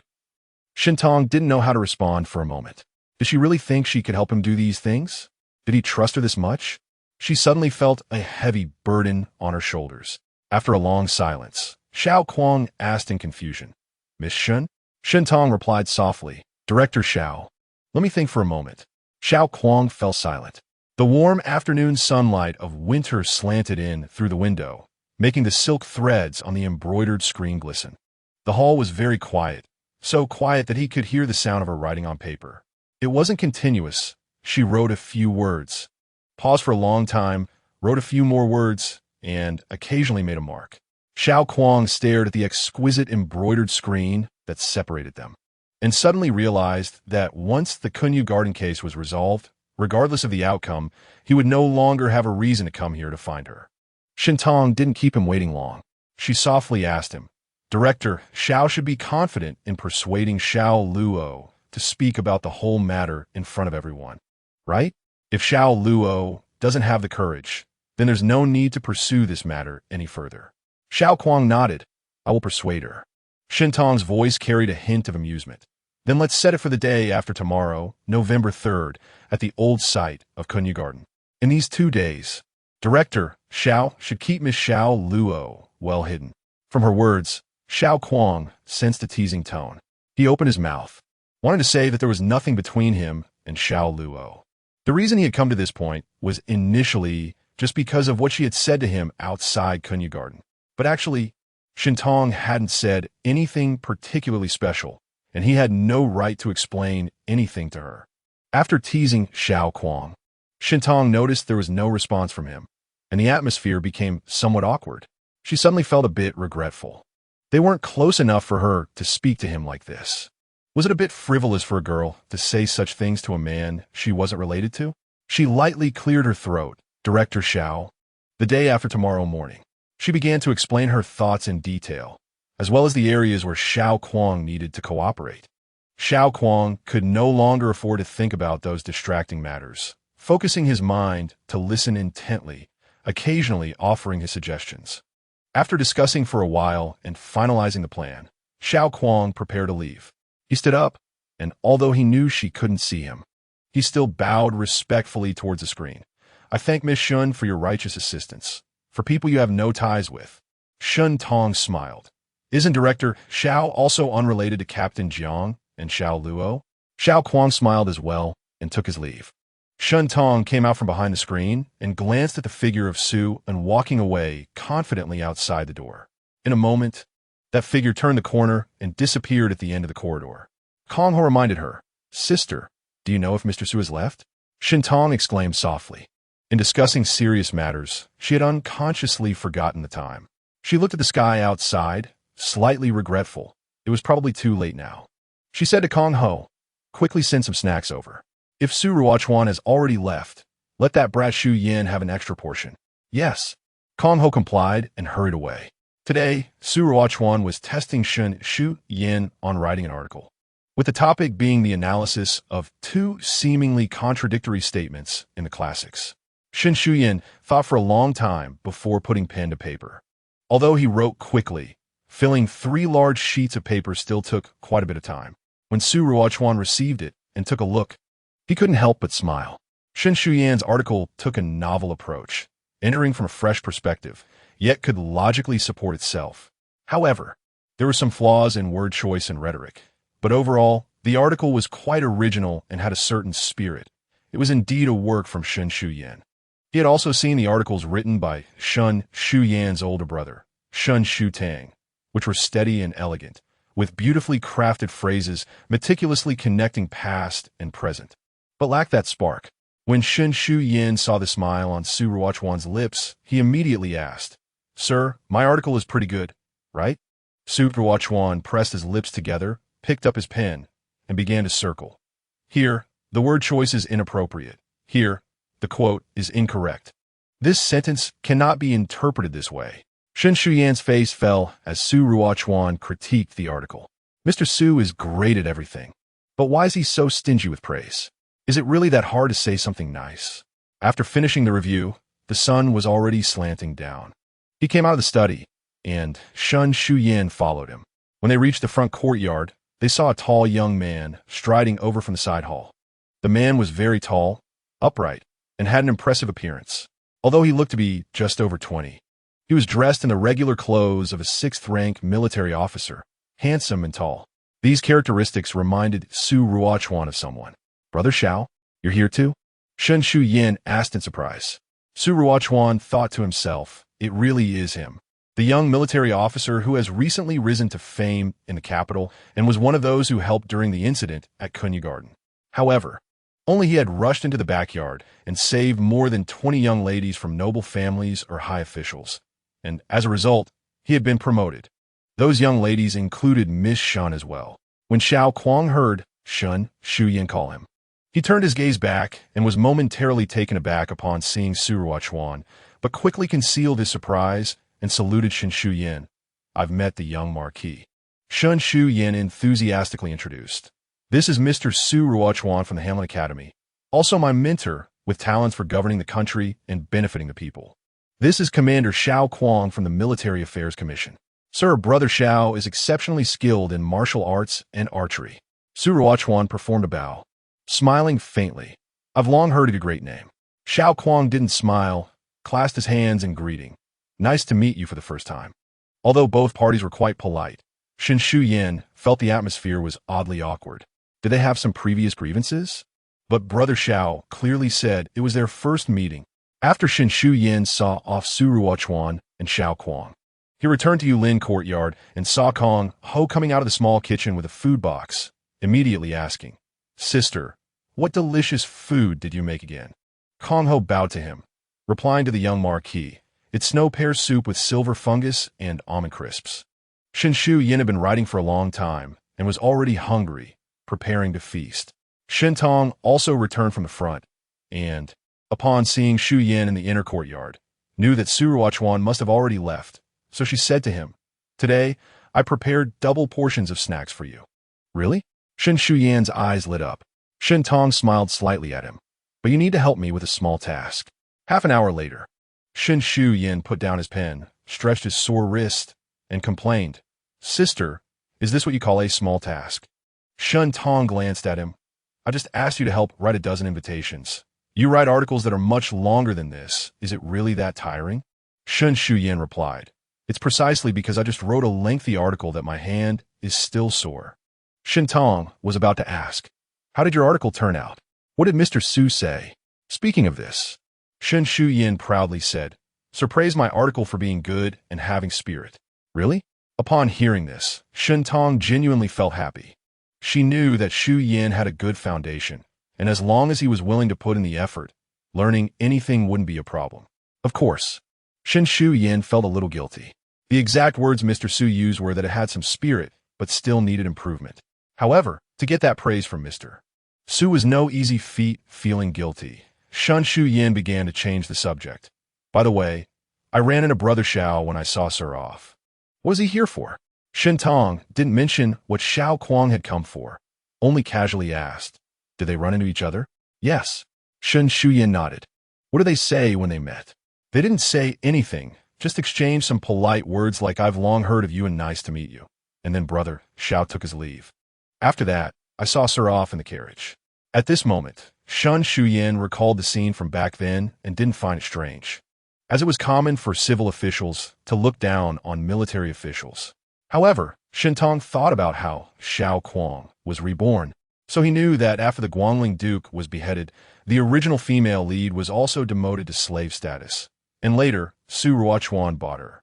She was not the original female lead, but he didn't know that, and she couldn't possibly explain the difference to him. A small knot suddenly formed in Shen Tong's heart. How did Xiao Kuang truly perceive her every time they met? Did he genuinely trust her when he sought her help? Or was it merely because she was the legitimate daughter of the Marquis family, having that status and connections to assist him? The young ladies who gathered at Kunyagarden that day had deepened their bonds after experiencing such a perilous ordeal together. Many girls who were once mere acquaintances became close friends. Those who were already friends turned into confidants, and those who were confidants became sworn brothers in arms. Shen Tong was the first to notice the fire at Garden, and it was she who taught the girls how to cover their mouths and noses to prevent inhaling smoke, who took down the door panels to use as stepping stones for climbing over walls, and who urged the girls not to fight but to line up orderly to escape. At the critical moment, she even gave up her escape route to let others go first. It was proven that everything Shen Tong said and did was completely correct, and all the girls managed to escape danger safely, except for the unfortunate Zhang Shichuan, who, after leaving the flower viewing hall, unfortunately got separated. Naturally, Shen Tong became the representative of reliability and calmness among these young ladies, subtly emerging as a leader whom many would rally around. So when Shen Tong issued a post, calling them to gather at the Garden ruins on the 3rd day of November to mourn the tragic death of Zhang Shichuan, almost all the girls responded that they would definitely attend. The few who were originally hesitant, upon hearing that others would go, also gradually replied that they would attend. When Master Zhang and his wife visited the Earl of Pingxiang to inquire whether they could hold a memorial ceremony at the original site of Garden, the Earl readily agreed, as his own granddaughter had almost been a victim in the fire, and he could empathize with the feelings of Master Zhang and his wife. It was always inauspicious to have had deaths in a garden, and the Earl of Pingxiang originally planned to invite a master to check the feng shui to find a way to dispel the bad luck. Since the Zhang family first made this request, the Earl had no reason to refuse. Seeing the Earl of Pingxiang agree so readily and with such sympathy and kindness, completely unlike someone who harbored resentment against them, they began to feel puzzled. Who exactly was the one that caused such a ruckus at the Zhang residence that night to rescue Tower? However, despite their doubts, they had already proposed to hold a memorial for their daughter, and they couldn't back out now. Shichuan's current condition was truly concerning, as if her soul had been lost. If this memorial ceremony could help her regain her spirit, that would be a good thing. Chapter 42, The Truth. On the day of the 2nd year of junior high school, Shen Tong sent out more than 20 invitations, but the one inviting Zhou Xiao was personally delivered by her. As they were gathering on the original site of Garden, and they needed to get the host family's consent first, Zhou Xiao said, "I need to ask my mother about this, but I believe she won't refuse. Shichuan's parents came yesterday, wanted to hold a ritual for her on that piece of land. Grandfather and grandmother agreed as well. We're just going to pay our respects. So what reason would there be for her to refuse?" Shen Tong was surprised. Clearly, Zhang Shichuan wasn't dead. So what ritual were her parents holding? After a moment's thought, she realized, perhaps they suspected the Zhou family due to the events of the previous night. The ritual was a pretense to test whether Pingxiang Bo knew the truth. She asked in astonishment, "When are they holding the ritual?" Zhou Xiao replied, "Coincidentally, it's also tomorrow." Shen Tong couldn't help but think it was indeed quite a coincidence. After this matter was settled, Shen Tong inquired about the mute maid. Zhou Xiao said she should still be recuperating. "My mother feels sorry for her and has allowed her to rest for 2 months. After that, we'll see how she's recovering." The nanny beside Zhou Xiao added, "Zaoer's condition has improved a lot. She can already get up and move around these days. She's quite lucky, having met kind-hearted people who helped pay for her medicine. As she has been taking it, her voice has started to get better." Shen Tong felt a surge of joy. If Zaoer could speak, she would be a strong witness. She asked, "Can this girl speak now? Has she mentioned anything about the day of the water incident?"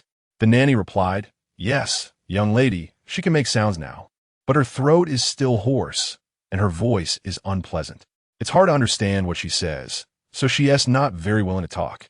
Sigh, compared to before, it's like she is a different person." Shen Tong nodded in understanding. It was natural to feel self-conscious after losing one's voice, and the fact that others found it hard to understand her made her even less willing to speak. However, the more someone like her practiced speaking, the better they would become at communicating.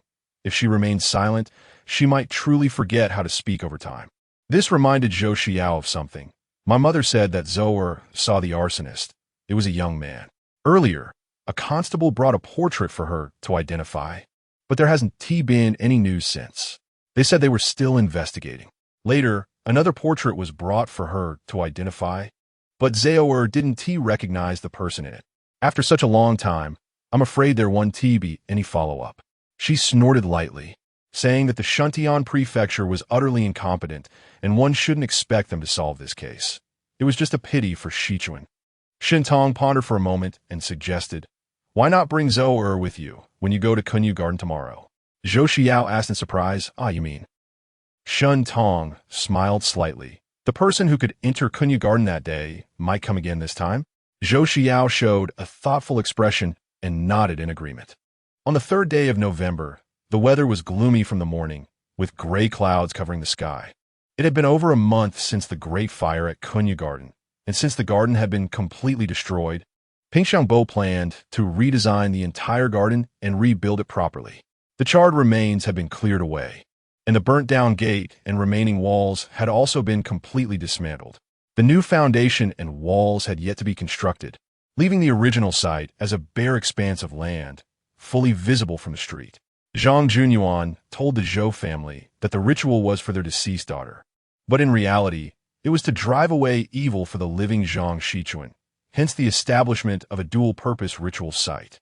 It was for blessing the living while also providing solace for the deceased, with a hidden intention of comforting the wrongfully dead by you. Early in the morning, the Taoists set up the altar in the open space, placing the tablet of Lao Jun along with incense, candles, offerings, and so on. When the time came, they lit the incense and candles and began to play music and chant scriptures. Shintong instructed the coachman to stop the carriage in an alley outside the original site of Kunyu Garden, where another carriage was already parked. Kongho lifted the carriage curtain to look outside and saw someone getting off the opposite carriage. It was Xiao Kuang. She nodded at Shintong. Xiao Kuang approached the Shun family's carriage, and, as the curtain fell, it was lifted again to reveal Shun Tong inside. She smiled slightly at him, adding warmth to the cold winter day. "Xiao Commander, is everything all right?" Xiao Kuang, who initially wore a solemn expression, was warmed by her smile, and his eyes softened with a hint of a smile. Shintong glanced at the carriage behind him. "Is she ready?" Xiao Kuang nodded. Shintong informed him that Zhou would also be coming today, and finally asked, "Has Xiao Commander really thought this through?" Xiao Kuang smiled. "We can only do our part. The rest is up to fate." Shintong looked at him for a moment, but ultimately said nothing, nodding seriously. As the curtain fell, the carriage began to move slowly. Xiao Kuang watched the carriage leave the alley before returning to his borrowed carriage, telling Taoa, "Let us practice it again." The servants of the Shun family set up a semi-open tent beside the altar, blocking 3 sides from the street and leaving the side facing the center of Kunyu Garden open. Inside the tent, they set up tables and chairs, writing materials, and prepared tea. Madame Zhang sent a servant to inquire about what was going on. The Shun family informed her that they were there to mourn Zhang Shichuan, which made Madame Zhang feel uneasy. However, the ritual had already begun and would take several hours, so it was impossible to stop it early. As the ritual hosted by the Zhang family progressed halfway, the young ladies arrived one after another. The Shun family had dedicated personnel to guide them into the tent to take their seats. Each noble young lady brought along many maids and matrons, with most of the maids waiting outside the tent. With over 20 young ladies, there were dozens of carriages and horses and hundreds of people, making the area crowded. When Shintong ordered the tent to be set up, she created a separated space on the side and back, using the same fabric curtains to block it off. Xiao Kuang and his men approached from a hidden entrance at the back of the tent, walking along the partition toward the entrance of the tent, where they waited. Once Shintong saw that everyone had arrived, she walked to the main writing desk and asked each young lady to write a line of poetry or a passage for Zhang Shichuan. After they finished writing, they took turns coming up to read aloud. Seeing that they were genuinely there to mourn Shichuan, Zhang Junyuan and his wife felt a bit more at ease. As the young ladies wrote, Tower timidly entered the tent and stood before everyone. Some young ladies began to notice her and whispered among themselves, "Isn't she Shichuan's maid? Wasn't it said that she escaped? How did she come back?" Tower glanced at Shintong, who smiled at her. Finally, she gathered her courage. "Sister Shichuan, she's not dead." The tent fell silent, but the young ladies looked at Tower with skeptical eyes. Because of her timidity, her voice was soft, and the girls in the back even had difficulty hearing what she said. Shintong pretended to be surprised and asked, "What did you say?" Xichuan is still alive? This time, everyone heard her clearly. The young ladies exchanged glances, shocked that Zhang Xichuan was still alive. Seeing Tower was nervous. Shintong walked to her side and gently asked, "What exactly happened? Speak clearly." Tower nodded and began to tell the story from the beginning. At first, she stuttered a bit, but gradually became more fluent, and when she recounted how she nearly got beaten to death by the Zhang family for knowing this, she couldn't help but choke up. The young ladies murmured in disbelief. At this moment, it was Xiao Kuang's turn to make an appearance. He emerged from a small space beside the tent, and to those inside the tent, it looked as if he had entered from outside. For these young ladies, Xiao Kuang was no longer a stranger, but many of them gasped in surprise as they saw he was dragging a man whose hands were bound behind his back. Xiao Kuang cupped his hands in salute and pointed at the downcast man, saying, "This is the one who strangled the maid by you and set fire to Kunyu Garden." Fan Shi, a guard from the heir's residence. This statement caused an uproar among the crowd, but most of them believed what Xiao Kuang said was true. On one hand, the girls present were all helped by him to escape from the Kunyu Garden. On the other hand, he is a court official, while Taeyur is a runaway maid. What he says carries more weight than what Taeyur can say. Zhou Shuyo's maid Zhou pointed at Fan Shi and shouted excitedly, "Ah, it's him, it's him," although her voice was hoarse and difficult to distinguish. The simple two words repeated in such a situation made it easy to understand that she had indeed seen Fan Shi in the Kunyu Garden that day.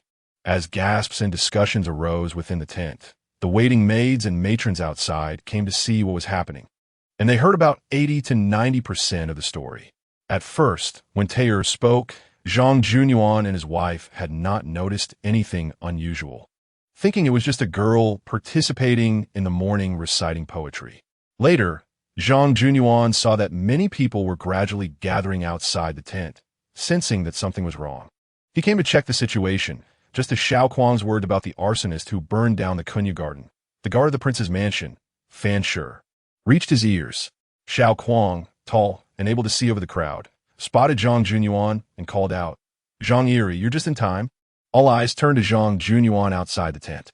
His expression instantly darkened, and he forced himself to pretend to be calm and said, "Xiao Commander, if what you say is true, why not send the criminal to the Shuntian prefecture instead of inciting the public here?" Xiao Kuang snorted, "Zhang Yiri, you probably haven't heard the whole story. Miss Taeyur just recounted her experience. If it weren't for the collusion between the Shuntian prefecture's magistrate and the Duke of Rongwa's mansion to suppress this matter, why would I need to stand up today, when all the parties involved are present, to expose it?" Taeyur had just been blocked by Xiao Kuang and Fan Shi. Only after Xiao Kuang stepped back did Zhang Junyuan see that Taeyur was also present. Zhang Junyuan's face darkened. "Do you believe a runaway slave's words? She is slandering the reputation of the Zhang family to save her own life."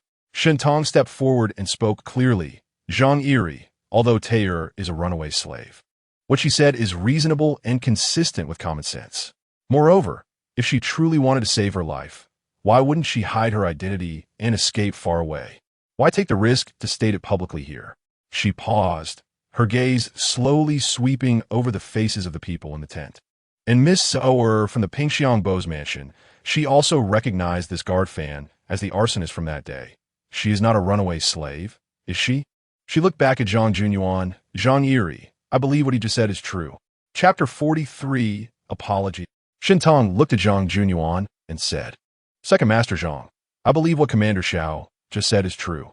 As soon as she finished speaking, Zhang Yuding from the British Duke's residence stood up from behind the table. "I also believe what Commander Xiao said is true." The other girls nodded in agreement. Some stood up, and others voiced their support. But no matter who it was, the looks they cast at Zhang Junyuan were filled with doubt and disdain, including the accompanying servants. It wasn't just because Shintong expressed her belief in Xiao Kuang. They had not only heard the words exchanged between Xiao Kuang and Tower, but they had also witnessed Zhang Junyuan's reaction. The matter was publicly exposed, and Zhang Junyuan was caught off guard and eager to deny it, his face filled with embarrassment and shame, looking almost frantic. If Zhang Xichuan had really passed away, shouldn't he show more sorrow and anger at this moment? Seeing the gazes and expressions of the crowd, Zhang Junyuan suddenly fell silent. He realized that any further explanations or scoldings would only make things worse. He shot a fierce glare at Xiao Kuang in tower, then hurriedly left with a pale face. Zhou Xiao stood up and said, "Commander Xiao, could you please take tower and Fansher back to my house? I need to report this matter to my grandparents." Xiao Kuang nodded. That is how it should be. Zhou Xiao then looked at Shun Tong. "Sister Tong, you should come along too." Shun Tong had planned this memorial meeting, and the timing of Tower and Xiao Kuang's appearance was too coincidental. She was also the first to stand up and express her belief in Xiao Kuang. Yesterday, she reminded herself to bring Zara to the meeting today. With so many coincidences, Zhou Xiao would be the first not to believe that she had no prior knowledge of the situation. Shun Tong met her gaze and smiled, nodding. Zhou Xiao linked her arm with Shun Tong's and whispered in her ear, "Thank you, Sister Tong." Shun Tong gently shook her head. "What is there to thank? Your family has suffered the most in this incident. At least you should know the truth, right?" Zhang Junyuan didn't even care about the unfinished ritual, dragging Madame Zhang to the car to rush home. Madame Zhang was extremely anxious. This matter has caused such a stir. How will it end? Zhang Junyuan sighed. "It's uncontrollable now. We should go back and report to father and mother." "What about Shichuan? What should we do about Shichuan?" Zhang Junyuan gritted his teeth. "She can't stay in the Zhang family anymore. I'll just pretend I never had this daughter." Madame Zhang tightly clutched her handkerchief, tears streaming down her face. Shun Tong, Xiao Kuang, and Zhou Xiao returned to the Pingxiangbo residence. When Zhou Xiao spoke to her grandparents and mother about this matter, the elders of the Zhou family were surprised but seemed less than pleased, their expressions revealing a hint of solemnity. Although the Zhang family's actions to cover up their privacy were despicable and shameful, exposing it publicly had eliminated the possibility of resolving it privately. If it were just the Zhang family, that would be one thing, but this matter also involved the heir of the Daqin prince, and once it blew up, it would create enmity that would be hard to handle. The Zhou family asked Shin Tong and the others to wait in the hall while they went inside to discuss. At the north end of the guest hall, in the center, was the host's seat, and on either side of the host's seat were 2 rows of armchairs facing each other. Shun Tong and Xiao Kuang each sat on one side, while Tower and Zur stood at the lower corner of the hall, anxiously waiting. Fansher was still tied up, kneeling in the courtyard under the watch of the Zhou family servants. Shun Tong could tell from the expressions of the Zhou family that her earlier speculation was correct. They actually preferred to settle this matter privately. She had considered just informing the Zhou family about this matter privately, allowing them to negotiate with the Zhang family themselves, which would allow her and Xiao Kuang to distance themselves from it. However, if that were the case, the lives of the 2 maids and Captain Jiang, who were important witnesses, would be in jeopardy, and Xiao Kuang would never agree to that. Outside the Kunya garden, she had asked him, "Commander Xiao, have you really thought it through?"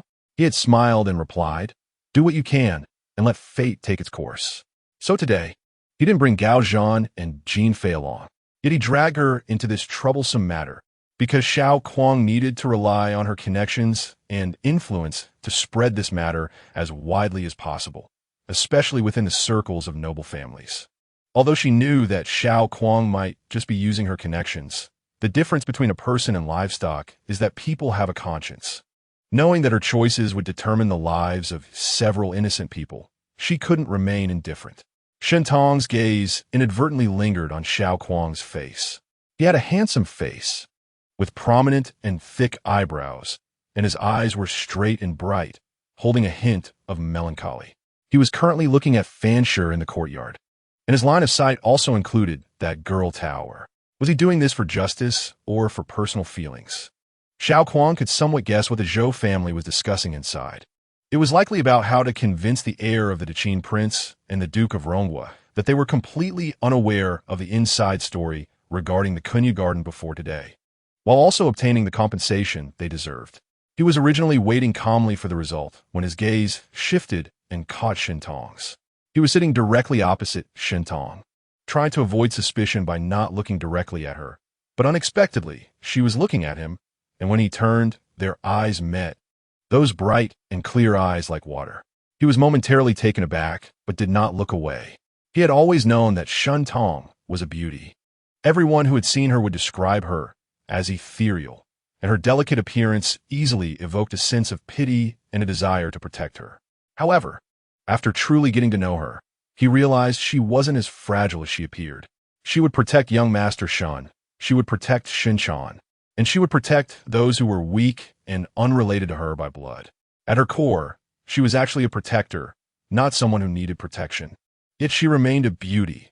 When looking at her, even without words or smiles, her brows and eyes were still captivating, making it hard for people to look away and forget their speech.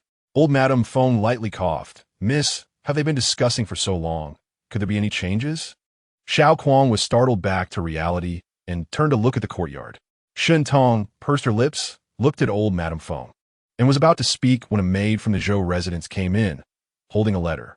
She bowed to Shen Tong and Xiao Kuang and hurried inside. Shen Tong raised an eyebrow, exchanging a glance with Xiao Kuang.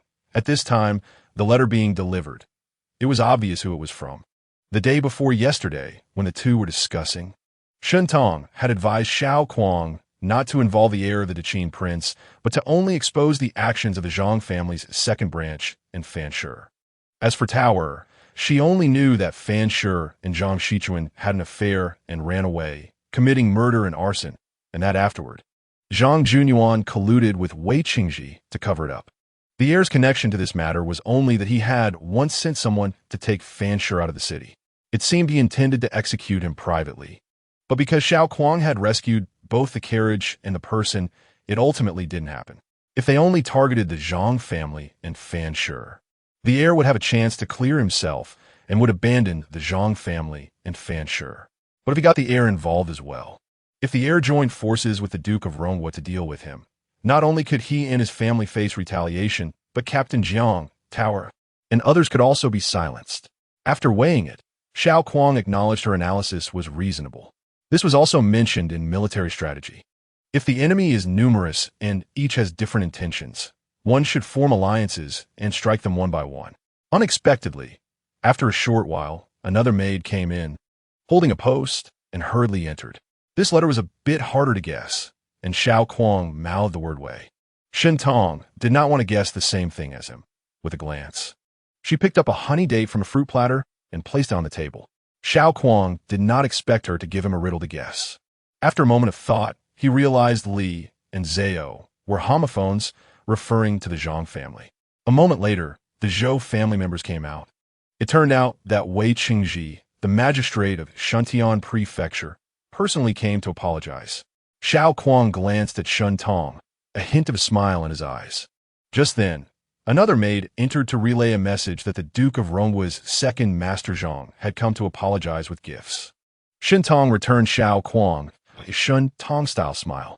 When Master Zhang heir and Wei Qingji arrived simultaneously, the Zhou family naturally saw Master Zhang heir first.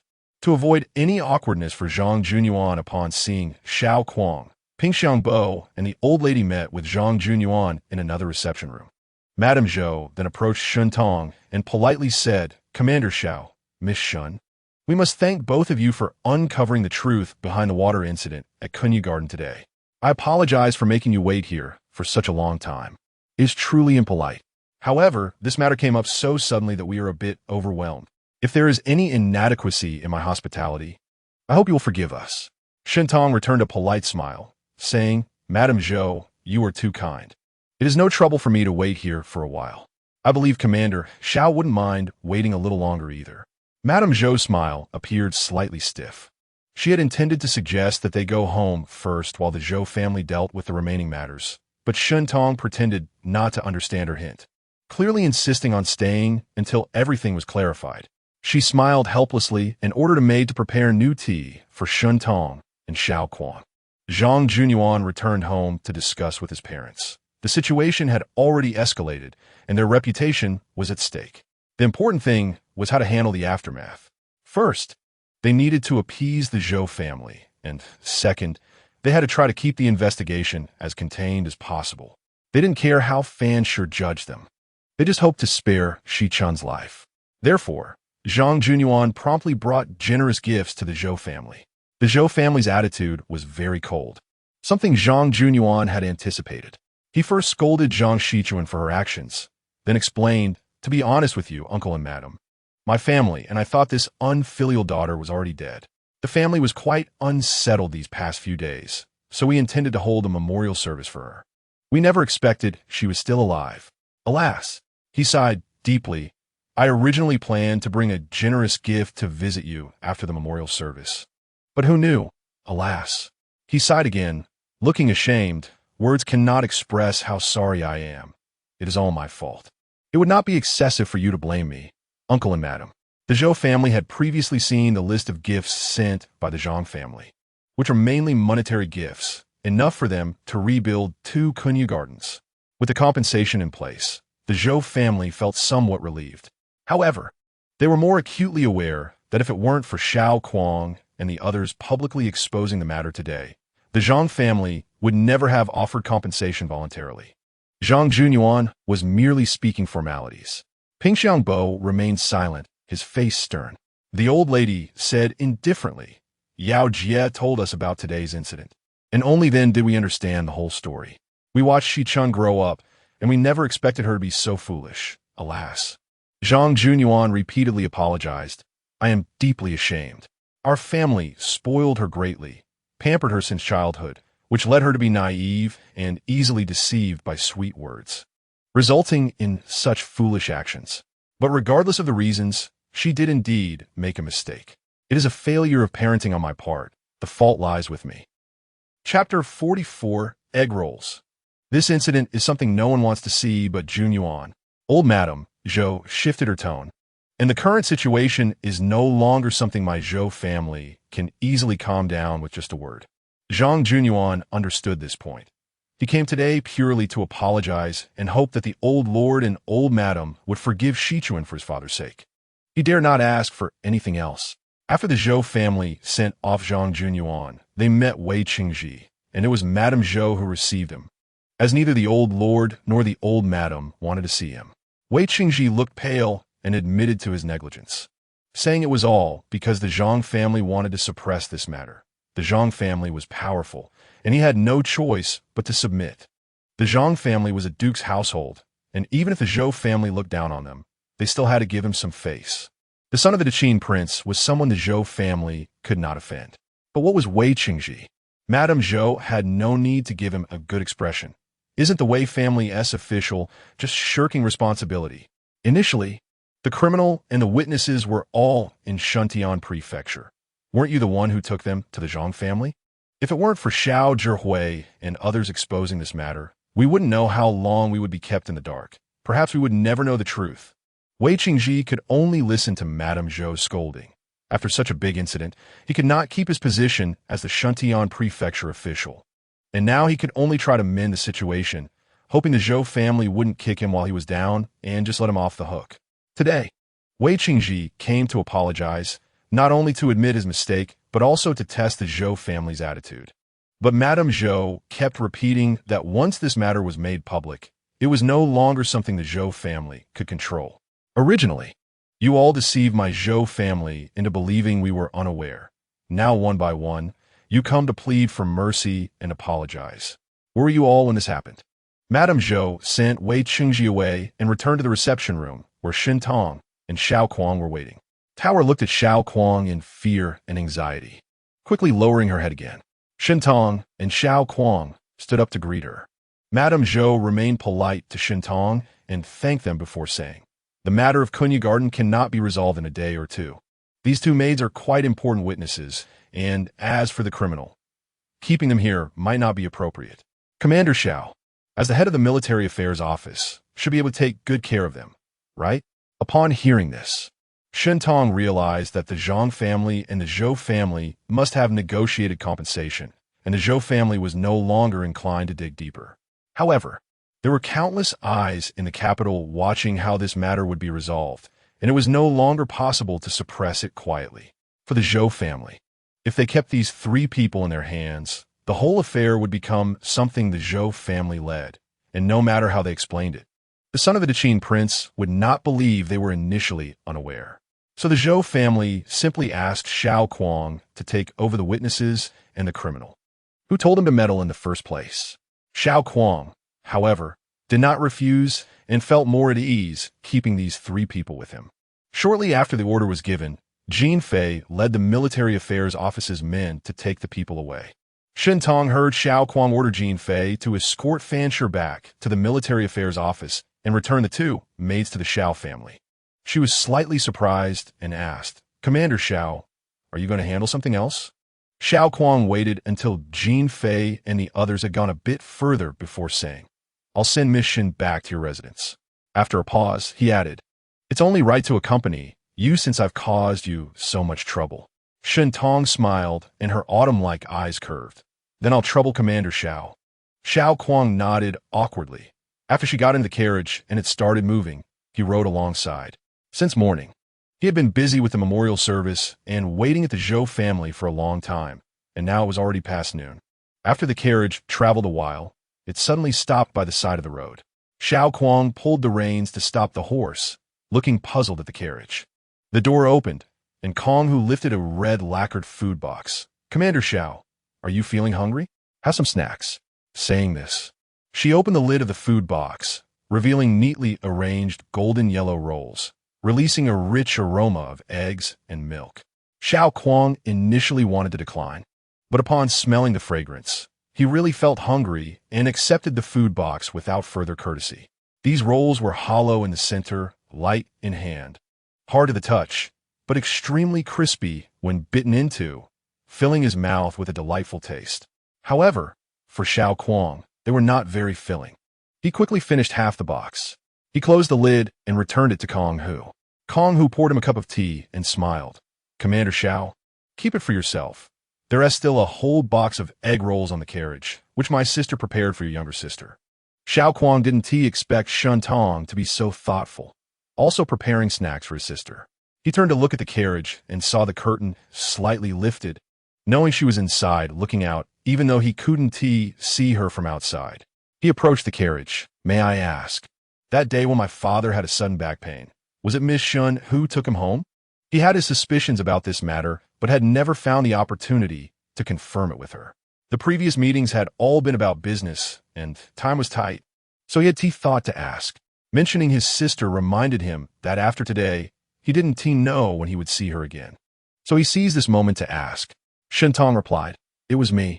Xiao Kuang sincerely thanked her. "It was a small matter. No need for Commander Xiao to thank me."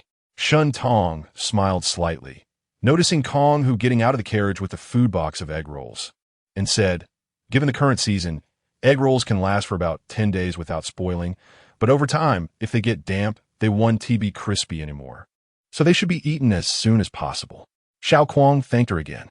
Shen Tong couldn't help but chuckle softly. Xiao Kuang had never felt so tongue-tied as he did today. Kong Hu carefully wrapped the food box for Xiao Kuang and hung it behind the saddle. As the carriage started moving again, Xiao Kuang continued to ride alongside at a leisurely pace, escorting her all the way to the Shen residence. He watched the carriage enter the gate, and until the black lacquered door gently closed, a sudden inexplicable emptiness filled his heart. We sought her help initially. She didn't ask a single question and came up with strategies for him. Today, at the Kunyu Garden Memorial Service, he didn't bring a Jean and the others. Yet he had to rely on her, and she knew that doing so would implicate her in this matter. Still being the first to stand up and publicly state her belief in him. Without her support, Tao or probably Wu Ti have had the chance to complete her account of the incident. This was the first time he respected a young woman so much and knew he had brought her considerable trouble. But apart from saying light and airy words of thanks and escorting her for this short distance, he found there was nothing more he could do for her. Chapter Directory page 11. Xiao Kuang turned his horse around and returned to the military affairs office. Upon entering, he saw Jean Fei sitting in a circle with the subordinates of the military affairs office in the courtyard, while Madame Liu was serving them hot tea and noodle soup. A group of men gathered together, slurping their noodles, making quite an impressive scene. When they saw him return, they put down their bowls and stood up in unison to pay their respects. Xiao Kuang told them to sit down and continue eating. Jean Fei wiped his mouth and stepped forward to report. "Fancher has been sent to the military affairs office, and I've assigned Pan Sheng, Lao Lu, and a Ding to take turns guarding him. There must always be 4 eyes watching him, even when he goes to relieve himself." Xiao Kuang washed his face and hands with water and said to him, "I just returned. You've arranged it well." Jean Fei smiled proudly and continued, "Your sister-in-law and another little maid are eating in the back room." At first, Xiao Kuang didn't react, thinking he was referring to his elder sister-in-law, Madame Lu. But when he turned his gaze and saw Madame Lu still in the kitchen, he pondered for a moment and realized who he was calling sister-in-law. Just as he took a sip of hot tea, he suddenly sprayed it all out. Jean Fei quickly dodged, narrowly avoiding the oncoming tea. And didn't T forget to ask, "Boss, is the tea too hot?" Xiao Kuang. He wiped his mouth with a handkerchief, then frowned and scolded, "Stop talking nonsense. I took in Little Snail only because Captain Jiang entrusted her to me. I promised Captain Jiang that she would stay here until this case is resolved." I understand. His subordinate Jean Fei quickly nodded, and after finishing, he even winked at Xiao Kuang. "Xiao Kuang, you understand nothing." He turned to the busy Lu Shi in the kitchen and said, "Sister-in-law, Fei has already eaten enough. No need to serve him more." Jean Fei immediately made a bitter face and pleaded, Boss, don't do this. This is only the first bowl. It's not even full. I was wrong. I won't talk nonsense again." Xiao Kuang snorted and walked into the main room. Just as he stepped inside, he saw a corner of a skirt disappearing behind the door. He scanned the room and saw everyone at the dining table, just missing Little Snail. The only one who hurriedly went into the inner room earlier was her. So it seems she must have heard his earlier words. That's fine. It saves him from racking his brain on how to express his thoughts to Little Snail. "Little sister, look what this is." He placed a red lacquered food box on the table, and as soon as he opened the lid, the aroma of egg rolls wafted out. Xiaomei's eyes instantly lit up. She quickly picked up an egg roll with her chopsticks, took a bite, and her big eyes became even brighter. She pressed her lips together to keep the crumbs from falling out and mumbled, "Yummy." Her chopsticks were already reaching for the food box, ready to grab a second one. Dosher was faster than her, slapping her chopsticks and scolding, "Finish your noodles before you eat snacks."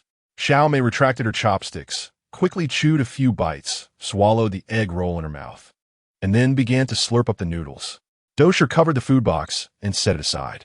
She noticed the food box was finely made, with intricate carvings on the sides, but it didn't bear any shop mark, so it surely wasn't bought from anywhere. It looked more like a tool from a wealthy household, making her wonder, Kuang, where did this come from? Someone gifted it. Dosher pressed further. Who gifted it? The girl who brought father back that day. Oh, you found her? Which family's daughter is she? Xiao Kuang then revealed Shun Tong's identity. Oh, the Duke of Qingyang's residence. Dosher recalled that after Xiao Kuang saved the person, a lot of families sent gifts, all expensive and exquisite items. Thinking about those gifts, many of which their family couldn't use, they couldn't refuse, and sending them to the pawn shop wouldn't be appropriate either. Keeping them at home just took up space, which was really a headache. However, some of the medicinal materials sent by relatives were particularly useful. After the doctor checked, most could be used for Xiao Hisheng, and some were quite valuable, saving a lot on medical expenses. The Duke of Qingyang's residence. They were the ones who sent medicinal materials last time, right? No wonder the gifts were so useful. Kuang, why didn't you mention this sooner? Also, how did she come to send you snacks? When did you see her again? Facing Dosher's barrage of questions, Xiao Kuang felt a headache coming on. He quickly finished a few bites, stood up, and wiped his mouth, saying, "Mother, I'm leaving." As soon as he finished speaking, he was already in the courtyard, instructing Jean Fei to leave a few people behind to watch over the two maids, while he took the rest back to the military office. Dosher shouted at his back in frustration, "If you have the ability, don't come back for dinner. Humph. As long as he returns to this home, she will eventually get to the bottom of everything." Turning around, she saw Xiaomei had already finished her noodles at 3 times her usual speed. Putting down her chopsticks, she stared at Dosher with bright eyes. Dosher, both amused and exasperated, raised her chopsticks towards the food box. "Eat. But don't finish it all at once." Xiaomei obediently nodded, finally able to indulge in the food box. However, she didn't eat alone. She also shared several egg rolls with the newly arrived Jiao's sister and took some into the room to give a few to the gloomy Little Snail sister. Chapter 45, New Pen. After Shintong returned home and tidied herself up, she went to Fanning Courtyard to pay her respects to her grandmother. Upon seeing the old lady, she immediately knelt down. "Grandmother, I made a mistake. Please punish me." Lady Shun was surprised and said, "Tong Tong, what did you do wrong? Get up and speak." Shun Tong slowly shook her head and did not stand up. She recounted the events surrounding the fire at Kunya Garden and then explained that Xiao Kuang had come to her for help to expose the truth. She organized today's memorial meeting to give Tower a chance to speak out publicly. After listening, Lady Shun was silent for a while and then said, "Such a big matter. You didn't discuss it with the elders in the family before taking action. Now you come to admit your mistake?" Shintong lowered her head and remained silent. After a long pause, the old lady slowly said, "Regardless of whether what you did was right or wrong, acting on your own without consulting the elders is a big mistake. It's also because I have been too lenient with you in the past that you have become so fearless. I will punish you with 2 months of house arrest. During these 2 months, you will move to Fanning Courtyard to live with me and copy scriptures every day to calm your mind." Shintong nodded in agreement and stood up only after the old lady allowed her to. Upon reflecting on the old lady's words, it seemed that she was not blaming her for helping Xiao Kuang expose the matter, but rather for acting on her own without consulting the elders. "Grandmother, you don't blame me for helping Xiao to expose the truth, which might provoke the Crown Prince and the Romewood Duke's mansion against our Marquisate." Lady Shun's drooping mouth corners relaxed, seemingly carrying a hint of a smile. The arson was committed by the guard. The one who eloped was a maid from the Zhang family. The one who deceived and manipulated was the Wei prefect. And the one who leaked information in public was the maid from the Zhang family. What does the Shen family have to do with this? It was just that you happened to hear about this at the memorial meeting today. Although what you did was bold, it was also quite clever. On the surface, it doesn't implicate the Shen family. As for what others think, that's beyond our control. The Crown Prince, what does he have to do with this? He is merely negligent in managing his subordinates. Why would he blame our Marquisate? Would he confess to having any connection to this matter? As for the Romewood Duke's side, let them blame us if they want. We're not afraid. Then the old lady changed the subject. But during these 2 months, you shouldn't go out. Stay at home and wait for this storm to pass. Shintong then realized that the old lady's so-called house arrest was actually a form of protection, meaning to let her avoid the limelight for a while. She returned to her own courtyard, packed her things, and prepared to move to Fanning Courtyard. Thinking of the old lady's words, she quickly wrote a letter. When Wei Qingji learned that something had happened at Kunya Garden, he rushed to the Crown Prince's mansion. But the Crown Prince refused to see him.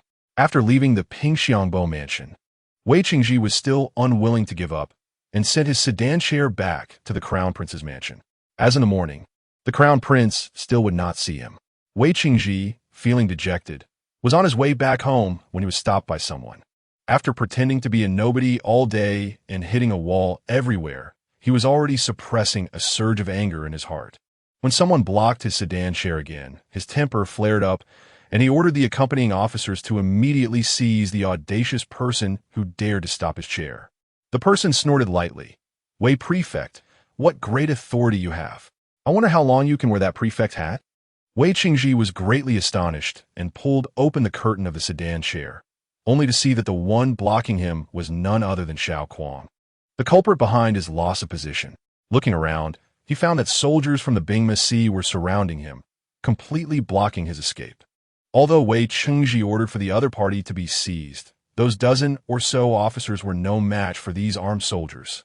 At this moment, it seemed he would be the one to be captured instead. Wei Qingji's anger dissipated, replaced by fear. Xiao Kuang was audacious enough to do such outrageous things. Fan Shi and the Maid Tower were supposed to be in the Romewood Duke's mansion. He didn't know how they had been taken away. They had come to block his sedan chair, and surely their intentions were not good. As fear took hold of him, he spoke weakly. "Why are you stopping my official sedan? How dare you be so rude and not dismount upon seeing a superior?" Although he tried to sound imposing, his voice was soft and lacked authority. Xiao Kuang rode forward, and the officers did not dare to block him, all stepping aside. At this moment, Wei Qingji wished he could shrink into the sedan chair, but he forced himself to look up at Xiao Kuang on horseback, his voice trembling. What do you want? May I ask, why was Captain Jiang detained? He attacked me." "Oh." Xiao Kuang dismounted and approached the sedan. Wei Qingji, startled, immediately shrank back into the sedan. But Xiao Kuang only stopped in front of the sedan and asked, "How did he attack you, and where were you injured? Did the prefect have an injury examination?" "I only suffered a minor injury, but regardless of the severity, he attacking a court official is a serious crime. Without an injury examination and without witnesses, how can the prefect prove that Captain Jiang hit anyone? Who says there are no witnesses? There are witnesses here." Wei Qingji pointed vaguely at the surrounding officers. Xiao Kuang turned around and scanned the crowd. "Which one of you will come forward to testify?" The officers exchanged glances. Each of them was eyeing the armed soldiers, and none of them dared to step forward. They all began to back away, with no one willing to stand forward. Xiao Kuang shrugged. "Wei Prefect, there are no witnesses." "Wei Qingji, you let your subordinates step back, and then ask again." Xiao Kuang placed his hand on the edge of the sedan door, leaning closer to Wei Qingji, which startled Wei Qingji so much that he jumped. Xiao Kuang spoke politely. "Wei Prefect, it's not good to detain Captain Jiang without evidence. Let him go." Wei Qingji wanted to cry. Jiang Changfeng had been detained for several days, and when he was released into the sunlight outside, he could hardly open his eyes. He wiped the corner of his eye, and upon seeing the person in front of him, his emotions surged. "Xiao, my brother." "That." Xiao Kuang patted him. "We'll talk later." Jiang Changfeng nodded in understanding. Seeing the bloodstains on the back of his head, Xiao Kuang became worried. "Did they hurt you?" Jiang Changfeng touched the back of his head and said, "Just a scrape. No big deal." After leaving the Shuntian prefecture, they returned to the Bingma Sea, where the doctor Xiao Kuang had invited had already arrived to treat Jiang Changfeng's injuries. Fortunately, Jiang Changfeng had a cheerful and straightforward personality, and he was relatively well-liked in the prefectural office. The officers who captured him had to follow orders, and they had to knock him out, but they were careful. He only had a bump on the back of his head and a small cut, and over the past few days, the cut had healed and the bump had gone down quite a bit. However, being locked up in a cell and unable to move freely, not knowing how the situation outside was changing, was what bothered him the most. After the doctor left, Xiao Kuang recounted everything that had happened in the past few days to Jiang Changfeng, but he did not mention Shentong's involvement. Jiang Changfeng listened with excitement and emotion. "Xiao, to meet such a righteous and capable brother like you, I must have accumulated virtue in my previous life." Upon hearing the words, previous life, Xiao Kuang had different feelings and was about to speak when he heard someone outside announce that a certain Xiaoga had come with a message. Xiao Kuang instructed someone to take Jiang Changfeng to wash up and eat, then close the door to read the letter. The handwriting in the letter was somewhat hurried compared to usual, clearly written in a rush. Shentong analyzed the current situation, stating that Wei Qingji had become a pawn abandoned by all sides and would likely become the final scapegoat, while the Zhang family could not escape punishment either. Xiao Kuang should quickly release the two people he had escorted that day. The Crown Prince only wanted to distance himself and reduce any connection to the Kunyagarden case. And at this time, he would not pursue Xiao Kuang's actions of seizing the carriage too closely. Along with the letter was a new pen filled with ink. Xiao Kuang asked someone to have Xiaoga wait a moment, then began to write a reply to tell Shentong that he would release those two shortly. He also wrote about the rescue of Captain Jiang, informing her that Captain Jiang only suffered minor injuries and was not in serious trouble. He asked her if the Shun family knew about what happened at the memorial meeting and whether she had been punished for it. He could go to the old lady Shun to apologize and explain that she had nothing to do with the matter. He had written everything he needed to, but he didn't want to end it that way. So he added a sentence saying that the egg rolls were delicious and his little sister really liked them. And he thanked her on behalf of his sister. After writing it, he felt that since her letter was about serious matters, it was perhaps inappropriate to include these trivialities. But rewriting a new letter would take too long, so he let it be. When Shentong received the letter brought back by Xiaoga, she walked to the window, sat down, and read it carefully. Upon seeing that Captain Jiang had been released, she felt relieved for him, but also worried for Xiao Kuang.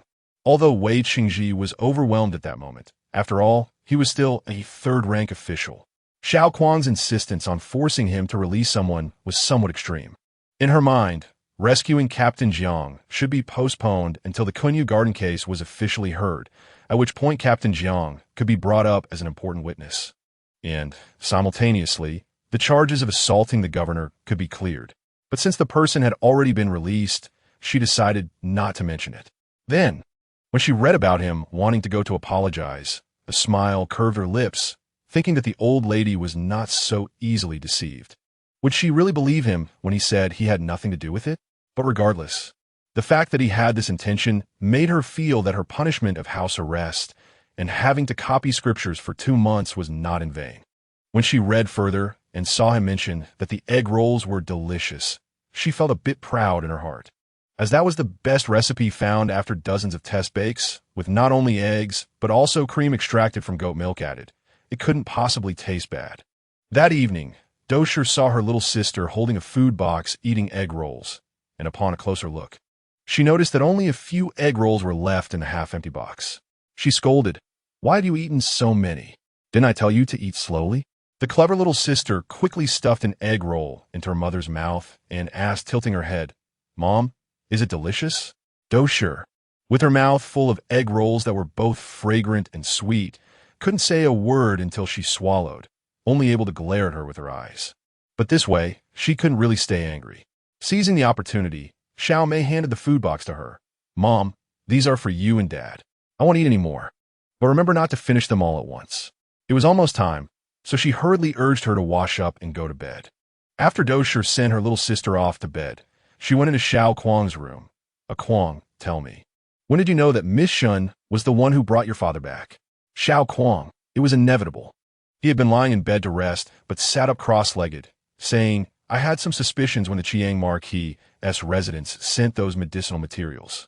I happened to run into her today, so I asked, and only then did I find out it was her." Dosher frowned. "That doesn't make sense. How would she know that your father and you are family? There aren't many people with the surname Xiao, and didn't Dad and little sister encounter her later? She might have mentioned me being in the Divine Machine Camp. Then why did she send you snacks? It was just that she happened to have egg rolls in her carriage and gave me 2 boxes. Dosher looked at him suspiciously. "Is it really just that?" Xiao Kuang appeared indifferent. What else could it be? After finally dealing with his mother, Xiao Kuang turned off the light and lay back down, but couldn't sleep.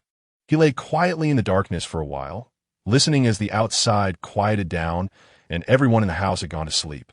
He got up to light the lamp and took out the new pen from his cowhide pen case. This pen was different from the previous one. The barrel was wrapped in a thin layer of deer skin, which made it much more comfortable to hold compared to the cold steel pipe in winter. He remembered his mother asking why she sent you snacks. Why did she also send him a pen? Xiao Kuang took a sheet of paper, removed the pen cap, and wrote casually. At first, he thought she did it for convenience in correspondence, so he could quickly reply and have Xiao take it back. But the pen kept getting better and better. He unknowingly lost his focus, and when he came back to his senses, he found the paper was filled with thoughts of Shintong. Chapter 46, House Arrest. As the saying goes, good news never travels far, but bad news travels fast, especially when it comes to sensational incidents. The events that transpired during the memorial service at Kunyu Garden spread throughout the capital by the next day. Early in the morning, several memorial petitions were submitted, specifically addressing this case. Emperor Yongping took the matter very seriously and issued an edict for a thorough investigation. The Crown Prince of the Duke of Da entered the palace, first expressing his loyalty, then proclaiming his innocence, and finally admitting to being lax in managing his subordinates, which was of course merely a minor mistake. Soon, the Ministry of Justice, the Supreme Court, and the Censorate formed a joint tribunal to investigate the arson case at Kunyu Garden.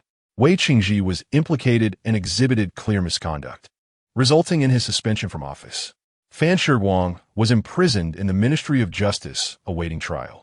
However, due to her different status and a serious illness, Zhang Shichuan was left at home to recuperate while awaiting trial, unable to rise from her bed. Jiang Changfeng, along with Tower and Zhou as key witnesses, went to the Ministry of Justice to give their testimonies. The facts of the case were not complicated, and the witness testimonies could corroborate each other. However, when Fan and Zhang were interrogated, unexpected changes occurred. Fan Shi openly confessed to his crimes of murder and arson. Zhang Shichuan, however, recanted her statement, claiming that Fan Shi had bribed Bai Yu to get close to her, and on the day she went to Kunyu Garden, he had forcibly taken her away, threatening to kill her if she resisted or tried to escape. Fearing she would meet the same fate as Bai Yu, she had no choice but to comply. Fanshi acknowledged this claim, taking on all the blame himself. As a result, Zhang Shichuan transformed from the principal offender into the victim, and the notion of elopement was completely dismissed.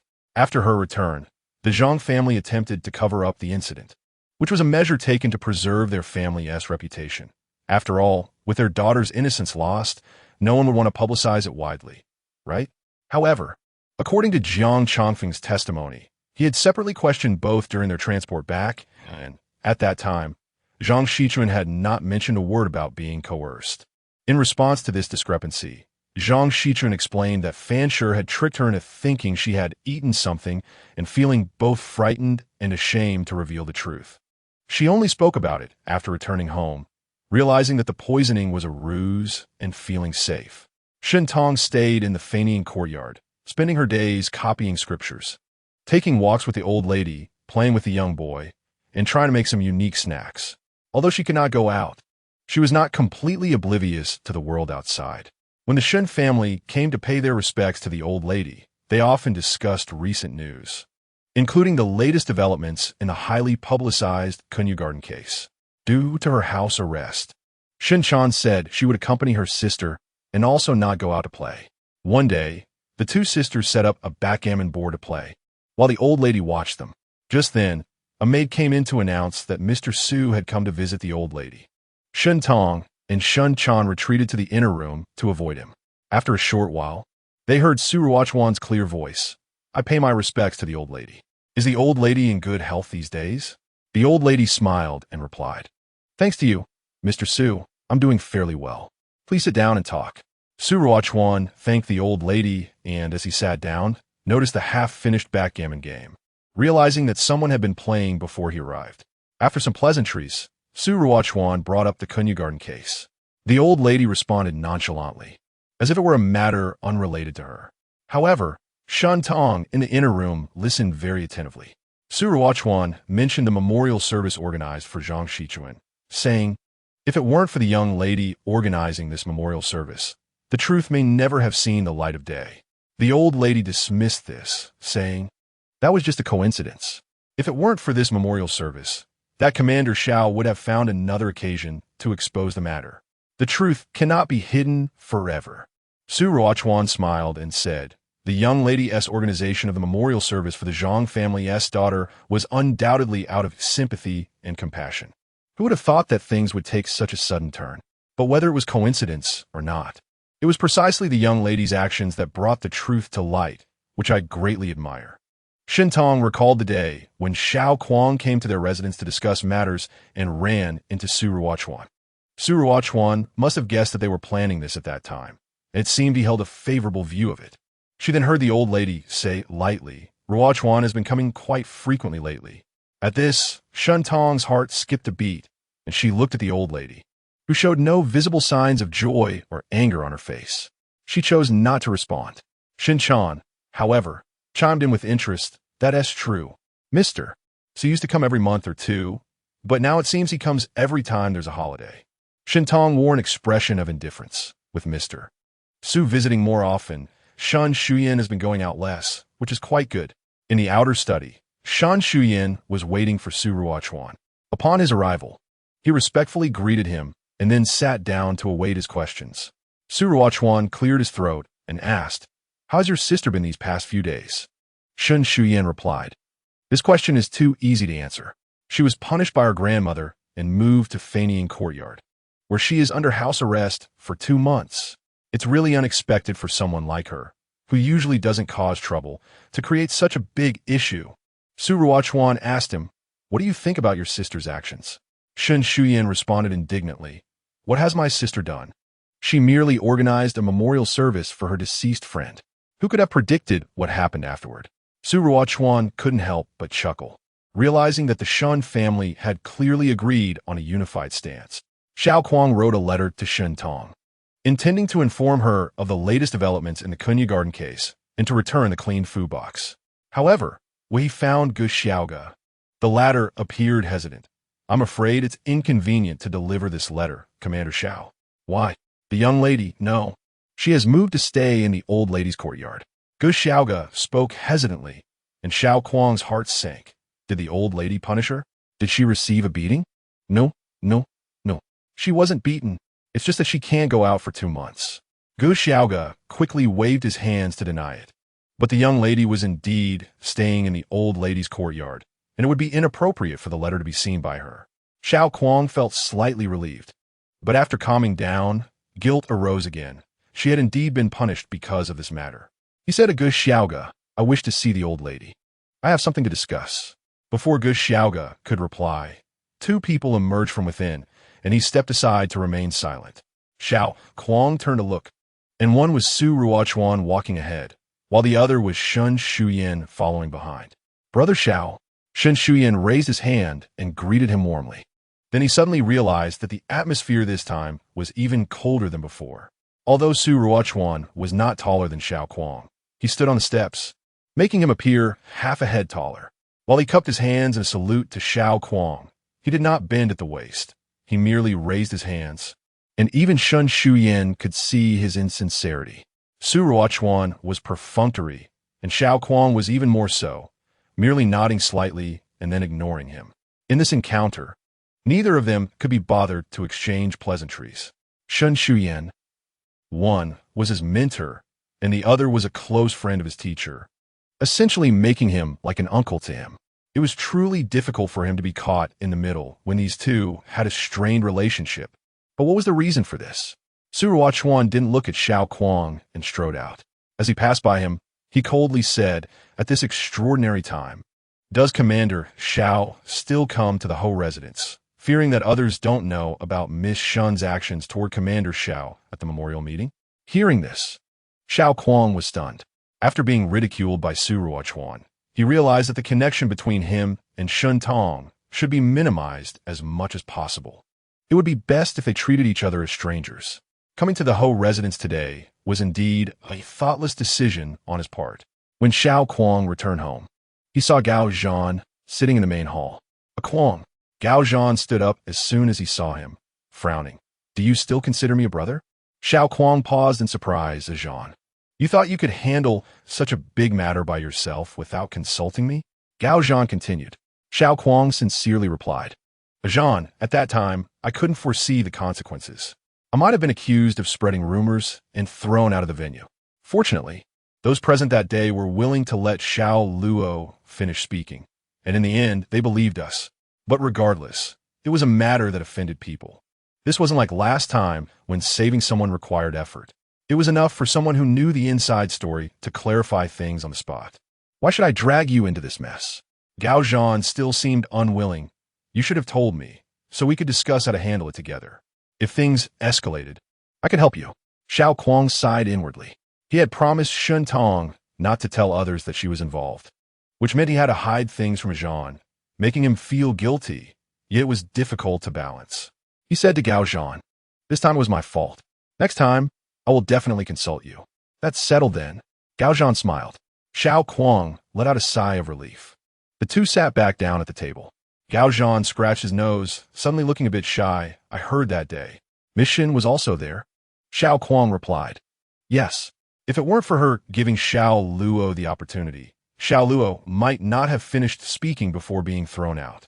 It was she who first said she believed us, and then others followed suit." Gao Zhan suddenly sighed. The young Lord Shin hasn't been to the Shinji camp much lately, saying he's been caught by that Mr. Su every time he has a day off to study. Xiao Kuang replied, "The Kunyu Garden case has been under trial for nearly a month, going back and forth. In the end, Fan Shi was sentenced to death without any suspense and was locked in a death cell. Wei Qingji, knowing that Fan Shi committed murder and arson, concealed the truth and engaged in malpractices, which constituted serious dereliction of duty. He was dismissed from his position, stripped of his title, and demoted to commoner status. Zhang Shichuan argued that he was coerced by Fan Shi and had no choice but to comply, but due to too many doubts in his statement, he was ultimately convicted as an accomplice.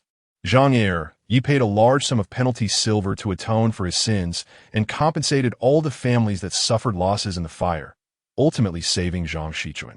However, she could no longer stay in the capital and was sent to a nunnery at a distant relative of Madame Zhang's family, where she shaved her head and became a nun. The Duke of Rongwa was demoted from his title for secretly colluding with the governor of Shuntian and concealing his granddaughter's crimes. Being downgraded to the rank of Marquis of Ronghua, the Zhang family lost all face, living in shame, and the entire residence rarely showed themselves in public. As for the crown prince of the Daqin Wang, he had no direct connection to this case, but due to poor management of his subordinates, he was penalized with a year's worth of salary. Regardless of the outside world's turmoil, during these 2 months, Shintong stayed peacefully at home, copying Buddhist scriptures, and her calligraphy skills improved significantly. On the first day of the Lunar New Year in the 15th year of Yongping, old Madame Shun lifted Shintong's house arrest. She took Shin Shuyin and Shulian to visit their grandparents for the new year. After spending time with the elders at the Yuan residence, greeting a few uncles and aunts, and receiving several red envelopes, they returned home after lunch. On the way, Shintong said to Shun Shuyin, "I'll take care of something on the way. You and Shulian wait for me for a bit. If you feel bored, you can go shopping on the street." Shun Shuyin was surprised. "Sister, what are you doing on such a big holiday?" Shintong smiled slightly. "I'm discussing a business deal." Shun Shuyin replied, "Many shops are closed during the new year. What business deal can you discuss?" Chapter 47 Trial. On New Year's Eve, the Xiao family was gathered around a table eating dumplings when they heard someone outside the door asking, "Is Commander Xiao here?" Xiao Kuang recognized the voice of Gu Xiaoge and, feeling both surprised and worried, thought to himself that it was still a few days short of 2 months.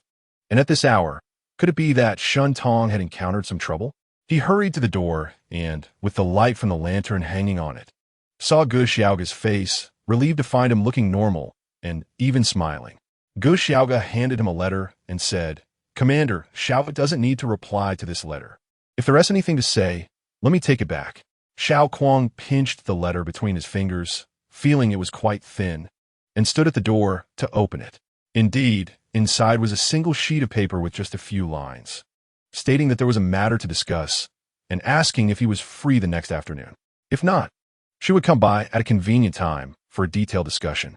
Xiao Kuang had no pressing matters on the afternoon of the first day of the new year, so he agreed to meet the next day. After Gu Xiaoge left, Xiao Kuang kept the letter and returned to the main room. Dosher asked, "Who was that?" Xiao Kuang looked at Gao Zhan, trying to keep his tone light and casual. "It's a servant sent by Miss Shun, who returned my father." "The eldest lady of the Qingyang Marquis' residence?"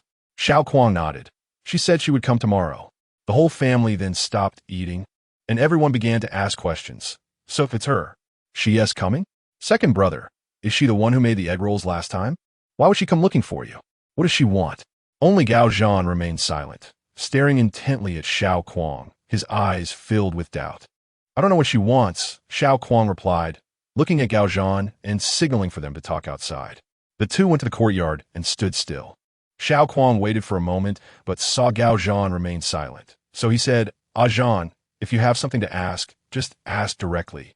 Gao Zhan was silent for a while before asking, "Have you met after the fire at Kunyagarden?"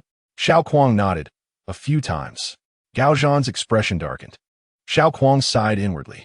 Zhan, he said honestly, "She is a very nice girl, but I still hold the same opinion as before.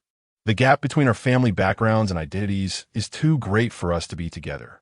He suddenly smiled. "She looks quite delicate, but in fact, she has her own opinions.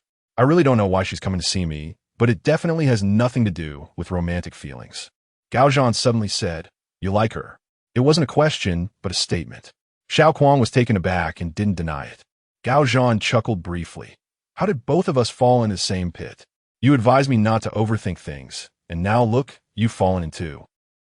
"Wait a minute." He went back inside and brought out a jar of wine, filling 2 cups. "Come on, let's drink a toast for both of us liking the same girl. We won't stop until we're drunk tonight." Xiao Kuang shook his head. "Since she has set a time in advance, she must have something important to discuss, so I won't drink." Gao Zhan laughed again. "Anyway, she won't be consulting me about anything, so I don't need to worry about getting drunk and ruining things." With that, he raised the cup and drank it all in one go. Xiao Kuang frowned but ultimately said nothing. After several days of snow, it cleared up tonight, and the snow on the roof reflected the cold starlight, appearing dark blue. Occasionally, the sound of firecrackers would ring out, bringing festive explosions, and the snow would be illuminated by the flames. until the dawn light began to glow. The snow first took on a hint of rose red, then turned to a light gold, and finally became dazzlingly white. The carriage stopped in front of a small courtyard. Shun Shuyan poked his head out, turned back in surprise, and said, "Sister, where is this? What business are you here to discuss? Can you keep your voice down?" Shin Tong glared at him, annoyed that he was being so loud everyone on the street could hear. Shun Shuyan scratched his head. "Is it some secret business?" The courtyard door was open, and laughter and cheerful voices came from inside. Kong Ho went ahead, standing at the door to wish a happy new year, then asked, "Is Commander Xiao here?" Today was the first day of the new year, and besides visiting relatives and friends, neighbors also exchanged New Year greetings and said auspicious and pleasing words. Hearing Kong Ho's greeting, the women and children in the Xiao family courtyard turned to look at the door. They saw several well-dressed individuals, with a young lady wearing a veil among the crowd. One of the women smiled and said to Do Shi, "Oh, it seems your family has received distinguished guests. We won't disturb you any longer." The other few people also gradually left with their children, but before leaving, they couldn't help but steal a few glances at Shun Shuyan and Shun Tong. Shun Shuyan lowered his voice and asked Shun Tong, "Sister, is this Xiao Gij's house?" Shun Tong nodded gently. Shun Shuyan then said, "Then I'll go in too. I haven't been to Xiao Gij's house yet." A little head popped out from behind the carriage. "I haven't been to Xiao Gij's house either. Which Xiao Gij is it?" Shin Tong smiled and waved to him. "Shu Yin, come along." Do Shi sent off the neighbors and turned back to invite Shun Tong and her brother to come in and sit. Once inside, Shin Tong took off her veil and wished a happy new year to Xiao Hushing and Do Shi. "Uncle Xiao, Aunt Do, Happy New Year. This small gift is just a token of respect." The maidservants then brought out the gift boxes. Shun Shuyan and Shu Yin followed suit to wish a happy new year, with Shu Yin's childish voice saying auspicious words, making him particularly endearing during this new year. Do Shi was quite surprised. She had thought that the young lady from the Marquis's residence would be quite haughty, just coming to say something and leave. But unexpectedly, she not only brought gifts, but also wished them a happy new year. Even a young Marquis and another young master were very polite, leaving her at a loss for what to do. She smiled and said, "You've come, so why bring gifts?" Saying this, she took out red envelopes to give to Shun Tong and her brother, one pair for each. She was secretly relieved that Xiao Kuang had been promoted, and his salary had increased, so she prepared more lucky money this year. Otherwise, it would have been a breach of etiquette. Lu Shi brought tea over, and, upon seeing Shun Tong's appearance, couldn't help but be taken aback. Initially, she thought that her father-in-law's praise of her beauty was exaggerated due to her rescue. But it turned out she was indeed an extremely beautiful girl. Young women often have a tendency to compare themselves with others, but when she saw Shun Tong, Lu Shi didn't even think about comparing. She was instead filled with genuine admiration. Xiao Kuang heard the voices of the women and came out from the back of the hall, just in time to see Shun Tong asking his little sister, "Are the egg rolls delicious?" "Very, very, very, very delicious." Xiaomei nodded vigorously, emphasizing the egg roll's deliciousness with several very words, and her eyes were filled with anticipation as she looked at the gift box. Seeing her expression, Shin Tong knew what she was hoping for and smiled. "There are egg rolls in here too." Xiaomei's big eyes lit up, and she smiled happily, but then suddenly remembered something and said with regret, "I thought today it would just be my sister coming. So I only bought one monkey's diarrhea? I didn't know you would come with so many people, and there won't be enough to share." Shin Tong couldn't help but laugh. The strange name made her want to laugh every time she heard it. Shun Shuyan curiously asked, "What is monkey's diarrhea?" Xiaomei smiled proudly. "You haven't eaten it?" Shun Shuyan was even more surprised. "Can you eat that?" Shun Shuyan, who often played outside, had much broader experience than Shu Yin, and upon hearing this, he revealed a mysterious smile. "Wait a minute," Xiaomei said as she ran back to her room. "Do she scold it? Xiao Mei. Miss Shun is here to discuss important matters. Don't waste her time with those strange things." Shin Tong straightened up and said, "It doesn't matter if it takes a bit longer. I actually want to know what that is and if it's good to eat." As she spoke, she caught sight of Xiao Kuang standing by the door, looking at her with a smile in his eyes, but unlike the open and warm smile she had seen before, it carried a hint of mischief. Shintong raised her eyebrows in confusion, wondering if this thing was actually not delicious. Soon, Xiao Xiaomei came out, holding something in her hand and presenting it to her like a treasure. Shintong looked closely and saw that on the long bamboo skewer sat a golden yellow monkey, with a sweet scent of candy wafting from its nose. Shun Shulian exclaimed, "This is a sugar monkey, blown out. I've seen it before."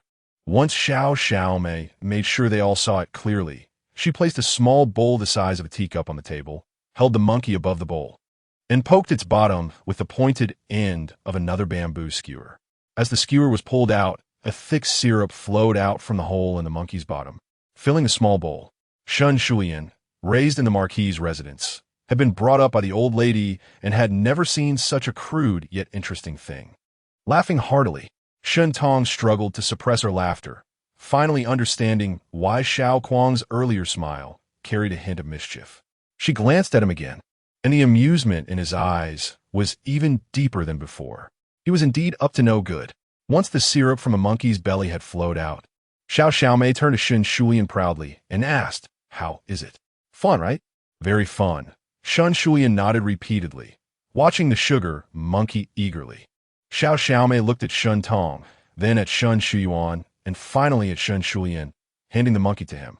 "You're younger than me, so this is for you." There was still a small bowl left on the table to hold the syrup, made from glutinous rice, which could be eaten along with the syrup. Xiao Xiaomei looked at Shun Shuyuan, who quickly waved his hand. "I don't like candy, I just want to watch." Shun Shulian loves candy, so give it all to him. Shun Shulian was not foolish either and declined. "I already have a monkey, so this bowl should go to second brother." "No, no." Shun Tong could no longer watch these childish brothers and looked over at Xiao Kuang, revealing a hint of inquiry. Xiao Kuang understood and said, "Xiao Mei, you all go play in the backyard." Xiao Xiaomei responded and took the Shun brothers to the backyard. Do and Lu wanted to help Xiao Hushing inside a rest. But Shun Tong said, "Please let Uncle Xiao stay. I need your advice on this matter." Xiao Hushing was surprised. "You want me to decide?" Xiao Kuang was also astonished. Just as Qin Sei took out several pens and arranged them neatly on the table. He had used these types of pens with pen holders made of bamboo, wood, and even wrapped in a thin layer of deer skin, each with different soft hair tips. Shintong asked him, "Commander Xiao, do you find these pens easy to use?" Xiao Kuang nodded. "They are indeed easy to use, especially when they're an urgent matter. You can write immediately, saving the trouble of fetching water and grinding ink." Shun Tong smiled and said, "I want to produce these pens in large quantities. Since you have used most of these kinds, which one do you think is the best?" Xiao Kuang. He suddenly found it hard to smile. No wonder she changed the pen she sent him almost every time she wrote. It turned out to be to let him test the advantages and disadvantages of each type of pen. Chapter 48, Redemption. Xiao Kuang reminisced about his past experiences while thinking aloud. The bamboo pen is lighter and feels closest to an ordinary pen, but the connection point with the steel tube is prone to cracking. The wooden rod, on the other hand, feels better in hand. As for writing, he selected 2 pens from a pile. These 2 pens are moderately soft and hard, and they write the most smoothly. Xiao Hushing took one of the pens and examined it, while Xiao Kuang demonstrated how to remove the pen cap and write on paper. After trying a few strokes, Xiao Hushing asked, "Is there ink inside the pen tube?" "Yes," Shun Tong nodded. Xiao Hushing examined the nib and the pen barrel more closely. Shun Tong picked up another pen. "This one is not filled with ink. Uncle Xiao, feel free to take it apart and have a look." Xiao Hushing asked Do to go back to the house to get his tools, and carefully dismantled one pen over an empty tea tray. He discovered that it was not completely hollow as he had initially thought for filling ink. The connection to the nib was actually a straw, which was hollow and filled with a white core, resembling cotton fluff. Then Xiao Hushing dismantled a used pen, finding that the cotton inside the straw was saturated with ink, continuously seeping out along the nib's bristles. "Uncle Xiao, once this pen is finished writing, we could just take it apart and refill the nib with ink to continue writing." Shun Tong explained her intentions. "I want to make the pen difficult for others to dismantle. If they force it open, it will break and can only be replaced by a specialist. Uncle Xiao's craftsmanship is superb. I believe you'll have a good solution, right?" Suddenly, firecrackers sounded from the backyard. indicating that Shu Yin and the younger sister were playing with firecrackers. Do, feeling somewhat uneasy, went to the backyard to check on them. Xiao Hushing fell into thought, oblivious to the noise from the backyard. Shentong quietly waited aside. Xiao Kuang's gaze lingered on her face. Her features were exquisite. Adding a bit more would be too much, and taking a bit away would be too little. Everything was just right. Her fair and delicate skin resembled fine porcelain, making her red lips appear particularly moist and vibrant, like flowers blooming in early spring. When Shentong occasionally lifted her gaze, she met Xiao Kuang's eyes. His gaze was calm, always carrying a hint of melancholy when he wasn't smiling. After meeting her eyes, he shifted his gaze away. Shentong followed suit and looked away. She could sense that Xiao Kuang had feelings for her, and she admired him as well, but their family background were too different. Knowing it was impossible, there was no need to invest too much emotion. Clearly, he also understood this point very well. After pondering for a moment, Xiao Hushing said, "There is indeed a way. Don't use iron for the connection point. Switch to copper to make it lighter, and add a hidden lock inside that can't be seen from the outside. Once closed, it can only be opened from the inside." I knew I should consult Uncle Xiao about this. Uncle Xiao immediately has a solution. Shentong said happily, "I'm glad I came today." Xiao Hushing smiled. "It's not as impressive as Miss Shen says. This is just a preliminary idea. If we want to make the hidden lock that small, we still need to think it through. It will definitely be fine with Uncle Xiao." Shentong added, "I want to ask He Yongxing to make this kind of pen. If they put in full effort, how many can they produce in a month?" But Xiao Hushing shook his head. "This lock can be made as a sample by the old man, but for mass production of pens, Miss Shun should find someone else." Shentong was surprised. "Why not make it?" "Uncle Xiao, I will pay for the pen-making labor. A commission based on profit is fine too. He Yongxing is a gold and silver workshop. They don't make pens." Shentong urged. "But why does Uncle Xiao have to stick to making gold and silver items or pens? If you're worried, I can show you the monthly accounts." Xiao Hushing said firmly, "It's not a matter of money. I can make a sample pen for you without charge. But He Yongxing only makes gold and silver items, not other utensils."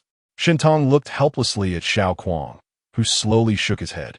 Shentong then stopped persuading and said to Xiao Hushing, "Then I can only trouble Uncle Xiao to think about how to make this hidden lock."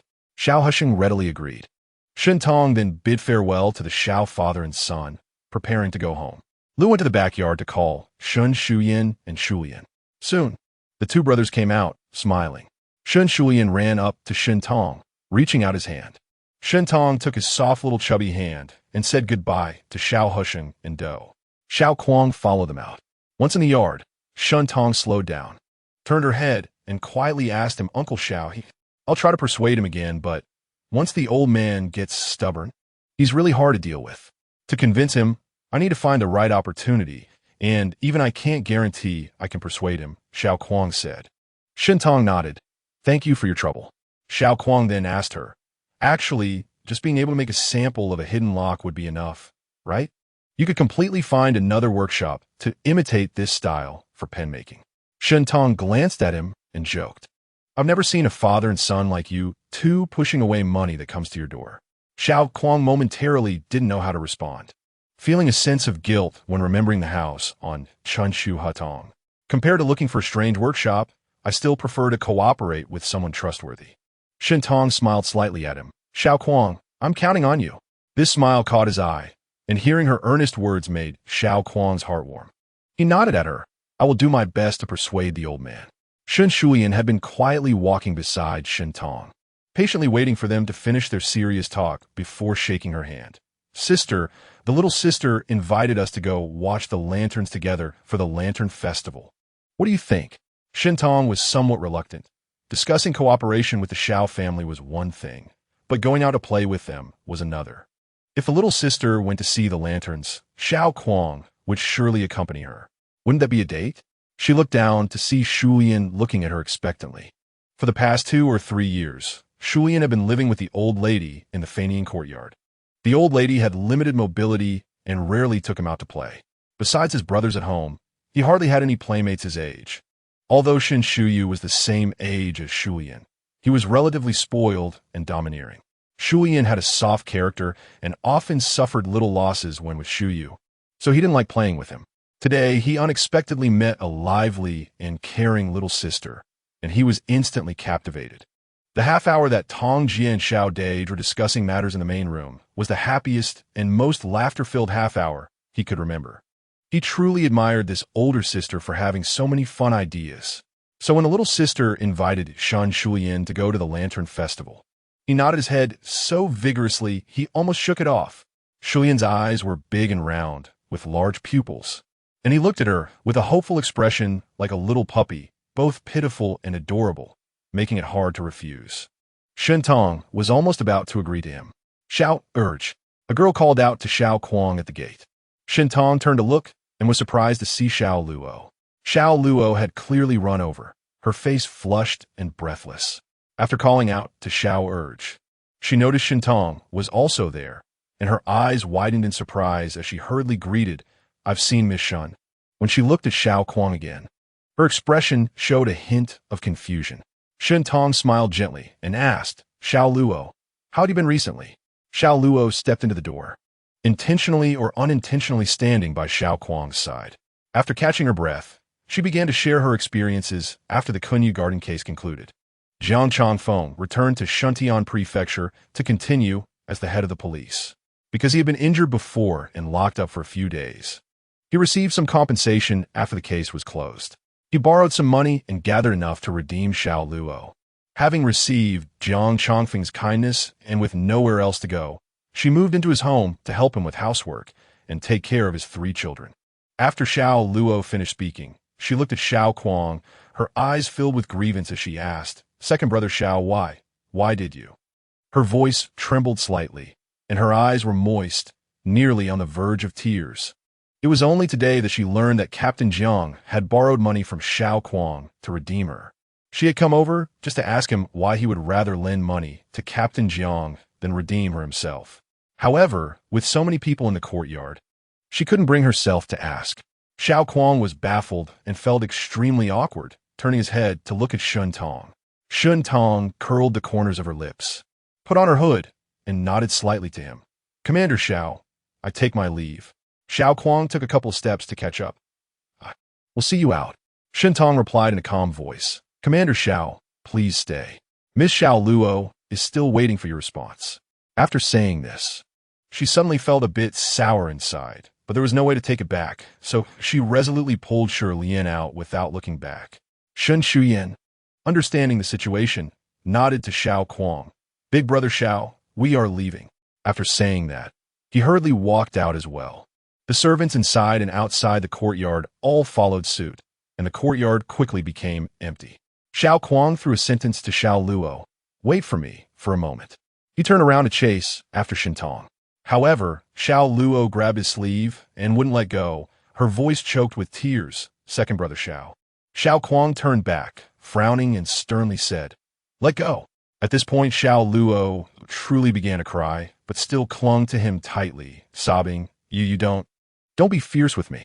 Xiao Kuang didn't want to be harsh with her either, and seeing that the carriage outside had already left, he sighed helplessly and frustrated. "Stop crying. What do you want to ask?" Xiao Luo wiped her tears with one hand while still holding onto his sleeve. "Why did you agree to lend money to Captain Jiang?" "Brother Jiang asked to borrow money from me, so I lent it to him. What is there to question? But he redeemed me, so I can only follow him now." Xiao Luo started to cry loudly. "Why didn't you redeem me yourself?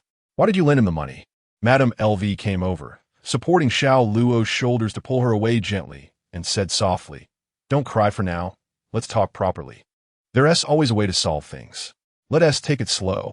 Xiao Luo released Xiao Kuang's sleeve and leaned on Madame LV's shoulder, crying. Madame LV said to Xiao Kuang, "Let me talk to her."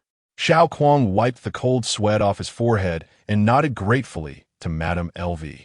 Madame LV took Xiao Luo into the house and quietly asked her, "Did Captain Jiang do anything to you?" "No." Xiao Luo shook her head and added, but I don't want to owe him anything." Madame LV understood a bit more now. Captain Jiang borrowing money to redeem Xiao Luo was likely not entirely out of righteousness, but also involved feelings between men and women. He had lost his wife for many years and lacked a woman to care for him at home. Now that he encountered Xiao Luo, who was alone and helpless, he might have developed feelings. She knew that Xiao Luo had feelings for Xiao Kuang first. So it seemed that Xiao Luo was unwilling to follow Captain Jiang, but felt compelled to live in his house due to the debt of gratitude. Today, upon suddenly learning that Captain Jiang had borrowed money to redeem her, and that it was even from Xiao Kuang, she couldn't figure it out for a moment and came over. Chapter 49, Lantern Festival. Lu Shi gently comforted Xiao Luo. I have seen Captain Jiang a few times, and he seems like a nice person. If you really don't want to, he shouldn't force you. Xiao Luo wiped her tears and remained silent. Lu Shi asked her again. You used to be a maid in the government office. How are your sewing skills? Do you have any skills that you can show off? My sewing is okay. I can embroider many patterns, and I can make clothes and shoes. That's great. After the new year, I'll find some sewing work for you to do. You can earn money and slowly pay back Captain Jiang for your ransom. So you won't owe him any favors, right? Xiao Luo sobbed. But it will take a long time to save enough money by working. Lu Shi understood her concerns. I'll teach you a method. When you go back, first thank him, then say you want to recognize him as your godbrother, and he will understand. Xiao Luo nodded and looked up at Lu Shi, pleadingly saying, Sister-in-law, I still want to stay with your family. You are kind-hearted. Please talk to my uncle and aunt for me. Lu Shi shook her head slowly. Captain Jiang paid your ransom. We can't just keep you here. But the money he used to ransom me was borrowed from Brother Xiao. It was Brother Xiao's money. Lu Shi asked her, Xiao Luo, if Captain Jiang borrowed money from the money shop to ransom you, would you move to the money shop? Xiao Luo was at a loss for words. No matter how unwilling she was, she knew the Xiao family wouldn't take her in. Seeing her still unwilling, Lu Shi sighed. Xiao Luo, think about it. If Kuang had even a little affection for you, he wouldn't have lent money to Captain Jiang to ransom you. Xiao Luo was stunned and suddenly covered her face, crying out loud. Lu Shi gently patted her back. You rest here for a while? I'll go get a basin of water for you to wash your face. After Lu Shi took Xiao Luo into the house, Xiao Kuang was waiting outside. He paced back and forth in the yard, still unable to shake off the restlessness in his heart. Suddenly, he punched the old locust tree in front of the door. The tree trunk, as thick as a water bucket, shook violently, and the accumulated snow on the branches fell down in clumps, almost as if it had snowed again. Suddenly, he heard Jiang Changfeng calling him, Xiao Lao Di. Have you seen Xiao Luo? Xiao Kuang turned back to look at him for a while without speaking. Jiang Changfeng felt uneasy under his gaze and cautiously asked, Lao Di, what happened? Xiao Kuang nodded towards the yard, his tone icy. She is inside. Jiang Changfeng let out a sigh of relief. She is really here. Halfway through his words, he felt a surge of killing intent from Xiao Kuang.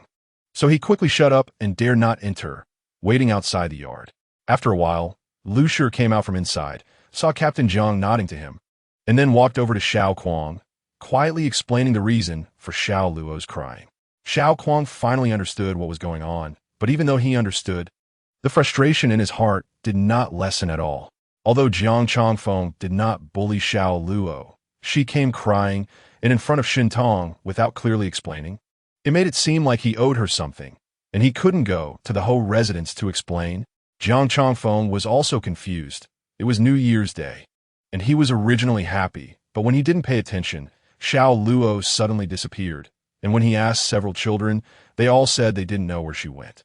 Remembering the previous events, Jiang Changfeng recalled that when he mentioned borrowing money from Xiao Kuang, Xiao Luo's expression changed. He didn't pay much attention at the time, but after Xiao Luo disappeared, he thought of this matter and came to the Xiao family to look for her. After Jiang Changfeng recounted the whole story, Xiao Kuang knew he couldn't blame him for anything. Today's incident was just unfortunate timing. Lu Shi brought hot water into the room, and soon after, she came out with Xiao Luo, who had her head down and was looking dejected. Although she had washed her face, her swollen eyes showed that she had cried a lot before.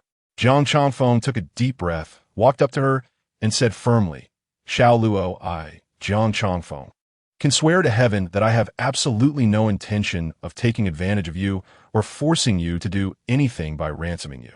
If you have somewhere else to go, I will not keep you. He turned to Xiao Kuang and Lu Shi and said, Xiao Lao Di, Xiao De Sa, in front of you today, I dare to swear that if I, Jiang Changfeng, have any despicable thoughts toward Xiao Luo, may my whole family meet an untimely death. Seeing Jiang Chongfeng genuinely angry, Xiao Luo realized she had wronged him and felt a bit scared, pleadingly looking at Lu Shi. Lu Shi said to her, "We know Captain Zhang's character. He is a man of his word. Look, he has sworn like this, so you should believe he really has no bad intentions." Xiao Luo gently nodded. Jiang Chongfeng was a straightforward man and felt extremely stifled by this matter. "Since Xiao Luo doesn't trust me, then don't stay at my house. But Xiao Lao Di, you can rest assured, I will still pay you back the money." After saying that, he was about to leave.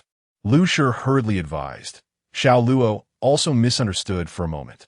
"She's just a young girl and didn't think things through. You're older than her and a man.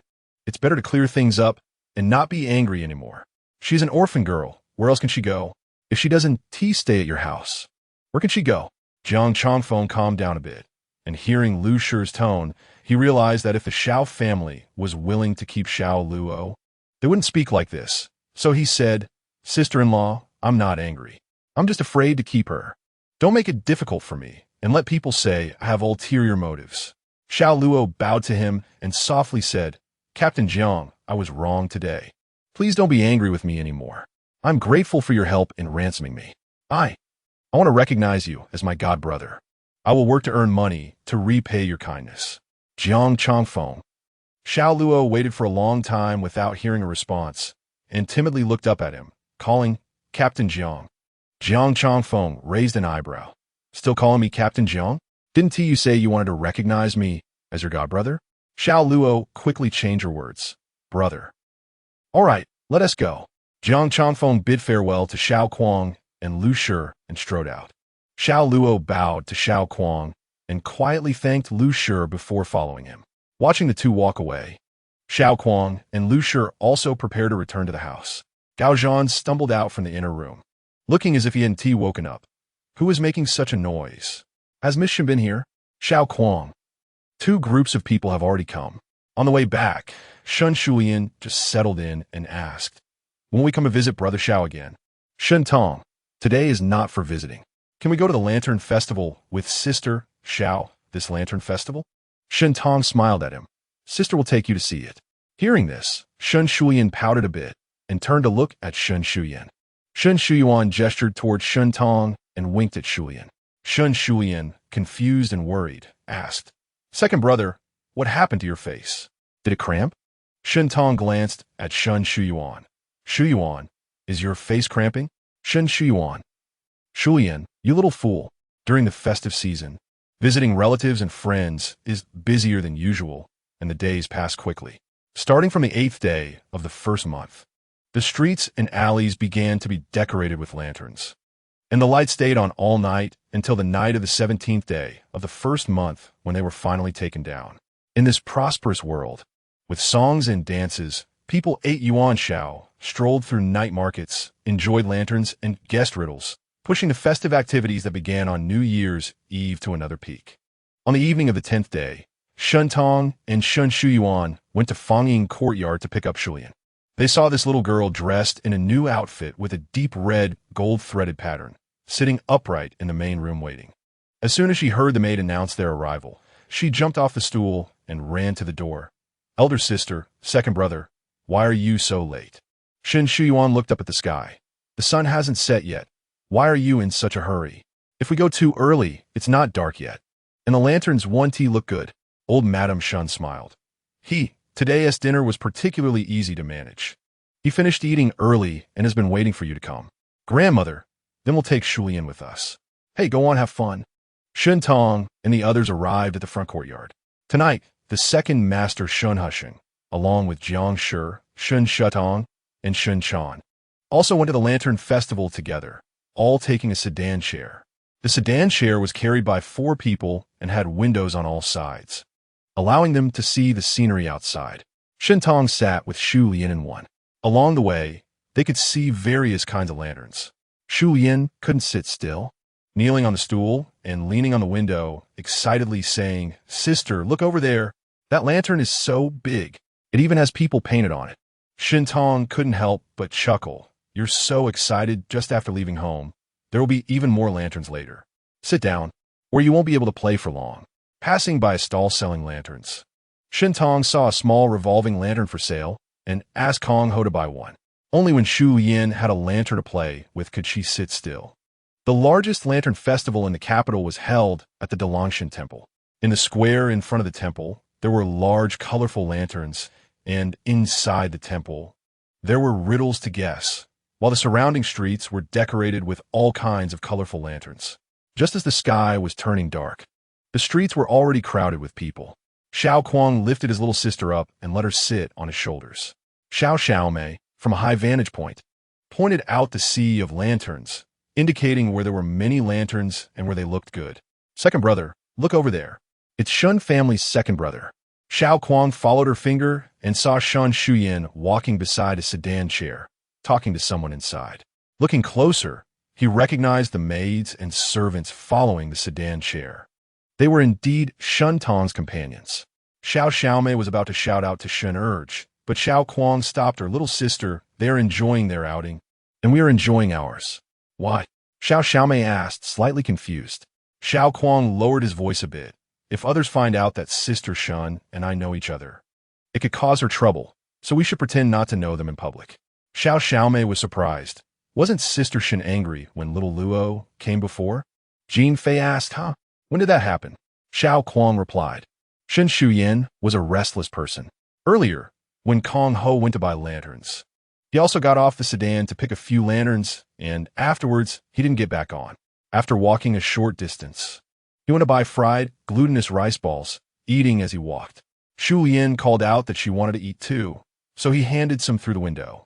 While Shen Tong was talking to Shu Yin, she noticed a tall figure not far away, along with Xiaomei sitting on his shoulder. She looked carefully at the people beside him and didn't see little Luo, only another strong young man accompanying him. After walking a while, Shen Tong glanced back to the side and saw that he was still maintaining about 4 or 5 zhang of distance from the sedan chair. But now there was a tall Zhan beside him. Are these 3 musketeers? Chapter 50, Creating Trouble. Every time Shen Tong looked back after the morning assembly, she could see the proud silhouette of a little girl sitting on a shoulder among the colorful lights. Shen Shuyin suddenly said, Sister, are you happy? Huh? Shen Tong was surprised. Of course I'm happy to be out celebrating. Oh, Shen Shuyin nodded. No wonder his sister was smiling more now than when she first left the house. Shen Tong. Really?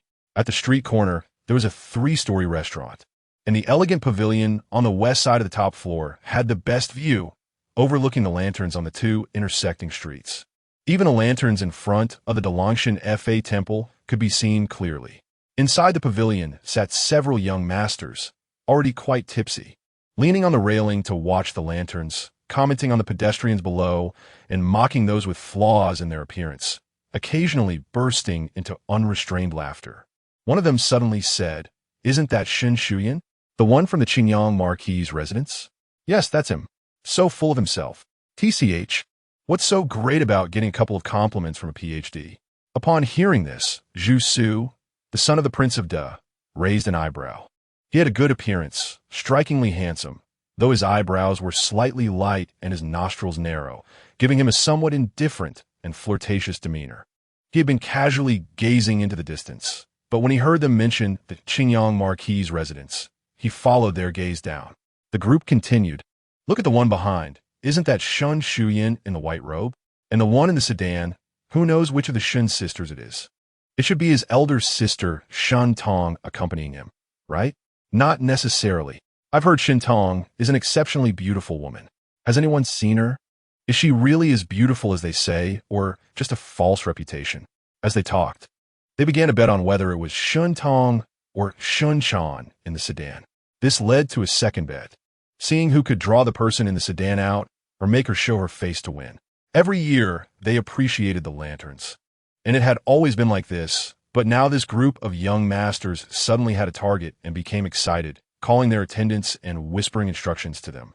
Shen Tong and Shu Yin were joking when the sedan suddenly swayed left and right before coming to a stop. She asked Kong Ho what happened. Sister, there's an old lady selling lanterns blocking the way, Kong Ho replied. The old lady selling lanterns carried a pole on her shoulders, with many lanterns hanging from it. As she walked from the opposite side, she ended up in front of the Marquis's sedan. The sedan from a Shun family veered to the right, but coincidentally, she also moved to the right to avoid it, so the sedan turned left, and she followed suit, getting closer and closer.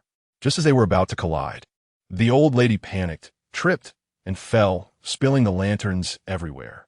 The servants from the Shun family rushed to pick up the scattered lanterns and urged the old lady to step aside. Shentong said to Kong Ho, "It's not easy for the elderly to do small business. Let's buy the lanterns she broke." Kong Ho agreed and went to buy the lanterns. The servants of the marquis helped the old lady to the roadside, leaving someone to settle the payment for the lanterns, and the sedan continued forward. One person in the pavilion sighed in regret. Another laughed at him. What does it matter if an old lady fell in front of the sedan? How could that make her show her face? You're thinking too fancifully. After passing the old lady selling lanterns, not long after, another commotion arose. Two men approached Shun Shuyan and claimed to be old acquaintances. Shun Shuyan was confused. "I don't know you two." One of them shouted, "Young master, don't turn your back on us. Didn't you invite us to drink flower wine at the Xuanfang garden that day? What was that girl's name again?" Shun Shuyan. He suddenly felt a chilling gaze from behind. He quickly turned to explain to Shun Tong in the sedan, "Sister, these two are talking nonsense. Don't believe them. I swear I've never been to those places." Shun Tong looked out through the window and saw that the two men were poorly dressed and reeked of alcohol. Even if Shuyan occasionally acted foolishly, he wouldn't associate with such people. Moreover, recently, Su Ruochuan had been strict with his studies, and he hadn't even skipped class, let alone gone to any flower wine establishments. She said to Shun Shuyan, "Since you don't know them, don't talk to them any longer. Let them go." Shun Shuyan breathed a sigh of relief, thankful that his sister believed him. Otherwise, he really wouldn't know how to explain.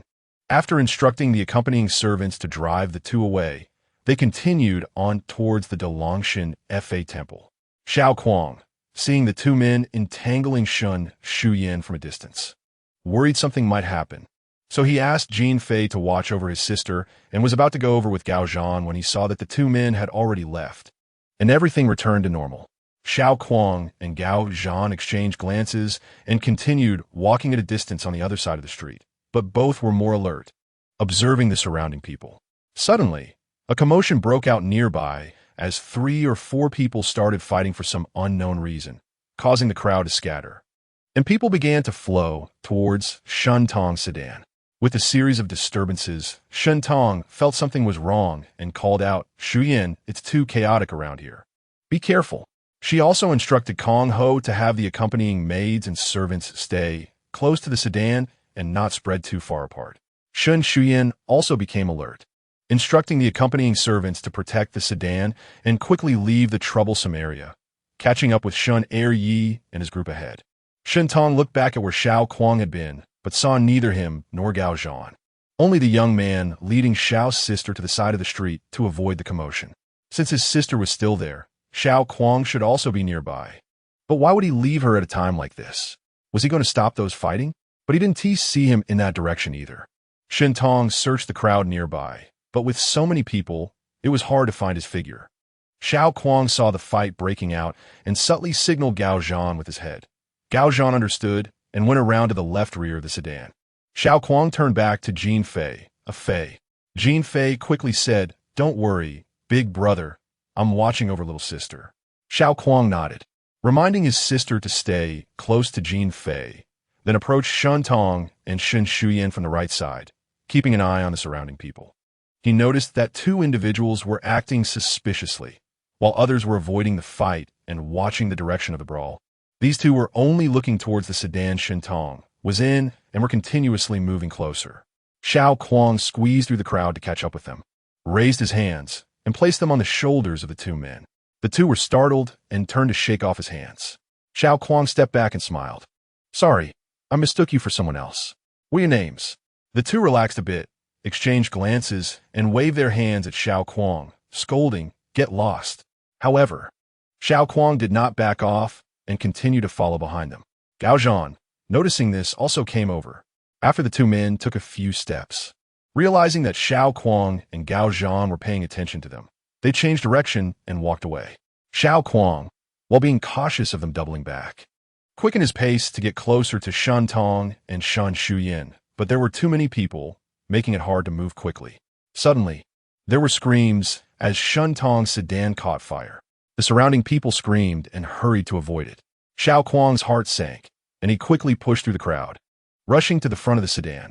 The street was filled with various lanterns, with hundreds or thousands of lit candles. And there was also a charcoal stove for warmth inside the sedan. So, Shun Tong initially did not notice anything unusual. It was not until the people began to scream and point at her sedan that she heard something strange above and looked up to see the canopy of the sedan was already on fire. She hurriedly grabbed Shulian's hand, used her other hand to protect his head, kicked open the sedan door, and ran out with him. Shen Shulian was terrified, but obediently followed his sister out. By this time, the sedan had already lowered to the ground, and as Shen Tong rushed out, she did not anticipate that someone would be blocking her way in front of the sedan. There was no time to brake, and she crashed straight into them. She only had time to exclaim before being embraced by that person. In the moment before he held her, she clearly saw his face. It was Xiao Kuang. Xiao Kuang rushed to the front of the sedan chair, just as he was about to open the door to rescue Shen Tong. The door suddenly swung open with a bang. He quickly stopped and leaned back to avoid it. And then he saw Shun Tong pulling Shun Shulian as they rushed out. If he dodged in this situation, she would definitely fall. So Xiao Kuang did not evade. He only took half a step back, extended his arm to catch her, and effortlessly scooped up Shen Shulian. The wind suddenly rose, lifting the burning brocade canopy and the hanging tassels, with sparks dancing wildly, rushing towards the three of them. Xiao Kuang held Shun Shulian with one arm and lifted Shen Tong with the other, turning his body to shield them from the flying sparks and burning fabric, only releasing Shen Tong once they reached a safe place. Shen Tong was still dizzy, barely managing to stand with Xiao Kuang's support. A maid and an older woman came over to assist Shen Tong, so Xiao Kuang let her go and stepped back a few paces. However, Shen Shulian clung tightly to Xiao Kuang, refusing to let go, and only then did she burst into tears. Xiao Kuang looked at Shen Tong. Although she was also shaken, she remained relatively calm and bowed slightly to him, saying, "Thank you, Commander Xiao." Xiao Kuang nodded at her, then frowned as he looked in the direction where the two people he had just stopped had disappeared. He saw them enter a tavern at the street corner, and looking up, he noticed several young gentlemen at the third-floor window, laughing and pointing at Shen Tong. Xiao Kuang's expression turned slightly cold. It seemed they were the ones causing trouble. Zhu Su looked down from a high vantage point at the chaos below, taking a sip of his wine with a playful glint in his eyes. It seemed that Xiao Kuang's appearance at the memorial meeting in Kunya Garden that day was not a coincidence. Chapter 51, Counterattack. After Shen Tong stood still, she thanked Xiao Kuang. She was not flustered when the unexpected happened, because she knew Xiao Kuang was nearby and would rush to her aid. Perhaps he would know who had set fire to the sedan chair she was riding in. Xiao Kuang gestured to Shen Tong, following his gaze. Shen Tong also saw the few people by the window of the third-floor pavilion.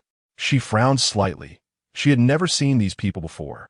"Sister, are you okay? Are you hurt?" Shen Shulian cried incessantly. Shen Shuyuan first checked on Shulian, and after confirming he was unharmed, he turned to ask Shen Tong. She shook her head gently. "Shuyuan, do you know those people on the third floor?" Shen Shuyuan squinted and looked over. "I've seen them, but I don't know them well. We don't usually have contact." His gaze moved from left to right, and his brows suddenly furrowed. The son of the prince.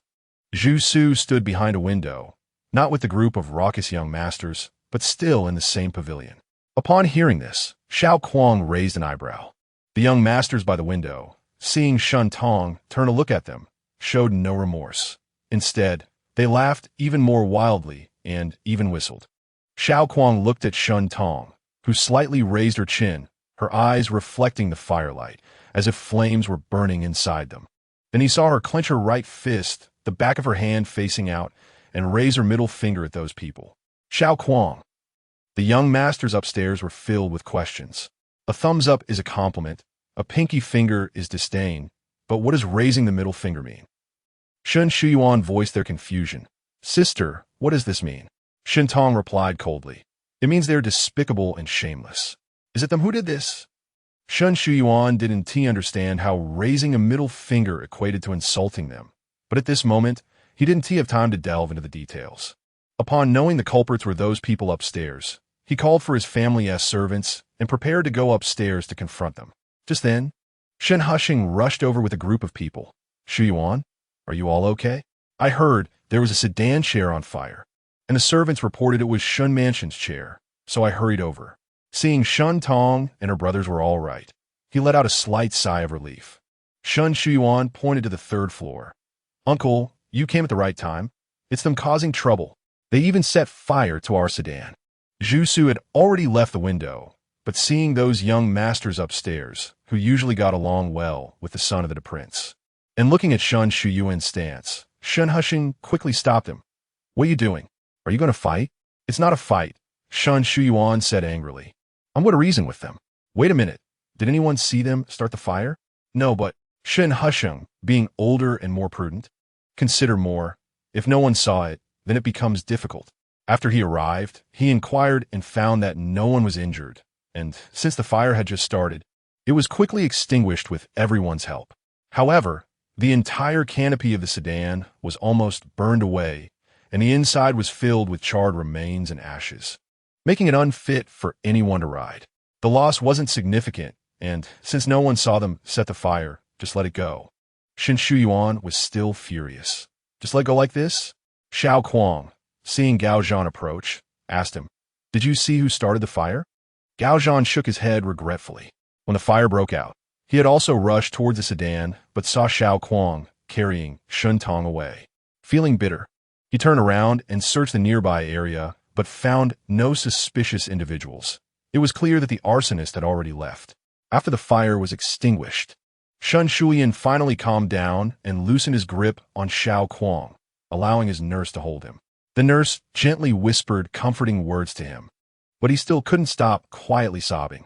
Shun Tong stroked his head and said, Shuyan was scared. We should go back early. Without solid evidence, even reasoning with them would be a waste of time. The excitement for the Lantern Festival had already been ruined, so it was better to go home early and let Shuyan return to a safe environment to recover. Shen Shuyuan looked at the sniffling Shuyan and finally nodded in agreement to return to the Marquis's residence first. After this incident, the second branch of the Shun family could no longer enjoy the Lantern Festival, so Shen Hushing went ahead to arrange for the sedan to turn around. Jean Fei came over with Xiao Mei.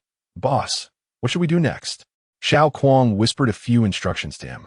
Jean Fei's eyes lit up, nodded, and hurriedly left. Xiao Kuang asked Shen Tong, Can Xiao Mei go back with you first? I will come to pick her up later.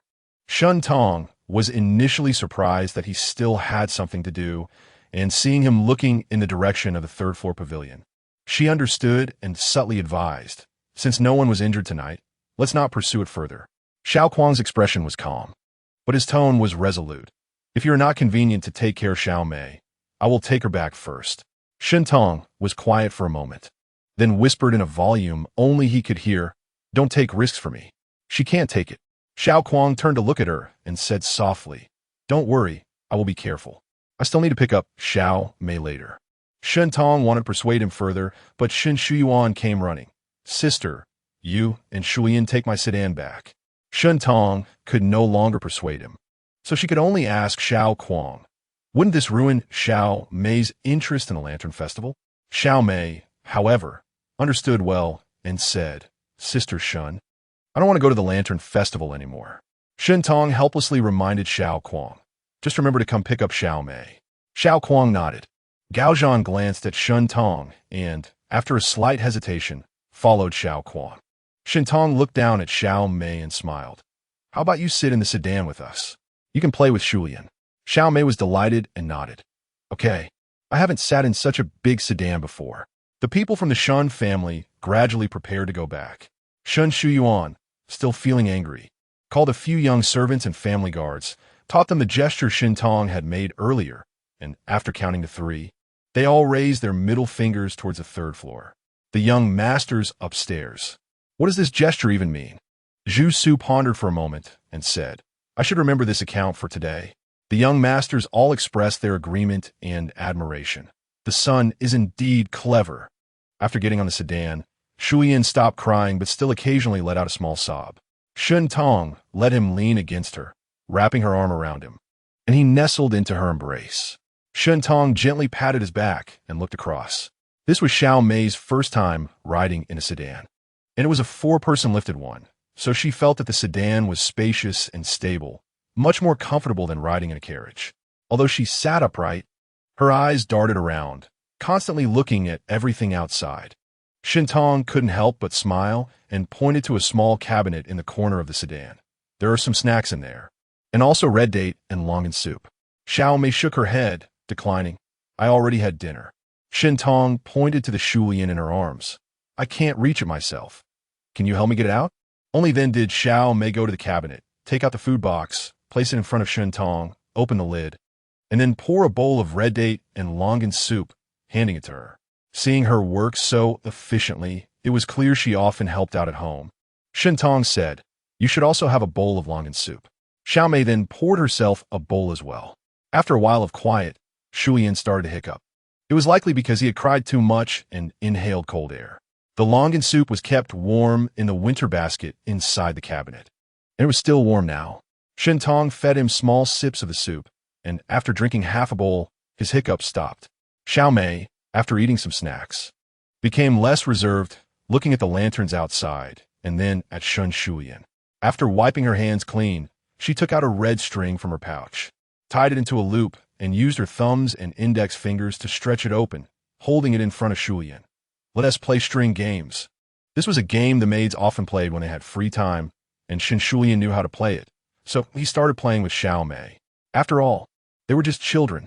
After playing with the books for a while, they relaxed and occasionally burst into giggles. Shun Tong turned to look outside the carriage and couldn't help but be taken aback. She didn't know when Xiao Kuang had returned. He was walking alongside the carriage. She let out a breath of relief, as she had been genuinely worried that he would go find Zhu Su to reason with him or provoke him. After all, he was the heir of the Duke of Da, and if a conflict arose, it would be troublesome. Shun Shuyan was walking beside him, and without knowing how it started, the two began discussing military strategies and tactics. Shun Tong watched them, a faint smile appearing at the corners of her mouth. Although she usually thought he was taciturn, when he talked about something familiar and he was good at, he was quite loquacious. Xiao Kuang was deeply engaged in his analysis, and, upon inadvertently catching sight of Shun Tong's smile, suddenly faltered. Shin Shuyan was listening intently, and, seeing him stop abruptly, urged, Xiao Ge, continue. I am listening. Xiao Kuang, feeling somewhat uneasy, turned his gaze away, thought for a moment about where he had left off, and continued, but with more restraint than before. After walking for a while, Jin Fei and Gao Zhan joined them, whispering something to Xiao Kuang. Shun Shuyan, seeing Jin Fei talking and laughing, couldn't help but ask curiously what's going on. Can I hear it too? Xiao Kuang nodded at Jin Fei, who then animatedly began to speak. That group of dandy youths saw that the people from the Shun family did not intend to reason with them and decided to retreat. Feeling bored after a while of laughter and chaos, and planned to go somewhere else to have fun. The group, with a bit of drunkenness, came downstairs, some getting into carriages while others got into sedan chairs. Just as they took a few steps, they suddenly heard a series of explosive sounds, and the sedan chair and carriage erupted with continuous explosions and white smoke, scaring the group of dandies into a panic as they fled. Even Zhu Su rolled out of the sedan chair, tripped and fell, his hat flying off, hair disheveled, clothes smoking, coughing and choking. The sounds of explosions continued inside the carriage, startling the horses, which neighed and ran amok, and the coachman struggled with all his might to control them. The servants quickly helped Zhu Su up, staggering away in fear. After a considerable commotion, the chaos finally began to settle, but thick white smoke continued to rise from the carriage and sedan chair, and everyone present could smell the burnt scent of gunpowder. This group of usually well-dressed dandies now looked disheveled, and their predicament drew loud laughter from the onlookers. Zhu Su's face turned pale as he realized someone had set off firecrackers inside their carriage, lighting them up to scare them as soon as they got on. He ordered his subordinates, go find out who did it. They must not have run far after lighting the firecrackers. However, after searching for a long time, the attendants couldn't find anyone who had set off the firecrackers. In theory, Lighting firecrackers takes a certain amount of time. With at least a dozen carriages or sedan chairs in their group, to ignite the firecrackers almost simultaneously, at least 4 or 5 people would be needed to light the fuses.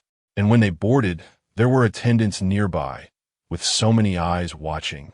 No one had noticed anything unusual. At this moment, even a fool would know it was definitely Shan Shuyan or Xiao Kuang's doing. But just like the earlier unexpected fire, there was no evidence, no witnesses, and no physical proof. You know I did it, but you have no way to prove it. Xiao Kuang had used the delayed ignition method that was used to light the fake people in the Zhang family ancestral hall. While Zhu Su and the others were drinking and having fun upstairs, the guards and attendants were mostly upstairs as well.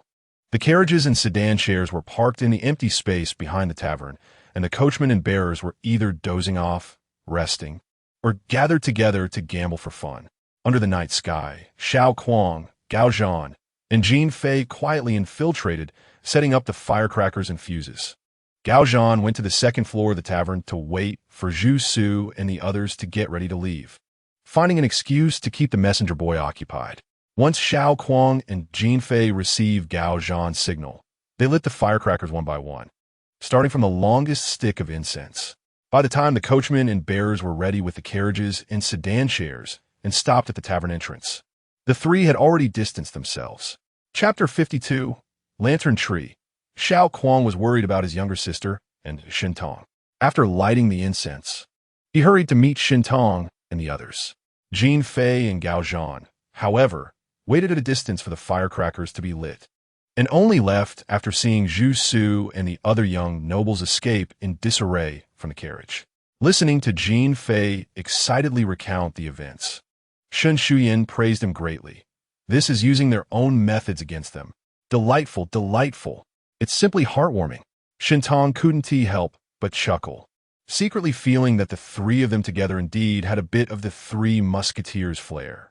Influenced by the original story, she had both feared and despised Gao Zhan, keeping her distance from him during their previous encounters.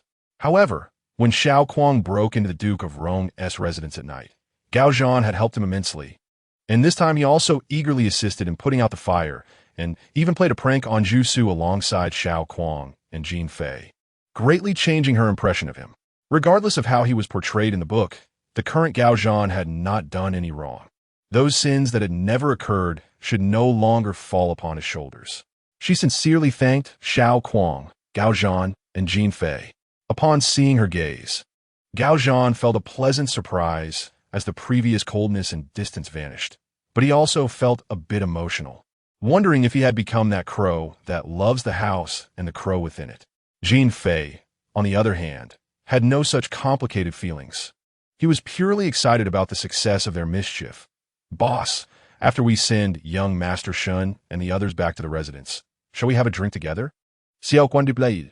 No. Why not? Little sister is still here. We could just send her home first. No. Don't you think there's enough going on tonight? Jin Fei. But there's so many fun things. You really would mind having a bit more. Xiao Kuang's little sister and Shen Shuyan were sitting side by side playing with flower strings, and they had heard the whole process of the young nobles being dealt with. She leaned close to Shen Shuyan's ear and whispered, "After you go back, don't tell anyone about this." Shen Shuyan blinked. "Why? If you tell, your grandmother will definitely not allow your sister to see my second brother again, and she might even blame your sister." Shen Shuyan understood and nodded vigorously. "I won't say anything." Xiao Kuang reminded him again. "You must not tell anyone about what I just said, not even your sister. If you do, I won't play with you anymore." Shen Shuyan nodded even more vigorously. "I won't say anything." Shen Tong, listening to the conversation between Xiao Kuang and Jin Fei outside, hadn't paid much attention to the two little ones whispering, when Shen Shuyan's last words came out a bit loud. Shen Tong turned around and casually asked, "What can't be said?" Shen Shuyan quickly covered his mouth with his hand, his big eyes wide open, wearing an expression that screamed he wouldn't say a word even if beaten. This child had his own little secret now. And Shen Tong shook her head with a smile, ruffling his hair without asking further. She took off a pair of blue gem-studded silver hairpins from her head and said to Xiao Kuang, "I'm sorry for delaying your time watching the lanterns tonight. Can I give you this as compensation? No, I can't accept it. Xiao Kuang said this, but her eyes were glued to the pair of hairpins. Today, little sister had her hair styled in 2 round buns on top of her head, with small strands of hair hanging down. Shentong helped her put the hairpins at the base of the buns, tilted her head to check, adjusted their position, and asked, Shuyan, does my sister look good like this? Shen Shuyan nodded. Looks good. Xiao Kuang touched the hairpins on her head, smiling shyly with joy. When the group returned to the marquee of Qingyang's residence, there were so many sedan chairs that they couldn't all fit in the sedan hall. So Shentong's sedan chair had to stop outside the door. After the curtain was opened, Xiao Kuang got out first, and Shentong held Shen Shuyan's hand. Following behind, Xiao Kuang gazed at her. There were simply too many people here. In the end, all they could say were just formalities. Shentong smiled lightly and bowed to him before turning to lead Shen Shuyan back to the residence. After walking a short distance inside, Shen Shuyan shook her hand. Sister. Shentong looked down at him. What's wrong? Shen Shuyan didn't say anything, only asked the attending maids and servants to stay put. Pulling her to walk a bit further before raising his other small hand, his chubby palm holding something wrapped in a handkerchief. Shentong, surprised, took it, unwrapping the handkerchief to reveal a pair of silver gilt tassel hairpins. The hairpins looked brand new, with a ruby shape at the top and a hollow peony-patterned silver bead hanging below. Below the silver bead dangled a pair of finger-sized golden embroidered lanterns, each with a tassel made of a very fine silver chain, shining brilliantly in the light. She had never seen this style of tassel hairpin worn by the women in the residence. The ends of the hairpins were wrapped around a thin piece of paper. In the light, she could vaguely see some writing on it. Shuyan, where did this come from? From little sister. Shen Shuyan lowered his voice, shrinking his neck, his big dark eyes darting left and right, looking sneakily as if it would make people laugh. Shentong was astonished. When did she give it to you? Before we entered. She told me to only give it to you when no one else was around. Shentong rewrapped the tassel hairpins with the handkerchief and tucked them into her bosom, then looked at him. Shuyan, I know, I won't tell anyone else. Shen Shuyan said, covering his mouth with his small hand, looking as if he was saying he wouldn't spill a word to anyone. Shentong shook her head with amusement and helplessness. Indeed, it's better if you don't mention it to others. But what I want to say is, if in the future little sister or anyone else asks you to accept something to give to me, you mustn't accept it, even if I don't want it. I can't refuse, and it might cause misunderstandings, which would be troublesome. Shen Shuyan was surprised. Does sister not like it? It's not that I don't like it. Then why don't you want it? Shentong gently shook her head. You'll understand when you grow up. Shen Shuyan. When adults say this, it means they don't want to explain anymore. Shen Shuyan walked slowly, and after chatting with Shentong for a while, when they returned to the Fenying courtyard to see the old lady Shun Husheng and Jiang Shi, as well as Shen Shuyan, were already there, and they were recounting the incident of the sedan catching fire in bits and pieces. The old lady Shun frowned as she listened, and when she saw Shentong bring Shen Shuyan into the room, she quickly waved them over. Come here. The old lady pulled Shen Shuyan over, touching his hands and face, examining him from top to bottom, and then pulled Shentong over, checking her from head to toe twice before letting out a sigh of relief. It's good that you two are fine. The maids and servants took Shen Shuyan away to wash up and rest, and Shentong quietly waited by the side, listening to her grandmother and second uncle speak. Shen Husheng said with some concern, Mother, do you think the son of the Duke of Da is targeting us?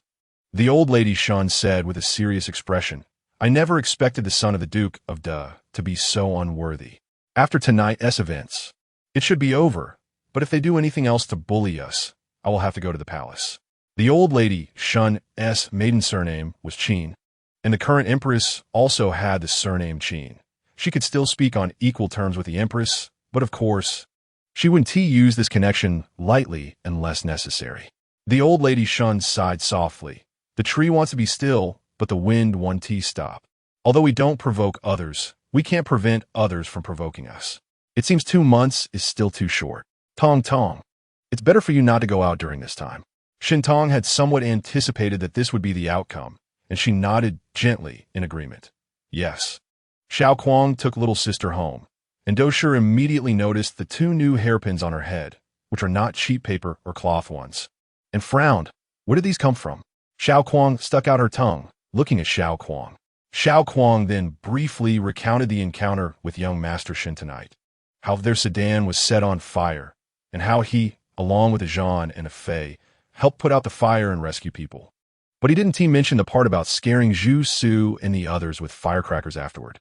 Dosher looked at Xiao Kuang suspiciously and scolded her younger sister. How can you accept such valuable jewelry? Give it to me. Xiao Xiao pouted and reluctantly took off the hairpin, placing it in Dosher's hand. Dosher urged her to go to bed, and Xiao Xiao took one last reluctant look at the hairpin before following Elsher to wash up. Dosher handed the hairpin to Xiao Kuang. You need to return it tomorrow. Miss Shin's family is wealthy, and she gave it away casually.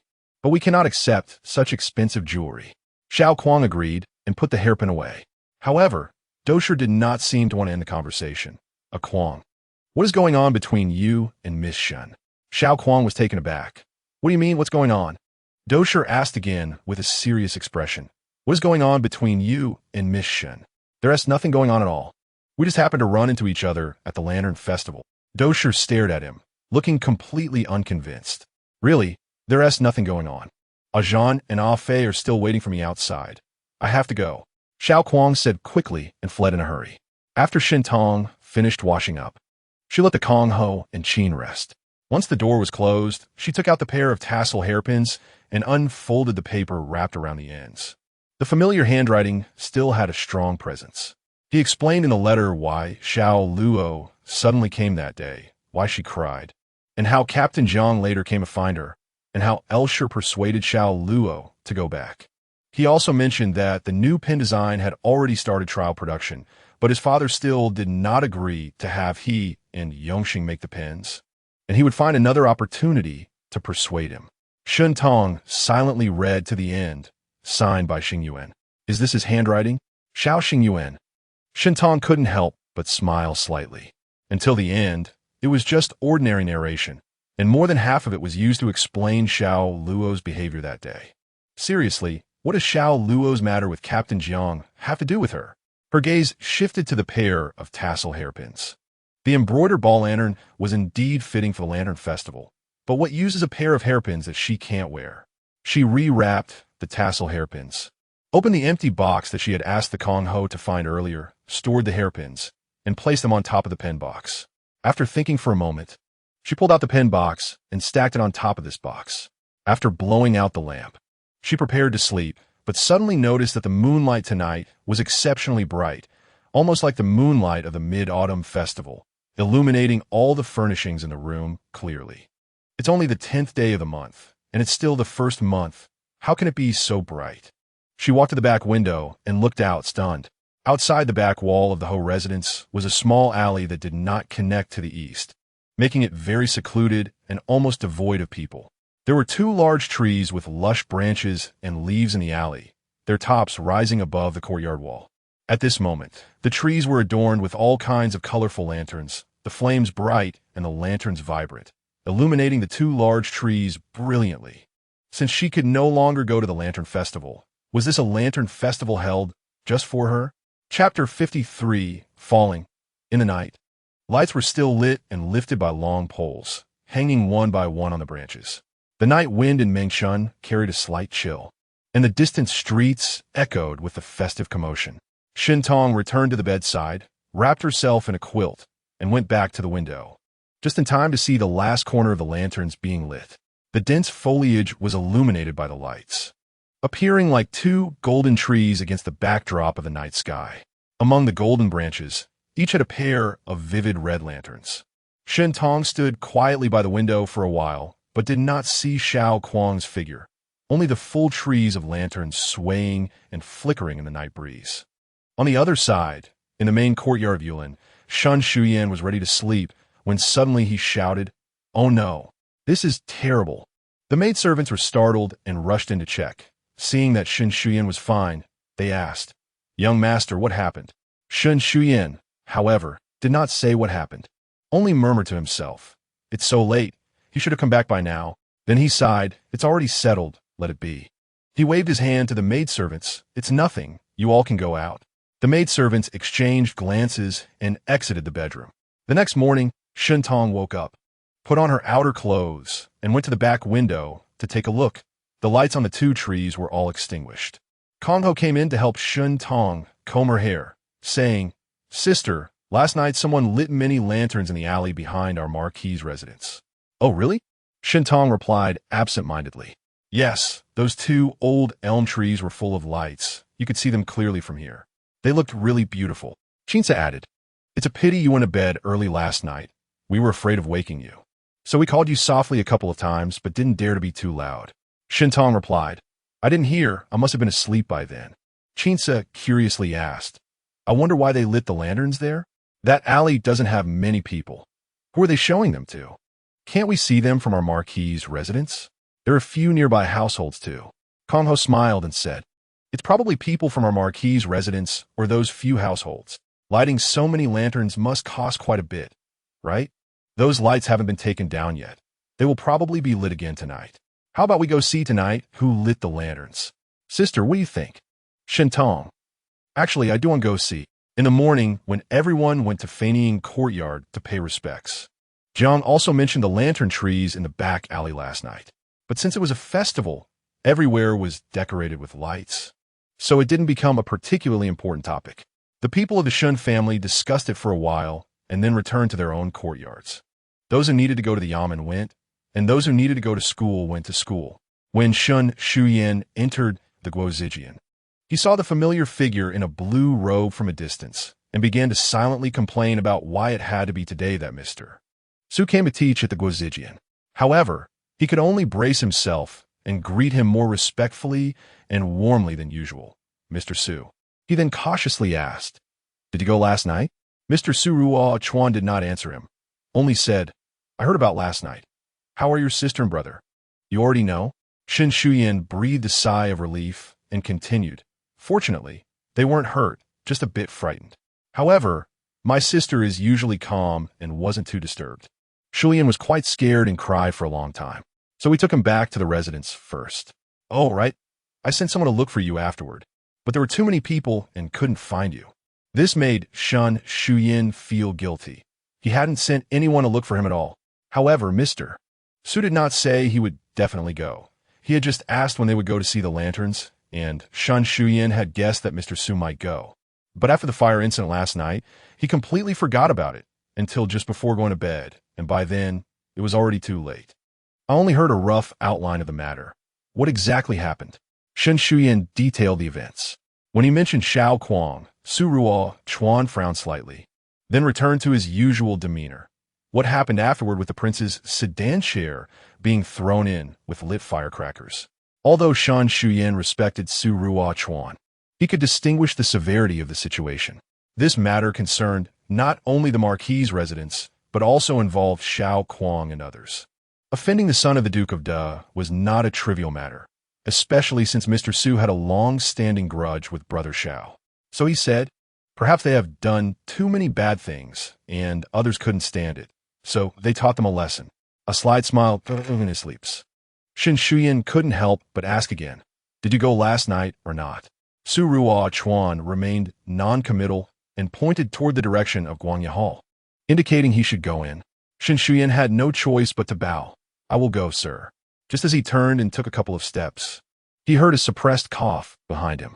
Shun Shuyan. He probably really did go. The weather was clear these days, and in the afternoon, the maidservants accompanied Shuyan to play in the garden. They had bought a lot of lanterns last night, including rabbit lanterns and elephant lanterns, which were made in the shape of animals and had wheels underneath, allowing them to be dragged around during the day. Just then, Shen Shuyao also came to the garden to play. He had heard the adults talking about last night's incident and teased Shuyan. "Fourth brother, I heard you cried from fear last night. Why are you so timid?" Shen Shuyan pouted sadly and did not retort. Shen Shuyao asked a few more times, calling him a coward. Shuyan simply turned his back and ignored him. Seeing that Shuyan was not responding, Shen Shuyao became bored. He glanced around and whispered a few instructions to his servant. After a while, one of the servants returned holding a small bowl covered with a dish, as if hiding something inside. Shen Shuyao took the small bowl and approached Shen Shulian, lifting the small dish while presenting the bowl in front of him. What do you think this is? Shen Shulian first shrank back in surprise. But when he saw what was in the bowl, he was no longer afraid. Inside the bowl were two pale, fleshy worms. Because on New Year's Day, when playing in the backyard of the Xiao family, his younger sister had dug them out from the soil to show him, saying that these worms were called white soil silkworms, which looked a bit scary but actually do not bite. Initially, Shen Shulian was a bit scared, but later when he saw Xiao's sister handling them casually with her hands, he also tried to pick them up. At first, he felt his heart racing, but after playing for a while, he got used to it. Shen Shulian glanced sideways at Shen Shuyao and saw him grinning mischievously, clearly wanting to scare him. Although both were the same age, Shen Shuyao was born 2 months earlier and had a stronger personality, often bullying Shen Shulian, who was used to being submissive. However, today, he didn't know where he got his courage from and grabbed the white soil silkworms from the bowl and placed them on Shen Shuyao's hand. Isn't it just a worm? Shen Shuyao was actually also scared of worms, which was why he had his servant catch them to scare Shen Shulian. He never expected Shen Shulian to be unafraid and even put them on his hand. Shen Shuyao screamed and frantically shook his hand to throw the worms off. The worms flew onto the head of an unfortunate maidservant, who screamed and hurriedly called for others to help her get the worms off.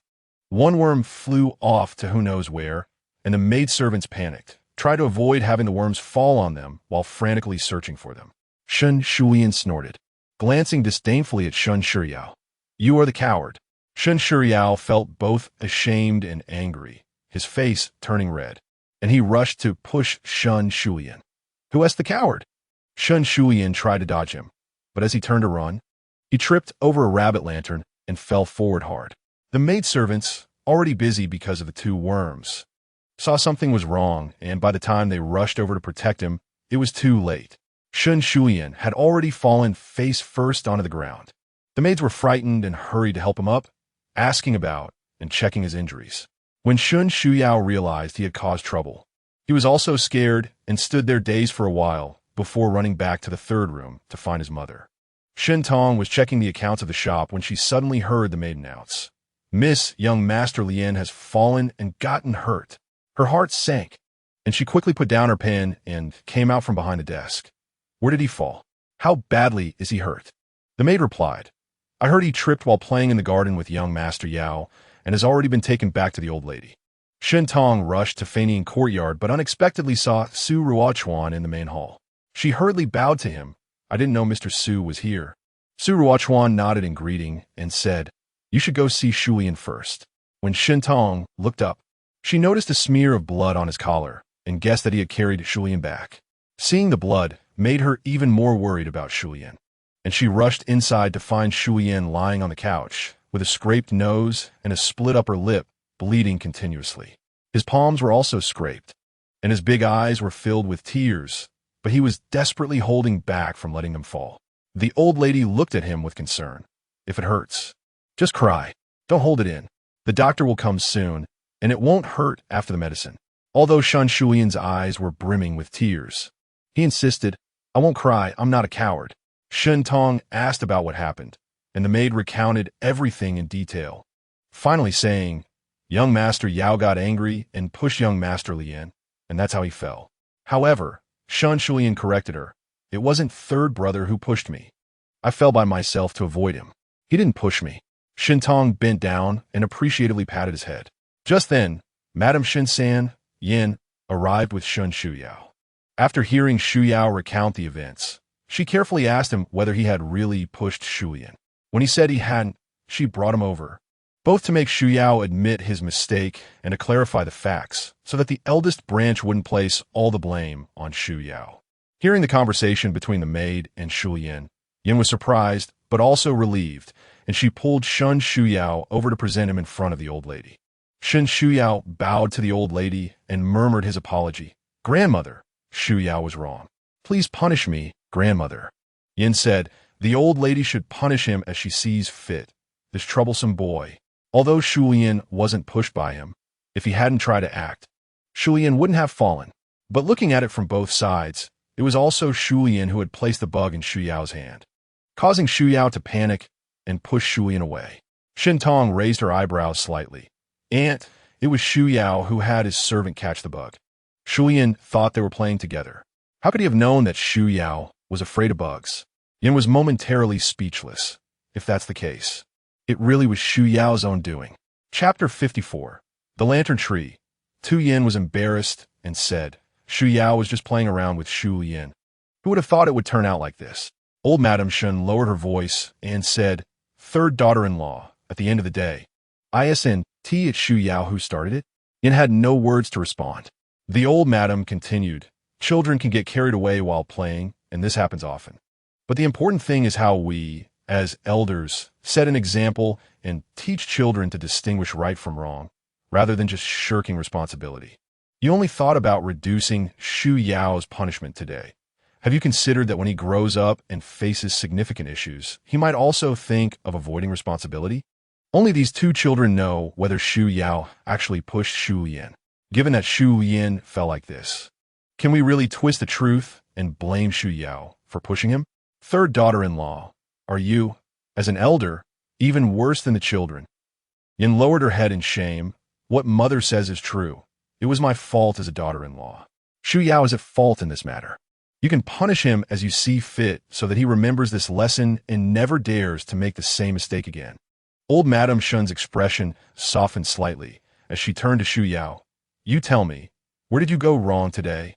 Shun Shu Yao sneakily glanced at his mother, then at his grandmother's serious face, and quietly said, "I shouldn't have laughed at fourth brother for being scared. Shouldn't have scared him with bugs. And I shouldn't have pushed him." Old Madame Shun said, "If you hadn't thought about pushing him, he wouldn't have dodged you, wouldn't have fallen, and wouldn't have gotten hurt. So even though you didn't touch Shu Yin, it's the same mistake as if you really did push him." Shun Shu Yao nodded, stammering, "Grandmother, I know I was wrong. Since you know you were wrong, you will be punished to take care of Shu Yin. You will stay with him until he is healed. If he can't go out to play for a day, you also cannot go out. If he has sores in his mouth, he can only eat soft, unsalted food, and you will eat the same." Shun Shu Yao looked at his grandmother in surprise, but also breathed a sigh of relief. After causing such a big mess today, he thought he would definitely be punished. Yin was also surprised and hurriedly thanked the old madam, reminding Shun Shu Yao to take good care of Shu Yin. Shen Tong truly admired the old madam's way of managing the household. If Shu Yao had been punished today, he would only harbor more resentment towards Shu Yin. And in the future, he would either never play with Shu Yin again or look for opportunities to vent his anger, which would be detrimental to their relationship. But if Shu Yao was punished to take care of Shu Yin and accompany him while he heals, at least he could empathize with Shu Yin's suffering and more easily realize how his inappropriate actions could affect others. As for the maid who was supposed to look after Shu Yin and the attendants of Shu Yao, one was negligent in their duties, and the other failed to admonish Shu Yao for his inappropriate behavior. Both were penalized by deducting their monthly wages as a form of punishment. After the old madam made the arrangements, she got up from her chair, and Shen Tong helped her. Yin reminded Shu Yao to stay in the inner room and take good care of Shu Yin, then quickly followed them out. Su Ruochuan was still waiting in the outer hall. When he saw them come out, he stood up and bowed to the old madam. Old Madam Shun sighed lightly. "I apologize for the inconvenience today. Mr. Su has been kept waiting." Su Ruochuan said, "Some matters have their priorities. It's fine for Ruochuan to wait a little longer." As he straightened up, his gaze brushed past Shen Tong before stopping on the old madam's face, asking with concern, "Is Shu Yin all right?" Old Madam Shun replied, "It's nothing serious, just a few scrapes. We must thank you for bringing him back. I feel truly sorry for staining your clothes. I have a few sets of clothes from Shan Hujing here.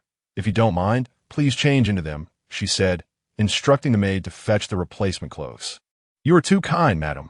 This is what Ruochuan should do." Su Ruochuan declined a few times and then thanked the old madam. After sitting down, old Madam Shin asked, "Today isn't a holiday. Shu Yin went to the Imperial Academy. I wonder why Mr. Su is here." "Oh, this morning Ruochuan was giving a lecture at the Imperial Academy and heard Shu Yin mention the incident that occurred last night, which is why I came to visit you." Madam. Shen Tong had been quietly listening to the conversation between the old madam and Su Ruochuan, but upon hearing this, she couldn't help but look at him, wondering if he had come specifically to check on her and Shu Yin. Su Ruochuan happened to glance at her. but his gaze shifted away in an instant. Old Madam Shun said lightly, "It's nothing serious. There were so many lanterns and candles on the way, and the sedan chair caught fire accidentally. Fortunately, there were people around, so it was discovered early and extinguished quickly. After a few exchanges, the maid found the clothing, and Su Ruochuan followed her to the side room to change. Shen Tong then returned to the inner room to see Shun Shulian. Although Shulian's injuries looked frightening, they were mostly superficial abrasions. Old Madam Shun, being both a doting grandmother and concerned about possible scars on his face, had specifically instructed the maids to be gentle when applying medicine. At this moment, the places where he had scraped his skin had been treated, and his tears had stopped. He was animatedly describing to Shun Shu Yao how the white soil silkworms were dug out, saying that if roasted over a fire, they could be eaten, and if deep-fried, it would taste even better. Shun Shu Yao was left speechless. "You can eat bugs?" Shun Shu Yin replied, "Of course. It just depends on whether you dare to eat them." Shun Shu Yao defiantly raised his chin, saying, "Who says I don't dare?" But then he weakly added, "However, since you have sores in your mouth and can't eat anything else, I have to accompany you while you drink porridge." Listening to the conversation between the two little guys, Shen Tong couldn't help but smile. Shu Yin had never roasted bugs. He was just copying what he had heard from his little sister. After a while, Su Ruochuan returned from changing clothes and came to say goodbye. Shen Tong listened as he bid farewell to the old madam, and then accompanied Shu Yin for a while before saying goodbye to the old madam and heading back to her own courtyard. After leaving the Fengying courtyard and walking along the corridor for a while, she saw Su Ruochuan waiting ahead, and a faint smile appeared on her lips. Su Ruochuan was slightly on the thin side, while Shun Hejing was more robust. The robes he wore were quite loose. The maid found him a deep robe to change into, and the elegant, plain white deep robe added an air of otherworldliness to him. Shen Tong walked forward slowly, stopping about 10 steps away from him, and slightly bowed her head. "Thank you again for bringing Shu Yin back." Su Ruochuan, however, did not say the usual polite words. After giving her a slight nod, he asked, "Yesterday, the young master saw you with Commander Xiao." Shen Tong looked at him for a moment and said, "We were planning to go to the Daily Ancient Temple to see the lanterns. Commander Xiao was taking his sister to see the lanterns as well, and we happened to be on the same route. Commander Xiao just helped out after seeing the sedan chair catch fire." So Ruochuan smiled slightly. "The young master might not think so." Shen Tong was silent for a moment before saying, "How others think is beyond our control." Su Ruochuan said nothing more and suddenly coughed, covering his mouth with his sleeve. Shen Tong had heard him cough a few times while he was talking to the old madam, but it had not been as severe as now, so she asked, "Have you caught a cold?" "Last night, I was in the wind." Shen Tong's heart stirred. Could it be that he was the one who lit those 2 trees? But with so many people around, it was inconvenient to ask him, so she could only send her maid to Yulin Courtyard to get some silver fungus and white chrysanthemum for him. Su Ruochuan did not refuse. He accepted it, thanked her, and then took his leave. That evening, Shun Shu Yin returned home and, upon entering Shen Tong's room, dismissed the maids. Shen Tong rarely saw him so serious, so she patiently waited for him to explain. Unexpectedly, Shun Shu Yin started with, "Sister, what do you think of Mr. Su?" Shen Tong was taken aback for a moment before replying. "Mr. Su is talented and humble. He is quite good." Shen Shu Yin then said, "I feel that Mr. Su has, a special interest in you." Shen Tong raised her eyebrows slightly. "Why do you say that?" Shun Shu Yin recounted the encounter with Mr. Su in the morning, and Shen Tong couldn't help but want to knock him. "Why didn't you say earlier that Mr. Su was also going to the Longshan Fei Sai? He didn't mention he would go. What if he doesn't go? Wouldn't that disappoint my sister?" Shen Tong, "Who said I would be disappointed? Table of Contents, page 18, then what does it matter whether you say it or not?" Shen Xiaohui retorted confidently. Shen Tong, she actually had a day when she was refuted by this silly younger brother. No wonder Su Ruochuan was coughing. Did he catch a cold waiting at the Lantern Festival? If it weren't for the interruption by the Crown Prince of the Diching Wang, they would have gone to Longshan Fei Sai to see the lanterns. And Xiao Kuang and Su Ruochuan would have met. That scene. "Sister, what are you thinking?" Shun Shuyan asked. Shen Tong came back to her senses. "Nothing. Do you want to eat milfei?" "Yes." "Where is it?" Shun Tong smiled. I had Kong Ho bring it in. After nightfall, the temperature dropped again. When Shen Tong went to greet the old lady, she added a mink coat. Shun Shuyu and Shulian were actually leaning side by side on the bed, chattering and laughing, completely unrecognizable from the two little rascals who almost fought during the day. Children tend to sleep early, and since they weren't going out, they finished washing up early and went to bed, playing for a while before falling asleep. When Shun Tong returned to Yulin Courtyard, a maid came out to greet her. "Miss, the lanterns on those 2 trees have been lit again. Are they all lit?" "Not yet. Only the first tree has just been lit." Kong Ho asked. "Miss, shall we go take a look?"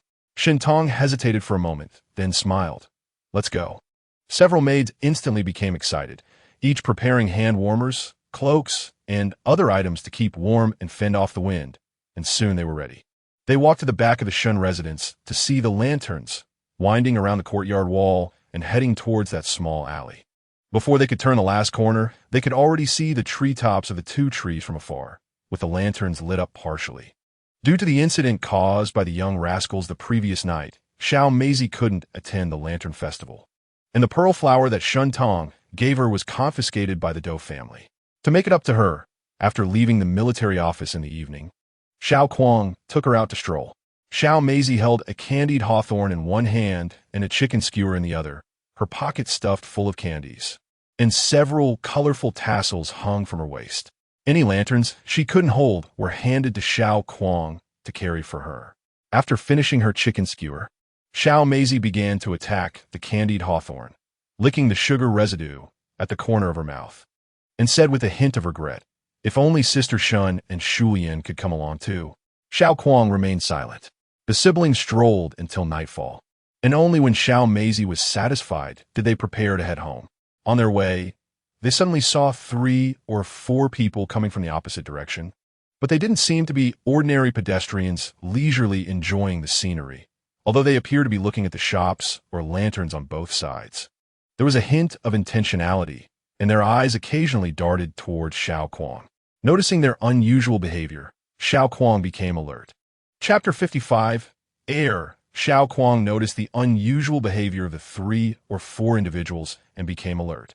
He immediately pulled his younger sister and turned to head back. But after taking just a couple of steps, he realized that 6 or 7 more people were following them. Due to the holiday, there were many more people on the street, and he had not noticed anything unusual. Adding to the initial 3 or 4, there were at least a dozen men surrounding him and his sister. Xiao Kuang pulled his sister closer and asked in a low voice, "Who are you?" The leader of the group shook his waist badge, which had the words to Qin Prince's heir engraved on it. He smiled politely. "Xiao Commander, no need to be so nervous. The heir has ordered me to invite you for a drink, and as for your sister, she is also welcome to join." Xiao Kuang coldly replied, "I have no relations with the heir, so I won't go. Please let us pass." However, the dozen or so people not only did not step aside, but instead moved closer, blocking their way even more. The leader said, "The heir has ordered me to ensure that Xiao Commander comes tonight. If I fail, my men and I will be punished. So, please understand, I cannot let you go." Xiao Kuang frowned slightly. Usually, he wouldn't be intimidated by sheer numbers, but at this moment, with his sister beside him, he couldn't afford to fight or run. So, he said, "At least let me send my sister home first." The man smiled and shook his head. "That will be difficult. I'm afraid that after you send your sister home, you won't come back." During their conversation, Xiao's sister had remained silent, gripping Xiao Kuang's hand tightly and staying close to him. Xiao Kuang patted her head and smiled at her, which made her relax a bit, though her eyes still looked tense. When Xiao Kuang looked back at the leader, his gaze became sharp again. "Where are we going?" "Please follow me this way, Xiao Commander," the man said politely, half turning to indicate for Xiao Kuang to walk ahead, while the others still surrounded him and his sister, blocking all possible exits. They arrived outside the back door of a courtyard. The street where this courtyard was located was quite quiet, although it was also decorated with lanterns. There were no common people enjoying the festivities here. Xiao Kuang stood at the door and said, "I have arrived, so let my sister go home first." The leader still shook his head. "Since you are here, why not go in together? Your sister is still young. How can you rest easy letting her go home alone?" Xiao Kuang snorted coldly and led his sister into the courtyard. They walked along a path into a corridor, through a garden, and entered a small building. Climbing to the third floor, the leader gently knocked on the door, reporting to the heir, Xiao Commander has arrived. The door was opened from the inside, and Xiao Kuang and his sister entered. As they approached the inner room, they saw a round table in the center with wine and food laid out. Zhu Su was not sitting at the table, but was standing by the window, looking at the view of countless lights outside. Xiao Kuang stood still and asked coldly, "What does the heir want with me?" Zhu Su turned around, smiled, and walked to the table, gesturing for Xiao Kuang to sit. Xiao Kuang glanced around the room. Although there were not many guards, they were all armed and strong. With his sister by his side, he had no chance to take the initiative. Since they were already there, Xiao Kuang simply sat down opposite Zhu Su, letting his sister sit beside him, just to see what trick Zhu Su was planning. Zhu Su saw him sit down and ordered the servants to bring the dishes and pour the wine. Once the dishes were served and the servants left, Zhu Su raised his glass to drink and then said, "Xiao Commander, let's not beat around the bush. Last night, someone set off firecrackers in my sedan." Xiao Kuang feigned indifference, "So? I don't know who did it." Zhu Su waved his hand. "Don't worry, Xiao Commander, I'm not here to hold you responsible. I'm just curious about how you managed to ignite the firecrackers just before we got into the sedan. You must be mistaken. I don't even know who did this. How could I know such details? If you really have no idea, then this must have been done by Shen Shuyan, right?" Xiao Kuang snorted lightly. "Why not invite young master, Shun, over to ask him?" Zhu Su laughed a few times. "I saw you walking with those two siblings from the Shun family yesterday. Asking you and asking him is the same. I assent it?" Xiao Kuang detected the implication in his words and replied coldly, "I only act according to my own feelings, and it has nothing to do with others." Zhu Su smiled and stopped questioning him. Turning to Xiao's sister, "You must be the little sister? These dishes are from the chefs at Jinyao Tower, prepared fresh for you. Why don't you try them and see how they taste?"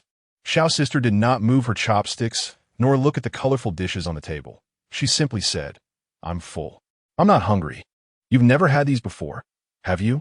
Zhu Su signaled a servant to come over and opened a large covered porcelain jar in front of Xiao's sister. As the steam rose, a rich aroma immediately wafted out. This dish was called fashukwan, made with whole chicken and duck, simmered with lamb, pork ribs, and other ingredients, with the broth requiring a whole night to prepare.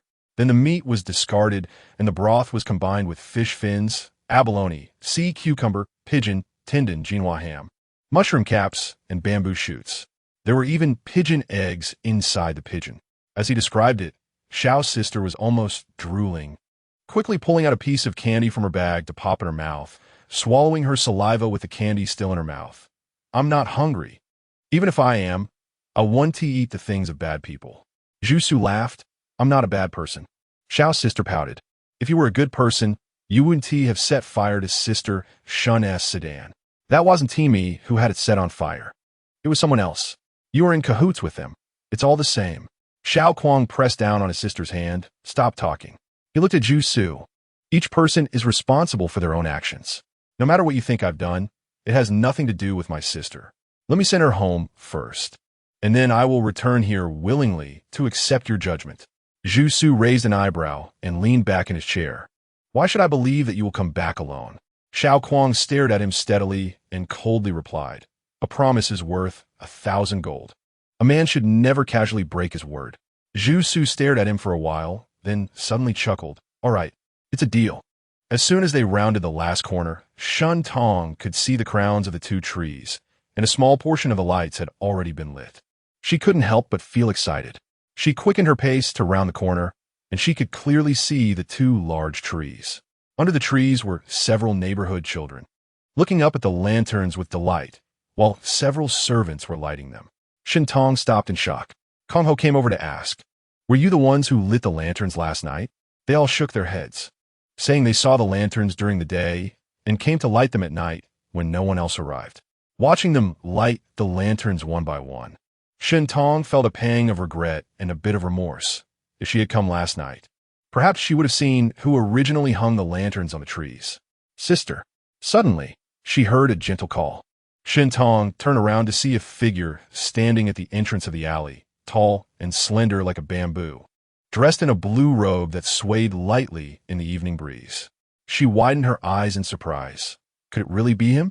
She quickly composed herself and bowed. Mr. Su. Suruochuan walked closer, and Shuntong asked, "Were you the one who lit the lanterns last night?" Suruochuan shook his head. "No. I'm here to return the clothes." He lifted the package in his hand. "I saw the lanterns here lit, so I came to take a look." "Oh." Shintong responded softly. Suruochuan noticed her slightly disappointed expression and smiled gently. "I wish it had been me last night, too. Unfortunately, at that time, I was at the Longshan Temple, waiting for someone." Shintong raised her eyes to look at him. "Have you waited for that person, sir?" Suruochuan gazed at her in silence, his smile warm. The lanterns had all been lit, filling the trees with brilliant light, and the children cheered loudly, bursting with joy. "Sister?" Shintong heard Shin Shuyan calling her and turned to look. Shin Shuyan was running towards them. "Mr. Su, sister, you're all here? Are you here to see the lanterns?" Shintong asked him. "Yes, I'm curious who is so thoughtful to light so many lanterns here," Shin Shuyan said with a grin, looking at Suruochuan, deliberately emphasizing the words thoughtful. Suruochuan lightly coughed. "I too would like to know who is so thoughtful. It's not an easy task to light and hang so many lanterns one by one." Shintong said nothing, gazing up at the two bright, red hydrangea lanterns at the top of the tree. "Sister Shun," a sharp voice called out, filled with panic and tension, clashing with the joyful, festive atmosphere of the moment. Shintong recognized it was her younger sister's voice and quickly turned around. Xiao Maisie was panting, her hair sticking to her forehead from the sweat, clearly having run a long way to get here on this cold night of the new year. Upon seeing Shintong, tears quickly welled up in her big eyes. "Please save my second brother." Shintong's heart tightened suddenly, and she hurried closer to her sister, asking anxiously, "What happened to him?"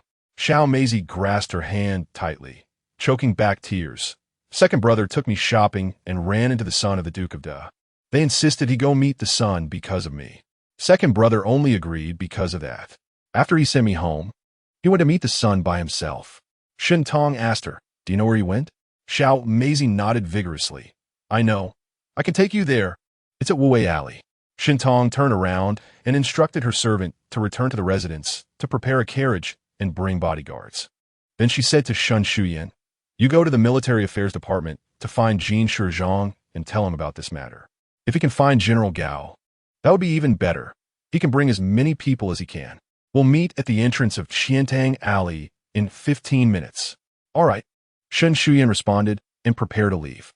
"Wait," Suruochuan said. "What are you planning to do?" Shun Shuyan replied anxiously, "Mr. Su, you know how despicable those people were last night, right? They definitely have ill intentions in finding Xiao Urge. So you just gather a bunch of people to confront the sun?" Shintong stopped and turned back. "I haven't thought about what to do when we get there. It's not necessary to confront them head on. We can think about that on the way. I only know that Xiao Zhihui being sought out by the sun must be related to last night's events. No matter what the sun wants to do, we can't let him face it alone." Shin Shuyan nodded vigorously, agreeing. "Yes, that's right." Suruochuan slightly raised his eyebrows and quietly watched her for a moment. "I will go with you." Chapter 56, Crown Prince 2. When Shinruochuan said he would go along, Shun Shuyan couldn't help but be delighted. "That's great. If the gentleman goes too, the chances of rescuing Brother Xiao will be even greater." Shintong was unexpectedly pleased as well. Although Suruochuan was a Hamlin Academy editor and held a low official rank, he had direct access to the emperor's ears. Even the reckless son of the Prince of Virtue would have some reservations about his actions. With Suruochuan accompanying them, it would be less likely for things to escalate, and the chances of a peaceful resolution would increase. She bowed slightly to Suruochuan, saying, "Thank you, sir." Her younger sister also bowed to Suruochuan, expressing her sincere gratitude. "Thank you, sir." Suruochuan nodded slightly at the younger sister. As he walked past Shintong, he quietly asked, "If I were to encounter a similar dangerous situation, would you be so anxious to come and rescue me?" Shintong was taken aback. She hadn't expected him to suddenly say something like this at that moment. His voice, usually clear and bright, was now low and somewhat ambiguous, leaving her unsure of how to respond. Suruochuan paused for a moment, and when he didn't hear her answer, he turned his head and looked at her lightly, just asking casually, no need to take it seriously. Shintong hurriedly took a step forward and sincerely said, If you need any help or encounter any trouble, my brother and I will do our utmost to assist you. Su Ruochuan suddenly smiled at her. I try my best not to put myself in such a situation. Shen Tong. She felt inexplicably like she had been played. Younger sister Xiao. Even if you would go to rescue brother Xiao, she still didn't like this person. When they arrived at the corner of the Shun residence, the carriage was already prepared, and Shun Shuyan and Shun Tong parted ways, each heading in their own direction. In the carriage, Shun Tong first listened to her younger sister explain the situation. After asking enough questions, she turned to Su Ruochuan. Do you have any good ideas that could help Commander Xiao escape danger without making a big fuss? Su Ruochuan replied with a question. Are you so sure that Commander Xiao is in danger? Did the Crown Prince really invite him to drink? This is clearly a trap. Su Ruochuan asked. So what do you want to do? After thinking for a moment, Shun Tong said, how about asking you to be an uninvited guest? Su Ruochuan's eyes curved slightly. That works. They then began discussing the details. Since the younger sister had been inside the small building, they asked her in detail about what she saw, especially the layout of the small building. When the carriage stopped at the entrance of Qiantang Alley, the plan was basically set. After a while, Shun Shuyan and Jin Fei arrived, along with Jiang Chongfeng. After getting into the carriage, Shun Shuyan said, Brother Gao is at the Divine Machine camp outside the city and has sent someone to deliver the message, but if we wait for him to arrive, it might be too late. Have you and your sister come up with any good ideas? Shun Tong explained the plan in detail, and Shun Shuyan listened carefully, memorizing it all.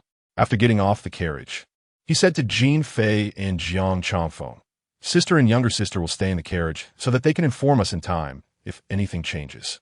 Mr. Su and I will go directly to visit. If Brother Xiao is still upstairs, then with Mr. Su and me present, the Crown Prince will have some reservations. And even if he wants to do something, he will temporarily refrain. We could just take Brother Xiao and leave. He took a breath and continued. But if Brother Xiao is not upstairs, it may mean he's been captured and locked up somewhere by the Crown Prince. I will go to the window and pretend to look at the lights. When you see me, you can sneak in from the backyard and find Brother Xiao as quickly as possible to take him away. Mr. Su and I will find a way to delay time and cover for you.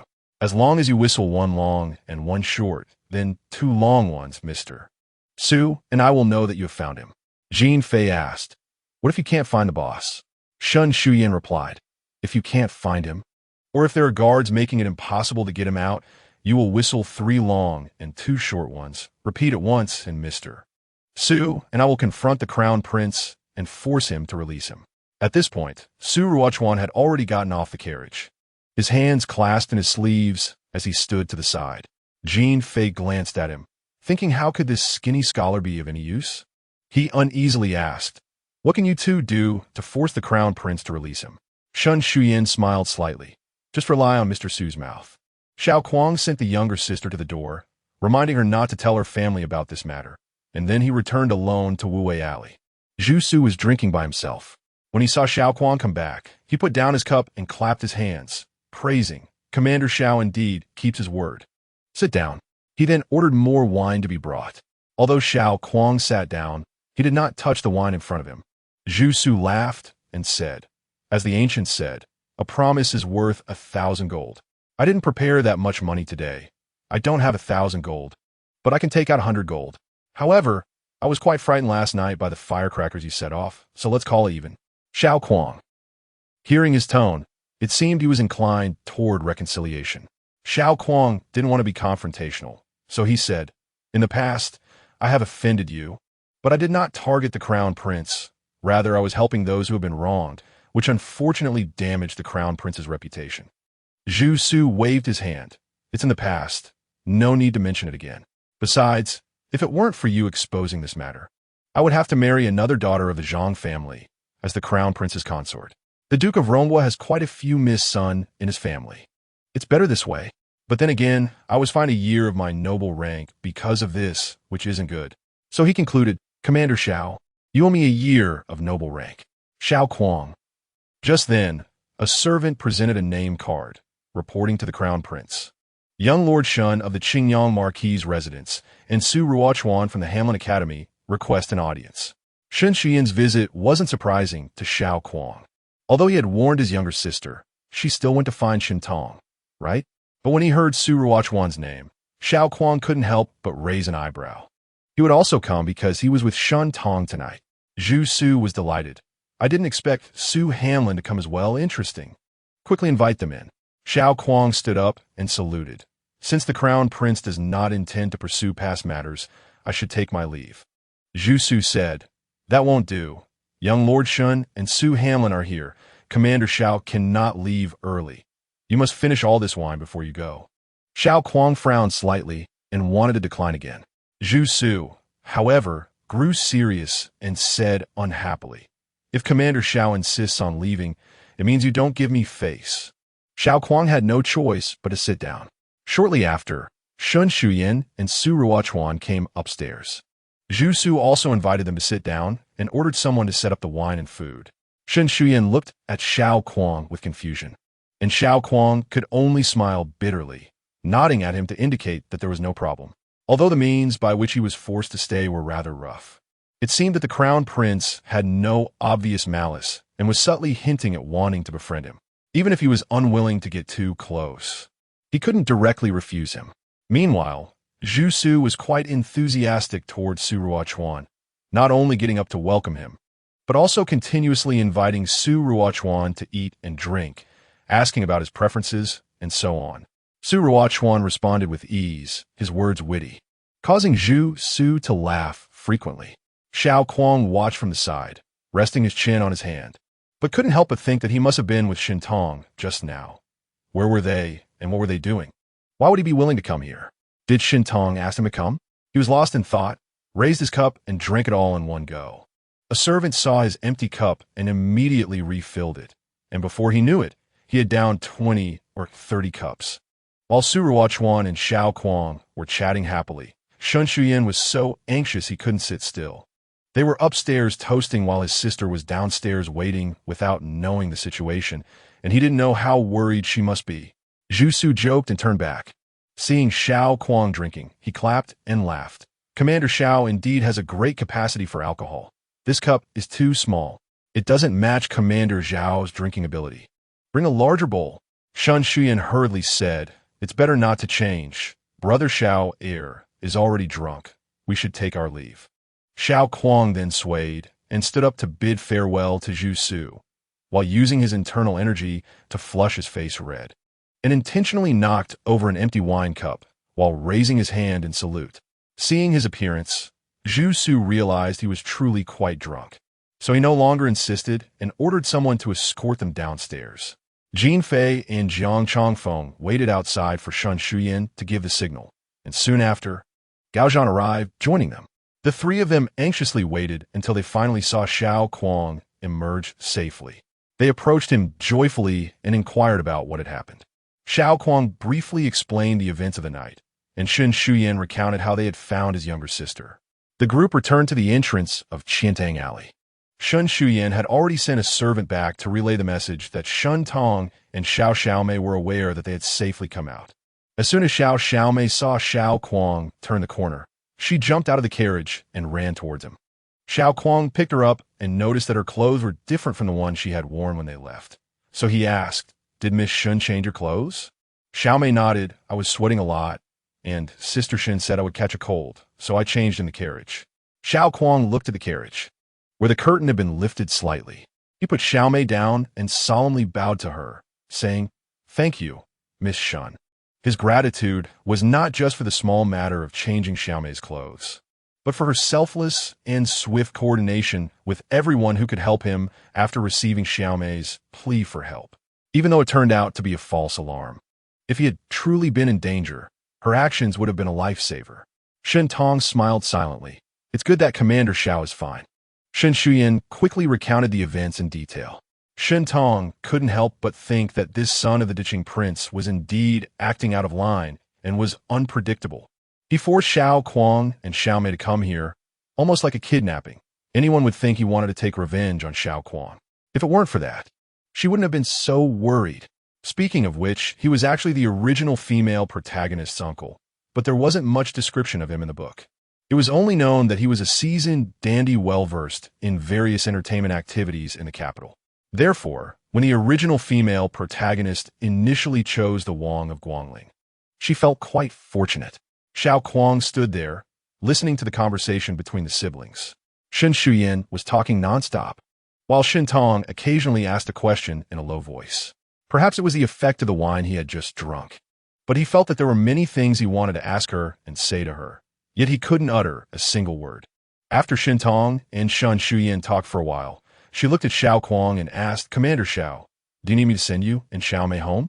Xiao Kuang sighed in relief. "Thank you, Miss Shen, but we can go back ourselves."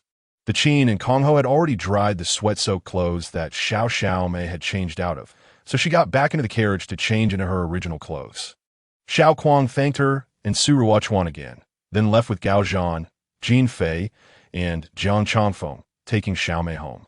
After walking a few steps, he turned back and saw Su Ruochuan stepping into the carriage, which made his eyes dim slightly. Xiao Mei gently shook his hand and called softly, "Erge." Xiao Kuang looked down at her and smiled warmly.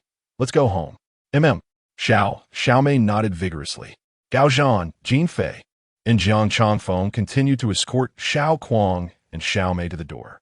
Xiao Kuang didn't mention tonight's events to Madame Dou, only saying that he took Xiao Mei shopping and met up with Zhan and the others, which made them a bit late. It was common to return late during the festival, so Madame Dou didn't suspect anything, but urged Xiao Mei to wash up and go to bed quickly. Madame L then cooked a big bowl of steaming egg noodles for Gao Zhan and the others as a late-night snack. After eating and drinking their fill, Gao Zhan and the others took their leave. After Xiao Kuang washed up, he lay back on the bed.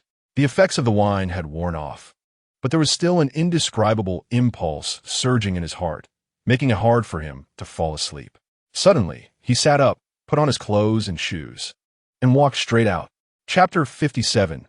Fireworks. Shen Tong and Shen Shuyan returned home very late, each taking their time to wash up and rest. Before going to bed, Shen Tong glanced out the back window. The two lantern trees were still lit, like two giant, everlasting lamps in the long night, splendid and beautiful. After quietly admiring them for a moment, she crawled into bed. The bedding was already warm and cozy, making it easy to sleep, but she couldn't help but think of Su Ruochuan's question whispered in her ear. "If I were to encounter a similar danger, would you rush to save me like this?" She thought she would, but she didn't know if she would worry about his safety as anxiously as she did tonight, knowing that she had done everything she could, yet still thinking repeatedly about what else she could do or who else she could find to help him. It was only later that she realized that Xiao Kuang was, after all, a court official with a reputation, not a commoner.